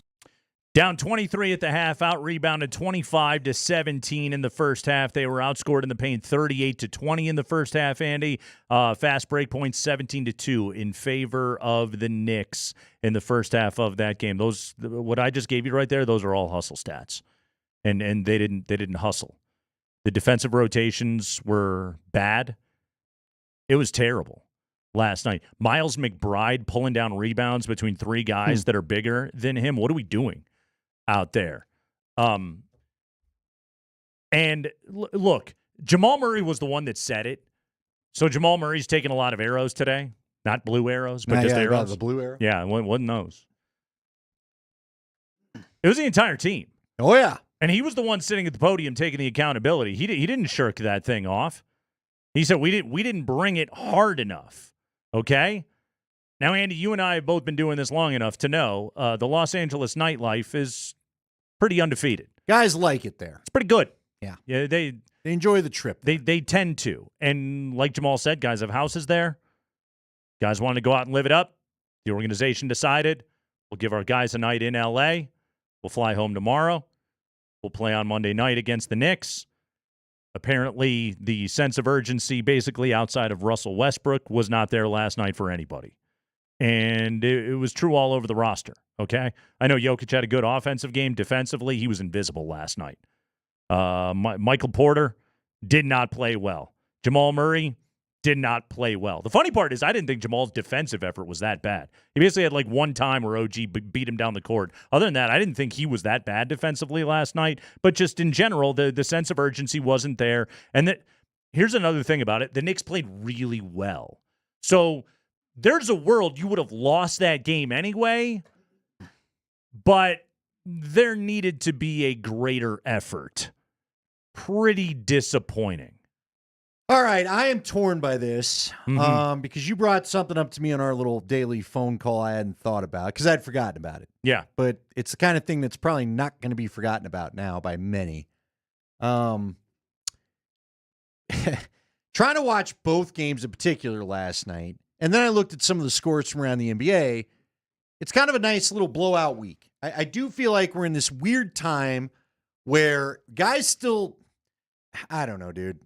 I know fans hate hearing this, so I'm sorry to say it to you, but it's just the reality of things. I don't know if it's boredom. There just isn't any urgency for this right now. There's plenty. I watch some out-of-town basketball, and sometimes there's just some bad basketball. Yeah. Because guys, they're not getting into the tournament the way I think the NBA wanted them to. And plus, you already got a couple losses in those things. You're not really in the mix for anything anyway. So that adds to it. Last night had nothing to do with the tournament. It's just your random Monday. I think it's been a little bit of a weird home away thing. Normally you get at least a couple road games or a couple home games. The Nuggets are doing every other one on the road or home. It was the third game in 4 days. Yeah. So there's a lot of reasons. You were out, you were in. There's a lot of reasons why I think guys could be quote unquote bored with the time of year.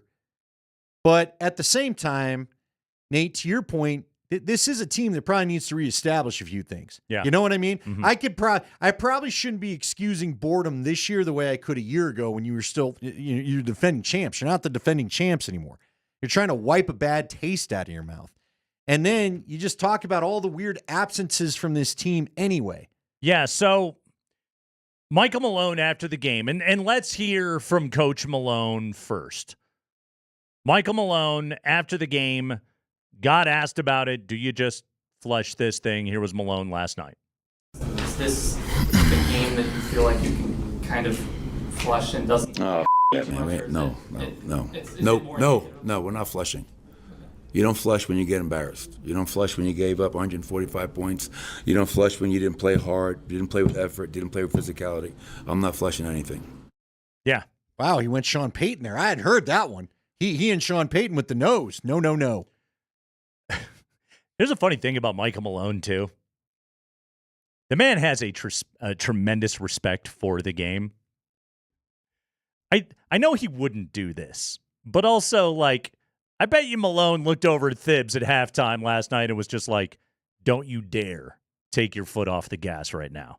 You think he enjoyed it? Cream these dudes. Give me all the ammo. Exactly. Push all the firepower over to my side. I'm going to need this. Yeah. That was puke last night. The effort that the Nuggets put out on the floor. And look, the Nuggets are 33-17 all time against the Knicks in Denver. When that team comes in, they were just in Utah. They were just in Salt Lake. They lost by 15 the other night.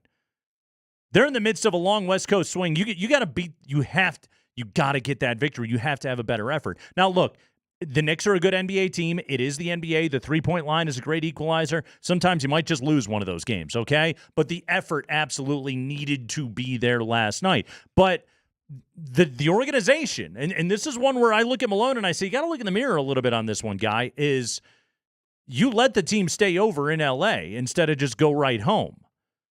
So and Michael Malone is trying to respect his team full of veterans and say, you guys have lives. Many of you live here. I will absolutely work with you on this, but the problem is that they broke his trust last night. Okay? They broke his trust, and then they didn't go out and play hard on a Monday. So now why should he be doing that? But this has also been a season so far where Jamal Murray has come in injured and had a hell of a time getting himself into shape for basketball. Nikola Jokic missed an entire road trip to go and have a baby, and congratulations to the Jokic family. Michael Malone missed a game to go to see his daughter play high school volleyball. You're staying an extra night in L.A. Like, I'm glad Malone said those things. He has to be the adult in the room. He's got to get after the guys, and sometimes there's nothing coaches can do about that sort of thing. You give them the game plan. You then need them to go out and play hard. But also, this is something where I look at the entire operation and say, you guys have to decide if you're ready to do this or not. Like, you're a veteran team. You're a championship team. You want to give each other the leeway to do all these sorts of things. The problem is you're 9-7 and you're 2-4 over your last 6 games right now. Right now, things have just been going a little easy around there. That's it's a team and an organization, Andy, that I think has to decide, hey, the season's here and it's time to take it seriously. Yeah, I mean, you need a reset somehow, right? So where's the home record right here for the Nuggets? 5-4. That's not good enough. You've already lost 4 home games. Yeah, home games. We've seen years where the Nuggets don't lose 4 home games all year. And you're right. Here's the thing. So the NBA is full of evening points, if we're really going to be honest about it, where they even out the ledger, if you will. The Nuggets sometimes have to fly back to town, and they have to play in their home city when the other team's been here for 24 hours or whatever it was. Yeah. Feels like it takes a little bit of the advantage away. But guess what? You've got the altitude, okay? Mm-hmm. They should have run the Knicks into you need to run the Knicks into Burning Lungs area where you got nothing left. How many times, especially in the beginning of the year, have we seen that? Yeah. Where you can just tell these guys are gone. The legs are gone. Mm-hmm. Hang with them in the first half, make them feel the altitude in the second half. There was none of that going on last Nothing. night. You were out of it before you got to halftime. Let them off the hook. There were not enough rage timeouts from Malone to call last night. No. So how do you reset this? Because you're right, Nate. In some ways, it almost feels like maybe everybody needs a quick, okay, let's stop. Let's go out. Let's try it again. The old, you know what? We're going to put all this behind us, and it all starts today. I appreciated, in all seriousness, I don't want to crap on Jamal Murray for what he said last night. Because I think he's just being honest with people with what happened. And there's 82 games, okay? And he's right, they are human beings, okay? I've covered pro sports long enough now to be able to say to these guys, you know what? That's going to happen. And in the NBA and in all professional sports, quite frankly, some nights you just don't have it. Okay? Right. You can have a good game plan and you can go out and hit the floor and just be totally flat. Last night, though, what I saw was lack of effort. And I think it was lack of effort basically from a culture that has been put in place this year of, you know, we're easing into this season like an old man slipping into the bath. You can't do that, okay? Or even if you wanted to say, okay, we did do that and we fumbled along right around 500 for the first 2 months of the season. Okay, well, you got one more game in November and then it's December. Right. And it's going to be time to go here. Flip the calendar, flip the switch. Yes. And it needs to start looking a hell of a lot better with this team here at the moment. And again, it wasn't like it was the second night of a back-to-back. It wasn't like it was the day after a game in L.A. They had a day in between, and they didn't come out and bring it. But that's my overarching thought last night. And here's the other thing. Jamal took accountability after the game. Nikola Jokic said sometimes it's good to get punched in the face. Okay. These guys are veterans. They're pros. They're champions. I will take them at their word that actually has its benefits for this team. But it's got to start changing. Yeah. Can't just talk and have this continue to happen. Yeah. Andy, think back on this season, you know, especially like recent games that this team has played. The Dallas game was just awful. Terrible start. The Clipper game, terrible start. You came back, but you weren't able to win that game.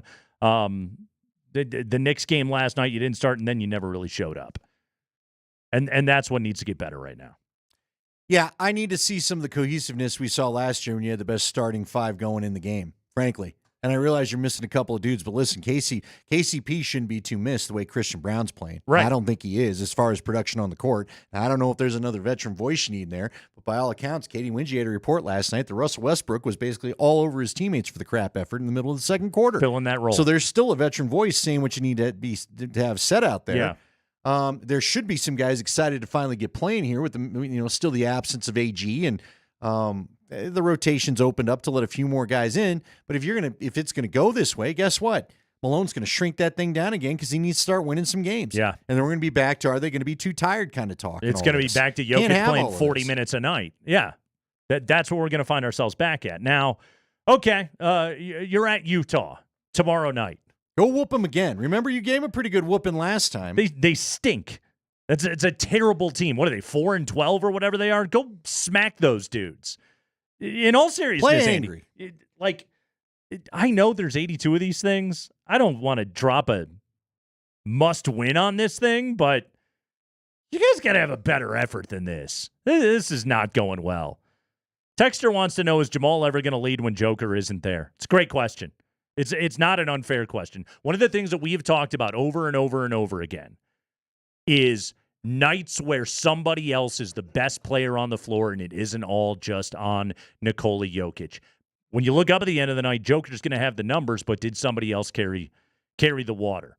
And I'm looking at both Jamal and Porter, and I think Porter's having himself a nice season, but do more of that. Do more of that right now. Poor effort last night out of the Nuggets. That's fine. You guys want to hit the LA nightlife, by all means. But it's easier to get that out into the open when you're winning games. That too. You had a nice little streak to get yourself back to even, and now you're just kind of floundering again. Yeah, and against teams you shouldn't. The one thing you do you flush all the goodwill of the Laker win the other night. All of it. Well, and look, to your point, you should have won the dang Dallas game. How do you let it get there? They didn't have Luka. They didn't have Luka on your floor. Yeah. That's got to be a dub. Yeah. Oh, well. Also, the Knicks are good. No, I get that. It's not like you did this against... But they shouldn't be running you out of your own building. Sacramento. Not that they're necessarily a terrible team, but you know what I'm saying. Give me a bad team. Think it over. We'll give you a second. A bad NBA team? I'll give you the Utah Jazz. All right, don't get run out by the Utah Jazz. I'll give you a really bad one. It's the Utah Jazz. 2 Utes. It is the Kreckman and Lindahl Show. We're rolling with you. It is Tuesday. Keep it here.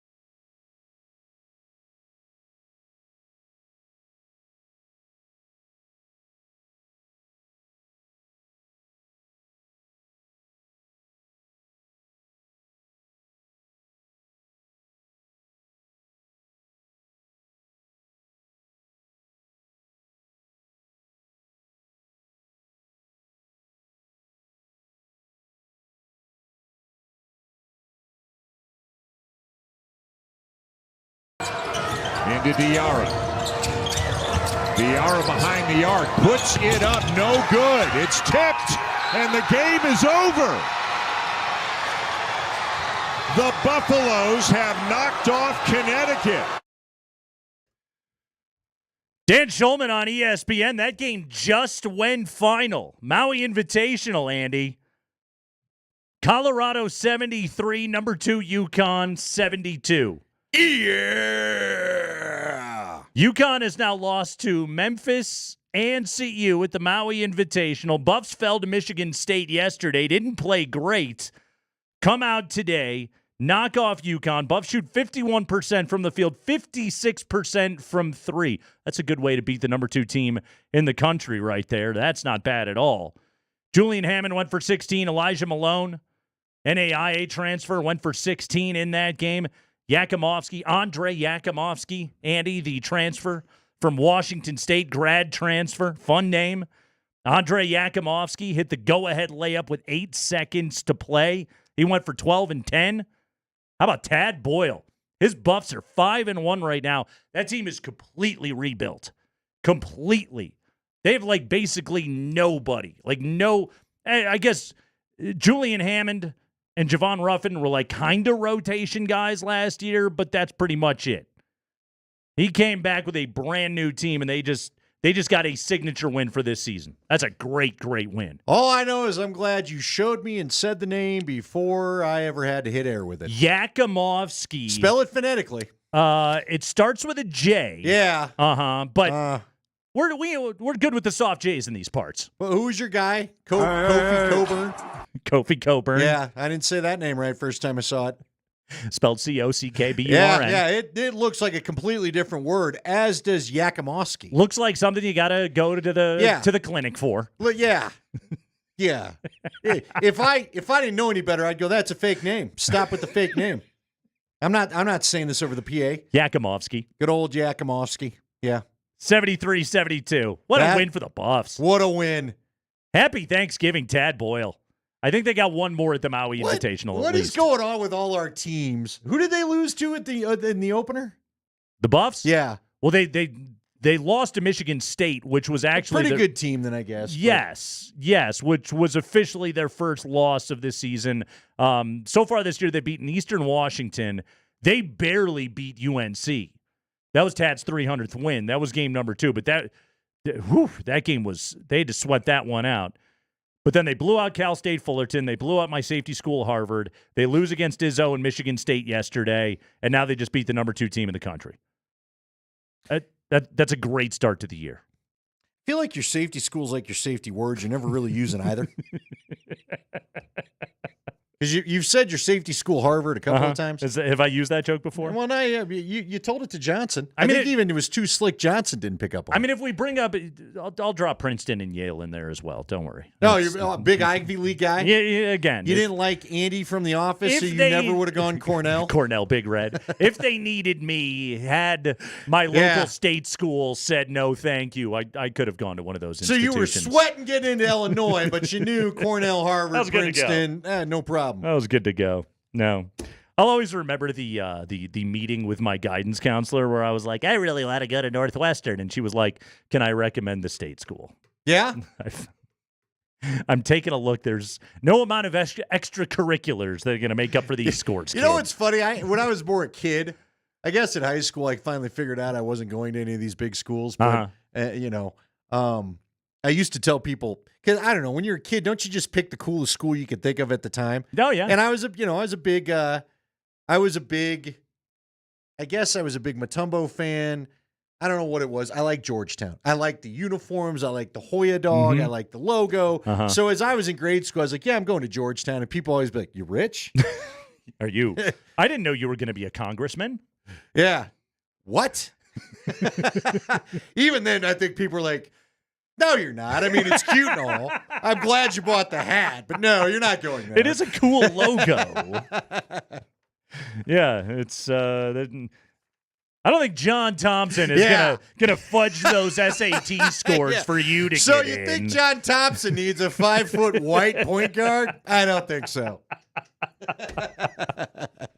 It is the Crackman and Lindahl Show. It is great to be with you here on a Tuesday afternoon. We have other Colorado-based news. Actually, there's a lot of CU stuff today that we got to get to. Ton to get to. But And I got another Nuggets question for you later on in the show. I don't think we're out of Nuggets questions anytime soon. How about some answers? I offer none of those. I offer only frustrated queries today on the show. New York Giants GM Joe Shane was at CU practice today. Oh, good for him. Joe Shane, GM of the Giants, was chatting with Dion, watching some practice. Pretty sure he knows his team is going to have a top 5 pick, a very high pick in the draft. And Joe Shane was going to put some eyes on who could very well be the top 2 picks in the draft, Shedeur Sanders and Travis Hunter. Yeah, here would be my first question if I'm vetting out the old press pass. I mean, I guess you have to. The guy's an NFL GM. And it looks good for your program You do. for an NFL GM to show up to. But aren't you kind of like, hey, you sure the job's yours when the pick comes in? You going to be there? Hey, I saw Hard Knocks. Are you positive? You'll still occupy that office? Seriously, dude. At the same time, really, honestly, are you going to go in there and you're going to go, I don't know about this Shedeur and Travis guy. The guy that I need is DJ McKinney. And DJ McKinney's a good player. In the very least, like this is what I respect about Joe Shane, all right, is he very well could be fired a month and a half from now. But he still technically has the title and the corporate credit card, so he can book travel. Okay. Go ahead, Boulder for a couple of days. Why not? No, it's a great spot. Hey, what the hell? Now, you want to get out of here before that storm rolls in. I'll maybe. get out of New Jersey for a couple of days. Do you think Joe Shane thought, is this just all coming up Joe Shane? Do you think he thought he was going skiing? And now he gets here and they're like, Chris Bianchi every 5 seconds on Twitter, don't drive in the mountains. Don't drive in the mountains. You're going to be stranded. So did Joe Shane not even get that right? It could have. Very well could have been a canceled ski trip. Yeah, he was going to, I'll go Thanksgiving in the mountains. Hey, Powder Day. Yeah, no, not for you, pal. Yeah, it's going to be hell to get there. Is he going to Pasta J's with that corporate card? God, I hope so. What'd I tell you? I had to hit up Jay. I had to hit up Nate during the game a couple weeks ago. Pasta J, the CU Athletic Hall of Went Fame? into a wing of the Hall of Fame. Congratulations, Pasta J. He was there. He was big old grinning it. That's huge. Eating grin. Wasn't that Dan Hawkins his first thank you? Yes. When he was let go? Yes. Was Pasta J? Yes. Hell yeah. Yeah. Boulder institution. He's got great food. He sells his jarred sauce at King Soopers. Brilliant. It's quite tasty. I don't deny it. It's $10 a jar. I've enjoyed Pasta J's many a time. Not quite sure I'm all in on the $10 a jar, but it's a good pasta sauce. I went to Pasta J's a few times with CJ. Yeah. The mayor of everything at the University of Colorado. Yeah, just sitting at the table while CJ's working the room like it's his wedding, like going around and chatting with Just every thanking single everybody table for being here. in the place. Being like, can I order? He's got the bow tie off and the first button undone, just looking haggard. It's great to see you guys. All right, real quick. By the way, my deal, I went with Bobby Pesavento. And I was like, I wonder if anybody remembers him. My God. You want to, again, not eating? I was like, Bobby. See you, royalty. Will you go over there? Because I'm going to stuff my face and get sauce everywhere. So please, just go sit over there. I'm tired of people approaching the table. I'm hungry. Telling you how great you are. I'm not going to be polite anymore. I'm slopping the spaghetti down. Now, watch these two. These got to be Dan's parents, right? Right? They both look like Dan. Dan Tanner's giving That's got to be his parents. His family the studio That's tour got to right be now. his parents, right? Very much If I demanded you put a bet on, that ain't uncle and aunt, right? That is mom and dad. My favorite, because you put those two people next to each other and it's A plus B equals C. Yeah, it's a classic math problem. Have you ever seen the photo of Blake Griffin with his parents? No. Just Google it. Just Google it. It will make everything make sense. You're just like, nope, I get it. Now I know why you look like that. I feel like, I've told you before, I don't feel like all my brothers look alike. Like, we don't. No, actually. Which couple are adopted? Are you sure? It is the Craigman and Lindahl Show. It is Tuesday afternoon. Power rankings coming up at 20 minutes after 4 o'clock. But after this, Joe Shane was watching Shedeur and Travis Hunter practice today, and he may have been asking, why isn't Travis Hunter that good of a defensive back? We'll tell you what we're talking about next.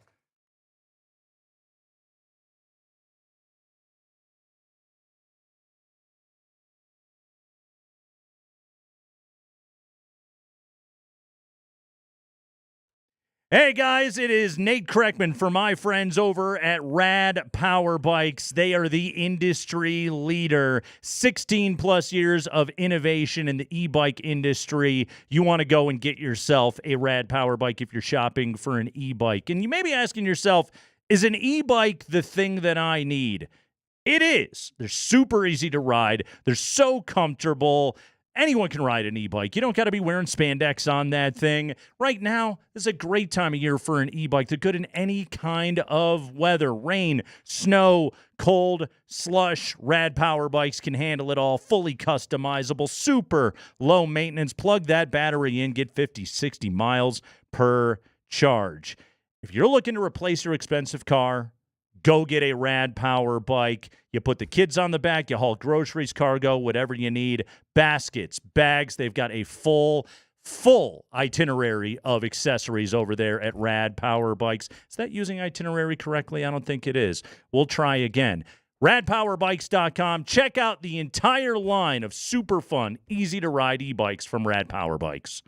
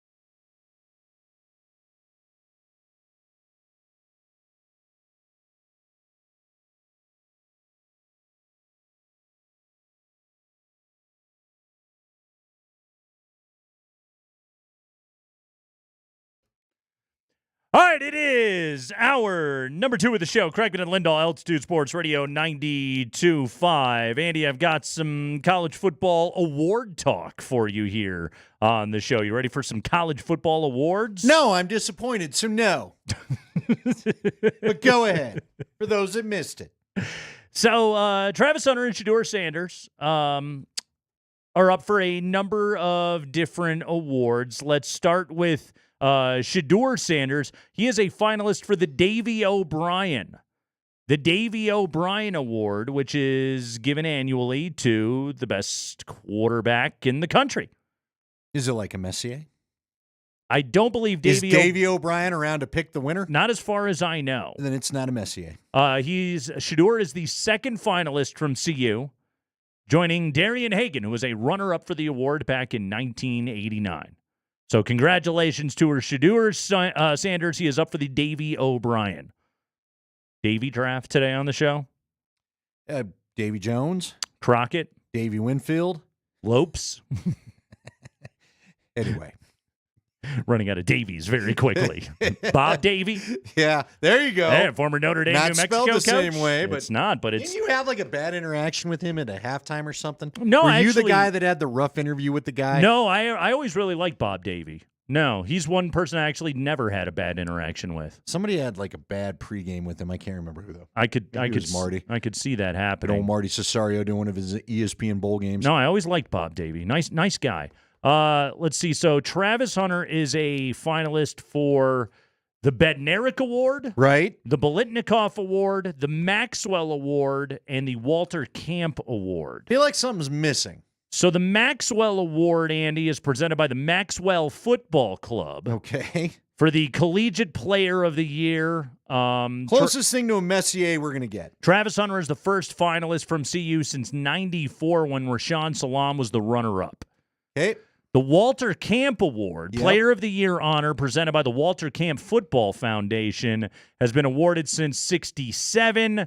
Rashaan Salam won the award in 1994. So yeah. So the Walter Camp. Let's see. The Biletnikoff is presented annually to the top receiver in the country. Travis Hunter is just the second CU receiver to be a finalist for the Biletnikoff, joining Ray Caruth in 1996. We will ask no further questions about Ray Caruth. We're done with that. Yeah. We'll just go ahead and move on. And Travis Hunter is up for the Bednarik, presented annually since 1995 to the Defensive Player of the Year. Again, Defensive Player of the Year. Okay. One award that Travis Hunter was not named a finalist today was for the Jim Thorpe Award. The Jim Thorpe is to honor the top defensive back in the country. Yeah, I feel like we could have subbed out one of the others. That one should have been included. I'm not sure if there was a limit, if we filled the shopping cart up too quickly or what we did there, but I do feel like the Thorpe should be a no-brainer. So he's up for Defensive Player of the Year, but not DB of the Year. Defensive Back of the Year. He doesn't get that. Jahdae Barron of Texas, Caleb Downs of Ohio State, Malachi Starks of Georgia. It's a good name, but I don't think you're a better defensive back than Travis Hunter. Deion Sanders today was asked about Travis Hunter getting the Thorpe Award snub. The old snubberoo from the Thorpe people. This was Deion addressing that question. Before I open up for questions, I'm going to address something that just transpired and they brought to my attention today, that Travis is a finalist for the Walter Camp Player of the Year, Maxwell Player of the Year, Bednarik Defense Player of the Year, Biletnikoff Best Receiver, regardless of position, and was snubbed by the Thorpe. How? How is Travis Hunter snubbed by the Jim Thorpe Award? You can have my award, you can have it back. Matter of fact, I'm gonna give him mine. I ain't using it, just sit up there collecting dust. So Travis could have my Thorpe Award because if this ain't the most idiotic thing in college football, that he's not a finalist for the Jim Thorpe Award, and he is, I would say arguably, but I don't think it's really an argument. about this young man being the best defensive back in college football. Yeah, I'm with him. Now, have you seen those awards? It is kind of funny that he's talking about. You got to have a sturdy mantle to hold those things. To hold a Thorpe? Because, there's down, right, like beyond the Thunder Chute tunnel they come out of, you go to the left and out another hallway, and they've got all the awards lined up. There's Rashawn Salaam's Heisman. There's the Butkus, the Chad Brown one. I think the Outland Trophy. I think Alfred won that, Williams. Like all those bronze, heavy-looking trophies are all on display on this one wall. It's really pretty cool. So I don't know what you do with the Thorpe. I think Deion Figures won the Thorpe, I think Deion Figures won the Jim Thorpe Award back during his days. But yeah, I don't know what you do with that thing, Nate. It's not just like if you've got one of those old oak desks, I guess it could sit there. I like Deion being like, I'm not using it for anything. I don't need it. It's just dusty. What would you use a Thorpe Award for, other than killing an intruder into your home? You ain't throwing that thing, though. You have to be in close proximity. Could that thing have been a murder weapon in Clue? The Thorpe Award. Colonel Mustard in the study with the Thorpe. The revolver, the lead pipe, and the Thorpe. Hey, it can replace the lead pipe. I clubbed him with my Thorpe Award. Got him right in the back of the skull. You'd have to be as slow as a gold member villain to be able to club somebody with a Thorpe. Wouldn't it be like Conan raising his big sword? Come close enough so I may strike you. Well, you're not chucking the thing. Travis Hunter won't be able to do that. It'd be like a cartoon if you chucked it. It'd go through your wooden floor and down to whatever floor is below it. Did you ever read, was it on ESPN? It might have been a Wright Thompson story. So, take a week off of work to read it. But it was about what happened to OJ's Heisman. Yeah. It's amazing all the places that thing went low over the years after all of that. Because it got confiscated to pay the taxes, right? It was stolen, like it was taken straight out of the football facility. There were like a homeless guy had it for a while, and he was just carrying the thing around in a duffel bag. Yeah, there was a lot of stuff. How heavy was that bag? I have to imagine that probably put a bruise on the shoulder. I've never picked a Heisman up. They don't look light. Yeah, it looks hefty. Like even the guys look like they kind of sturdy themselves before they get it. Right. It's going to be a strongman competition. Take a Thorpe and a Heisman and run from here to over there. Did we get the whole Deion rant about the... Let's have Deion go after the voters of the Thorpe Award. Whomever is on the... Now, hold on. Are the crossover to the Heisman? You probably shouldn't do this. The Thorpe Committee. Well, isn't that the Downtown Athletic Club folks? You're right. Or that's all reporters. I don't know who's on the Thorpe Committee. Remember the Australian swimmer Ian Thorpe? His nickname was the Torpedo. It's an all-time great sports nickname. All right, here we go. Deion's mad at the voters. Let's have it. I ain't saying nothing about the receiver part of it. I'm just talking about defensive back. He rarely gets thrown at. He's won a game for tackling for us, and he's always on point. So if you bring up the statistics, I don't know how in the world is Travis Hunter not a finalist for the Jim Thorpe Award. They just pretty much messed up all the integrity of the award, and he could have mine. Whoever's voting down there, who's ever bringing it home, thank you, because I don't even want mine now. God bless you. On that now. Wow. All integrity of the Thorpe Award is out the window. Okay. There is a proud history. I'm looking at the list of winners of the Thorpe Award. Some pretty good names. Not going to surprise you. It typically, you know what it's typically given to, Andy? The best defensive backs in college football. Somehow Travis Hunter's not going to get it this year. All right. Is this the perfect chance for Mark Messier to draw attention to his award by sweeping in and saving the day and giving Travis Hunter a Mark Messier? Even though it's not hockey. Because technically, it's about the integrity of the athlete. Of the individual, the right? character. How you play the game. How you do your business. Travis Hunter is as high character a guy We talked to a Dr. Eric teammate McCarty guy. last week. Yeah. He goes home right away. He's he a does teammate dude. 4.0 guy, does Yeah. his homework, sleeps in his hyperbaric chamber, does his treatment, studies film, goes to practice, plays 150 snaps a week. Get that man a Messier. Get him a Messier. I don't.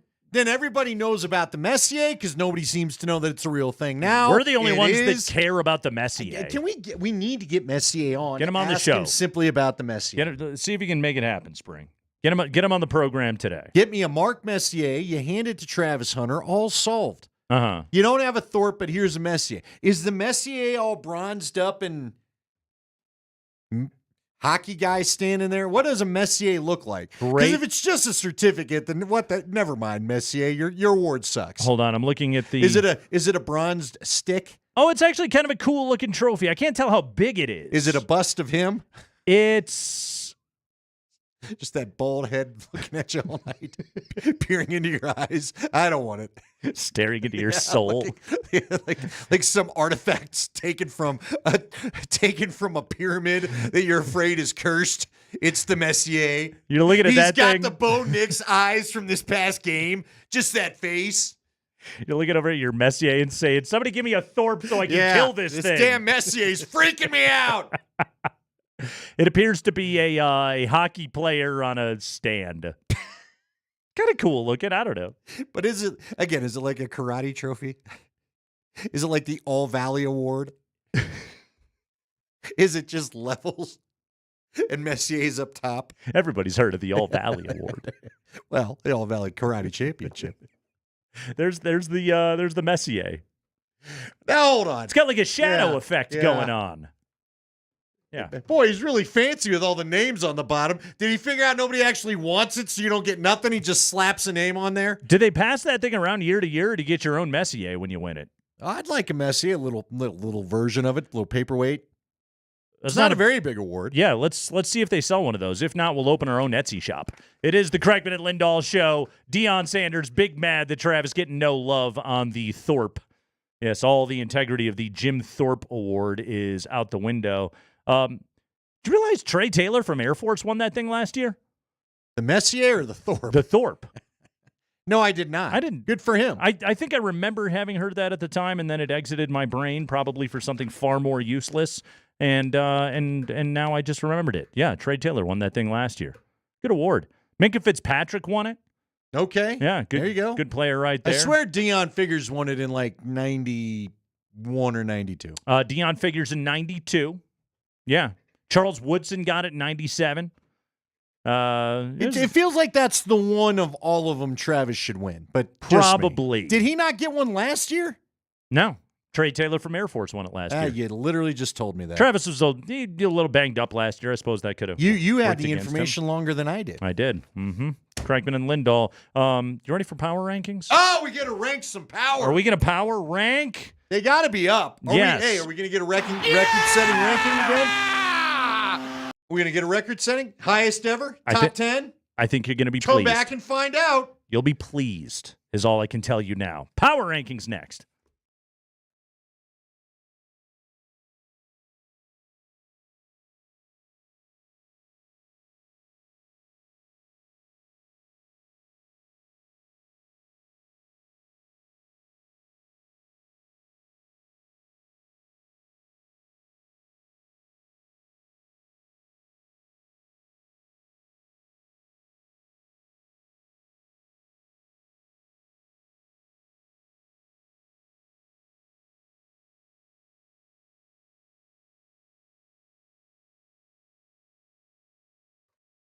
Hey guys, Andy Lindahl for Colorado Off-Road. Well, Black Friday comes up this week. Then you've got Small Business Saturday. And you know what? Colorado Off-Road can help you with both. Now, here's the best part about Colorado Off-Road. I know if you're looking for truck or 4x4 accessories, you can find them on the internet. But do you really know what you're getting? You want to stop by the showroom with Colorado Off-Road when it comes to, say, a bed cover or step rails or maybe even the floor mats. Let Jerry Jones show you what he has in stock. Let him show you his display models that he has, and especially with the bed covers. I am telling you, I would have made the wrong decision had I just ordered a bed cover off the internet. Found one that I was more worried about it being affordable, but when I actually got in there, and look, affordable is a relative thing, right? If it's something that's going to not last very long and it's not going to actually work the way that you want it to, you don't want to get stuck buying one of those things, especially over the internet where it's a pain to return it. Go to Colorado Off-Road, get the right thing right away. They can show you the power steps, the power bed covers, all the other display models, whatever you may need.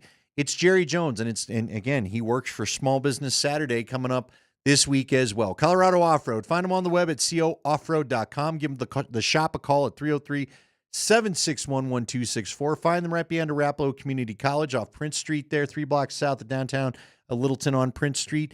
Colorado owned, Colorado grown. It's Colorado Off-Road.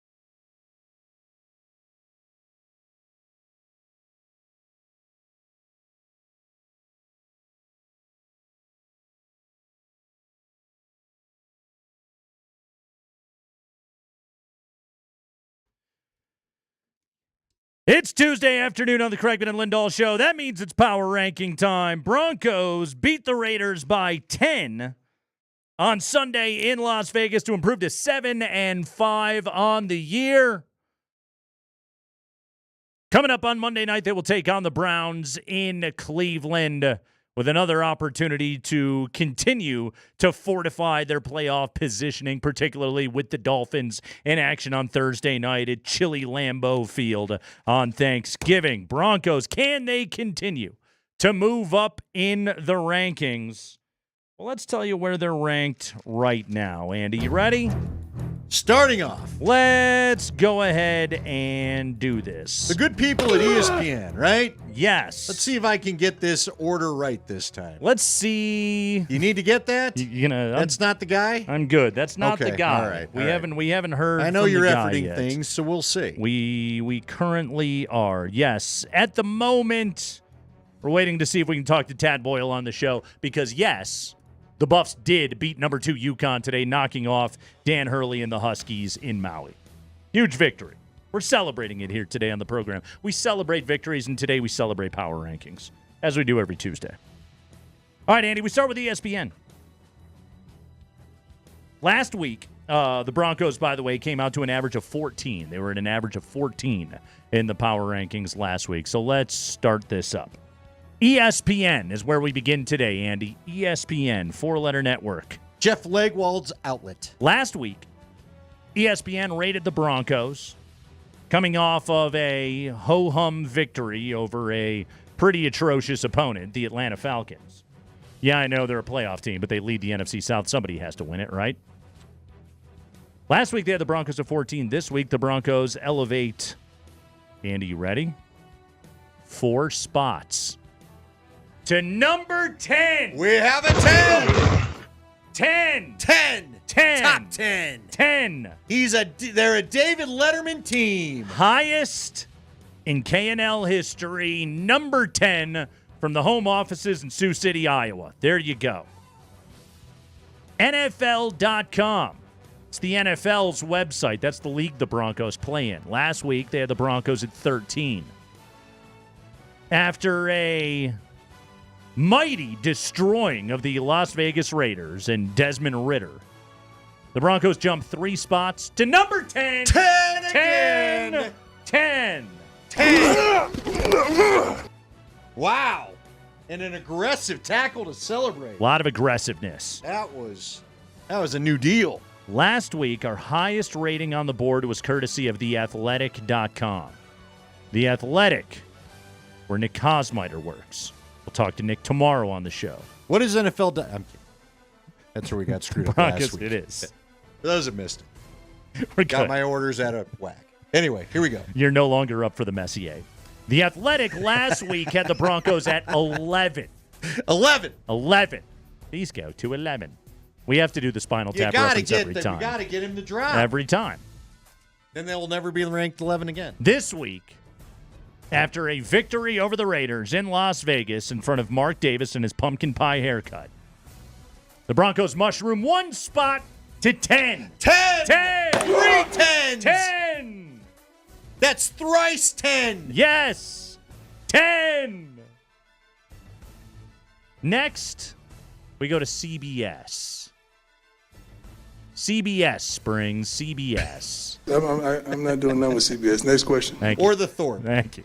He's done with both of them. He's done with CBS and he's done with the Thorpe. You can have his Thorpe and no CBS. Finished with all of those people. The Thorpe, Sean Keeler, and the CBS. He doesn't like any of them. There's probably more to the list. Probably. Dion's people I would like to kill list is probably getting longer. Last week, CBS, who Dion does not like, had the Broncos at 12. 12. After knocking off the Silver and Bleak, the Broncos shoot up 2 spots to 10. It's a 4-pack. 10. 10. That's 4 10. 2 couples. 10. 10. 10. 10. 10. You could play Trivial Pursuit with that many 10s. 10. That doesn't make sense. It doesn't. But anyway. 10. 4 10s. Not a 40. 4 10 4 rankings. 10s. Not a 10-4. 4 10. Unfortunately, Andy, there always must be the Russian judge. All right. It ain't Frank, is it? Not Yahoo, right? The- let me guess. The Ringer. We go to the Ringer. Mr. Ringer's got him at 17. Let me guess. TheRinger.com last week had the Broncos' lowest rating on the board at 16. After a destruction of their division rivals, the Raiders, in Sin City at Allegiant Stadium, we see the Broncos ranking inflate one spot, 15. Shut up. 15, says The Ringer. The Ranker? Teams above Denver, Tampa Bay, who the Broncos beat, San Francisco, who's in big-time trouble, the Houston Texans. Also in some trouble. They're not going. Things aren't going well. Arizona, who just lost to Seattle. Yeah. And Seattle.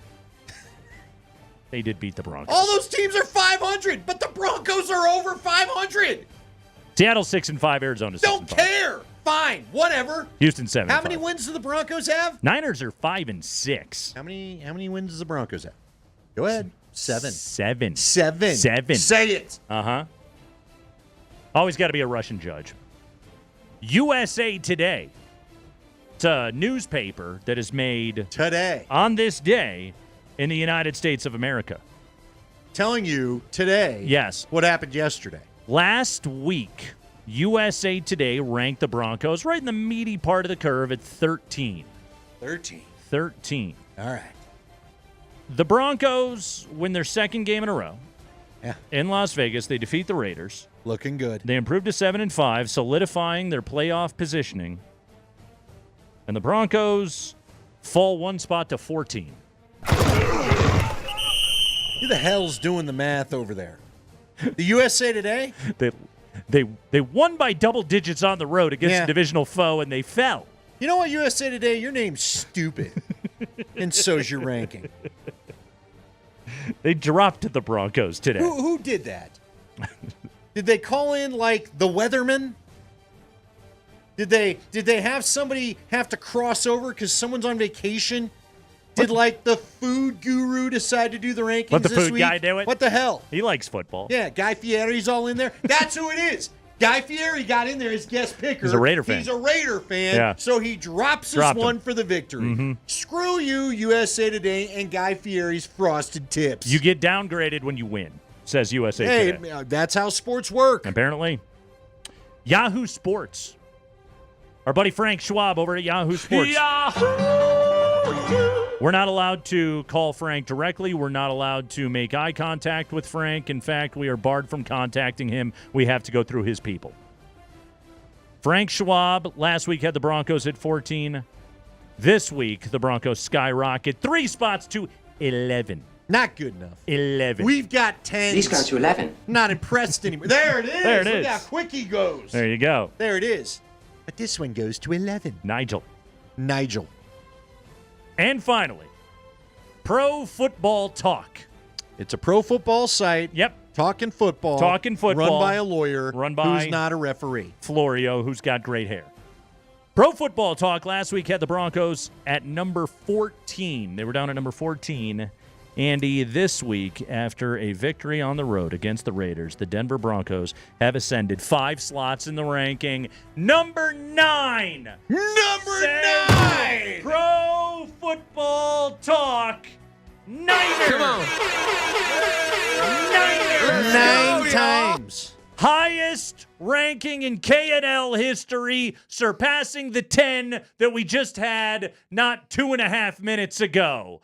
9 single digits. Yeah. Niners. Look at that, USA Today. Yeah. Learn to talk about pro football, dorks. Because we're here actually today talking about things today. History just got made twice today. Niners. And we ain't going to tell you about it tomorrow. Now that I'm looking at Florio's rankings, he does have the Chargers at 11, who did beat the Broncos in Denver. But that's neither here nor there. They lost the Harbaugh Bowl yesterday. Yeah. Tough crap. Yeah, you gotta Tough crap. You gotta be able to beat your brother if you're gonna stay ahead of the Broncos. Yeah, that game started at like 10 o'clock Eastern time. How can you not beat those guys? Screw you guys. Average this week, Andy, 11. 11 is the average on the 8 different power rankings that we survey. Highest ranking Pro Football Talk Niner. Lowest ranking TheRinger.com, who had them down at number 15. Biggest rise on the board, Pro Football Talk, moved them up 5 slots this week. There was one decline. That was USA Today. Had the Broncos at 13 last week, knocked them back to number 14. 4 10s on the list, 111, 114, 115, but most importantly, a Niner. A 9. Hell yeah. You're squarely in the playoffs. Yep. Broncos, the 9th best team in the NFL, according to Pro Football Talk. They've got Detroit 1, Buffalo 2, Kansas City 3, the Eagles 4, Baltimore 5, Minnesota 6, Green Bay, Pittsburgh, and then Denver at number 9. Number 9. Yep. See, we could get Florio on, but Florio is one of those guys that if he does come on, he kind of sounds annoyed to be there, even though you got him to agree to come on. Yeah. And then, who's the Ringer guy? That's Deontay Lee who does that. Do we need ranking. to get Deontay on? Just go, hey, man, what's your deal? We may have to do it. Like his drop says, what's this guy's deal? Thank you. Yeah, and that will be the entire interview. It'll just be like, so what's your deal? What's your deal? What When he gives us an happened answer, we'll go back. to get you like this? Yeah. And just go, what's your deal What again? what is your deal and what is going on here, guy? Yeah, and we'll only call him guy. Or fella. Or captain. Yeah. We'll boss him, we'll chief him. Chief. Yeah. Mm-hmm. Although then he'll explain to us why he ranked the Chiefs higher than the Broncos. Offensive Rookie of the Year race is interesting, by the way. We're virtually right now, Andy, we're almost at a dead heat between Bo Nix and Jaden Daniels. Daniels still has minus odds. Nix is still plus, but it's like you're talking like minus 150 and plus 150. It's close. Right now, I'm looking at some of the metrics here on what's going on. Jaden Daniels, the first 5 weeks of the season, was running the ball on average 11 times per game. Since the rib injury in early October, last 7 games, he's down to 6 runs per game. He's really sitting back in the pocket, and Cliff Kingsbury's predictable offense is becoming just that, very predictable. And Jaden Daniels, without the threat to run that he posed earlier in the year and an unwillingness to try and run him around with the rib injury, he hasn't played as well. There's always going to be second-half regression in a Kingsbury offense, but in this case, Daniels' injury is not helping. Meanwhile, there's something kind of similar going on with the Broncos, and yet I think it's having an opposite effect. First 7 games, Bo Nix was averaging 7 runs per game, culminating with the 10-carry, 75-yard performance on the Thursday nighter against the Saints. But the last 5 games, did you realize he's down to an average of 3 carries a game? Yeah. Only 6 total over the last 3 weeks. He's putting up his most efficient passing numbers of the season. The more that he hangs in the pocket and doesn't take off and run, it's actually leading to positive results. It's the opposite right now with Jaden Daniels. The more that he sits in the pocket, the more that he's struggling. Here's what I think is going on here. I think there's 2 things at play. Mm-hmm. Let's start with Jaden Daniels. First off, I'm not surprised. Anybody that takes NFL hits decides they don't like a lot of it. And I think I almost said Drew Lock. And Jaden Daniels not the biggest dude. What Bo Nix has been smart about is he's not letting guys he doesn't get hit. No. You know what I mean? He gets out in the open field. Kind of grabbing the back a little bit last week, but you're going to take some hits over the course of a season. He doesn't take big hits. But he's getting down before someone really lays a lick on him. He does that, too. Which is it's smart. It's how you got to play it. He's a self-sacker. So, and I got no problem with it, Yeah. okay? Again, it's a mean league. I've seen guys twice the size of both these dudes, Daniels and Nix, they broke Cam Newton. If Cam Newton can be broken by this league from running, anybody can, okay? So, and you need them to stay healthy, stay in the game. The other thing I think when you talk about the passing numbers with Bo Nix, I think there are games, and I think clearly it was on display the other day, where Sean Payton says, he said it against the Falcons, he said it against Carolina, this defense sucks, let's go ahead, and I think he probably tells Bo, hang in there, and let's work on the passing part of this thing. Now, I think he won't be afraid to go back to running if that's what it calls for. When they get back against some of these, I bet the Broncos wish they could replay the Pittsburgh game and maybe have Bo run a little bit more, right? Just to keep the chains moving. We've found the identity of the offense, and it's just about keeping everything on schedule. And if they can average 5-6 yards a play, teams are having a hard time stopping this offense as they do that. There's no problem with kind of plodding your way downfield. They're able to continue to do it. And the good news is, right, especially in the Raider game, they were converting 3rd and longs all over the place. Yeah. Now that's they got no secondary. Not a good sustainable plan for success, but you'll take it when you can get it. I'm just saying, I think Sean's probably told Bo on a couple of occasions, let's save the running for the days it's going to be a little tougher day at the office. Yeah. And look, Bo's listening. And when Bo, that's the biggest key. When Bo doesn't have happy feet, Bo's very, very, very good. Average this week, 11, highest ranking 9, a new KNL show record. Remember this day. Remember the day, November 26th. Always remember the 26th of November, Kreckman and Lindahl.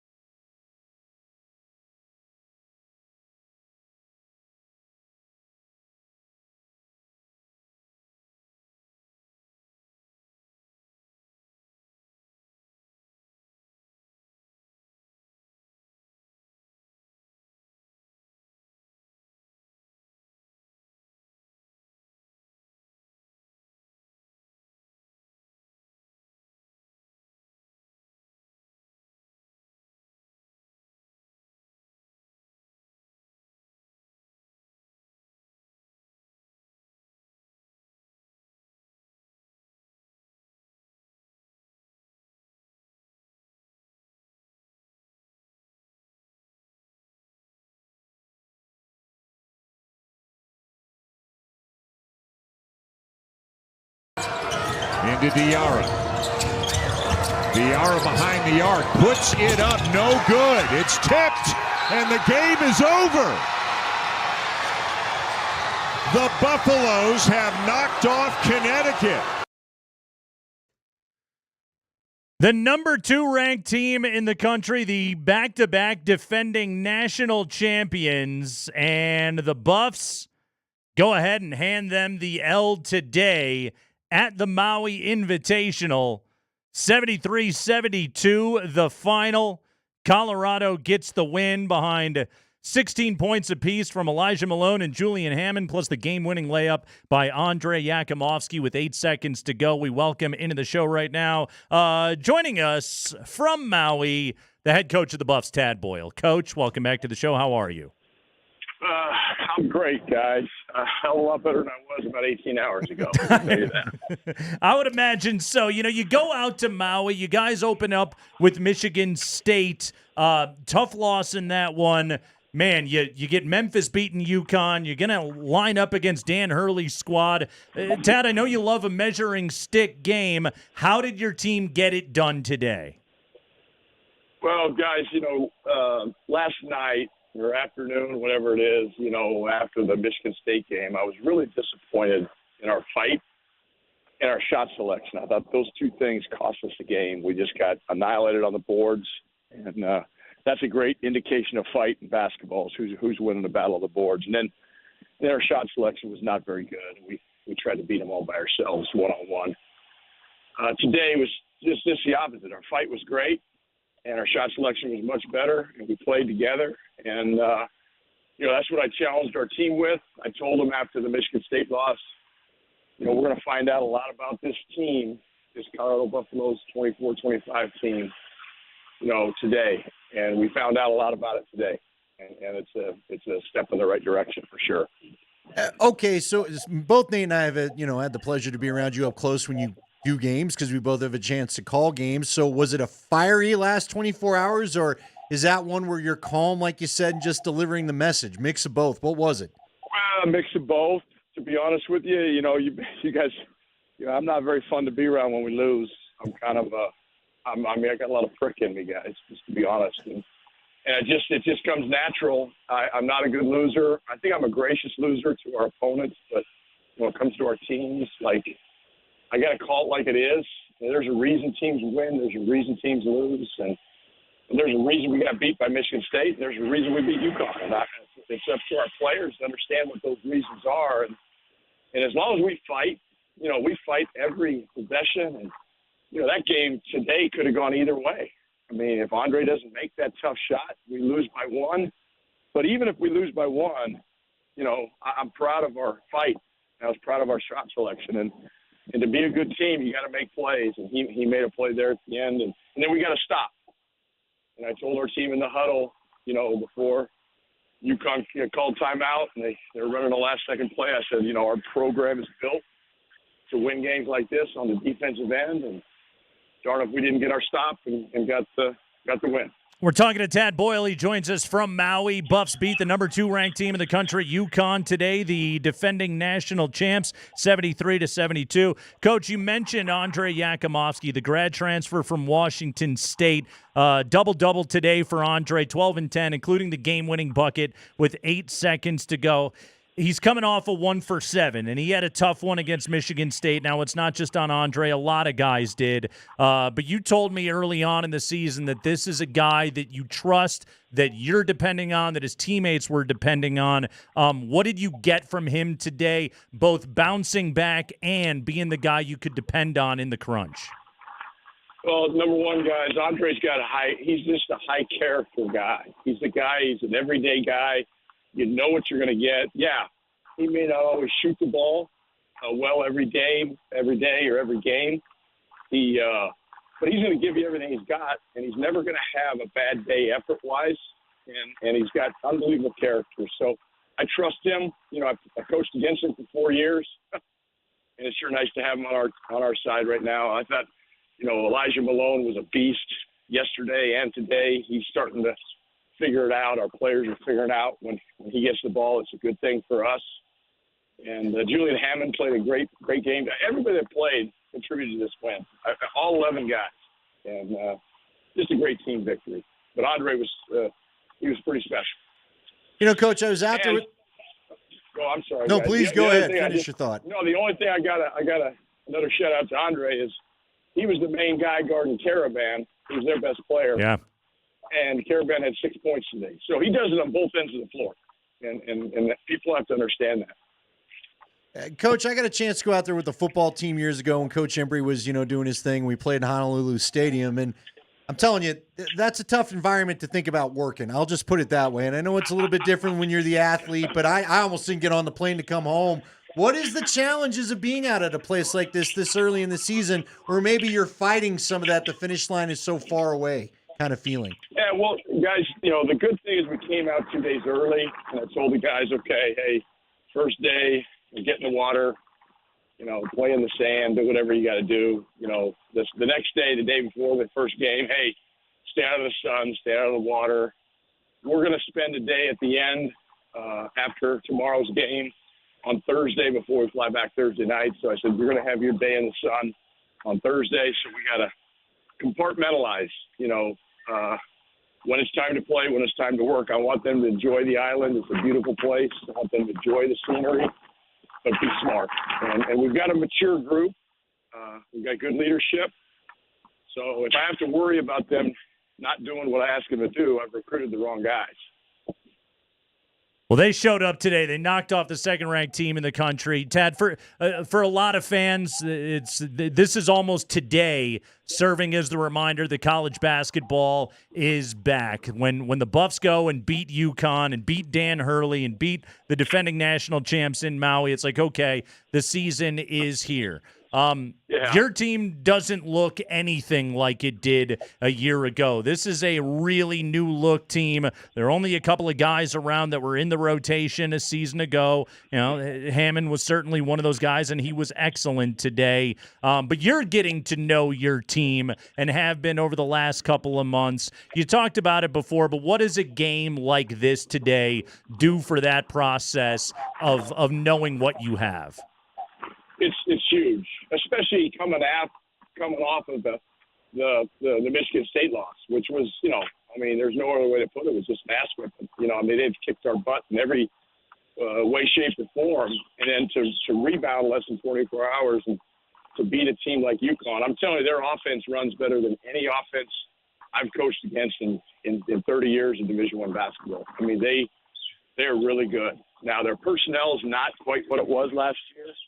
But they've got good players, they're well coached, and you have to beat UConn, and we did that today. And, coming over here, guys, this is big boy basketball. Yeah. And I said to many people, there's going to be a really, really good team that leaves Maui 0-3. A really good team.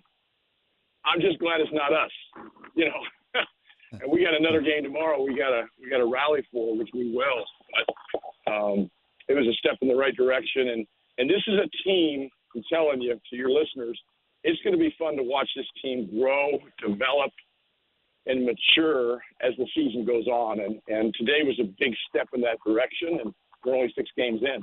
Yeah, and a big-time resume victory today to knock off UConn. You guys will get the winner of Iowa State and Dayton. By the way, Tad, what are you doing right now? Are you standing on a beach? Like, what are you doing in this moment?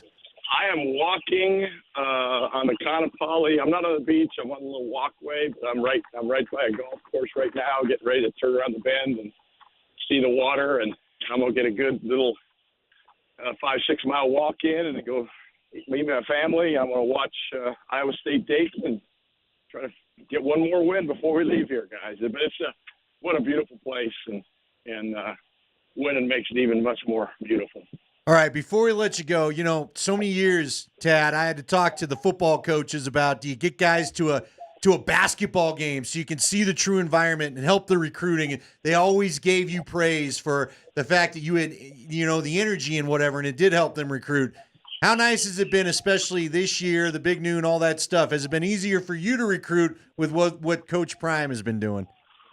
Absolutely, guys. The eyeballs he's brought to Colorado, the attention he's brought to our state, our university, to Boulder.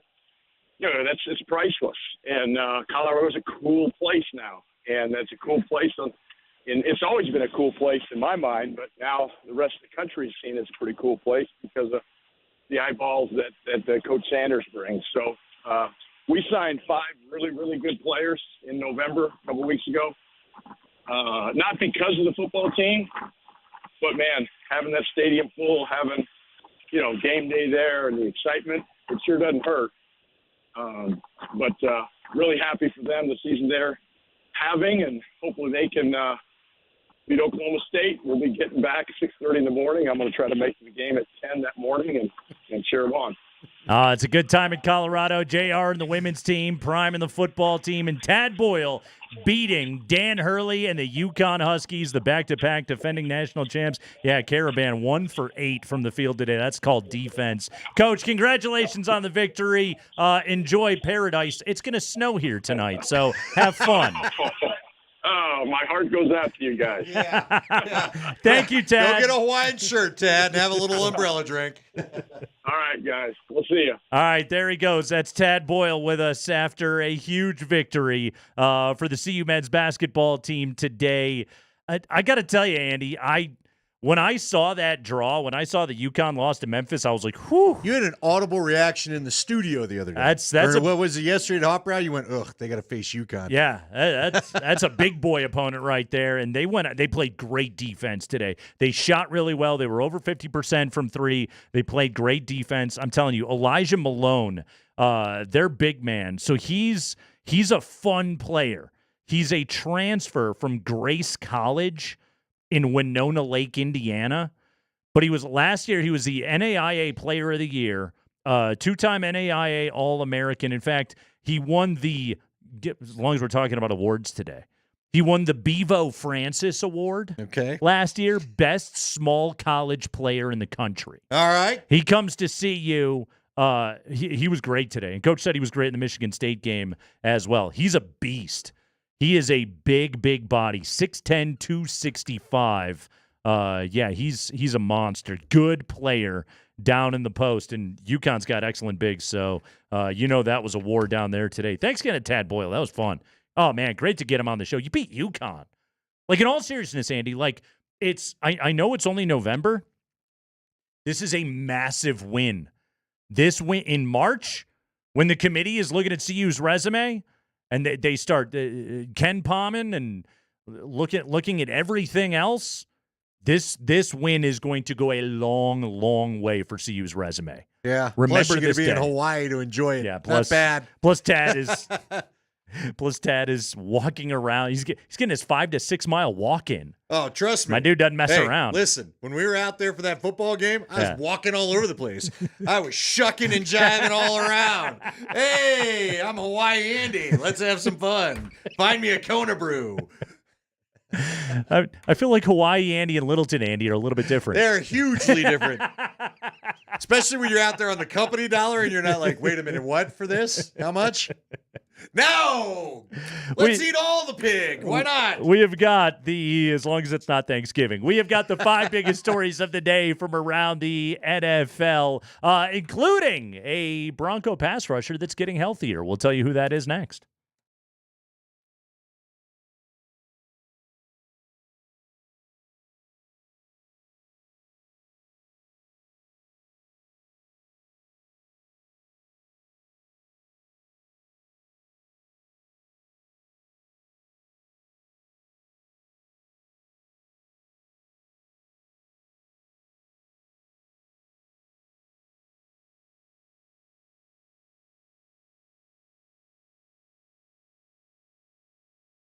Hey, it's Nate Kreckman for my friends over at Sport Trade. That's right, Sport Trade. It's a brand new app in Colorado designed just for you. If you're looking for a premium sports betting experience, then Sport Trade is the way to go. Minus 106 main lines, high limits, no spinny wheels on Sport Trade. We're talking about a great live betting experience with Sport Trade. Stellar prices, high limits, best in-play pricing in the market. I really like the way that you can bet basketball and hockey on Sport Trade. For hockey, for example, let's say you bet a team, they're up you bet them pregame 40% odds. They're up at the end of the first period, 2-0, 3-0. You then sell your bet at 60% when they have the lead at the end of the first period. Buy low, sell high. You don't got to worry about confusing money line odds or anything else like that. No more having to understand confusing odds. Just go ahead, buy low, sell high. Download Sport Trade today. Use code Nate, earn 10% cash back on every bet in your first week. Sport Trade is regulated by the Colorado Division of Gaming. Gambling problem? Call or text 1-800-GAMBLER.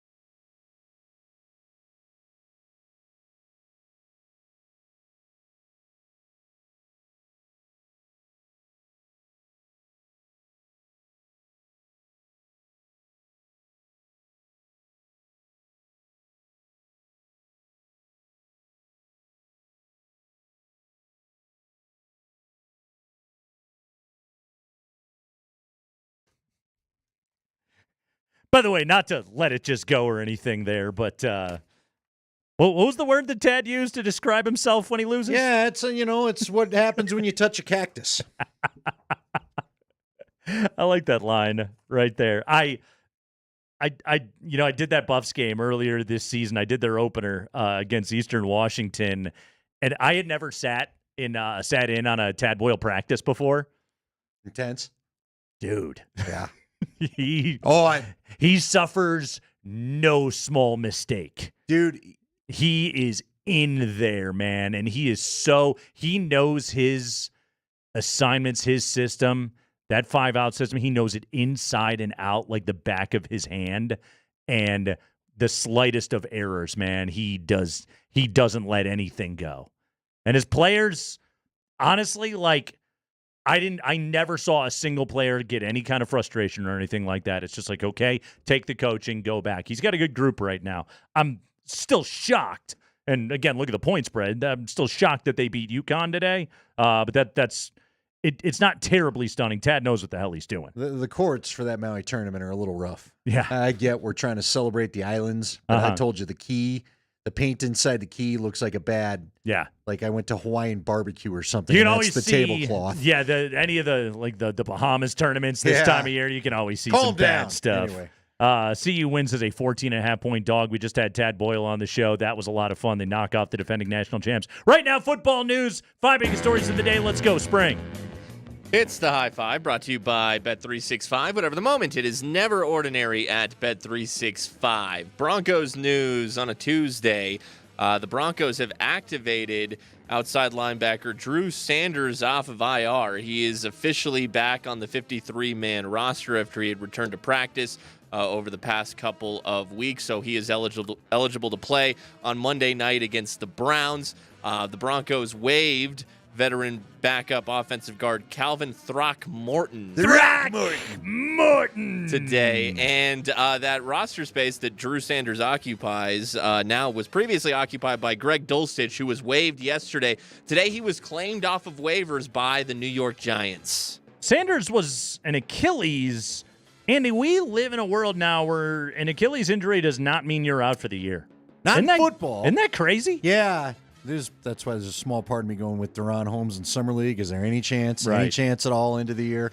Not in football, man. These guys need to make their money. Nobody's life is guaranteed as far as the job and all that. Well, for example, Drew Sanders was a third-round pick. Greg Dulcich was also a third-round pick, and he is no longer on this team. So Sanders knew he had to be able to hustle his way back. The team let Baron Browning. Well, they didn't let him go. They traded Baron Browning away, in part because they knew that Drew Sanders was going to be coming back.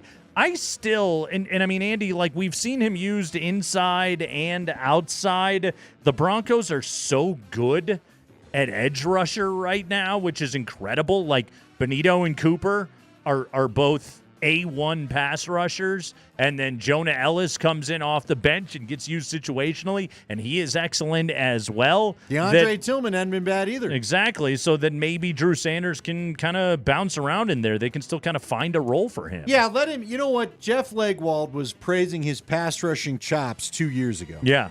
His only camp because he hurt the Achilles, for those that don't remember, in the offseason workouts, the spring workouts this year. So I'd like to see his pass rushing chops get used again.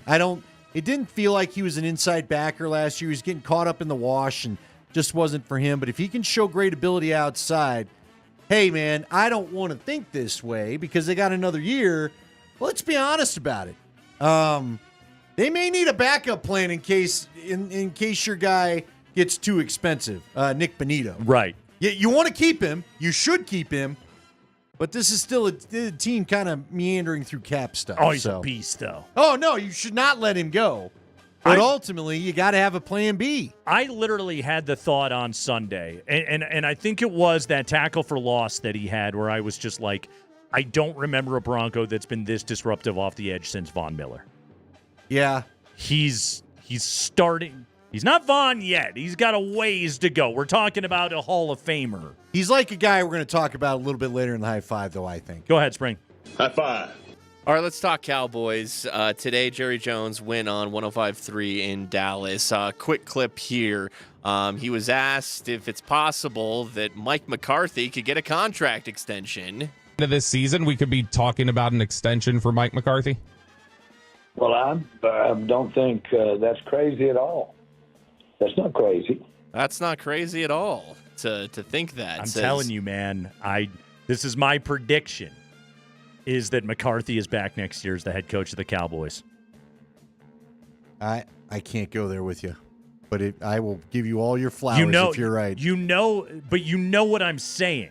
Yeah, I don't know why he's still there now, so I'm not going to argue with you. It isn't because of anything that McCarthy is doing. It's because Jerry Jones is a strange billionaire who wages wars on the sun. And again, this is why I don't think this is a team that Prime would choose, because Jerry Jones wants to be the man in charge. Yep. And Mike McCarthy allows him. That's the biggest statement right there. Mike McCarthy allows it. It does, and I'm telling you, Mike McCarthy must be a good hang. I think Jerry likes having lunch with Mike McCarthy. He's got some fun stories. Yeah. He makes me chuckle. Exactly. He salts my McMuffin. He must salt his McMuffin.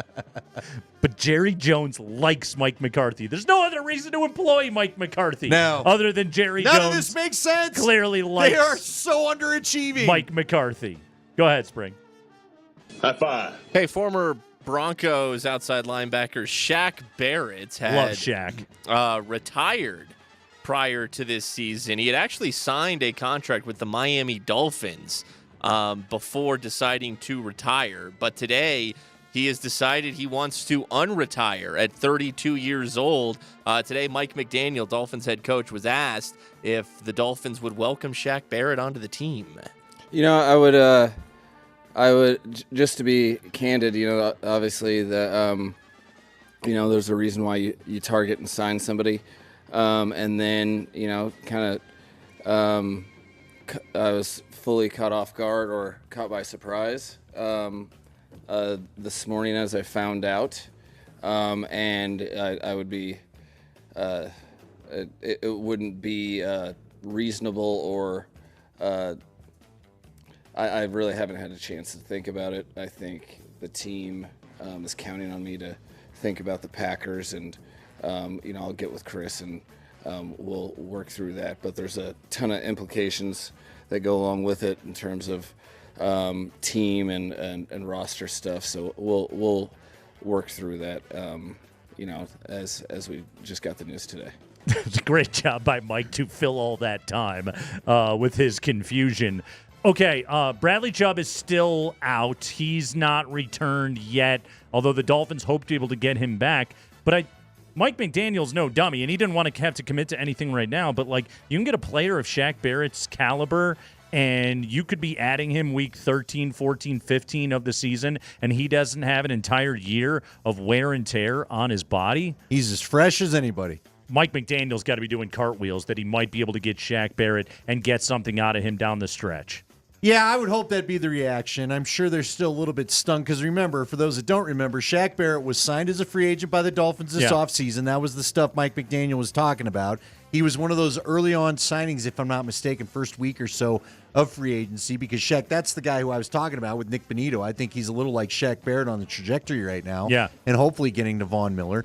But I can also get why the team's like, dude, you just upped and retired. We out of nowhere, you're just not a Dolphin anymore, and we lose this key acquisition. Right. We thought we'd spent money on. So there probably is some talking through it, but I would imagine he's going to probably take 2 or 3 weeks to get in shape before. They'll do what the Broncos just did with Drew Sanders, have him right? go to practice. Yeah, go through some stuff, and then get you out there mid-December. And then he's a third down situational pass rusher. rusher. I know this. If the Dolphins decide they don't want to, there'll be plenty of teams knocking. Yeah. Shaq is a great player. Jalen Phillips out, lost for the year again. You know they're going to want him. That could be a good get for that team. They're making the playoff push. It's them in Denver right now for that 7 seed. High five. All right, Aaron Rodgers went on the Pat McAfee show today. He said he has never declined, or hasn't declined this season, any medical scans because he's afraid that they would find injuries. He said he feels great right now and that he still wants to play. He said that he or anyone close to him is not responsible for any of the information that's getting out to the media regarding drama within the Jets. He was also asked about his playing future. Here is Aaron Rodgers. As far as my future goes, I haven't told anybody in my life that I want to play in 2025 and not on the Jets. So that's 100% false. I actually said the opposite. I said that I'm going to wait and see what happens with at the end of the season, and if they want me back, and what happens with Brick, and what happens with the offensive staff, and obviously the GM at the time, and then they just fired Joe. There's a lot of things out of my control when it comes to that. But I've really enjoyed my time in New York. I mean, obviously we haven't had success that we've all wanted to have, but I've made some great friendships on the team. I've enjoyed living in Jersey. I've enjoyed time in the city. I've enjoyed getting to know the fans. And I came here to win here. So I'm not jumping off ship, like, oh, I definitely want to play and not in New York. All right, I don't even know if I want to play yet, but New York would be my first option. Andy, it's not about the $80 million you make for winning 3 games. It's about the friends you make along the way. Hey, how many friends do you have? You've got half the people traded. Your friends are the guys you brought into the team, and Hackett and Devontae Adams and you weren't friends with Robert Saleh. No, you weren't friends with Saleh. You're not friends with the owner. With the current guys. Yeah. The owner doesn't seem to be feeling like your chili. Yeah. And here's the other thing. Why does this stuff always seem to come out right before his interview with Pat McAfee so he can just go on and slam it all down? Yeah, none of it. Who said I haven't told anybody in my life? There's, how many people are in my life? 5. They don't know. Yeah. All right. Your family doesn't even like you, do they? Yeah, so who are you talking to right now, guy? Right. That's what we need to know. Come on. Don't you think the city's probably done with him, too? I think you know what's funny? Remember the when we fans talked are to my done buddy? with him. I think the organization is done with him. It's all gone so poorly. That's great. He can say he wants to be on the Jets all he wants, and really, I'm sure that's what his agent told him to say, but they have to want you back, and I can't imagine a planet in which they want to repeat this story. Yeah, my buddy Jeremy with Jersey Mike, the cow that's now been Jersey Sandwiches, he had told us that the Green Bay fans are kind of got to this point with Rodgers. It feels like somehow Rodgers found a way to let the Jet fan get to where Green Bay fan was in about 6 months. Yeah, he was able to fast forward it. Instead of years and years, and 6 months. The Packer fans at least had the benefit of all the winning that they got to do over the years. It was just like the Russ thing here. Yeah. We got none of your winning. We just got all your weird stuff. There was no your joy. Sandwiches and your weird commercials. And the misery. Yeah, there was no fun. Yeah, and you beat us in a Super Bowl. Yeah. And finally, Spring. High five. Hey, the 4-7 Bengals are still in the hunt. In fact, they are 3-point home favorites against the Steelers on Sunday. Maybe the turning point of their season will be the return of ping pong tables to their practice facility. Yeah, so there have been ping pong tables at their facility for years until renovations in the offseason, and they never put them back. But now they're back. And Zach Taylor, he told us why. Yeah, just creating energy in the locker room. It's December football now, and need everyone to be at their best, need everyone to have energy when they walk in the building. That creates some competitiveness. That's about all there is to it. Okay, so they renovated, which ping pong tables are huge. You got to Right. All right, so they moved take them, up space. So they moved them into a storage unit or wherever they put them. Did they just forget that they had them? Or was it a conscious, we don't want guys screwing around, we want them watching film? I'm not paying you to play ping pong. Right. What are you, Lieutenant Dan? Get out of here, Forrest Gump. Do some push-ups. Yeah. But now ping pong is allowed because they suck? I guess, because they claim they're going to bond. Evan McPherson's like, guys got really close playing the ping pong. It's easier to play together. Yeah. The kicker who's I don't have anything to do all day. How about you go and make your kicks? Yeah. And guess what? Guys will be a lot closer, too. Whatever. I have no problem with it. The Broncos used to have a fun selection of, they had the ping pong, they had the Pop-A-Shot, they had the bubble hockey. They had all sorts of fun things in their locker room. They had NFL Blitz. Yeah. I think for us, it was kind of, you could get a player was bored enough, he'd challenge you to a game. You got to know a guy that way. I could see it having an effect, but whatever. I don't think it's going to save your season. No. Well, you're already not close now it's Thanksgiving. You know what I mean? Well, you can get closer. Right? By gambling on ping pong games.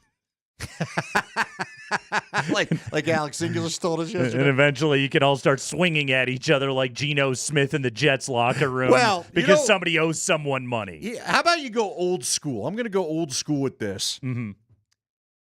Get some Arid Extra Dry. What is that? That's the deodorant that used to tell you, get a little closer. Now don't be shy. Get a little closer with Arid Extra Dry. So if you need to get closer, quit stinking, find whatever's left of that bad deodorant and, hang in close quarters. It's Thanksgiving. Do you not know who you're spending Thanksgiving with? Deep thoughts from one Andrew Lindahl. I'm just telling you, I remember jingles from the 80s. I can't remember the damn name of anybody currently playing, but I remember Arid Extra Dry commercials as if it just played on the TV, and I adjusted the rabbit ears to see it. It's, by the way, it's Aaron Rodgers, not Arid Rodgers. It's Kreckman and Lindahl. Wow.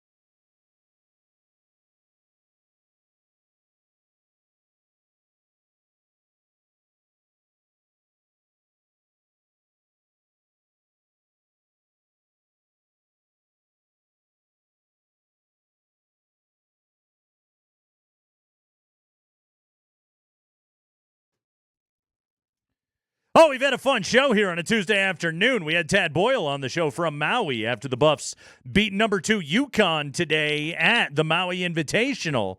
Huge victory for the Colorado men's basketball team. They're 5-1 on the year. The Broncos are 7-5. We did the power rankings before, Andy. Number 9 says Pro Football Talk. Number 10 says ESPN, NFL, The Athletic, and CBS. Broncos are at the highest point that they have been in the history of our show since we've been doing power rankings together. Andy, we have done shows where we have talked about the Broncos being rated number 32 in the NFL. Gosh, when we were threatening that the first couple games of the year, weren't we? After Miami last year, that was the time that they were number 32. Brutal. Yeah. Anybody Man, what a remember that difference a game? year. Oh, yeah. Well, it's been a nice turnaround. Hey, tomorrow we got to do an early drinking game. We might have to throw in some props for Thanksgiving games. Thanksgiving props? To help you deal with your family or whatever. Every time your aunt says, I saw on Facebook. No. Drink. Yeah. No. No. Just go ahead and drink. No. Uh-huh. Anything political either way. No. Just stop it. No. I saw on Facebook. Throw the flag. Just knock it off. We're done. All right. So here's my question for you, Nate Kreckman. Kind of an interesting little. So we're kind of in the time where people devalue the running back, correct? I've heard this. Yeah. Not a big deal anymore. So this little note comes to us from Sam Block at the Block Spot on X. I saw on X. No. Shh. The Giants let Saquon leave. The Titans let King Henry leave. The Raiders let Josh Jacobs leave. The 3 teams that let the running back leave are a combined 7-26. The 3 teams that the running backs went to are a combined 24-9 this year. So maybe if you can get the right one, and you know what? Joe Mixon, Mark Springer was quick to point out when we were in our thread, Joe Mixon has left the Texans, is with the Texans, has left Cincinnati. Cincinnati's struggling as well, and I think they miss Joe Mixon helping them pick up some short yardage first downs that now they're trying to throw to pick up, even though Joe Burrow's on a heater, and if he was on a better team, he'd probably win MVP.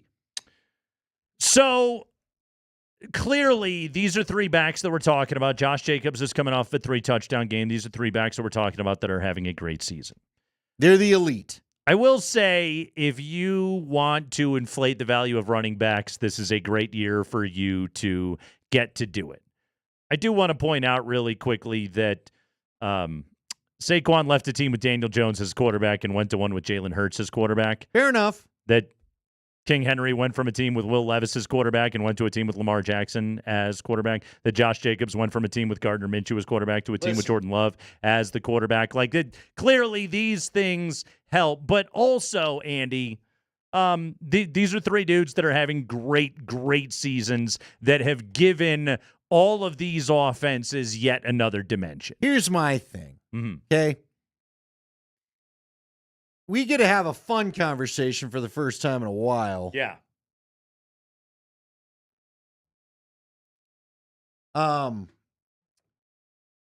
We don't have to worry about the quarterback here you go, everybody. Here's your magic moment that you all wanted. You got at least 3 years of not worrying about the quarterback. Yes. Probably 4. Yes. 5, possibly a franchise, however you want. But to me, I think, I know some people say the evaluation window is shorter. To me, with Bo Nix, what Bo Nix at minimum has done with his rookie year, you're at least evaluating. Because here's what's going to, here's kind of life that I look at it. The NFL is going to take the offseason. The D coordinators are going to get in their tape room, and they're going to break down what Bo Nix does. And Bo Nix, much like C.J. Stroud's dealing with right now, because it happens to all of them, is now going to have to deal with whatever adjustments they throw his way. Yeah. Stroud is struggling to deal with some of those adjustments. Then in year 3, it's about what do you come back with, and how do you respond to what they just did to you? Peyton Manning's talked about this. Tom Brady's talked about this. How you have to take, every year they would go out and learn something new because you know they're going to break down and try to take it away. Hopefully Bo Nix has 15 years of answering what he thinks is going to be what they try to do to him. Yeah. Okay? But the bottom line is, quarterback's not a concern in the draft for the first time in I don't know how many years. No, the Broncos are set there. Running back, tight end, receiver.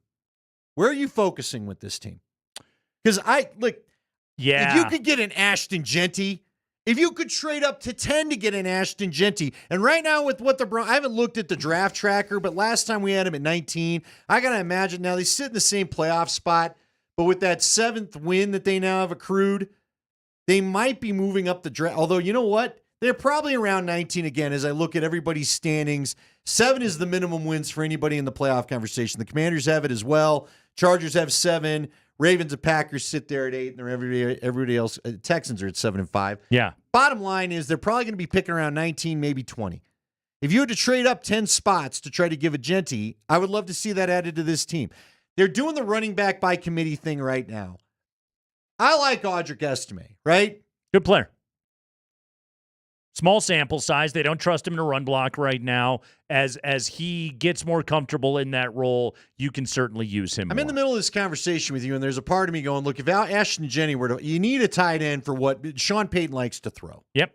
You need a tight end. You do very much need a probably tight end. Need a tight end more than a back because I think Sean Payton's probably okay with back by committee. He did the Kamara, who was our Heisman Trophy winner we just talked about? Mark Ingram. They were a rotation did that for a thing while, for a right? while. Were they a rotation in the Super Bowl or did Kamara come post Super Bowl? Kamara was after that. But you know, he had Reggie Bush when he kind of first got there, and he played the Joker role. Kamara did it as well. I don't believe Javonte Williams is a Bronco next year. No, this is the end of his run. Yeah, he's not. No pun intended. Been a fine player, all of that good stuff. But I think the team probably moves on from Javonte Williams. I think Jaleel McLaughlin is probably back next year and is falling into a niche right now on this team. I think Estime has a chance to walk in the door and be the number 1 back next year. You know, there's always a benefit to having a second year in a system, and I think he has a chance to be able to do that. But does this team, to your point, Andy, have that true, again, Reggie Bush, Darren Sproles, Alvin Kamara, Mark Ingram type of threat that Sean was able to use over those years? I don't think so. Boy, Sproles is another good name. You forgot he was there. Man, I remember in 2008 watching him live. I've never seen a guy go from 0 to top speed as fast as that guy could. What's interesting is, and I'm just Matt Miller's latest mock draft. This is actually the one that we referenced last week. He's got Genty being there at number 23 to Houston, with Denver going tackle at number 19. Now, the Broncos are going to have to draft a tackle as well. I don't believe that Garrett Bowles is on this team next year. You're going to have to start to spend money elsewhere. You got to get a little bit cheaper on the offensive line. You will have to draft a tackle. Now, here's the good news. We're talking about first-round picks, and this is the time of year where you talk about first-round picks because we're talking about the recognizable guys in college football. The good news is the Broncos also have, and this is a hell of a concept, they also pick in the 2nd round and even in the 3rd round. You mean all their picks? They have draft picks. I don't think they have a 4th. I think you're right. I think that's the one thing they're missing right now, but they've added a couple of other extra picks, so they're doing okay for themselves right now. But like in those first 3 rounds of the draft, this team is going to have an opportunity to address the outside of their offensive line. They're going to have a chance to address wide receiver, which I think is a huge need. I know they're getting great production out of this group right now. It can still be better. I think this team needs a tactician of a route runner in this offense right now. That's the biggest thing that they have to be able to add. And they do need a tight end as well, to your point right now. There's nothing of any kind of note at that position group. Again, some money goes off the books. You still have the 2nd year of Russ dead money. It's not as bad as it was, so the Broncos can start thinking about perhaps maybe going in that direction. Maybe they can find a veteran on the market to come in and play tight end and do that job right there. So there's all kinds of options for what this team can do. But to your point, Andy, the way that Bo has played and the fact that that is not a concern is the biggest advantage that this franchise has had since Peyton Manning was the quarterback here. That you actually feel good about your quarterback and you can say, all right, what supplements this offense right now? I think that Sean Payton has got a bunch of guys that he has extracted great performance out of. Hell, Marvin Mims has become a useful offensive NFL player right now. I love the way that they're using him. He is still a really dangerous punt return. He had another one the other day, 22-yarder erasing a 56-yard punt. Like, A.J. Cole's a weapon. Marvin Mims is able to take that away from opponents. It's why this team keeps winning the field position game, is because, number one, they do a good job of pinning opponents back, and number two, Marvin Mims usually sets them up pretty damn well. So, yeah, right now, You've got options, but I would say tackle, receiver, and tight end are the biggest things this team needs to deal with. I think at running back, they can continue to kind of muddle their way through on the cheap. Yeah, at some point I would like to see the wow back. Again, no surprise. I'd like to see the tight end first, just because I think modern offenses rely on a matchup changing tight end. Yes, especially if Cortland Sutton stays in the mix. You know, I don't know who you're. We've talked about Vele. Vele is a good matchup too, but I wouldn't mind seeing a young. They've got some speedy guys. You know what I'd like? I'm not saying go sign him. I'm going to go back to the T. Higgins because I've seen T. Higgins be able to make a catch, break a tackle. Like, you need a guy. Cortland Sutton's really good at his role. Mm-hmm. What they need now is a guy that I'll make the catch, but then I'm breaking that first tackle. You better bring the rally to me. Right. Or I'm going to go pick up another 15, 20 yards on this play. Right? That would be something fun for the offense. Palczewski at tackle. See, again, I remember Palczewski playing left tackle his rookie year. Yeah. He had a good camp at it. I know a lot of people, I've always been told McGlinchey can't flip. And look, when it comes to the money owed, I know I haven't looked at the text line, but I'm sure a debate's starting as I'd rather have Bowles than McGlinchey.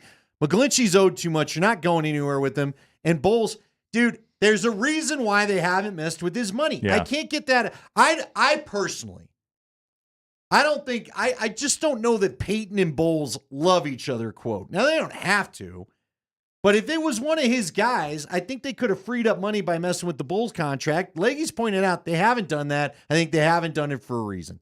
So I wouldn't be surprised, to your point, if they move on from Bowles. I'd take a look at Palczewski as the left tackle again.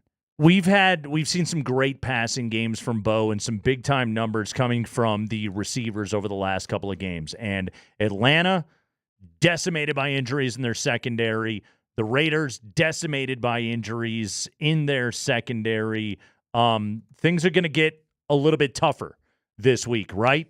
Cleveland's got Denzel Ward back there. And they've got Myles Garrett to screw things up. And they've got Myles front. Garrett up front. They've got Juan Thornhill back there. We saw how good he was all those years, and Jim Schwartz is a really good defensive coordinator. This Cleveland team is, since they got Jameis and sort of fixed their offense and got a little bit of a passing game going, they got studs all over their defense. That group has got players. They were comparing them to one of the great defenses all time last year when Flacco took over, and we all got to see what that defense could play like when they had a lead or an even game. Right. It's honestly, I think that's a defense that got killed a little bit about just a terrible team with terrible vibes this year and the Deshaun Watson thing, and they never had much of a chance. Well, and your offense just breaks your will. Yeah. But Jameis, to your point, has resurrected a little of that. Not fully. And here's the other thing. They like Jameis. Yeah. They actually like their quarterback right now, and he's a good leader, and I think that goes a long way. So Bo Nix is going to have his hands full. Those receivers are going to have their hands full. We talked about it a ton yesterday. All that green grass that those receivers were running through, that Cortland and Devon Vele had on Sunday, they're not going to have it against Cleveland. That's a vastly better secondary that they're up against. This game will serve as a more true evaluation of what this offense is going to need going forward at the skill positions. No, I'm with you, but I've been very impressed with their ability to just pick up those 5-yard slants. Like I said, it looks like, for those that don't remember it, what the Niners used to do during their dynasty with Montana. Michael Malone says he's not flushing that blowout loss to the Knicks last night. Is that how he always feels when they get blown out by the Knicks? We'll explore that next.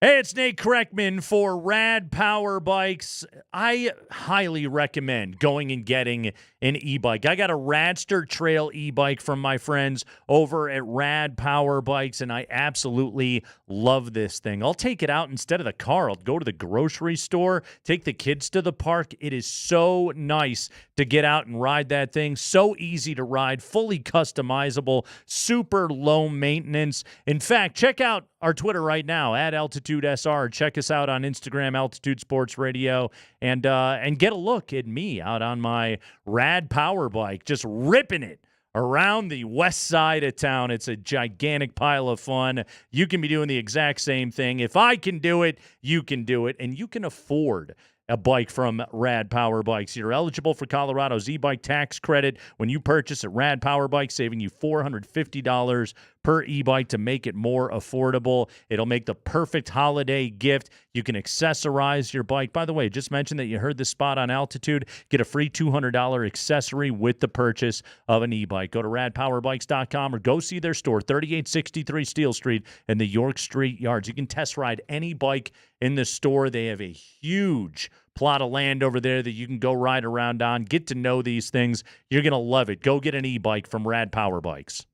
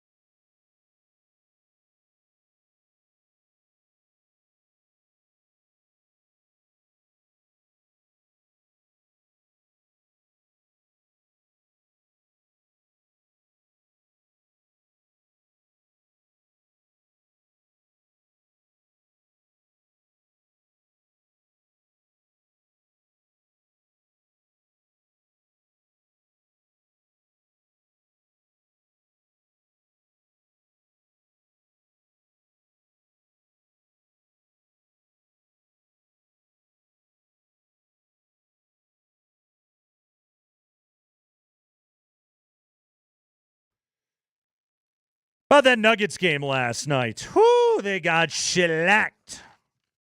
Gave up 145 points, most points that a Michael Malone coach Nuggets team has ever given up in regulation. Don't look at the box score. It's hideous. Nuggets were terrible in that game last night.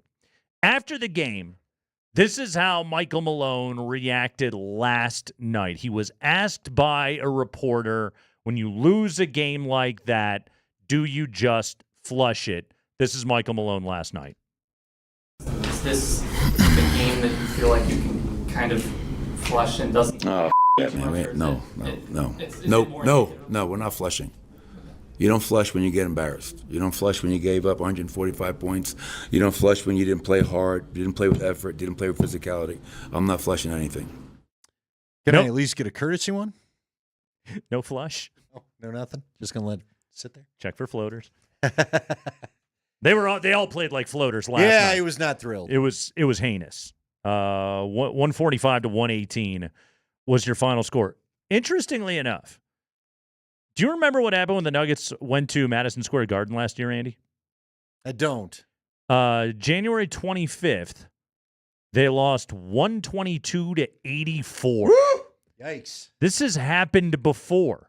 Okay. Yet another game that they weren't competitive in. Now, last night, OG Anunoby went for 40. In that game last year, he went for 26. But Thibodeau's squad destroyed the Nuggets last year in January when they played at the Garden. Now, it was the last game of a road trip. And it was weird, if I remember. They went to Indiana, then came back to New York. It was they had opened the road trip at Philly.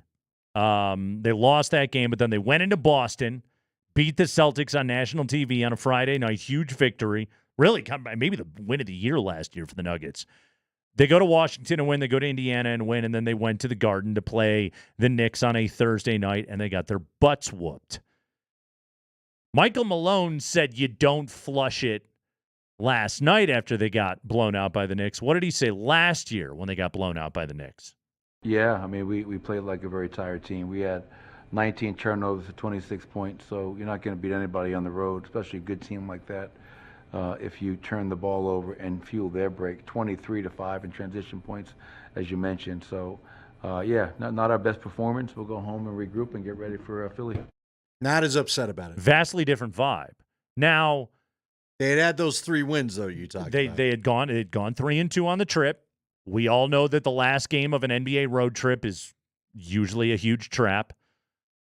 But you got destroyed in that game last year too. Was it because the team had already, they were the defending champs, they had banked. They were 31-15 after that, so they had already banked a successful campaign and basically a win percentage over 600. Was last night's reaction about his not just about last night, but his frustrations with the way the season's gone so far? Yeah, because it's been very up and down. It's been very herky-jerky. You're not getting on a roll. They're on a roll to get back to 500 or whatever it was. Yeah. But then you're without Nikola. They survived without Nikola. Like you said, there was kind of the double whammy of the very first tournament game where you didn't have Nikola Jokic, you didn't have Aaron Gordon, and you didn't have Coach Malone. Mm-hmm. All for personal reasons. Well, Gordon because of the injury, the other two for personal reasons. And then I think you get back, you get that nice win against the Lakers. Here's where I understand his frustration, okay? Part of me understands it's a weird time of the year. I do think we talked about the weird travel situation that led to that Knicks blowout last year. Well, they're in a little bit of a weird travel situation now because they went home Friday, on the road Saturday, back home to play last night. Now they're on the road to Utah, back home on the road. It's kind of a weird deal. Normally you go on the road, you play a couple, 3 games. It's just normally what an NBA road trip is, right? Yeah. Or at least you get a stretch of 3 games in one. You're either on the road or a couple, 3 at home. And so it's kind of weird what they're going through. I don't know if that's playing in or not. Third game in 4 nights. But the reality is this. That's a good point, too. But you got the car finally in gear. You were going against the Lakers. You had this phenomenal second half. It looked like you were going to, all right, we're back to being the Nuggets, and you're their daddy again. And then you go and just show up like you missed half the guys could have just missed the game last night. Wouldn't have mattered. No showed it completely. You know what I mean? It was horrible. The one that threw me off, here's where I really was like, okay, what caught my attention, because I was going back between the Harbaugh Bowl and that, and I was going to watch it on replay, but the game was so bad there was no point. And the Avs did the same thing to me last night. I was going to say, how early. much of the last 2 periods of the Avs game did None. you watch last None. night? Yeah. I got home and was like, all right. Because you and I, like you said, we left the bar. We left Hop Row last night. It was 4-1.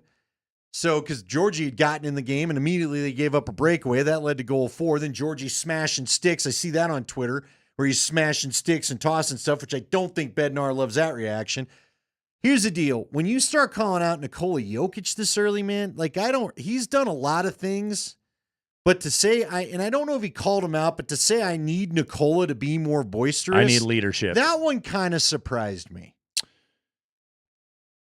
Russell Westbrook is the golden child right now. Because he got, according to Kaney Wingy in game, Yeah. he was all over everybody in one of those timeouts about effort and how they need to play. We wondered a little bit, like one of the Russell Westbrook conversations before we saw how this was all going to work and what the dynamic was going to be was, oh, okay, when you put two red asses together, like Malone and Westbrook, are they going to get along? They love each other. Very much so right now. And why does Malone love Westbrook? Because he plays hard every time he's out on the floor. And guess what? Even though Westbrook plays sloppy and makes bad turnovers and takes heinous shots, Malone will live with all that because he gets way more good than bad and he always gets hustle. And there are players on that team. Russell Westbrook's a future Hall of Famer, but there are players on that team that are much better than Russell Westbrook are, and they're in the prime of their NBA careers. And Malone's looking at it and going, if they would just play the way that guy plays, right, all my problems would be solved. You know, it's a little the Tim Tebow thing, right? Coaches love his love. Yeah. Why can't you love it the love? You know what I mean? Yeah. Players can get annoyed with it. Now, Russ has a great resume. He does, and he's an MVP, and it's a different deal that way. A bunch of guys on that team grew up idolizing him. Sure. So Westbrook's got the. I think what Malone is hoping is, look, our bench guy, our sixth man, he's doing this. Can I get some of my top two guys doing this as well? But I see Jokic do it. You know, look, like it or not, you're going to have to give Jokic a minute to adjust to life with 2 kids. I think that the sleep cycle's not normal right now. The thing that's funny about it is I think he had 22, 7, and 7. If he had gone back in last night,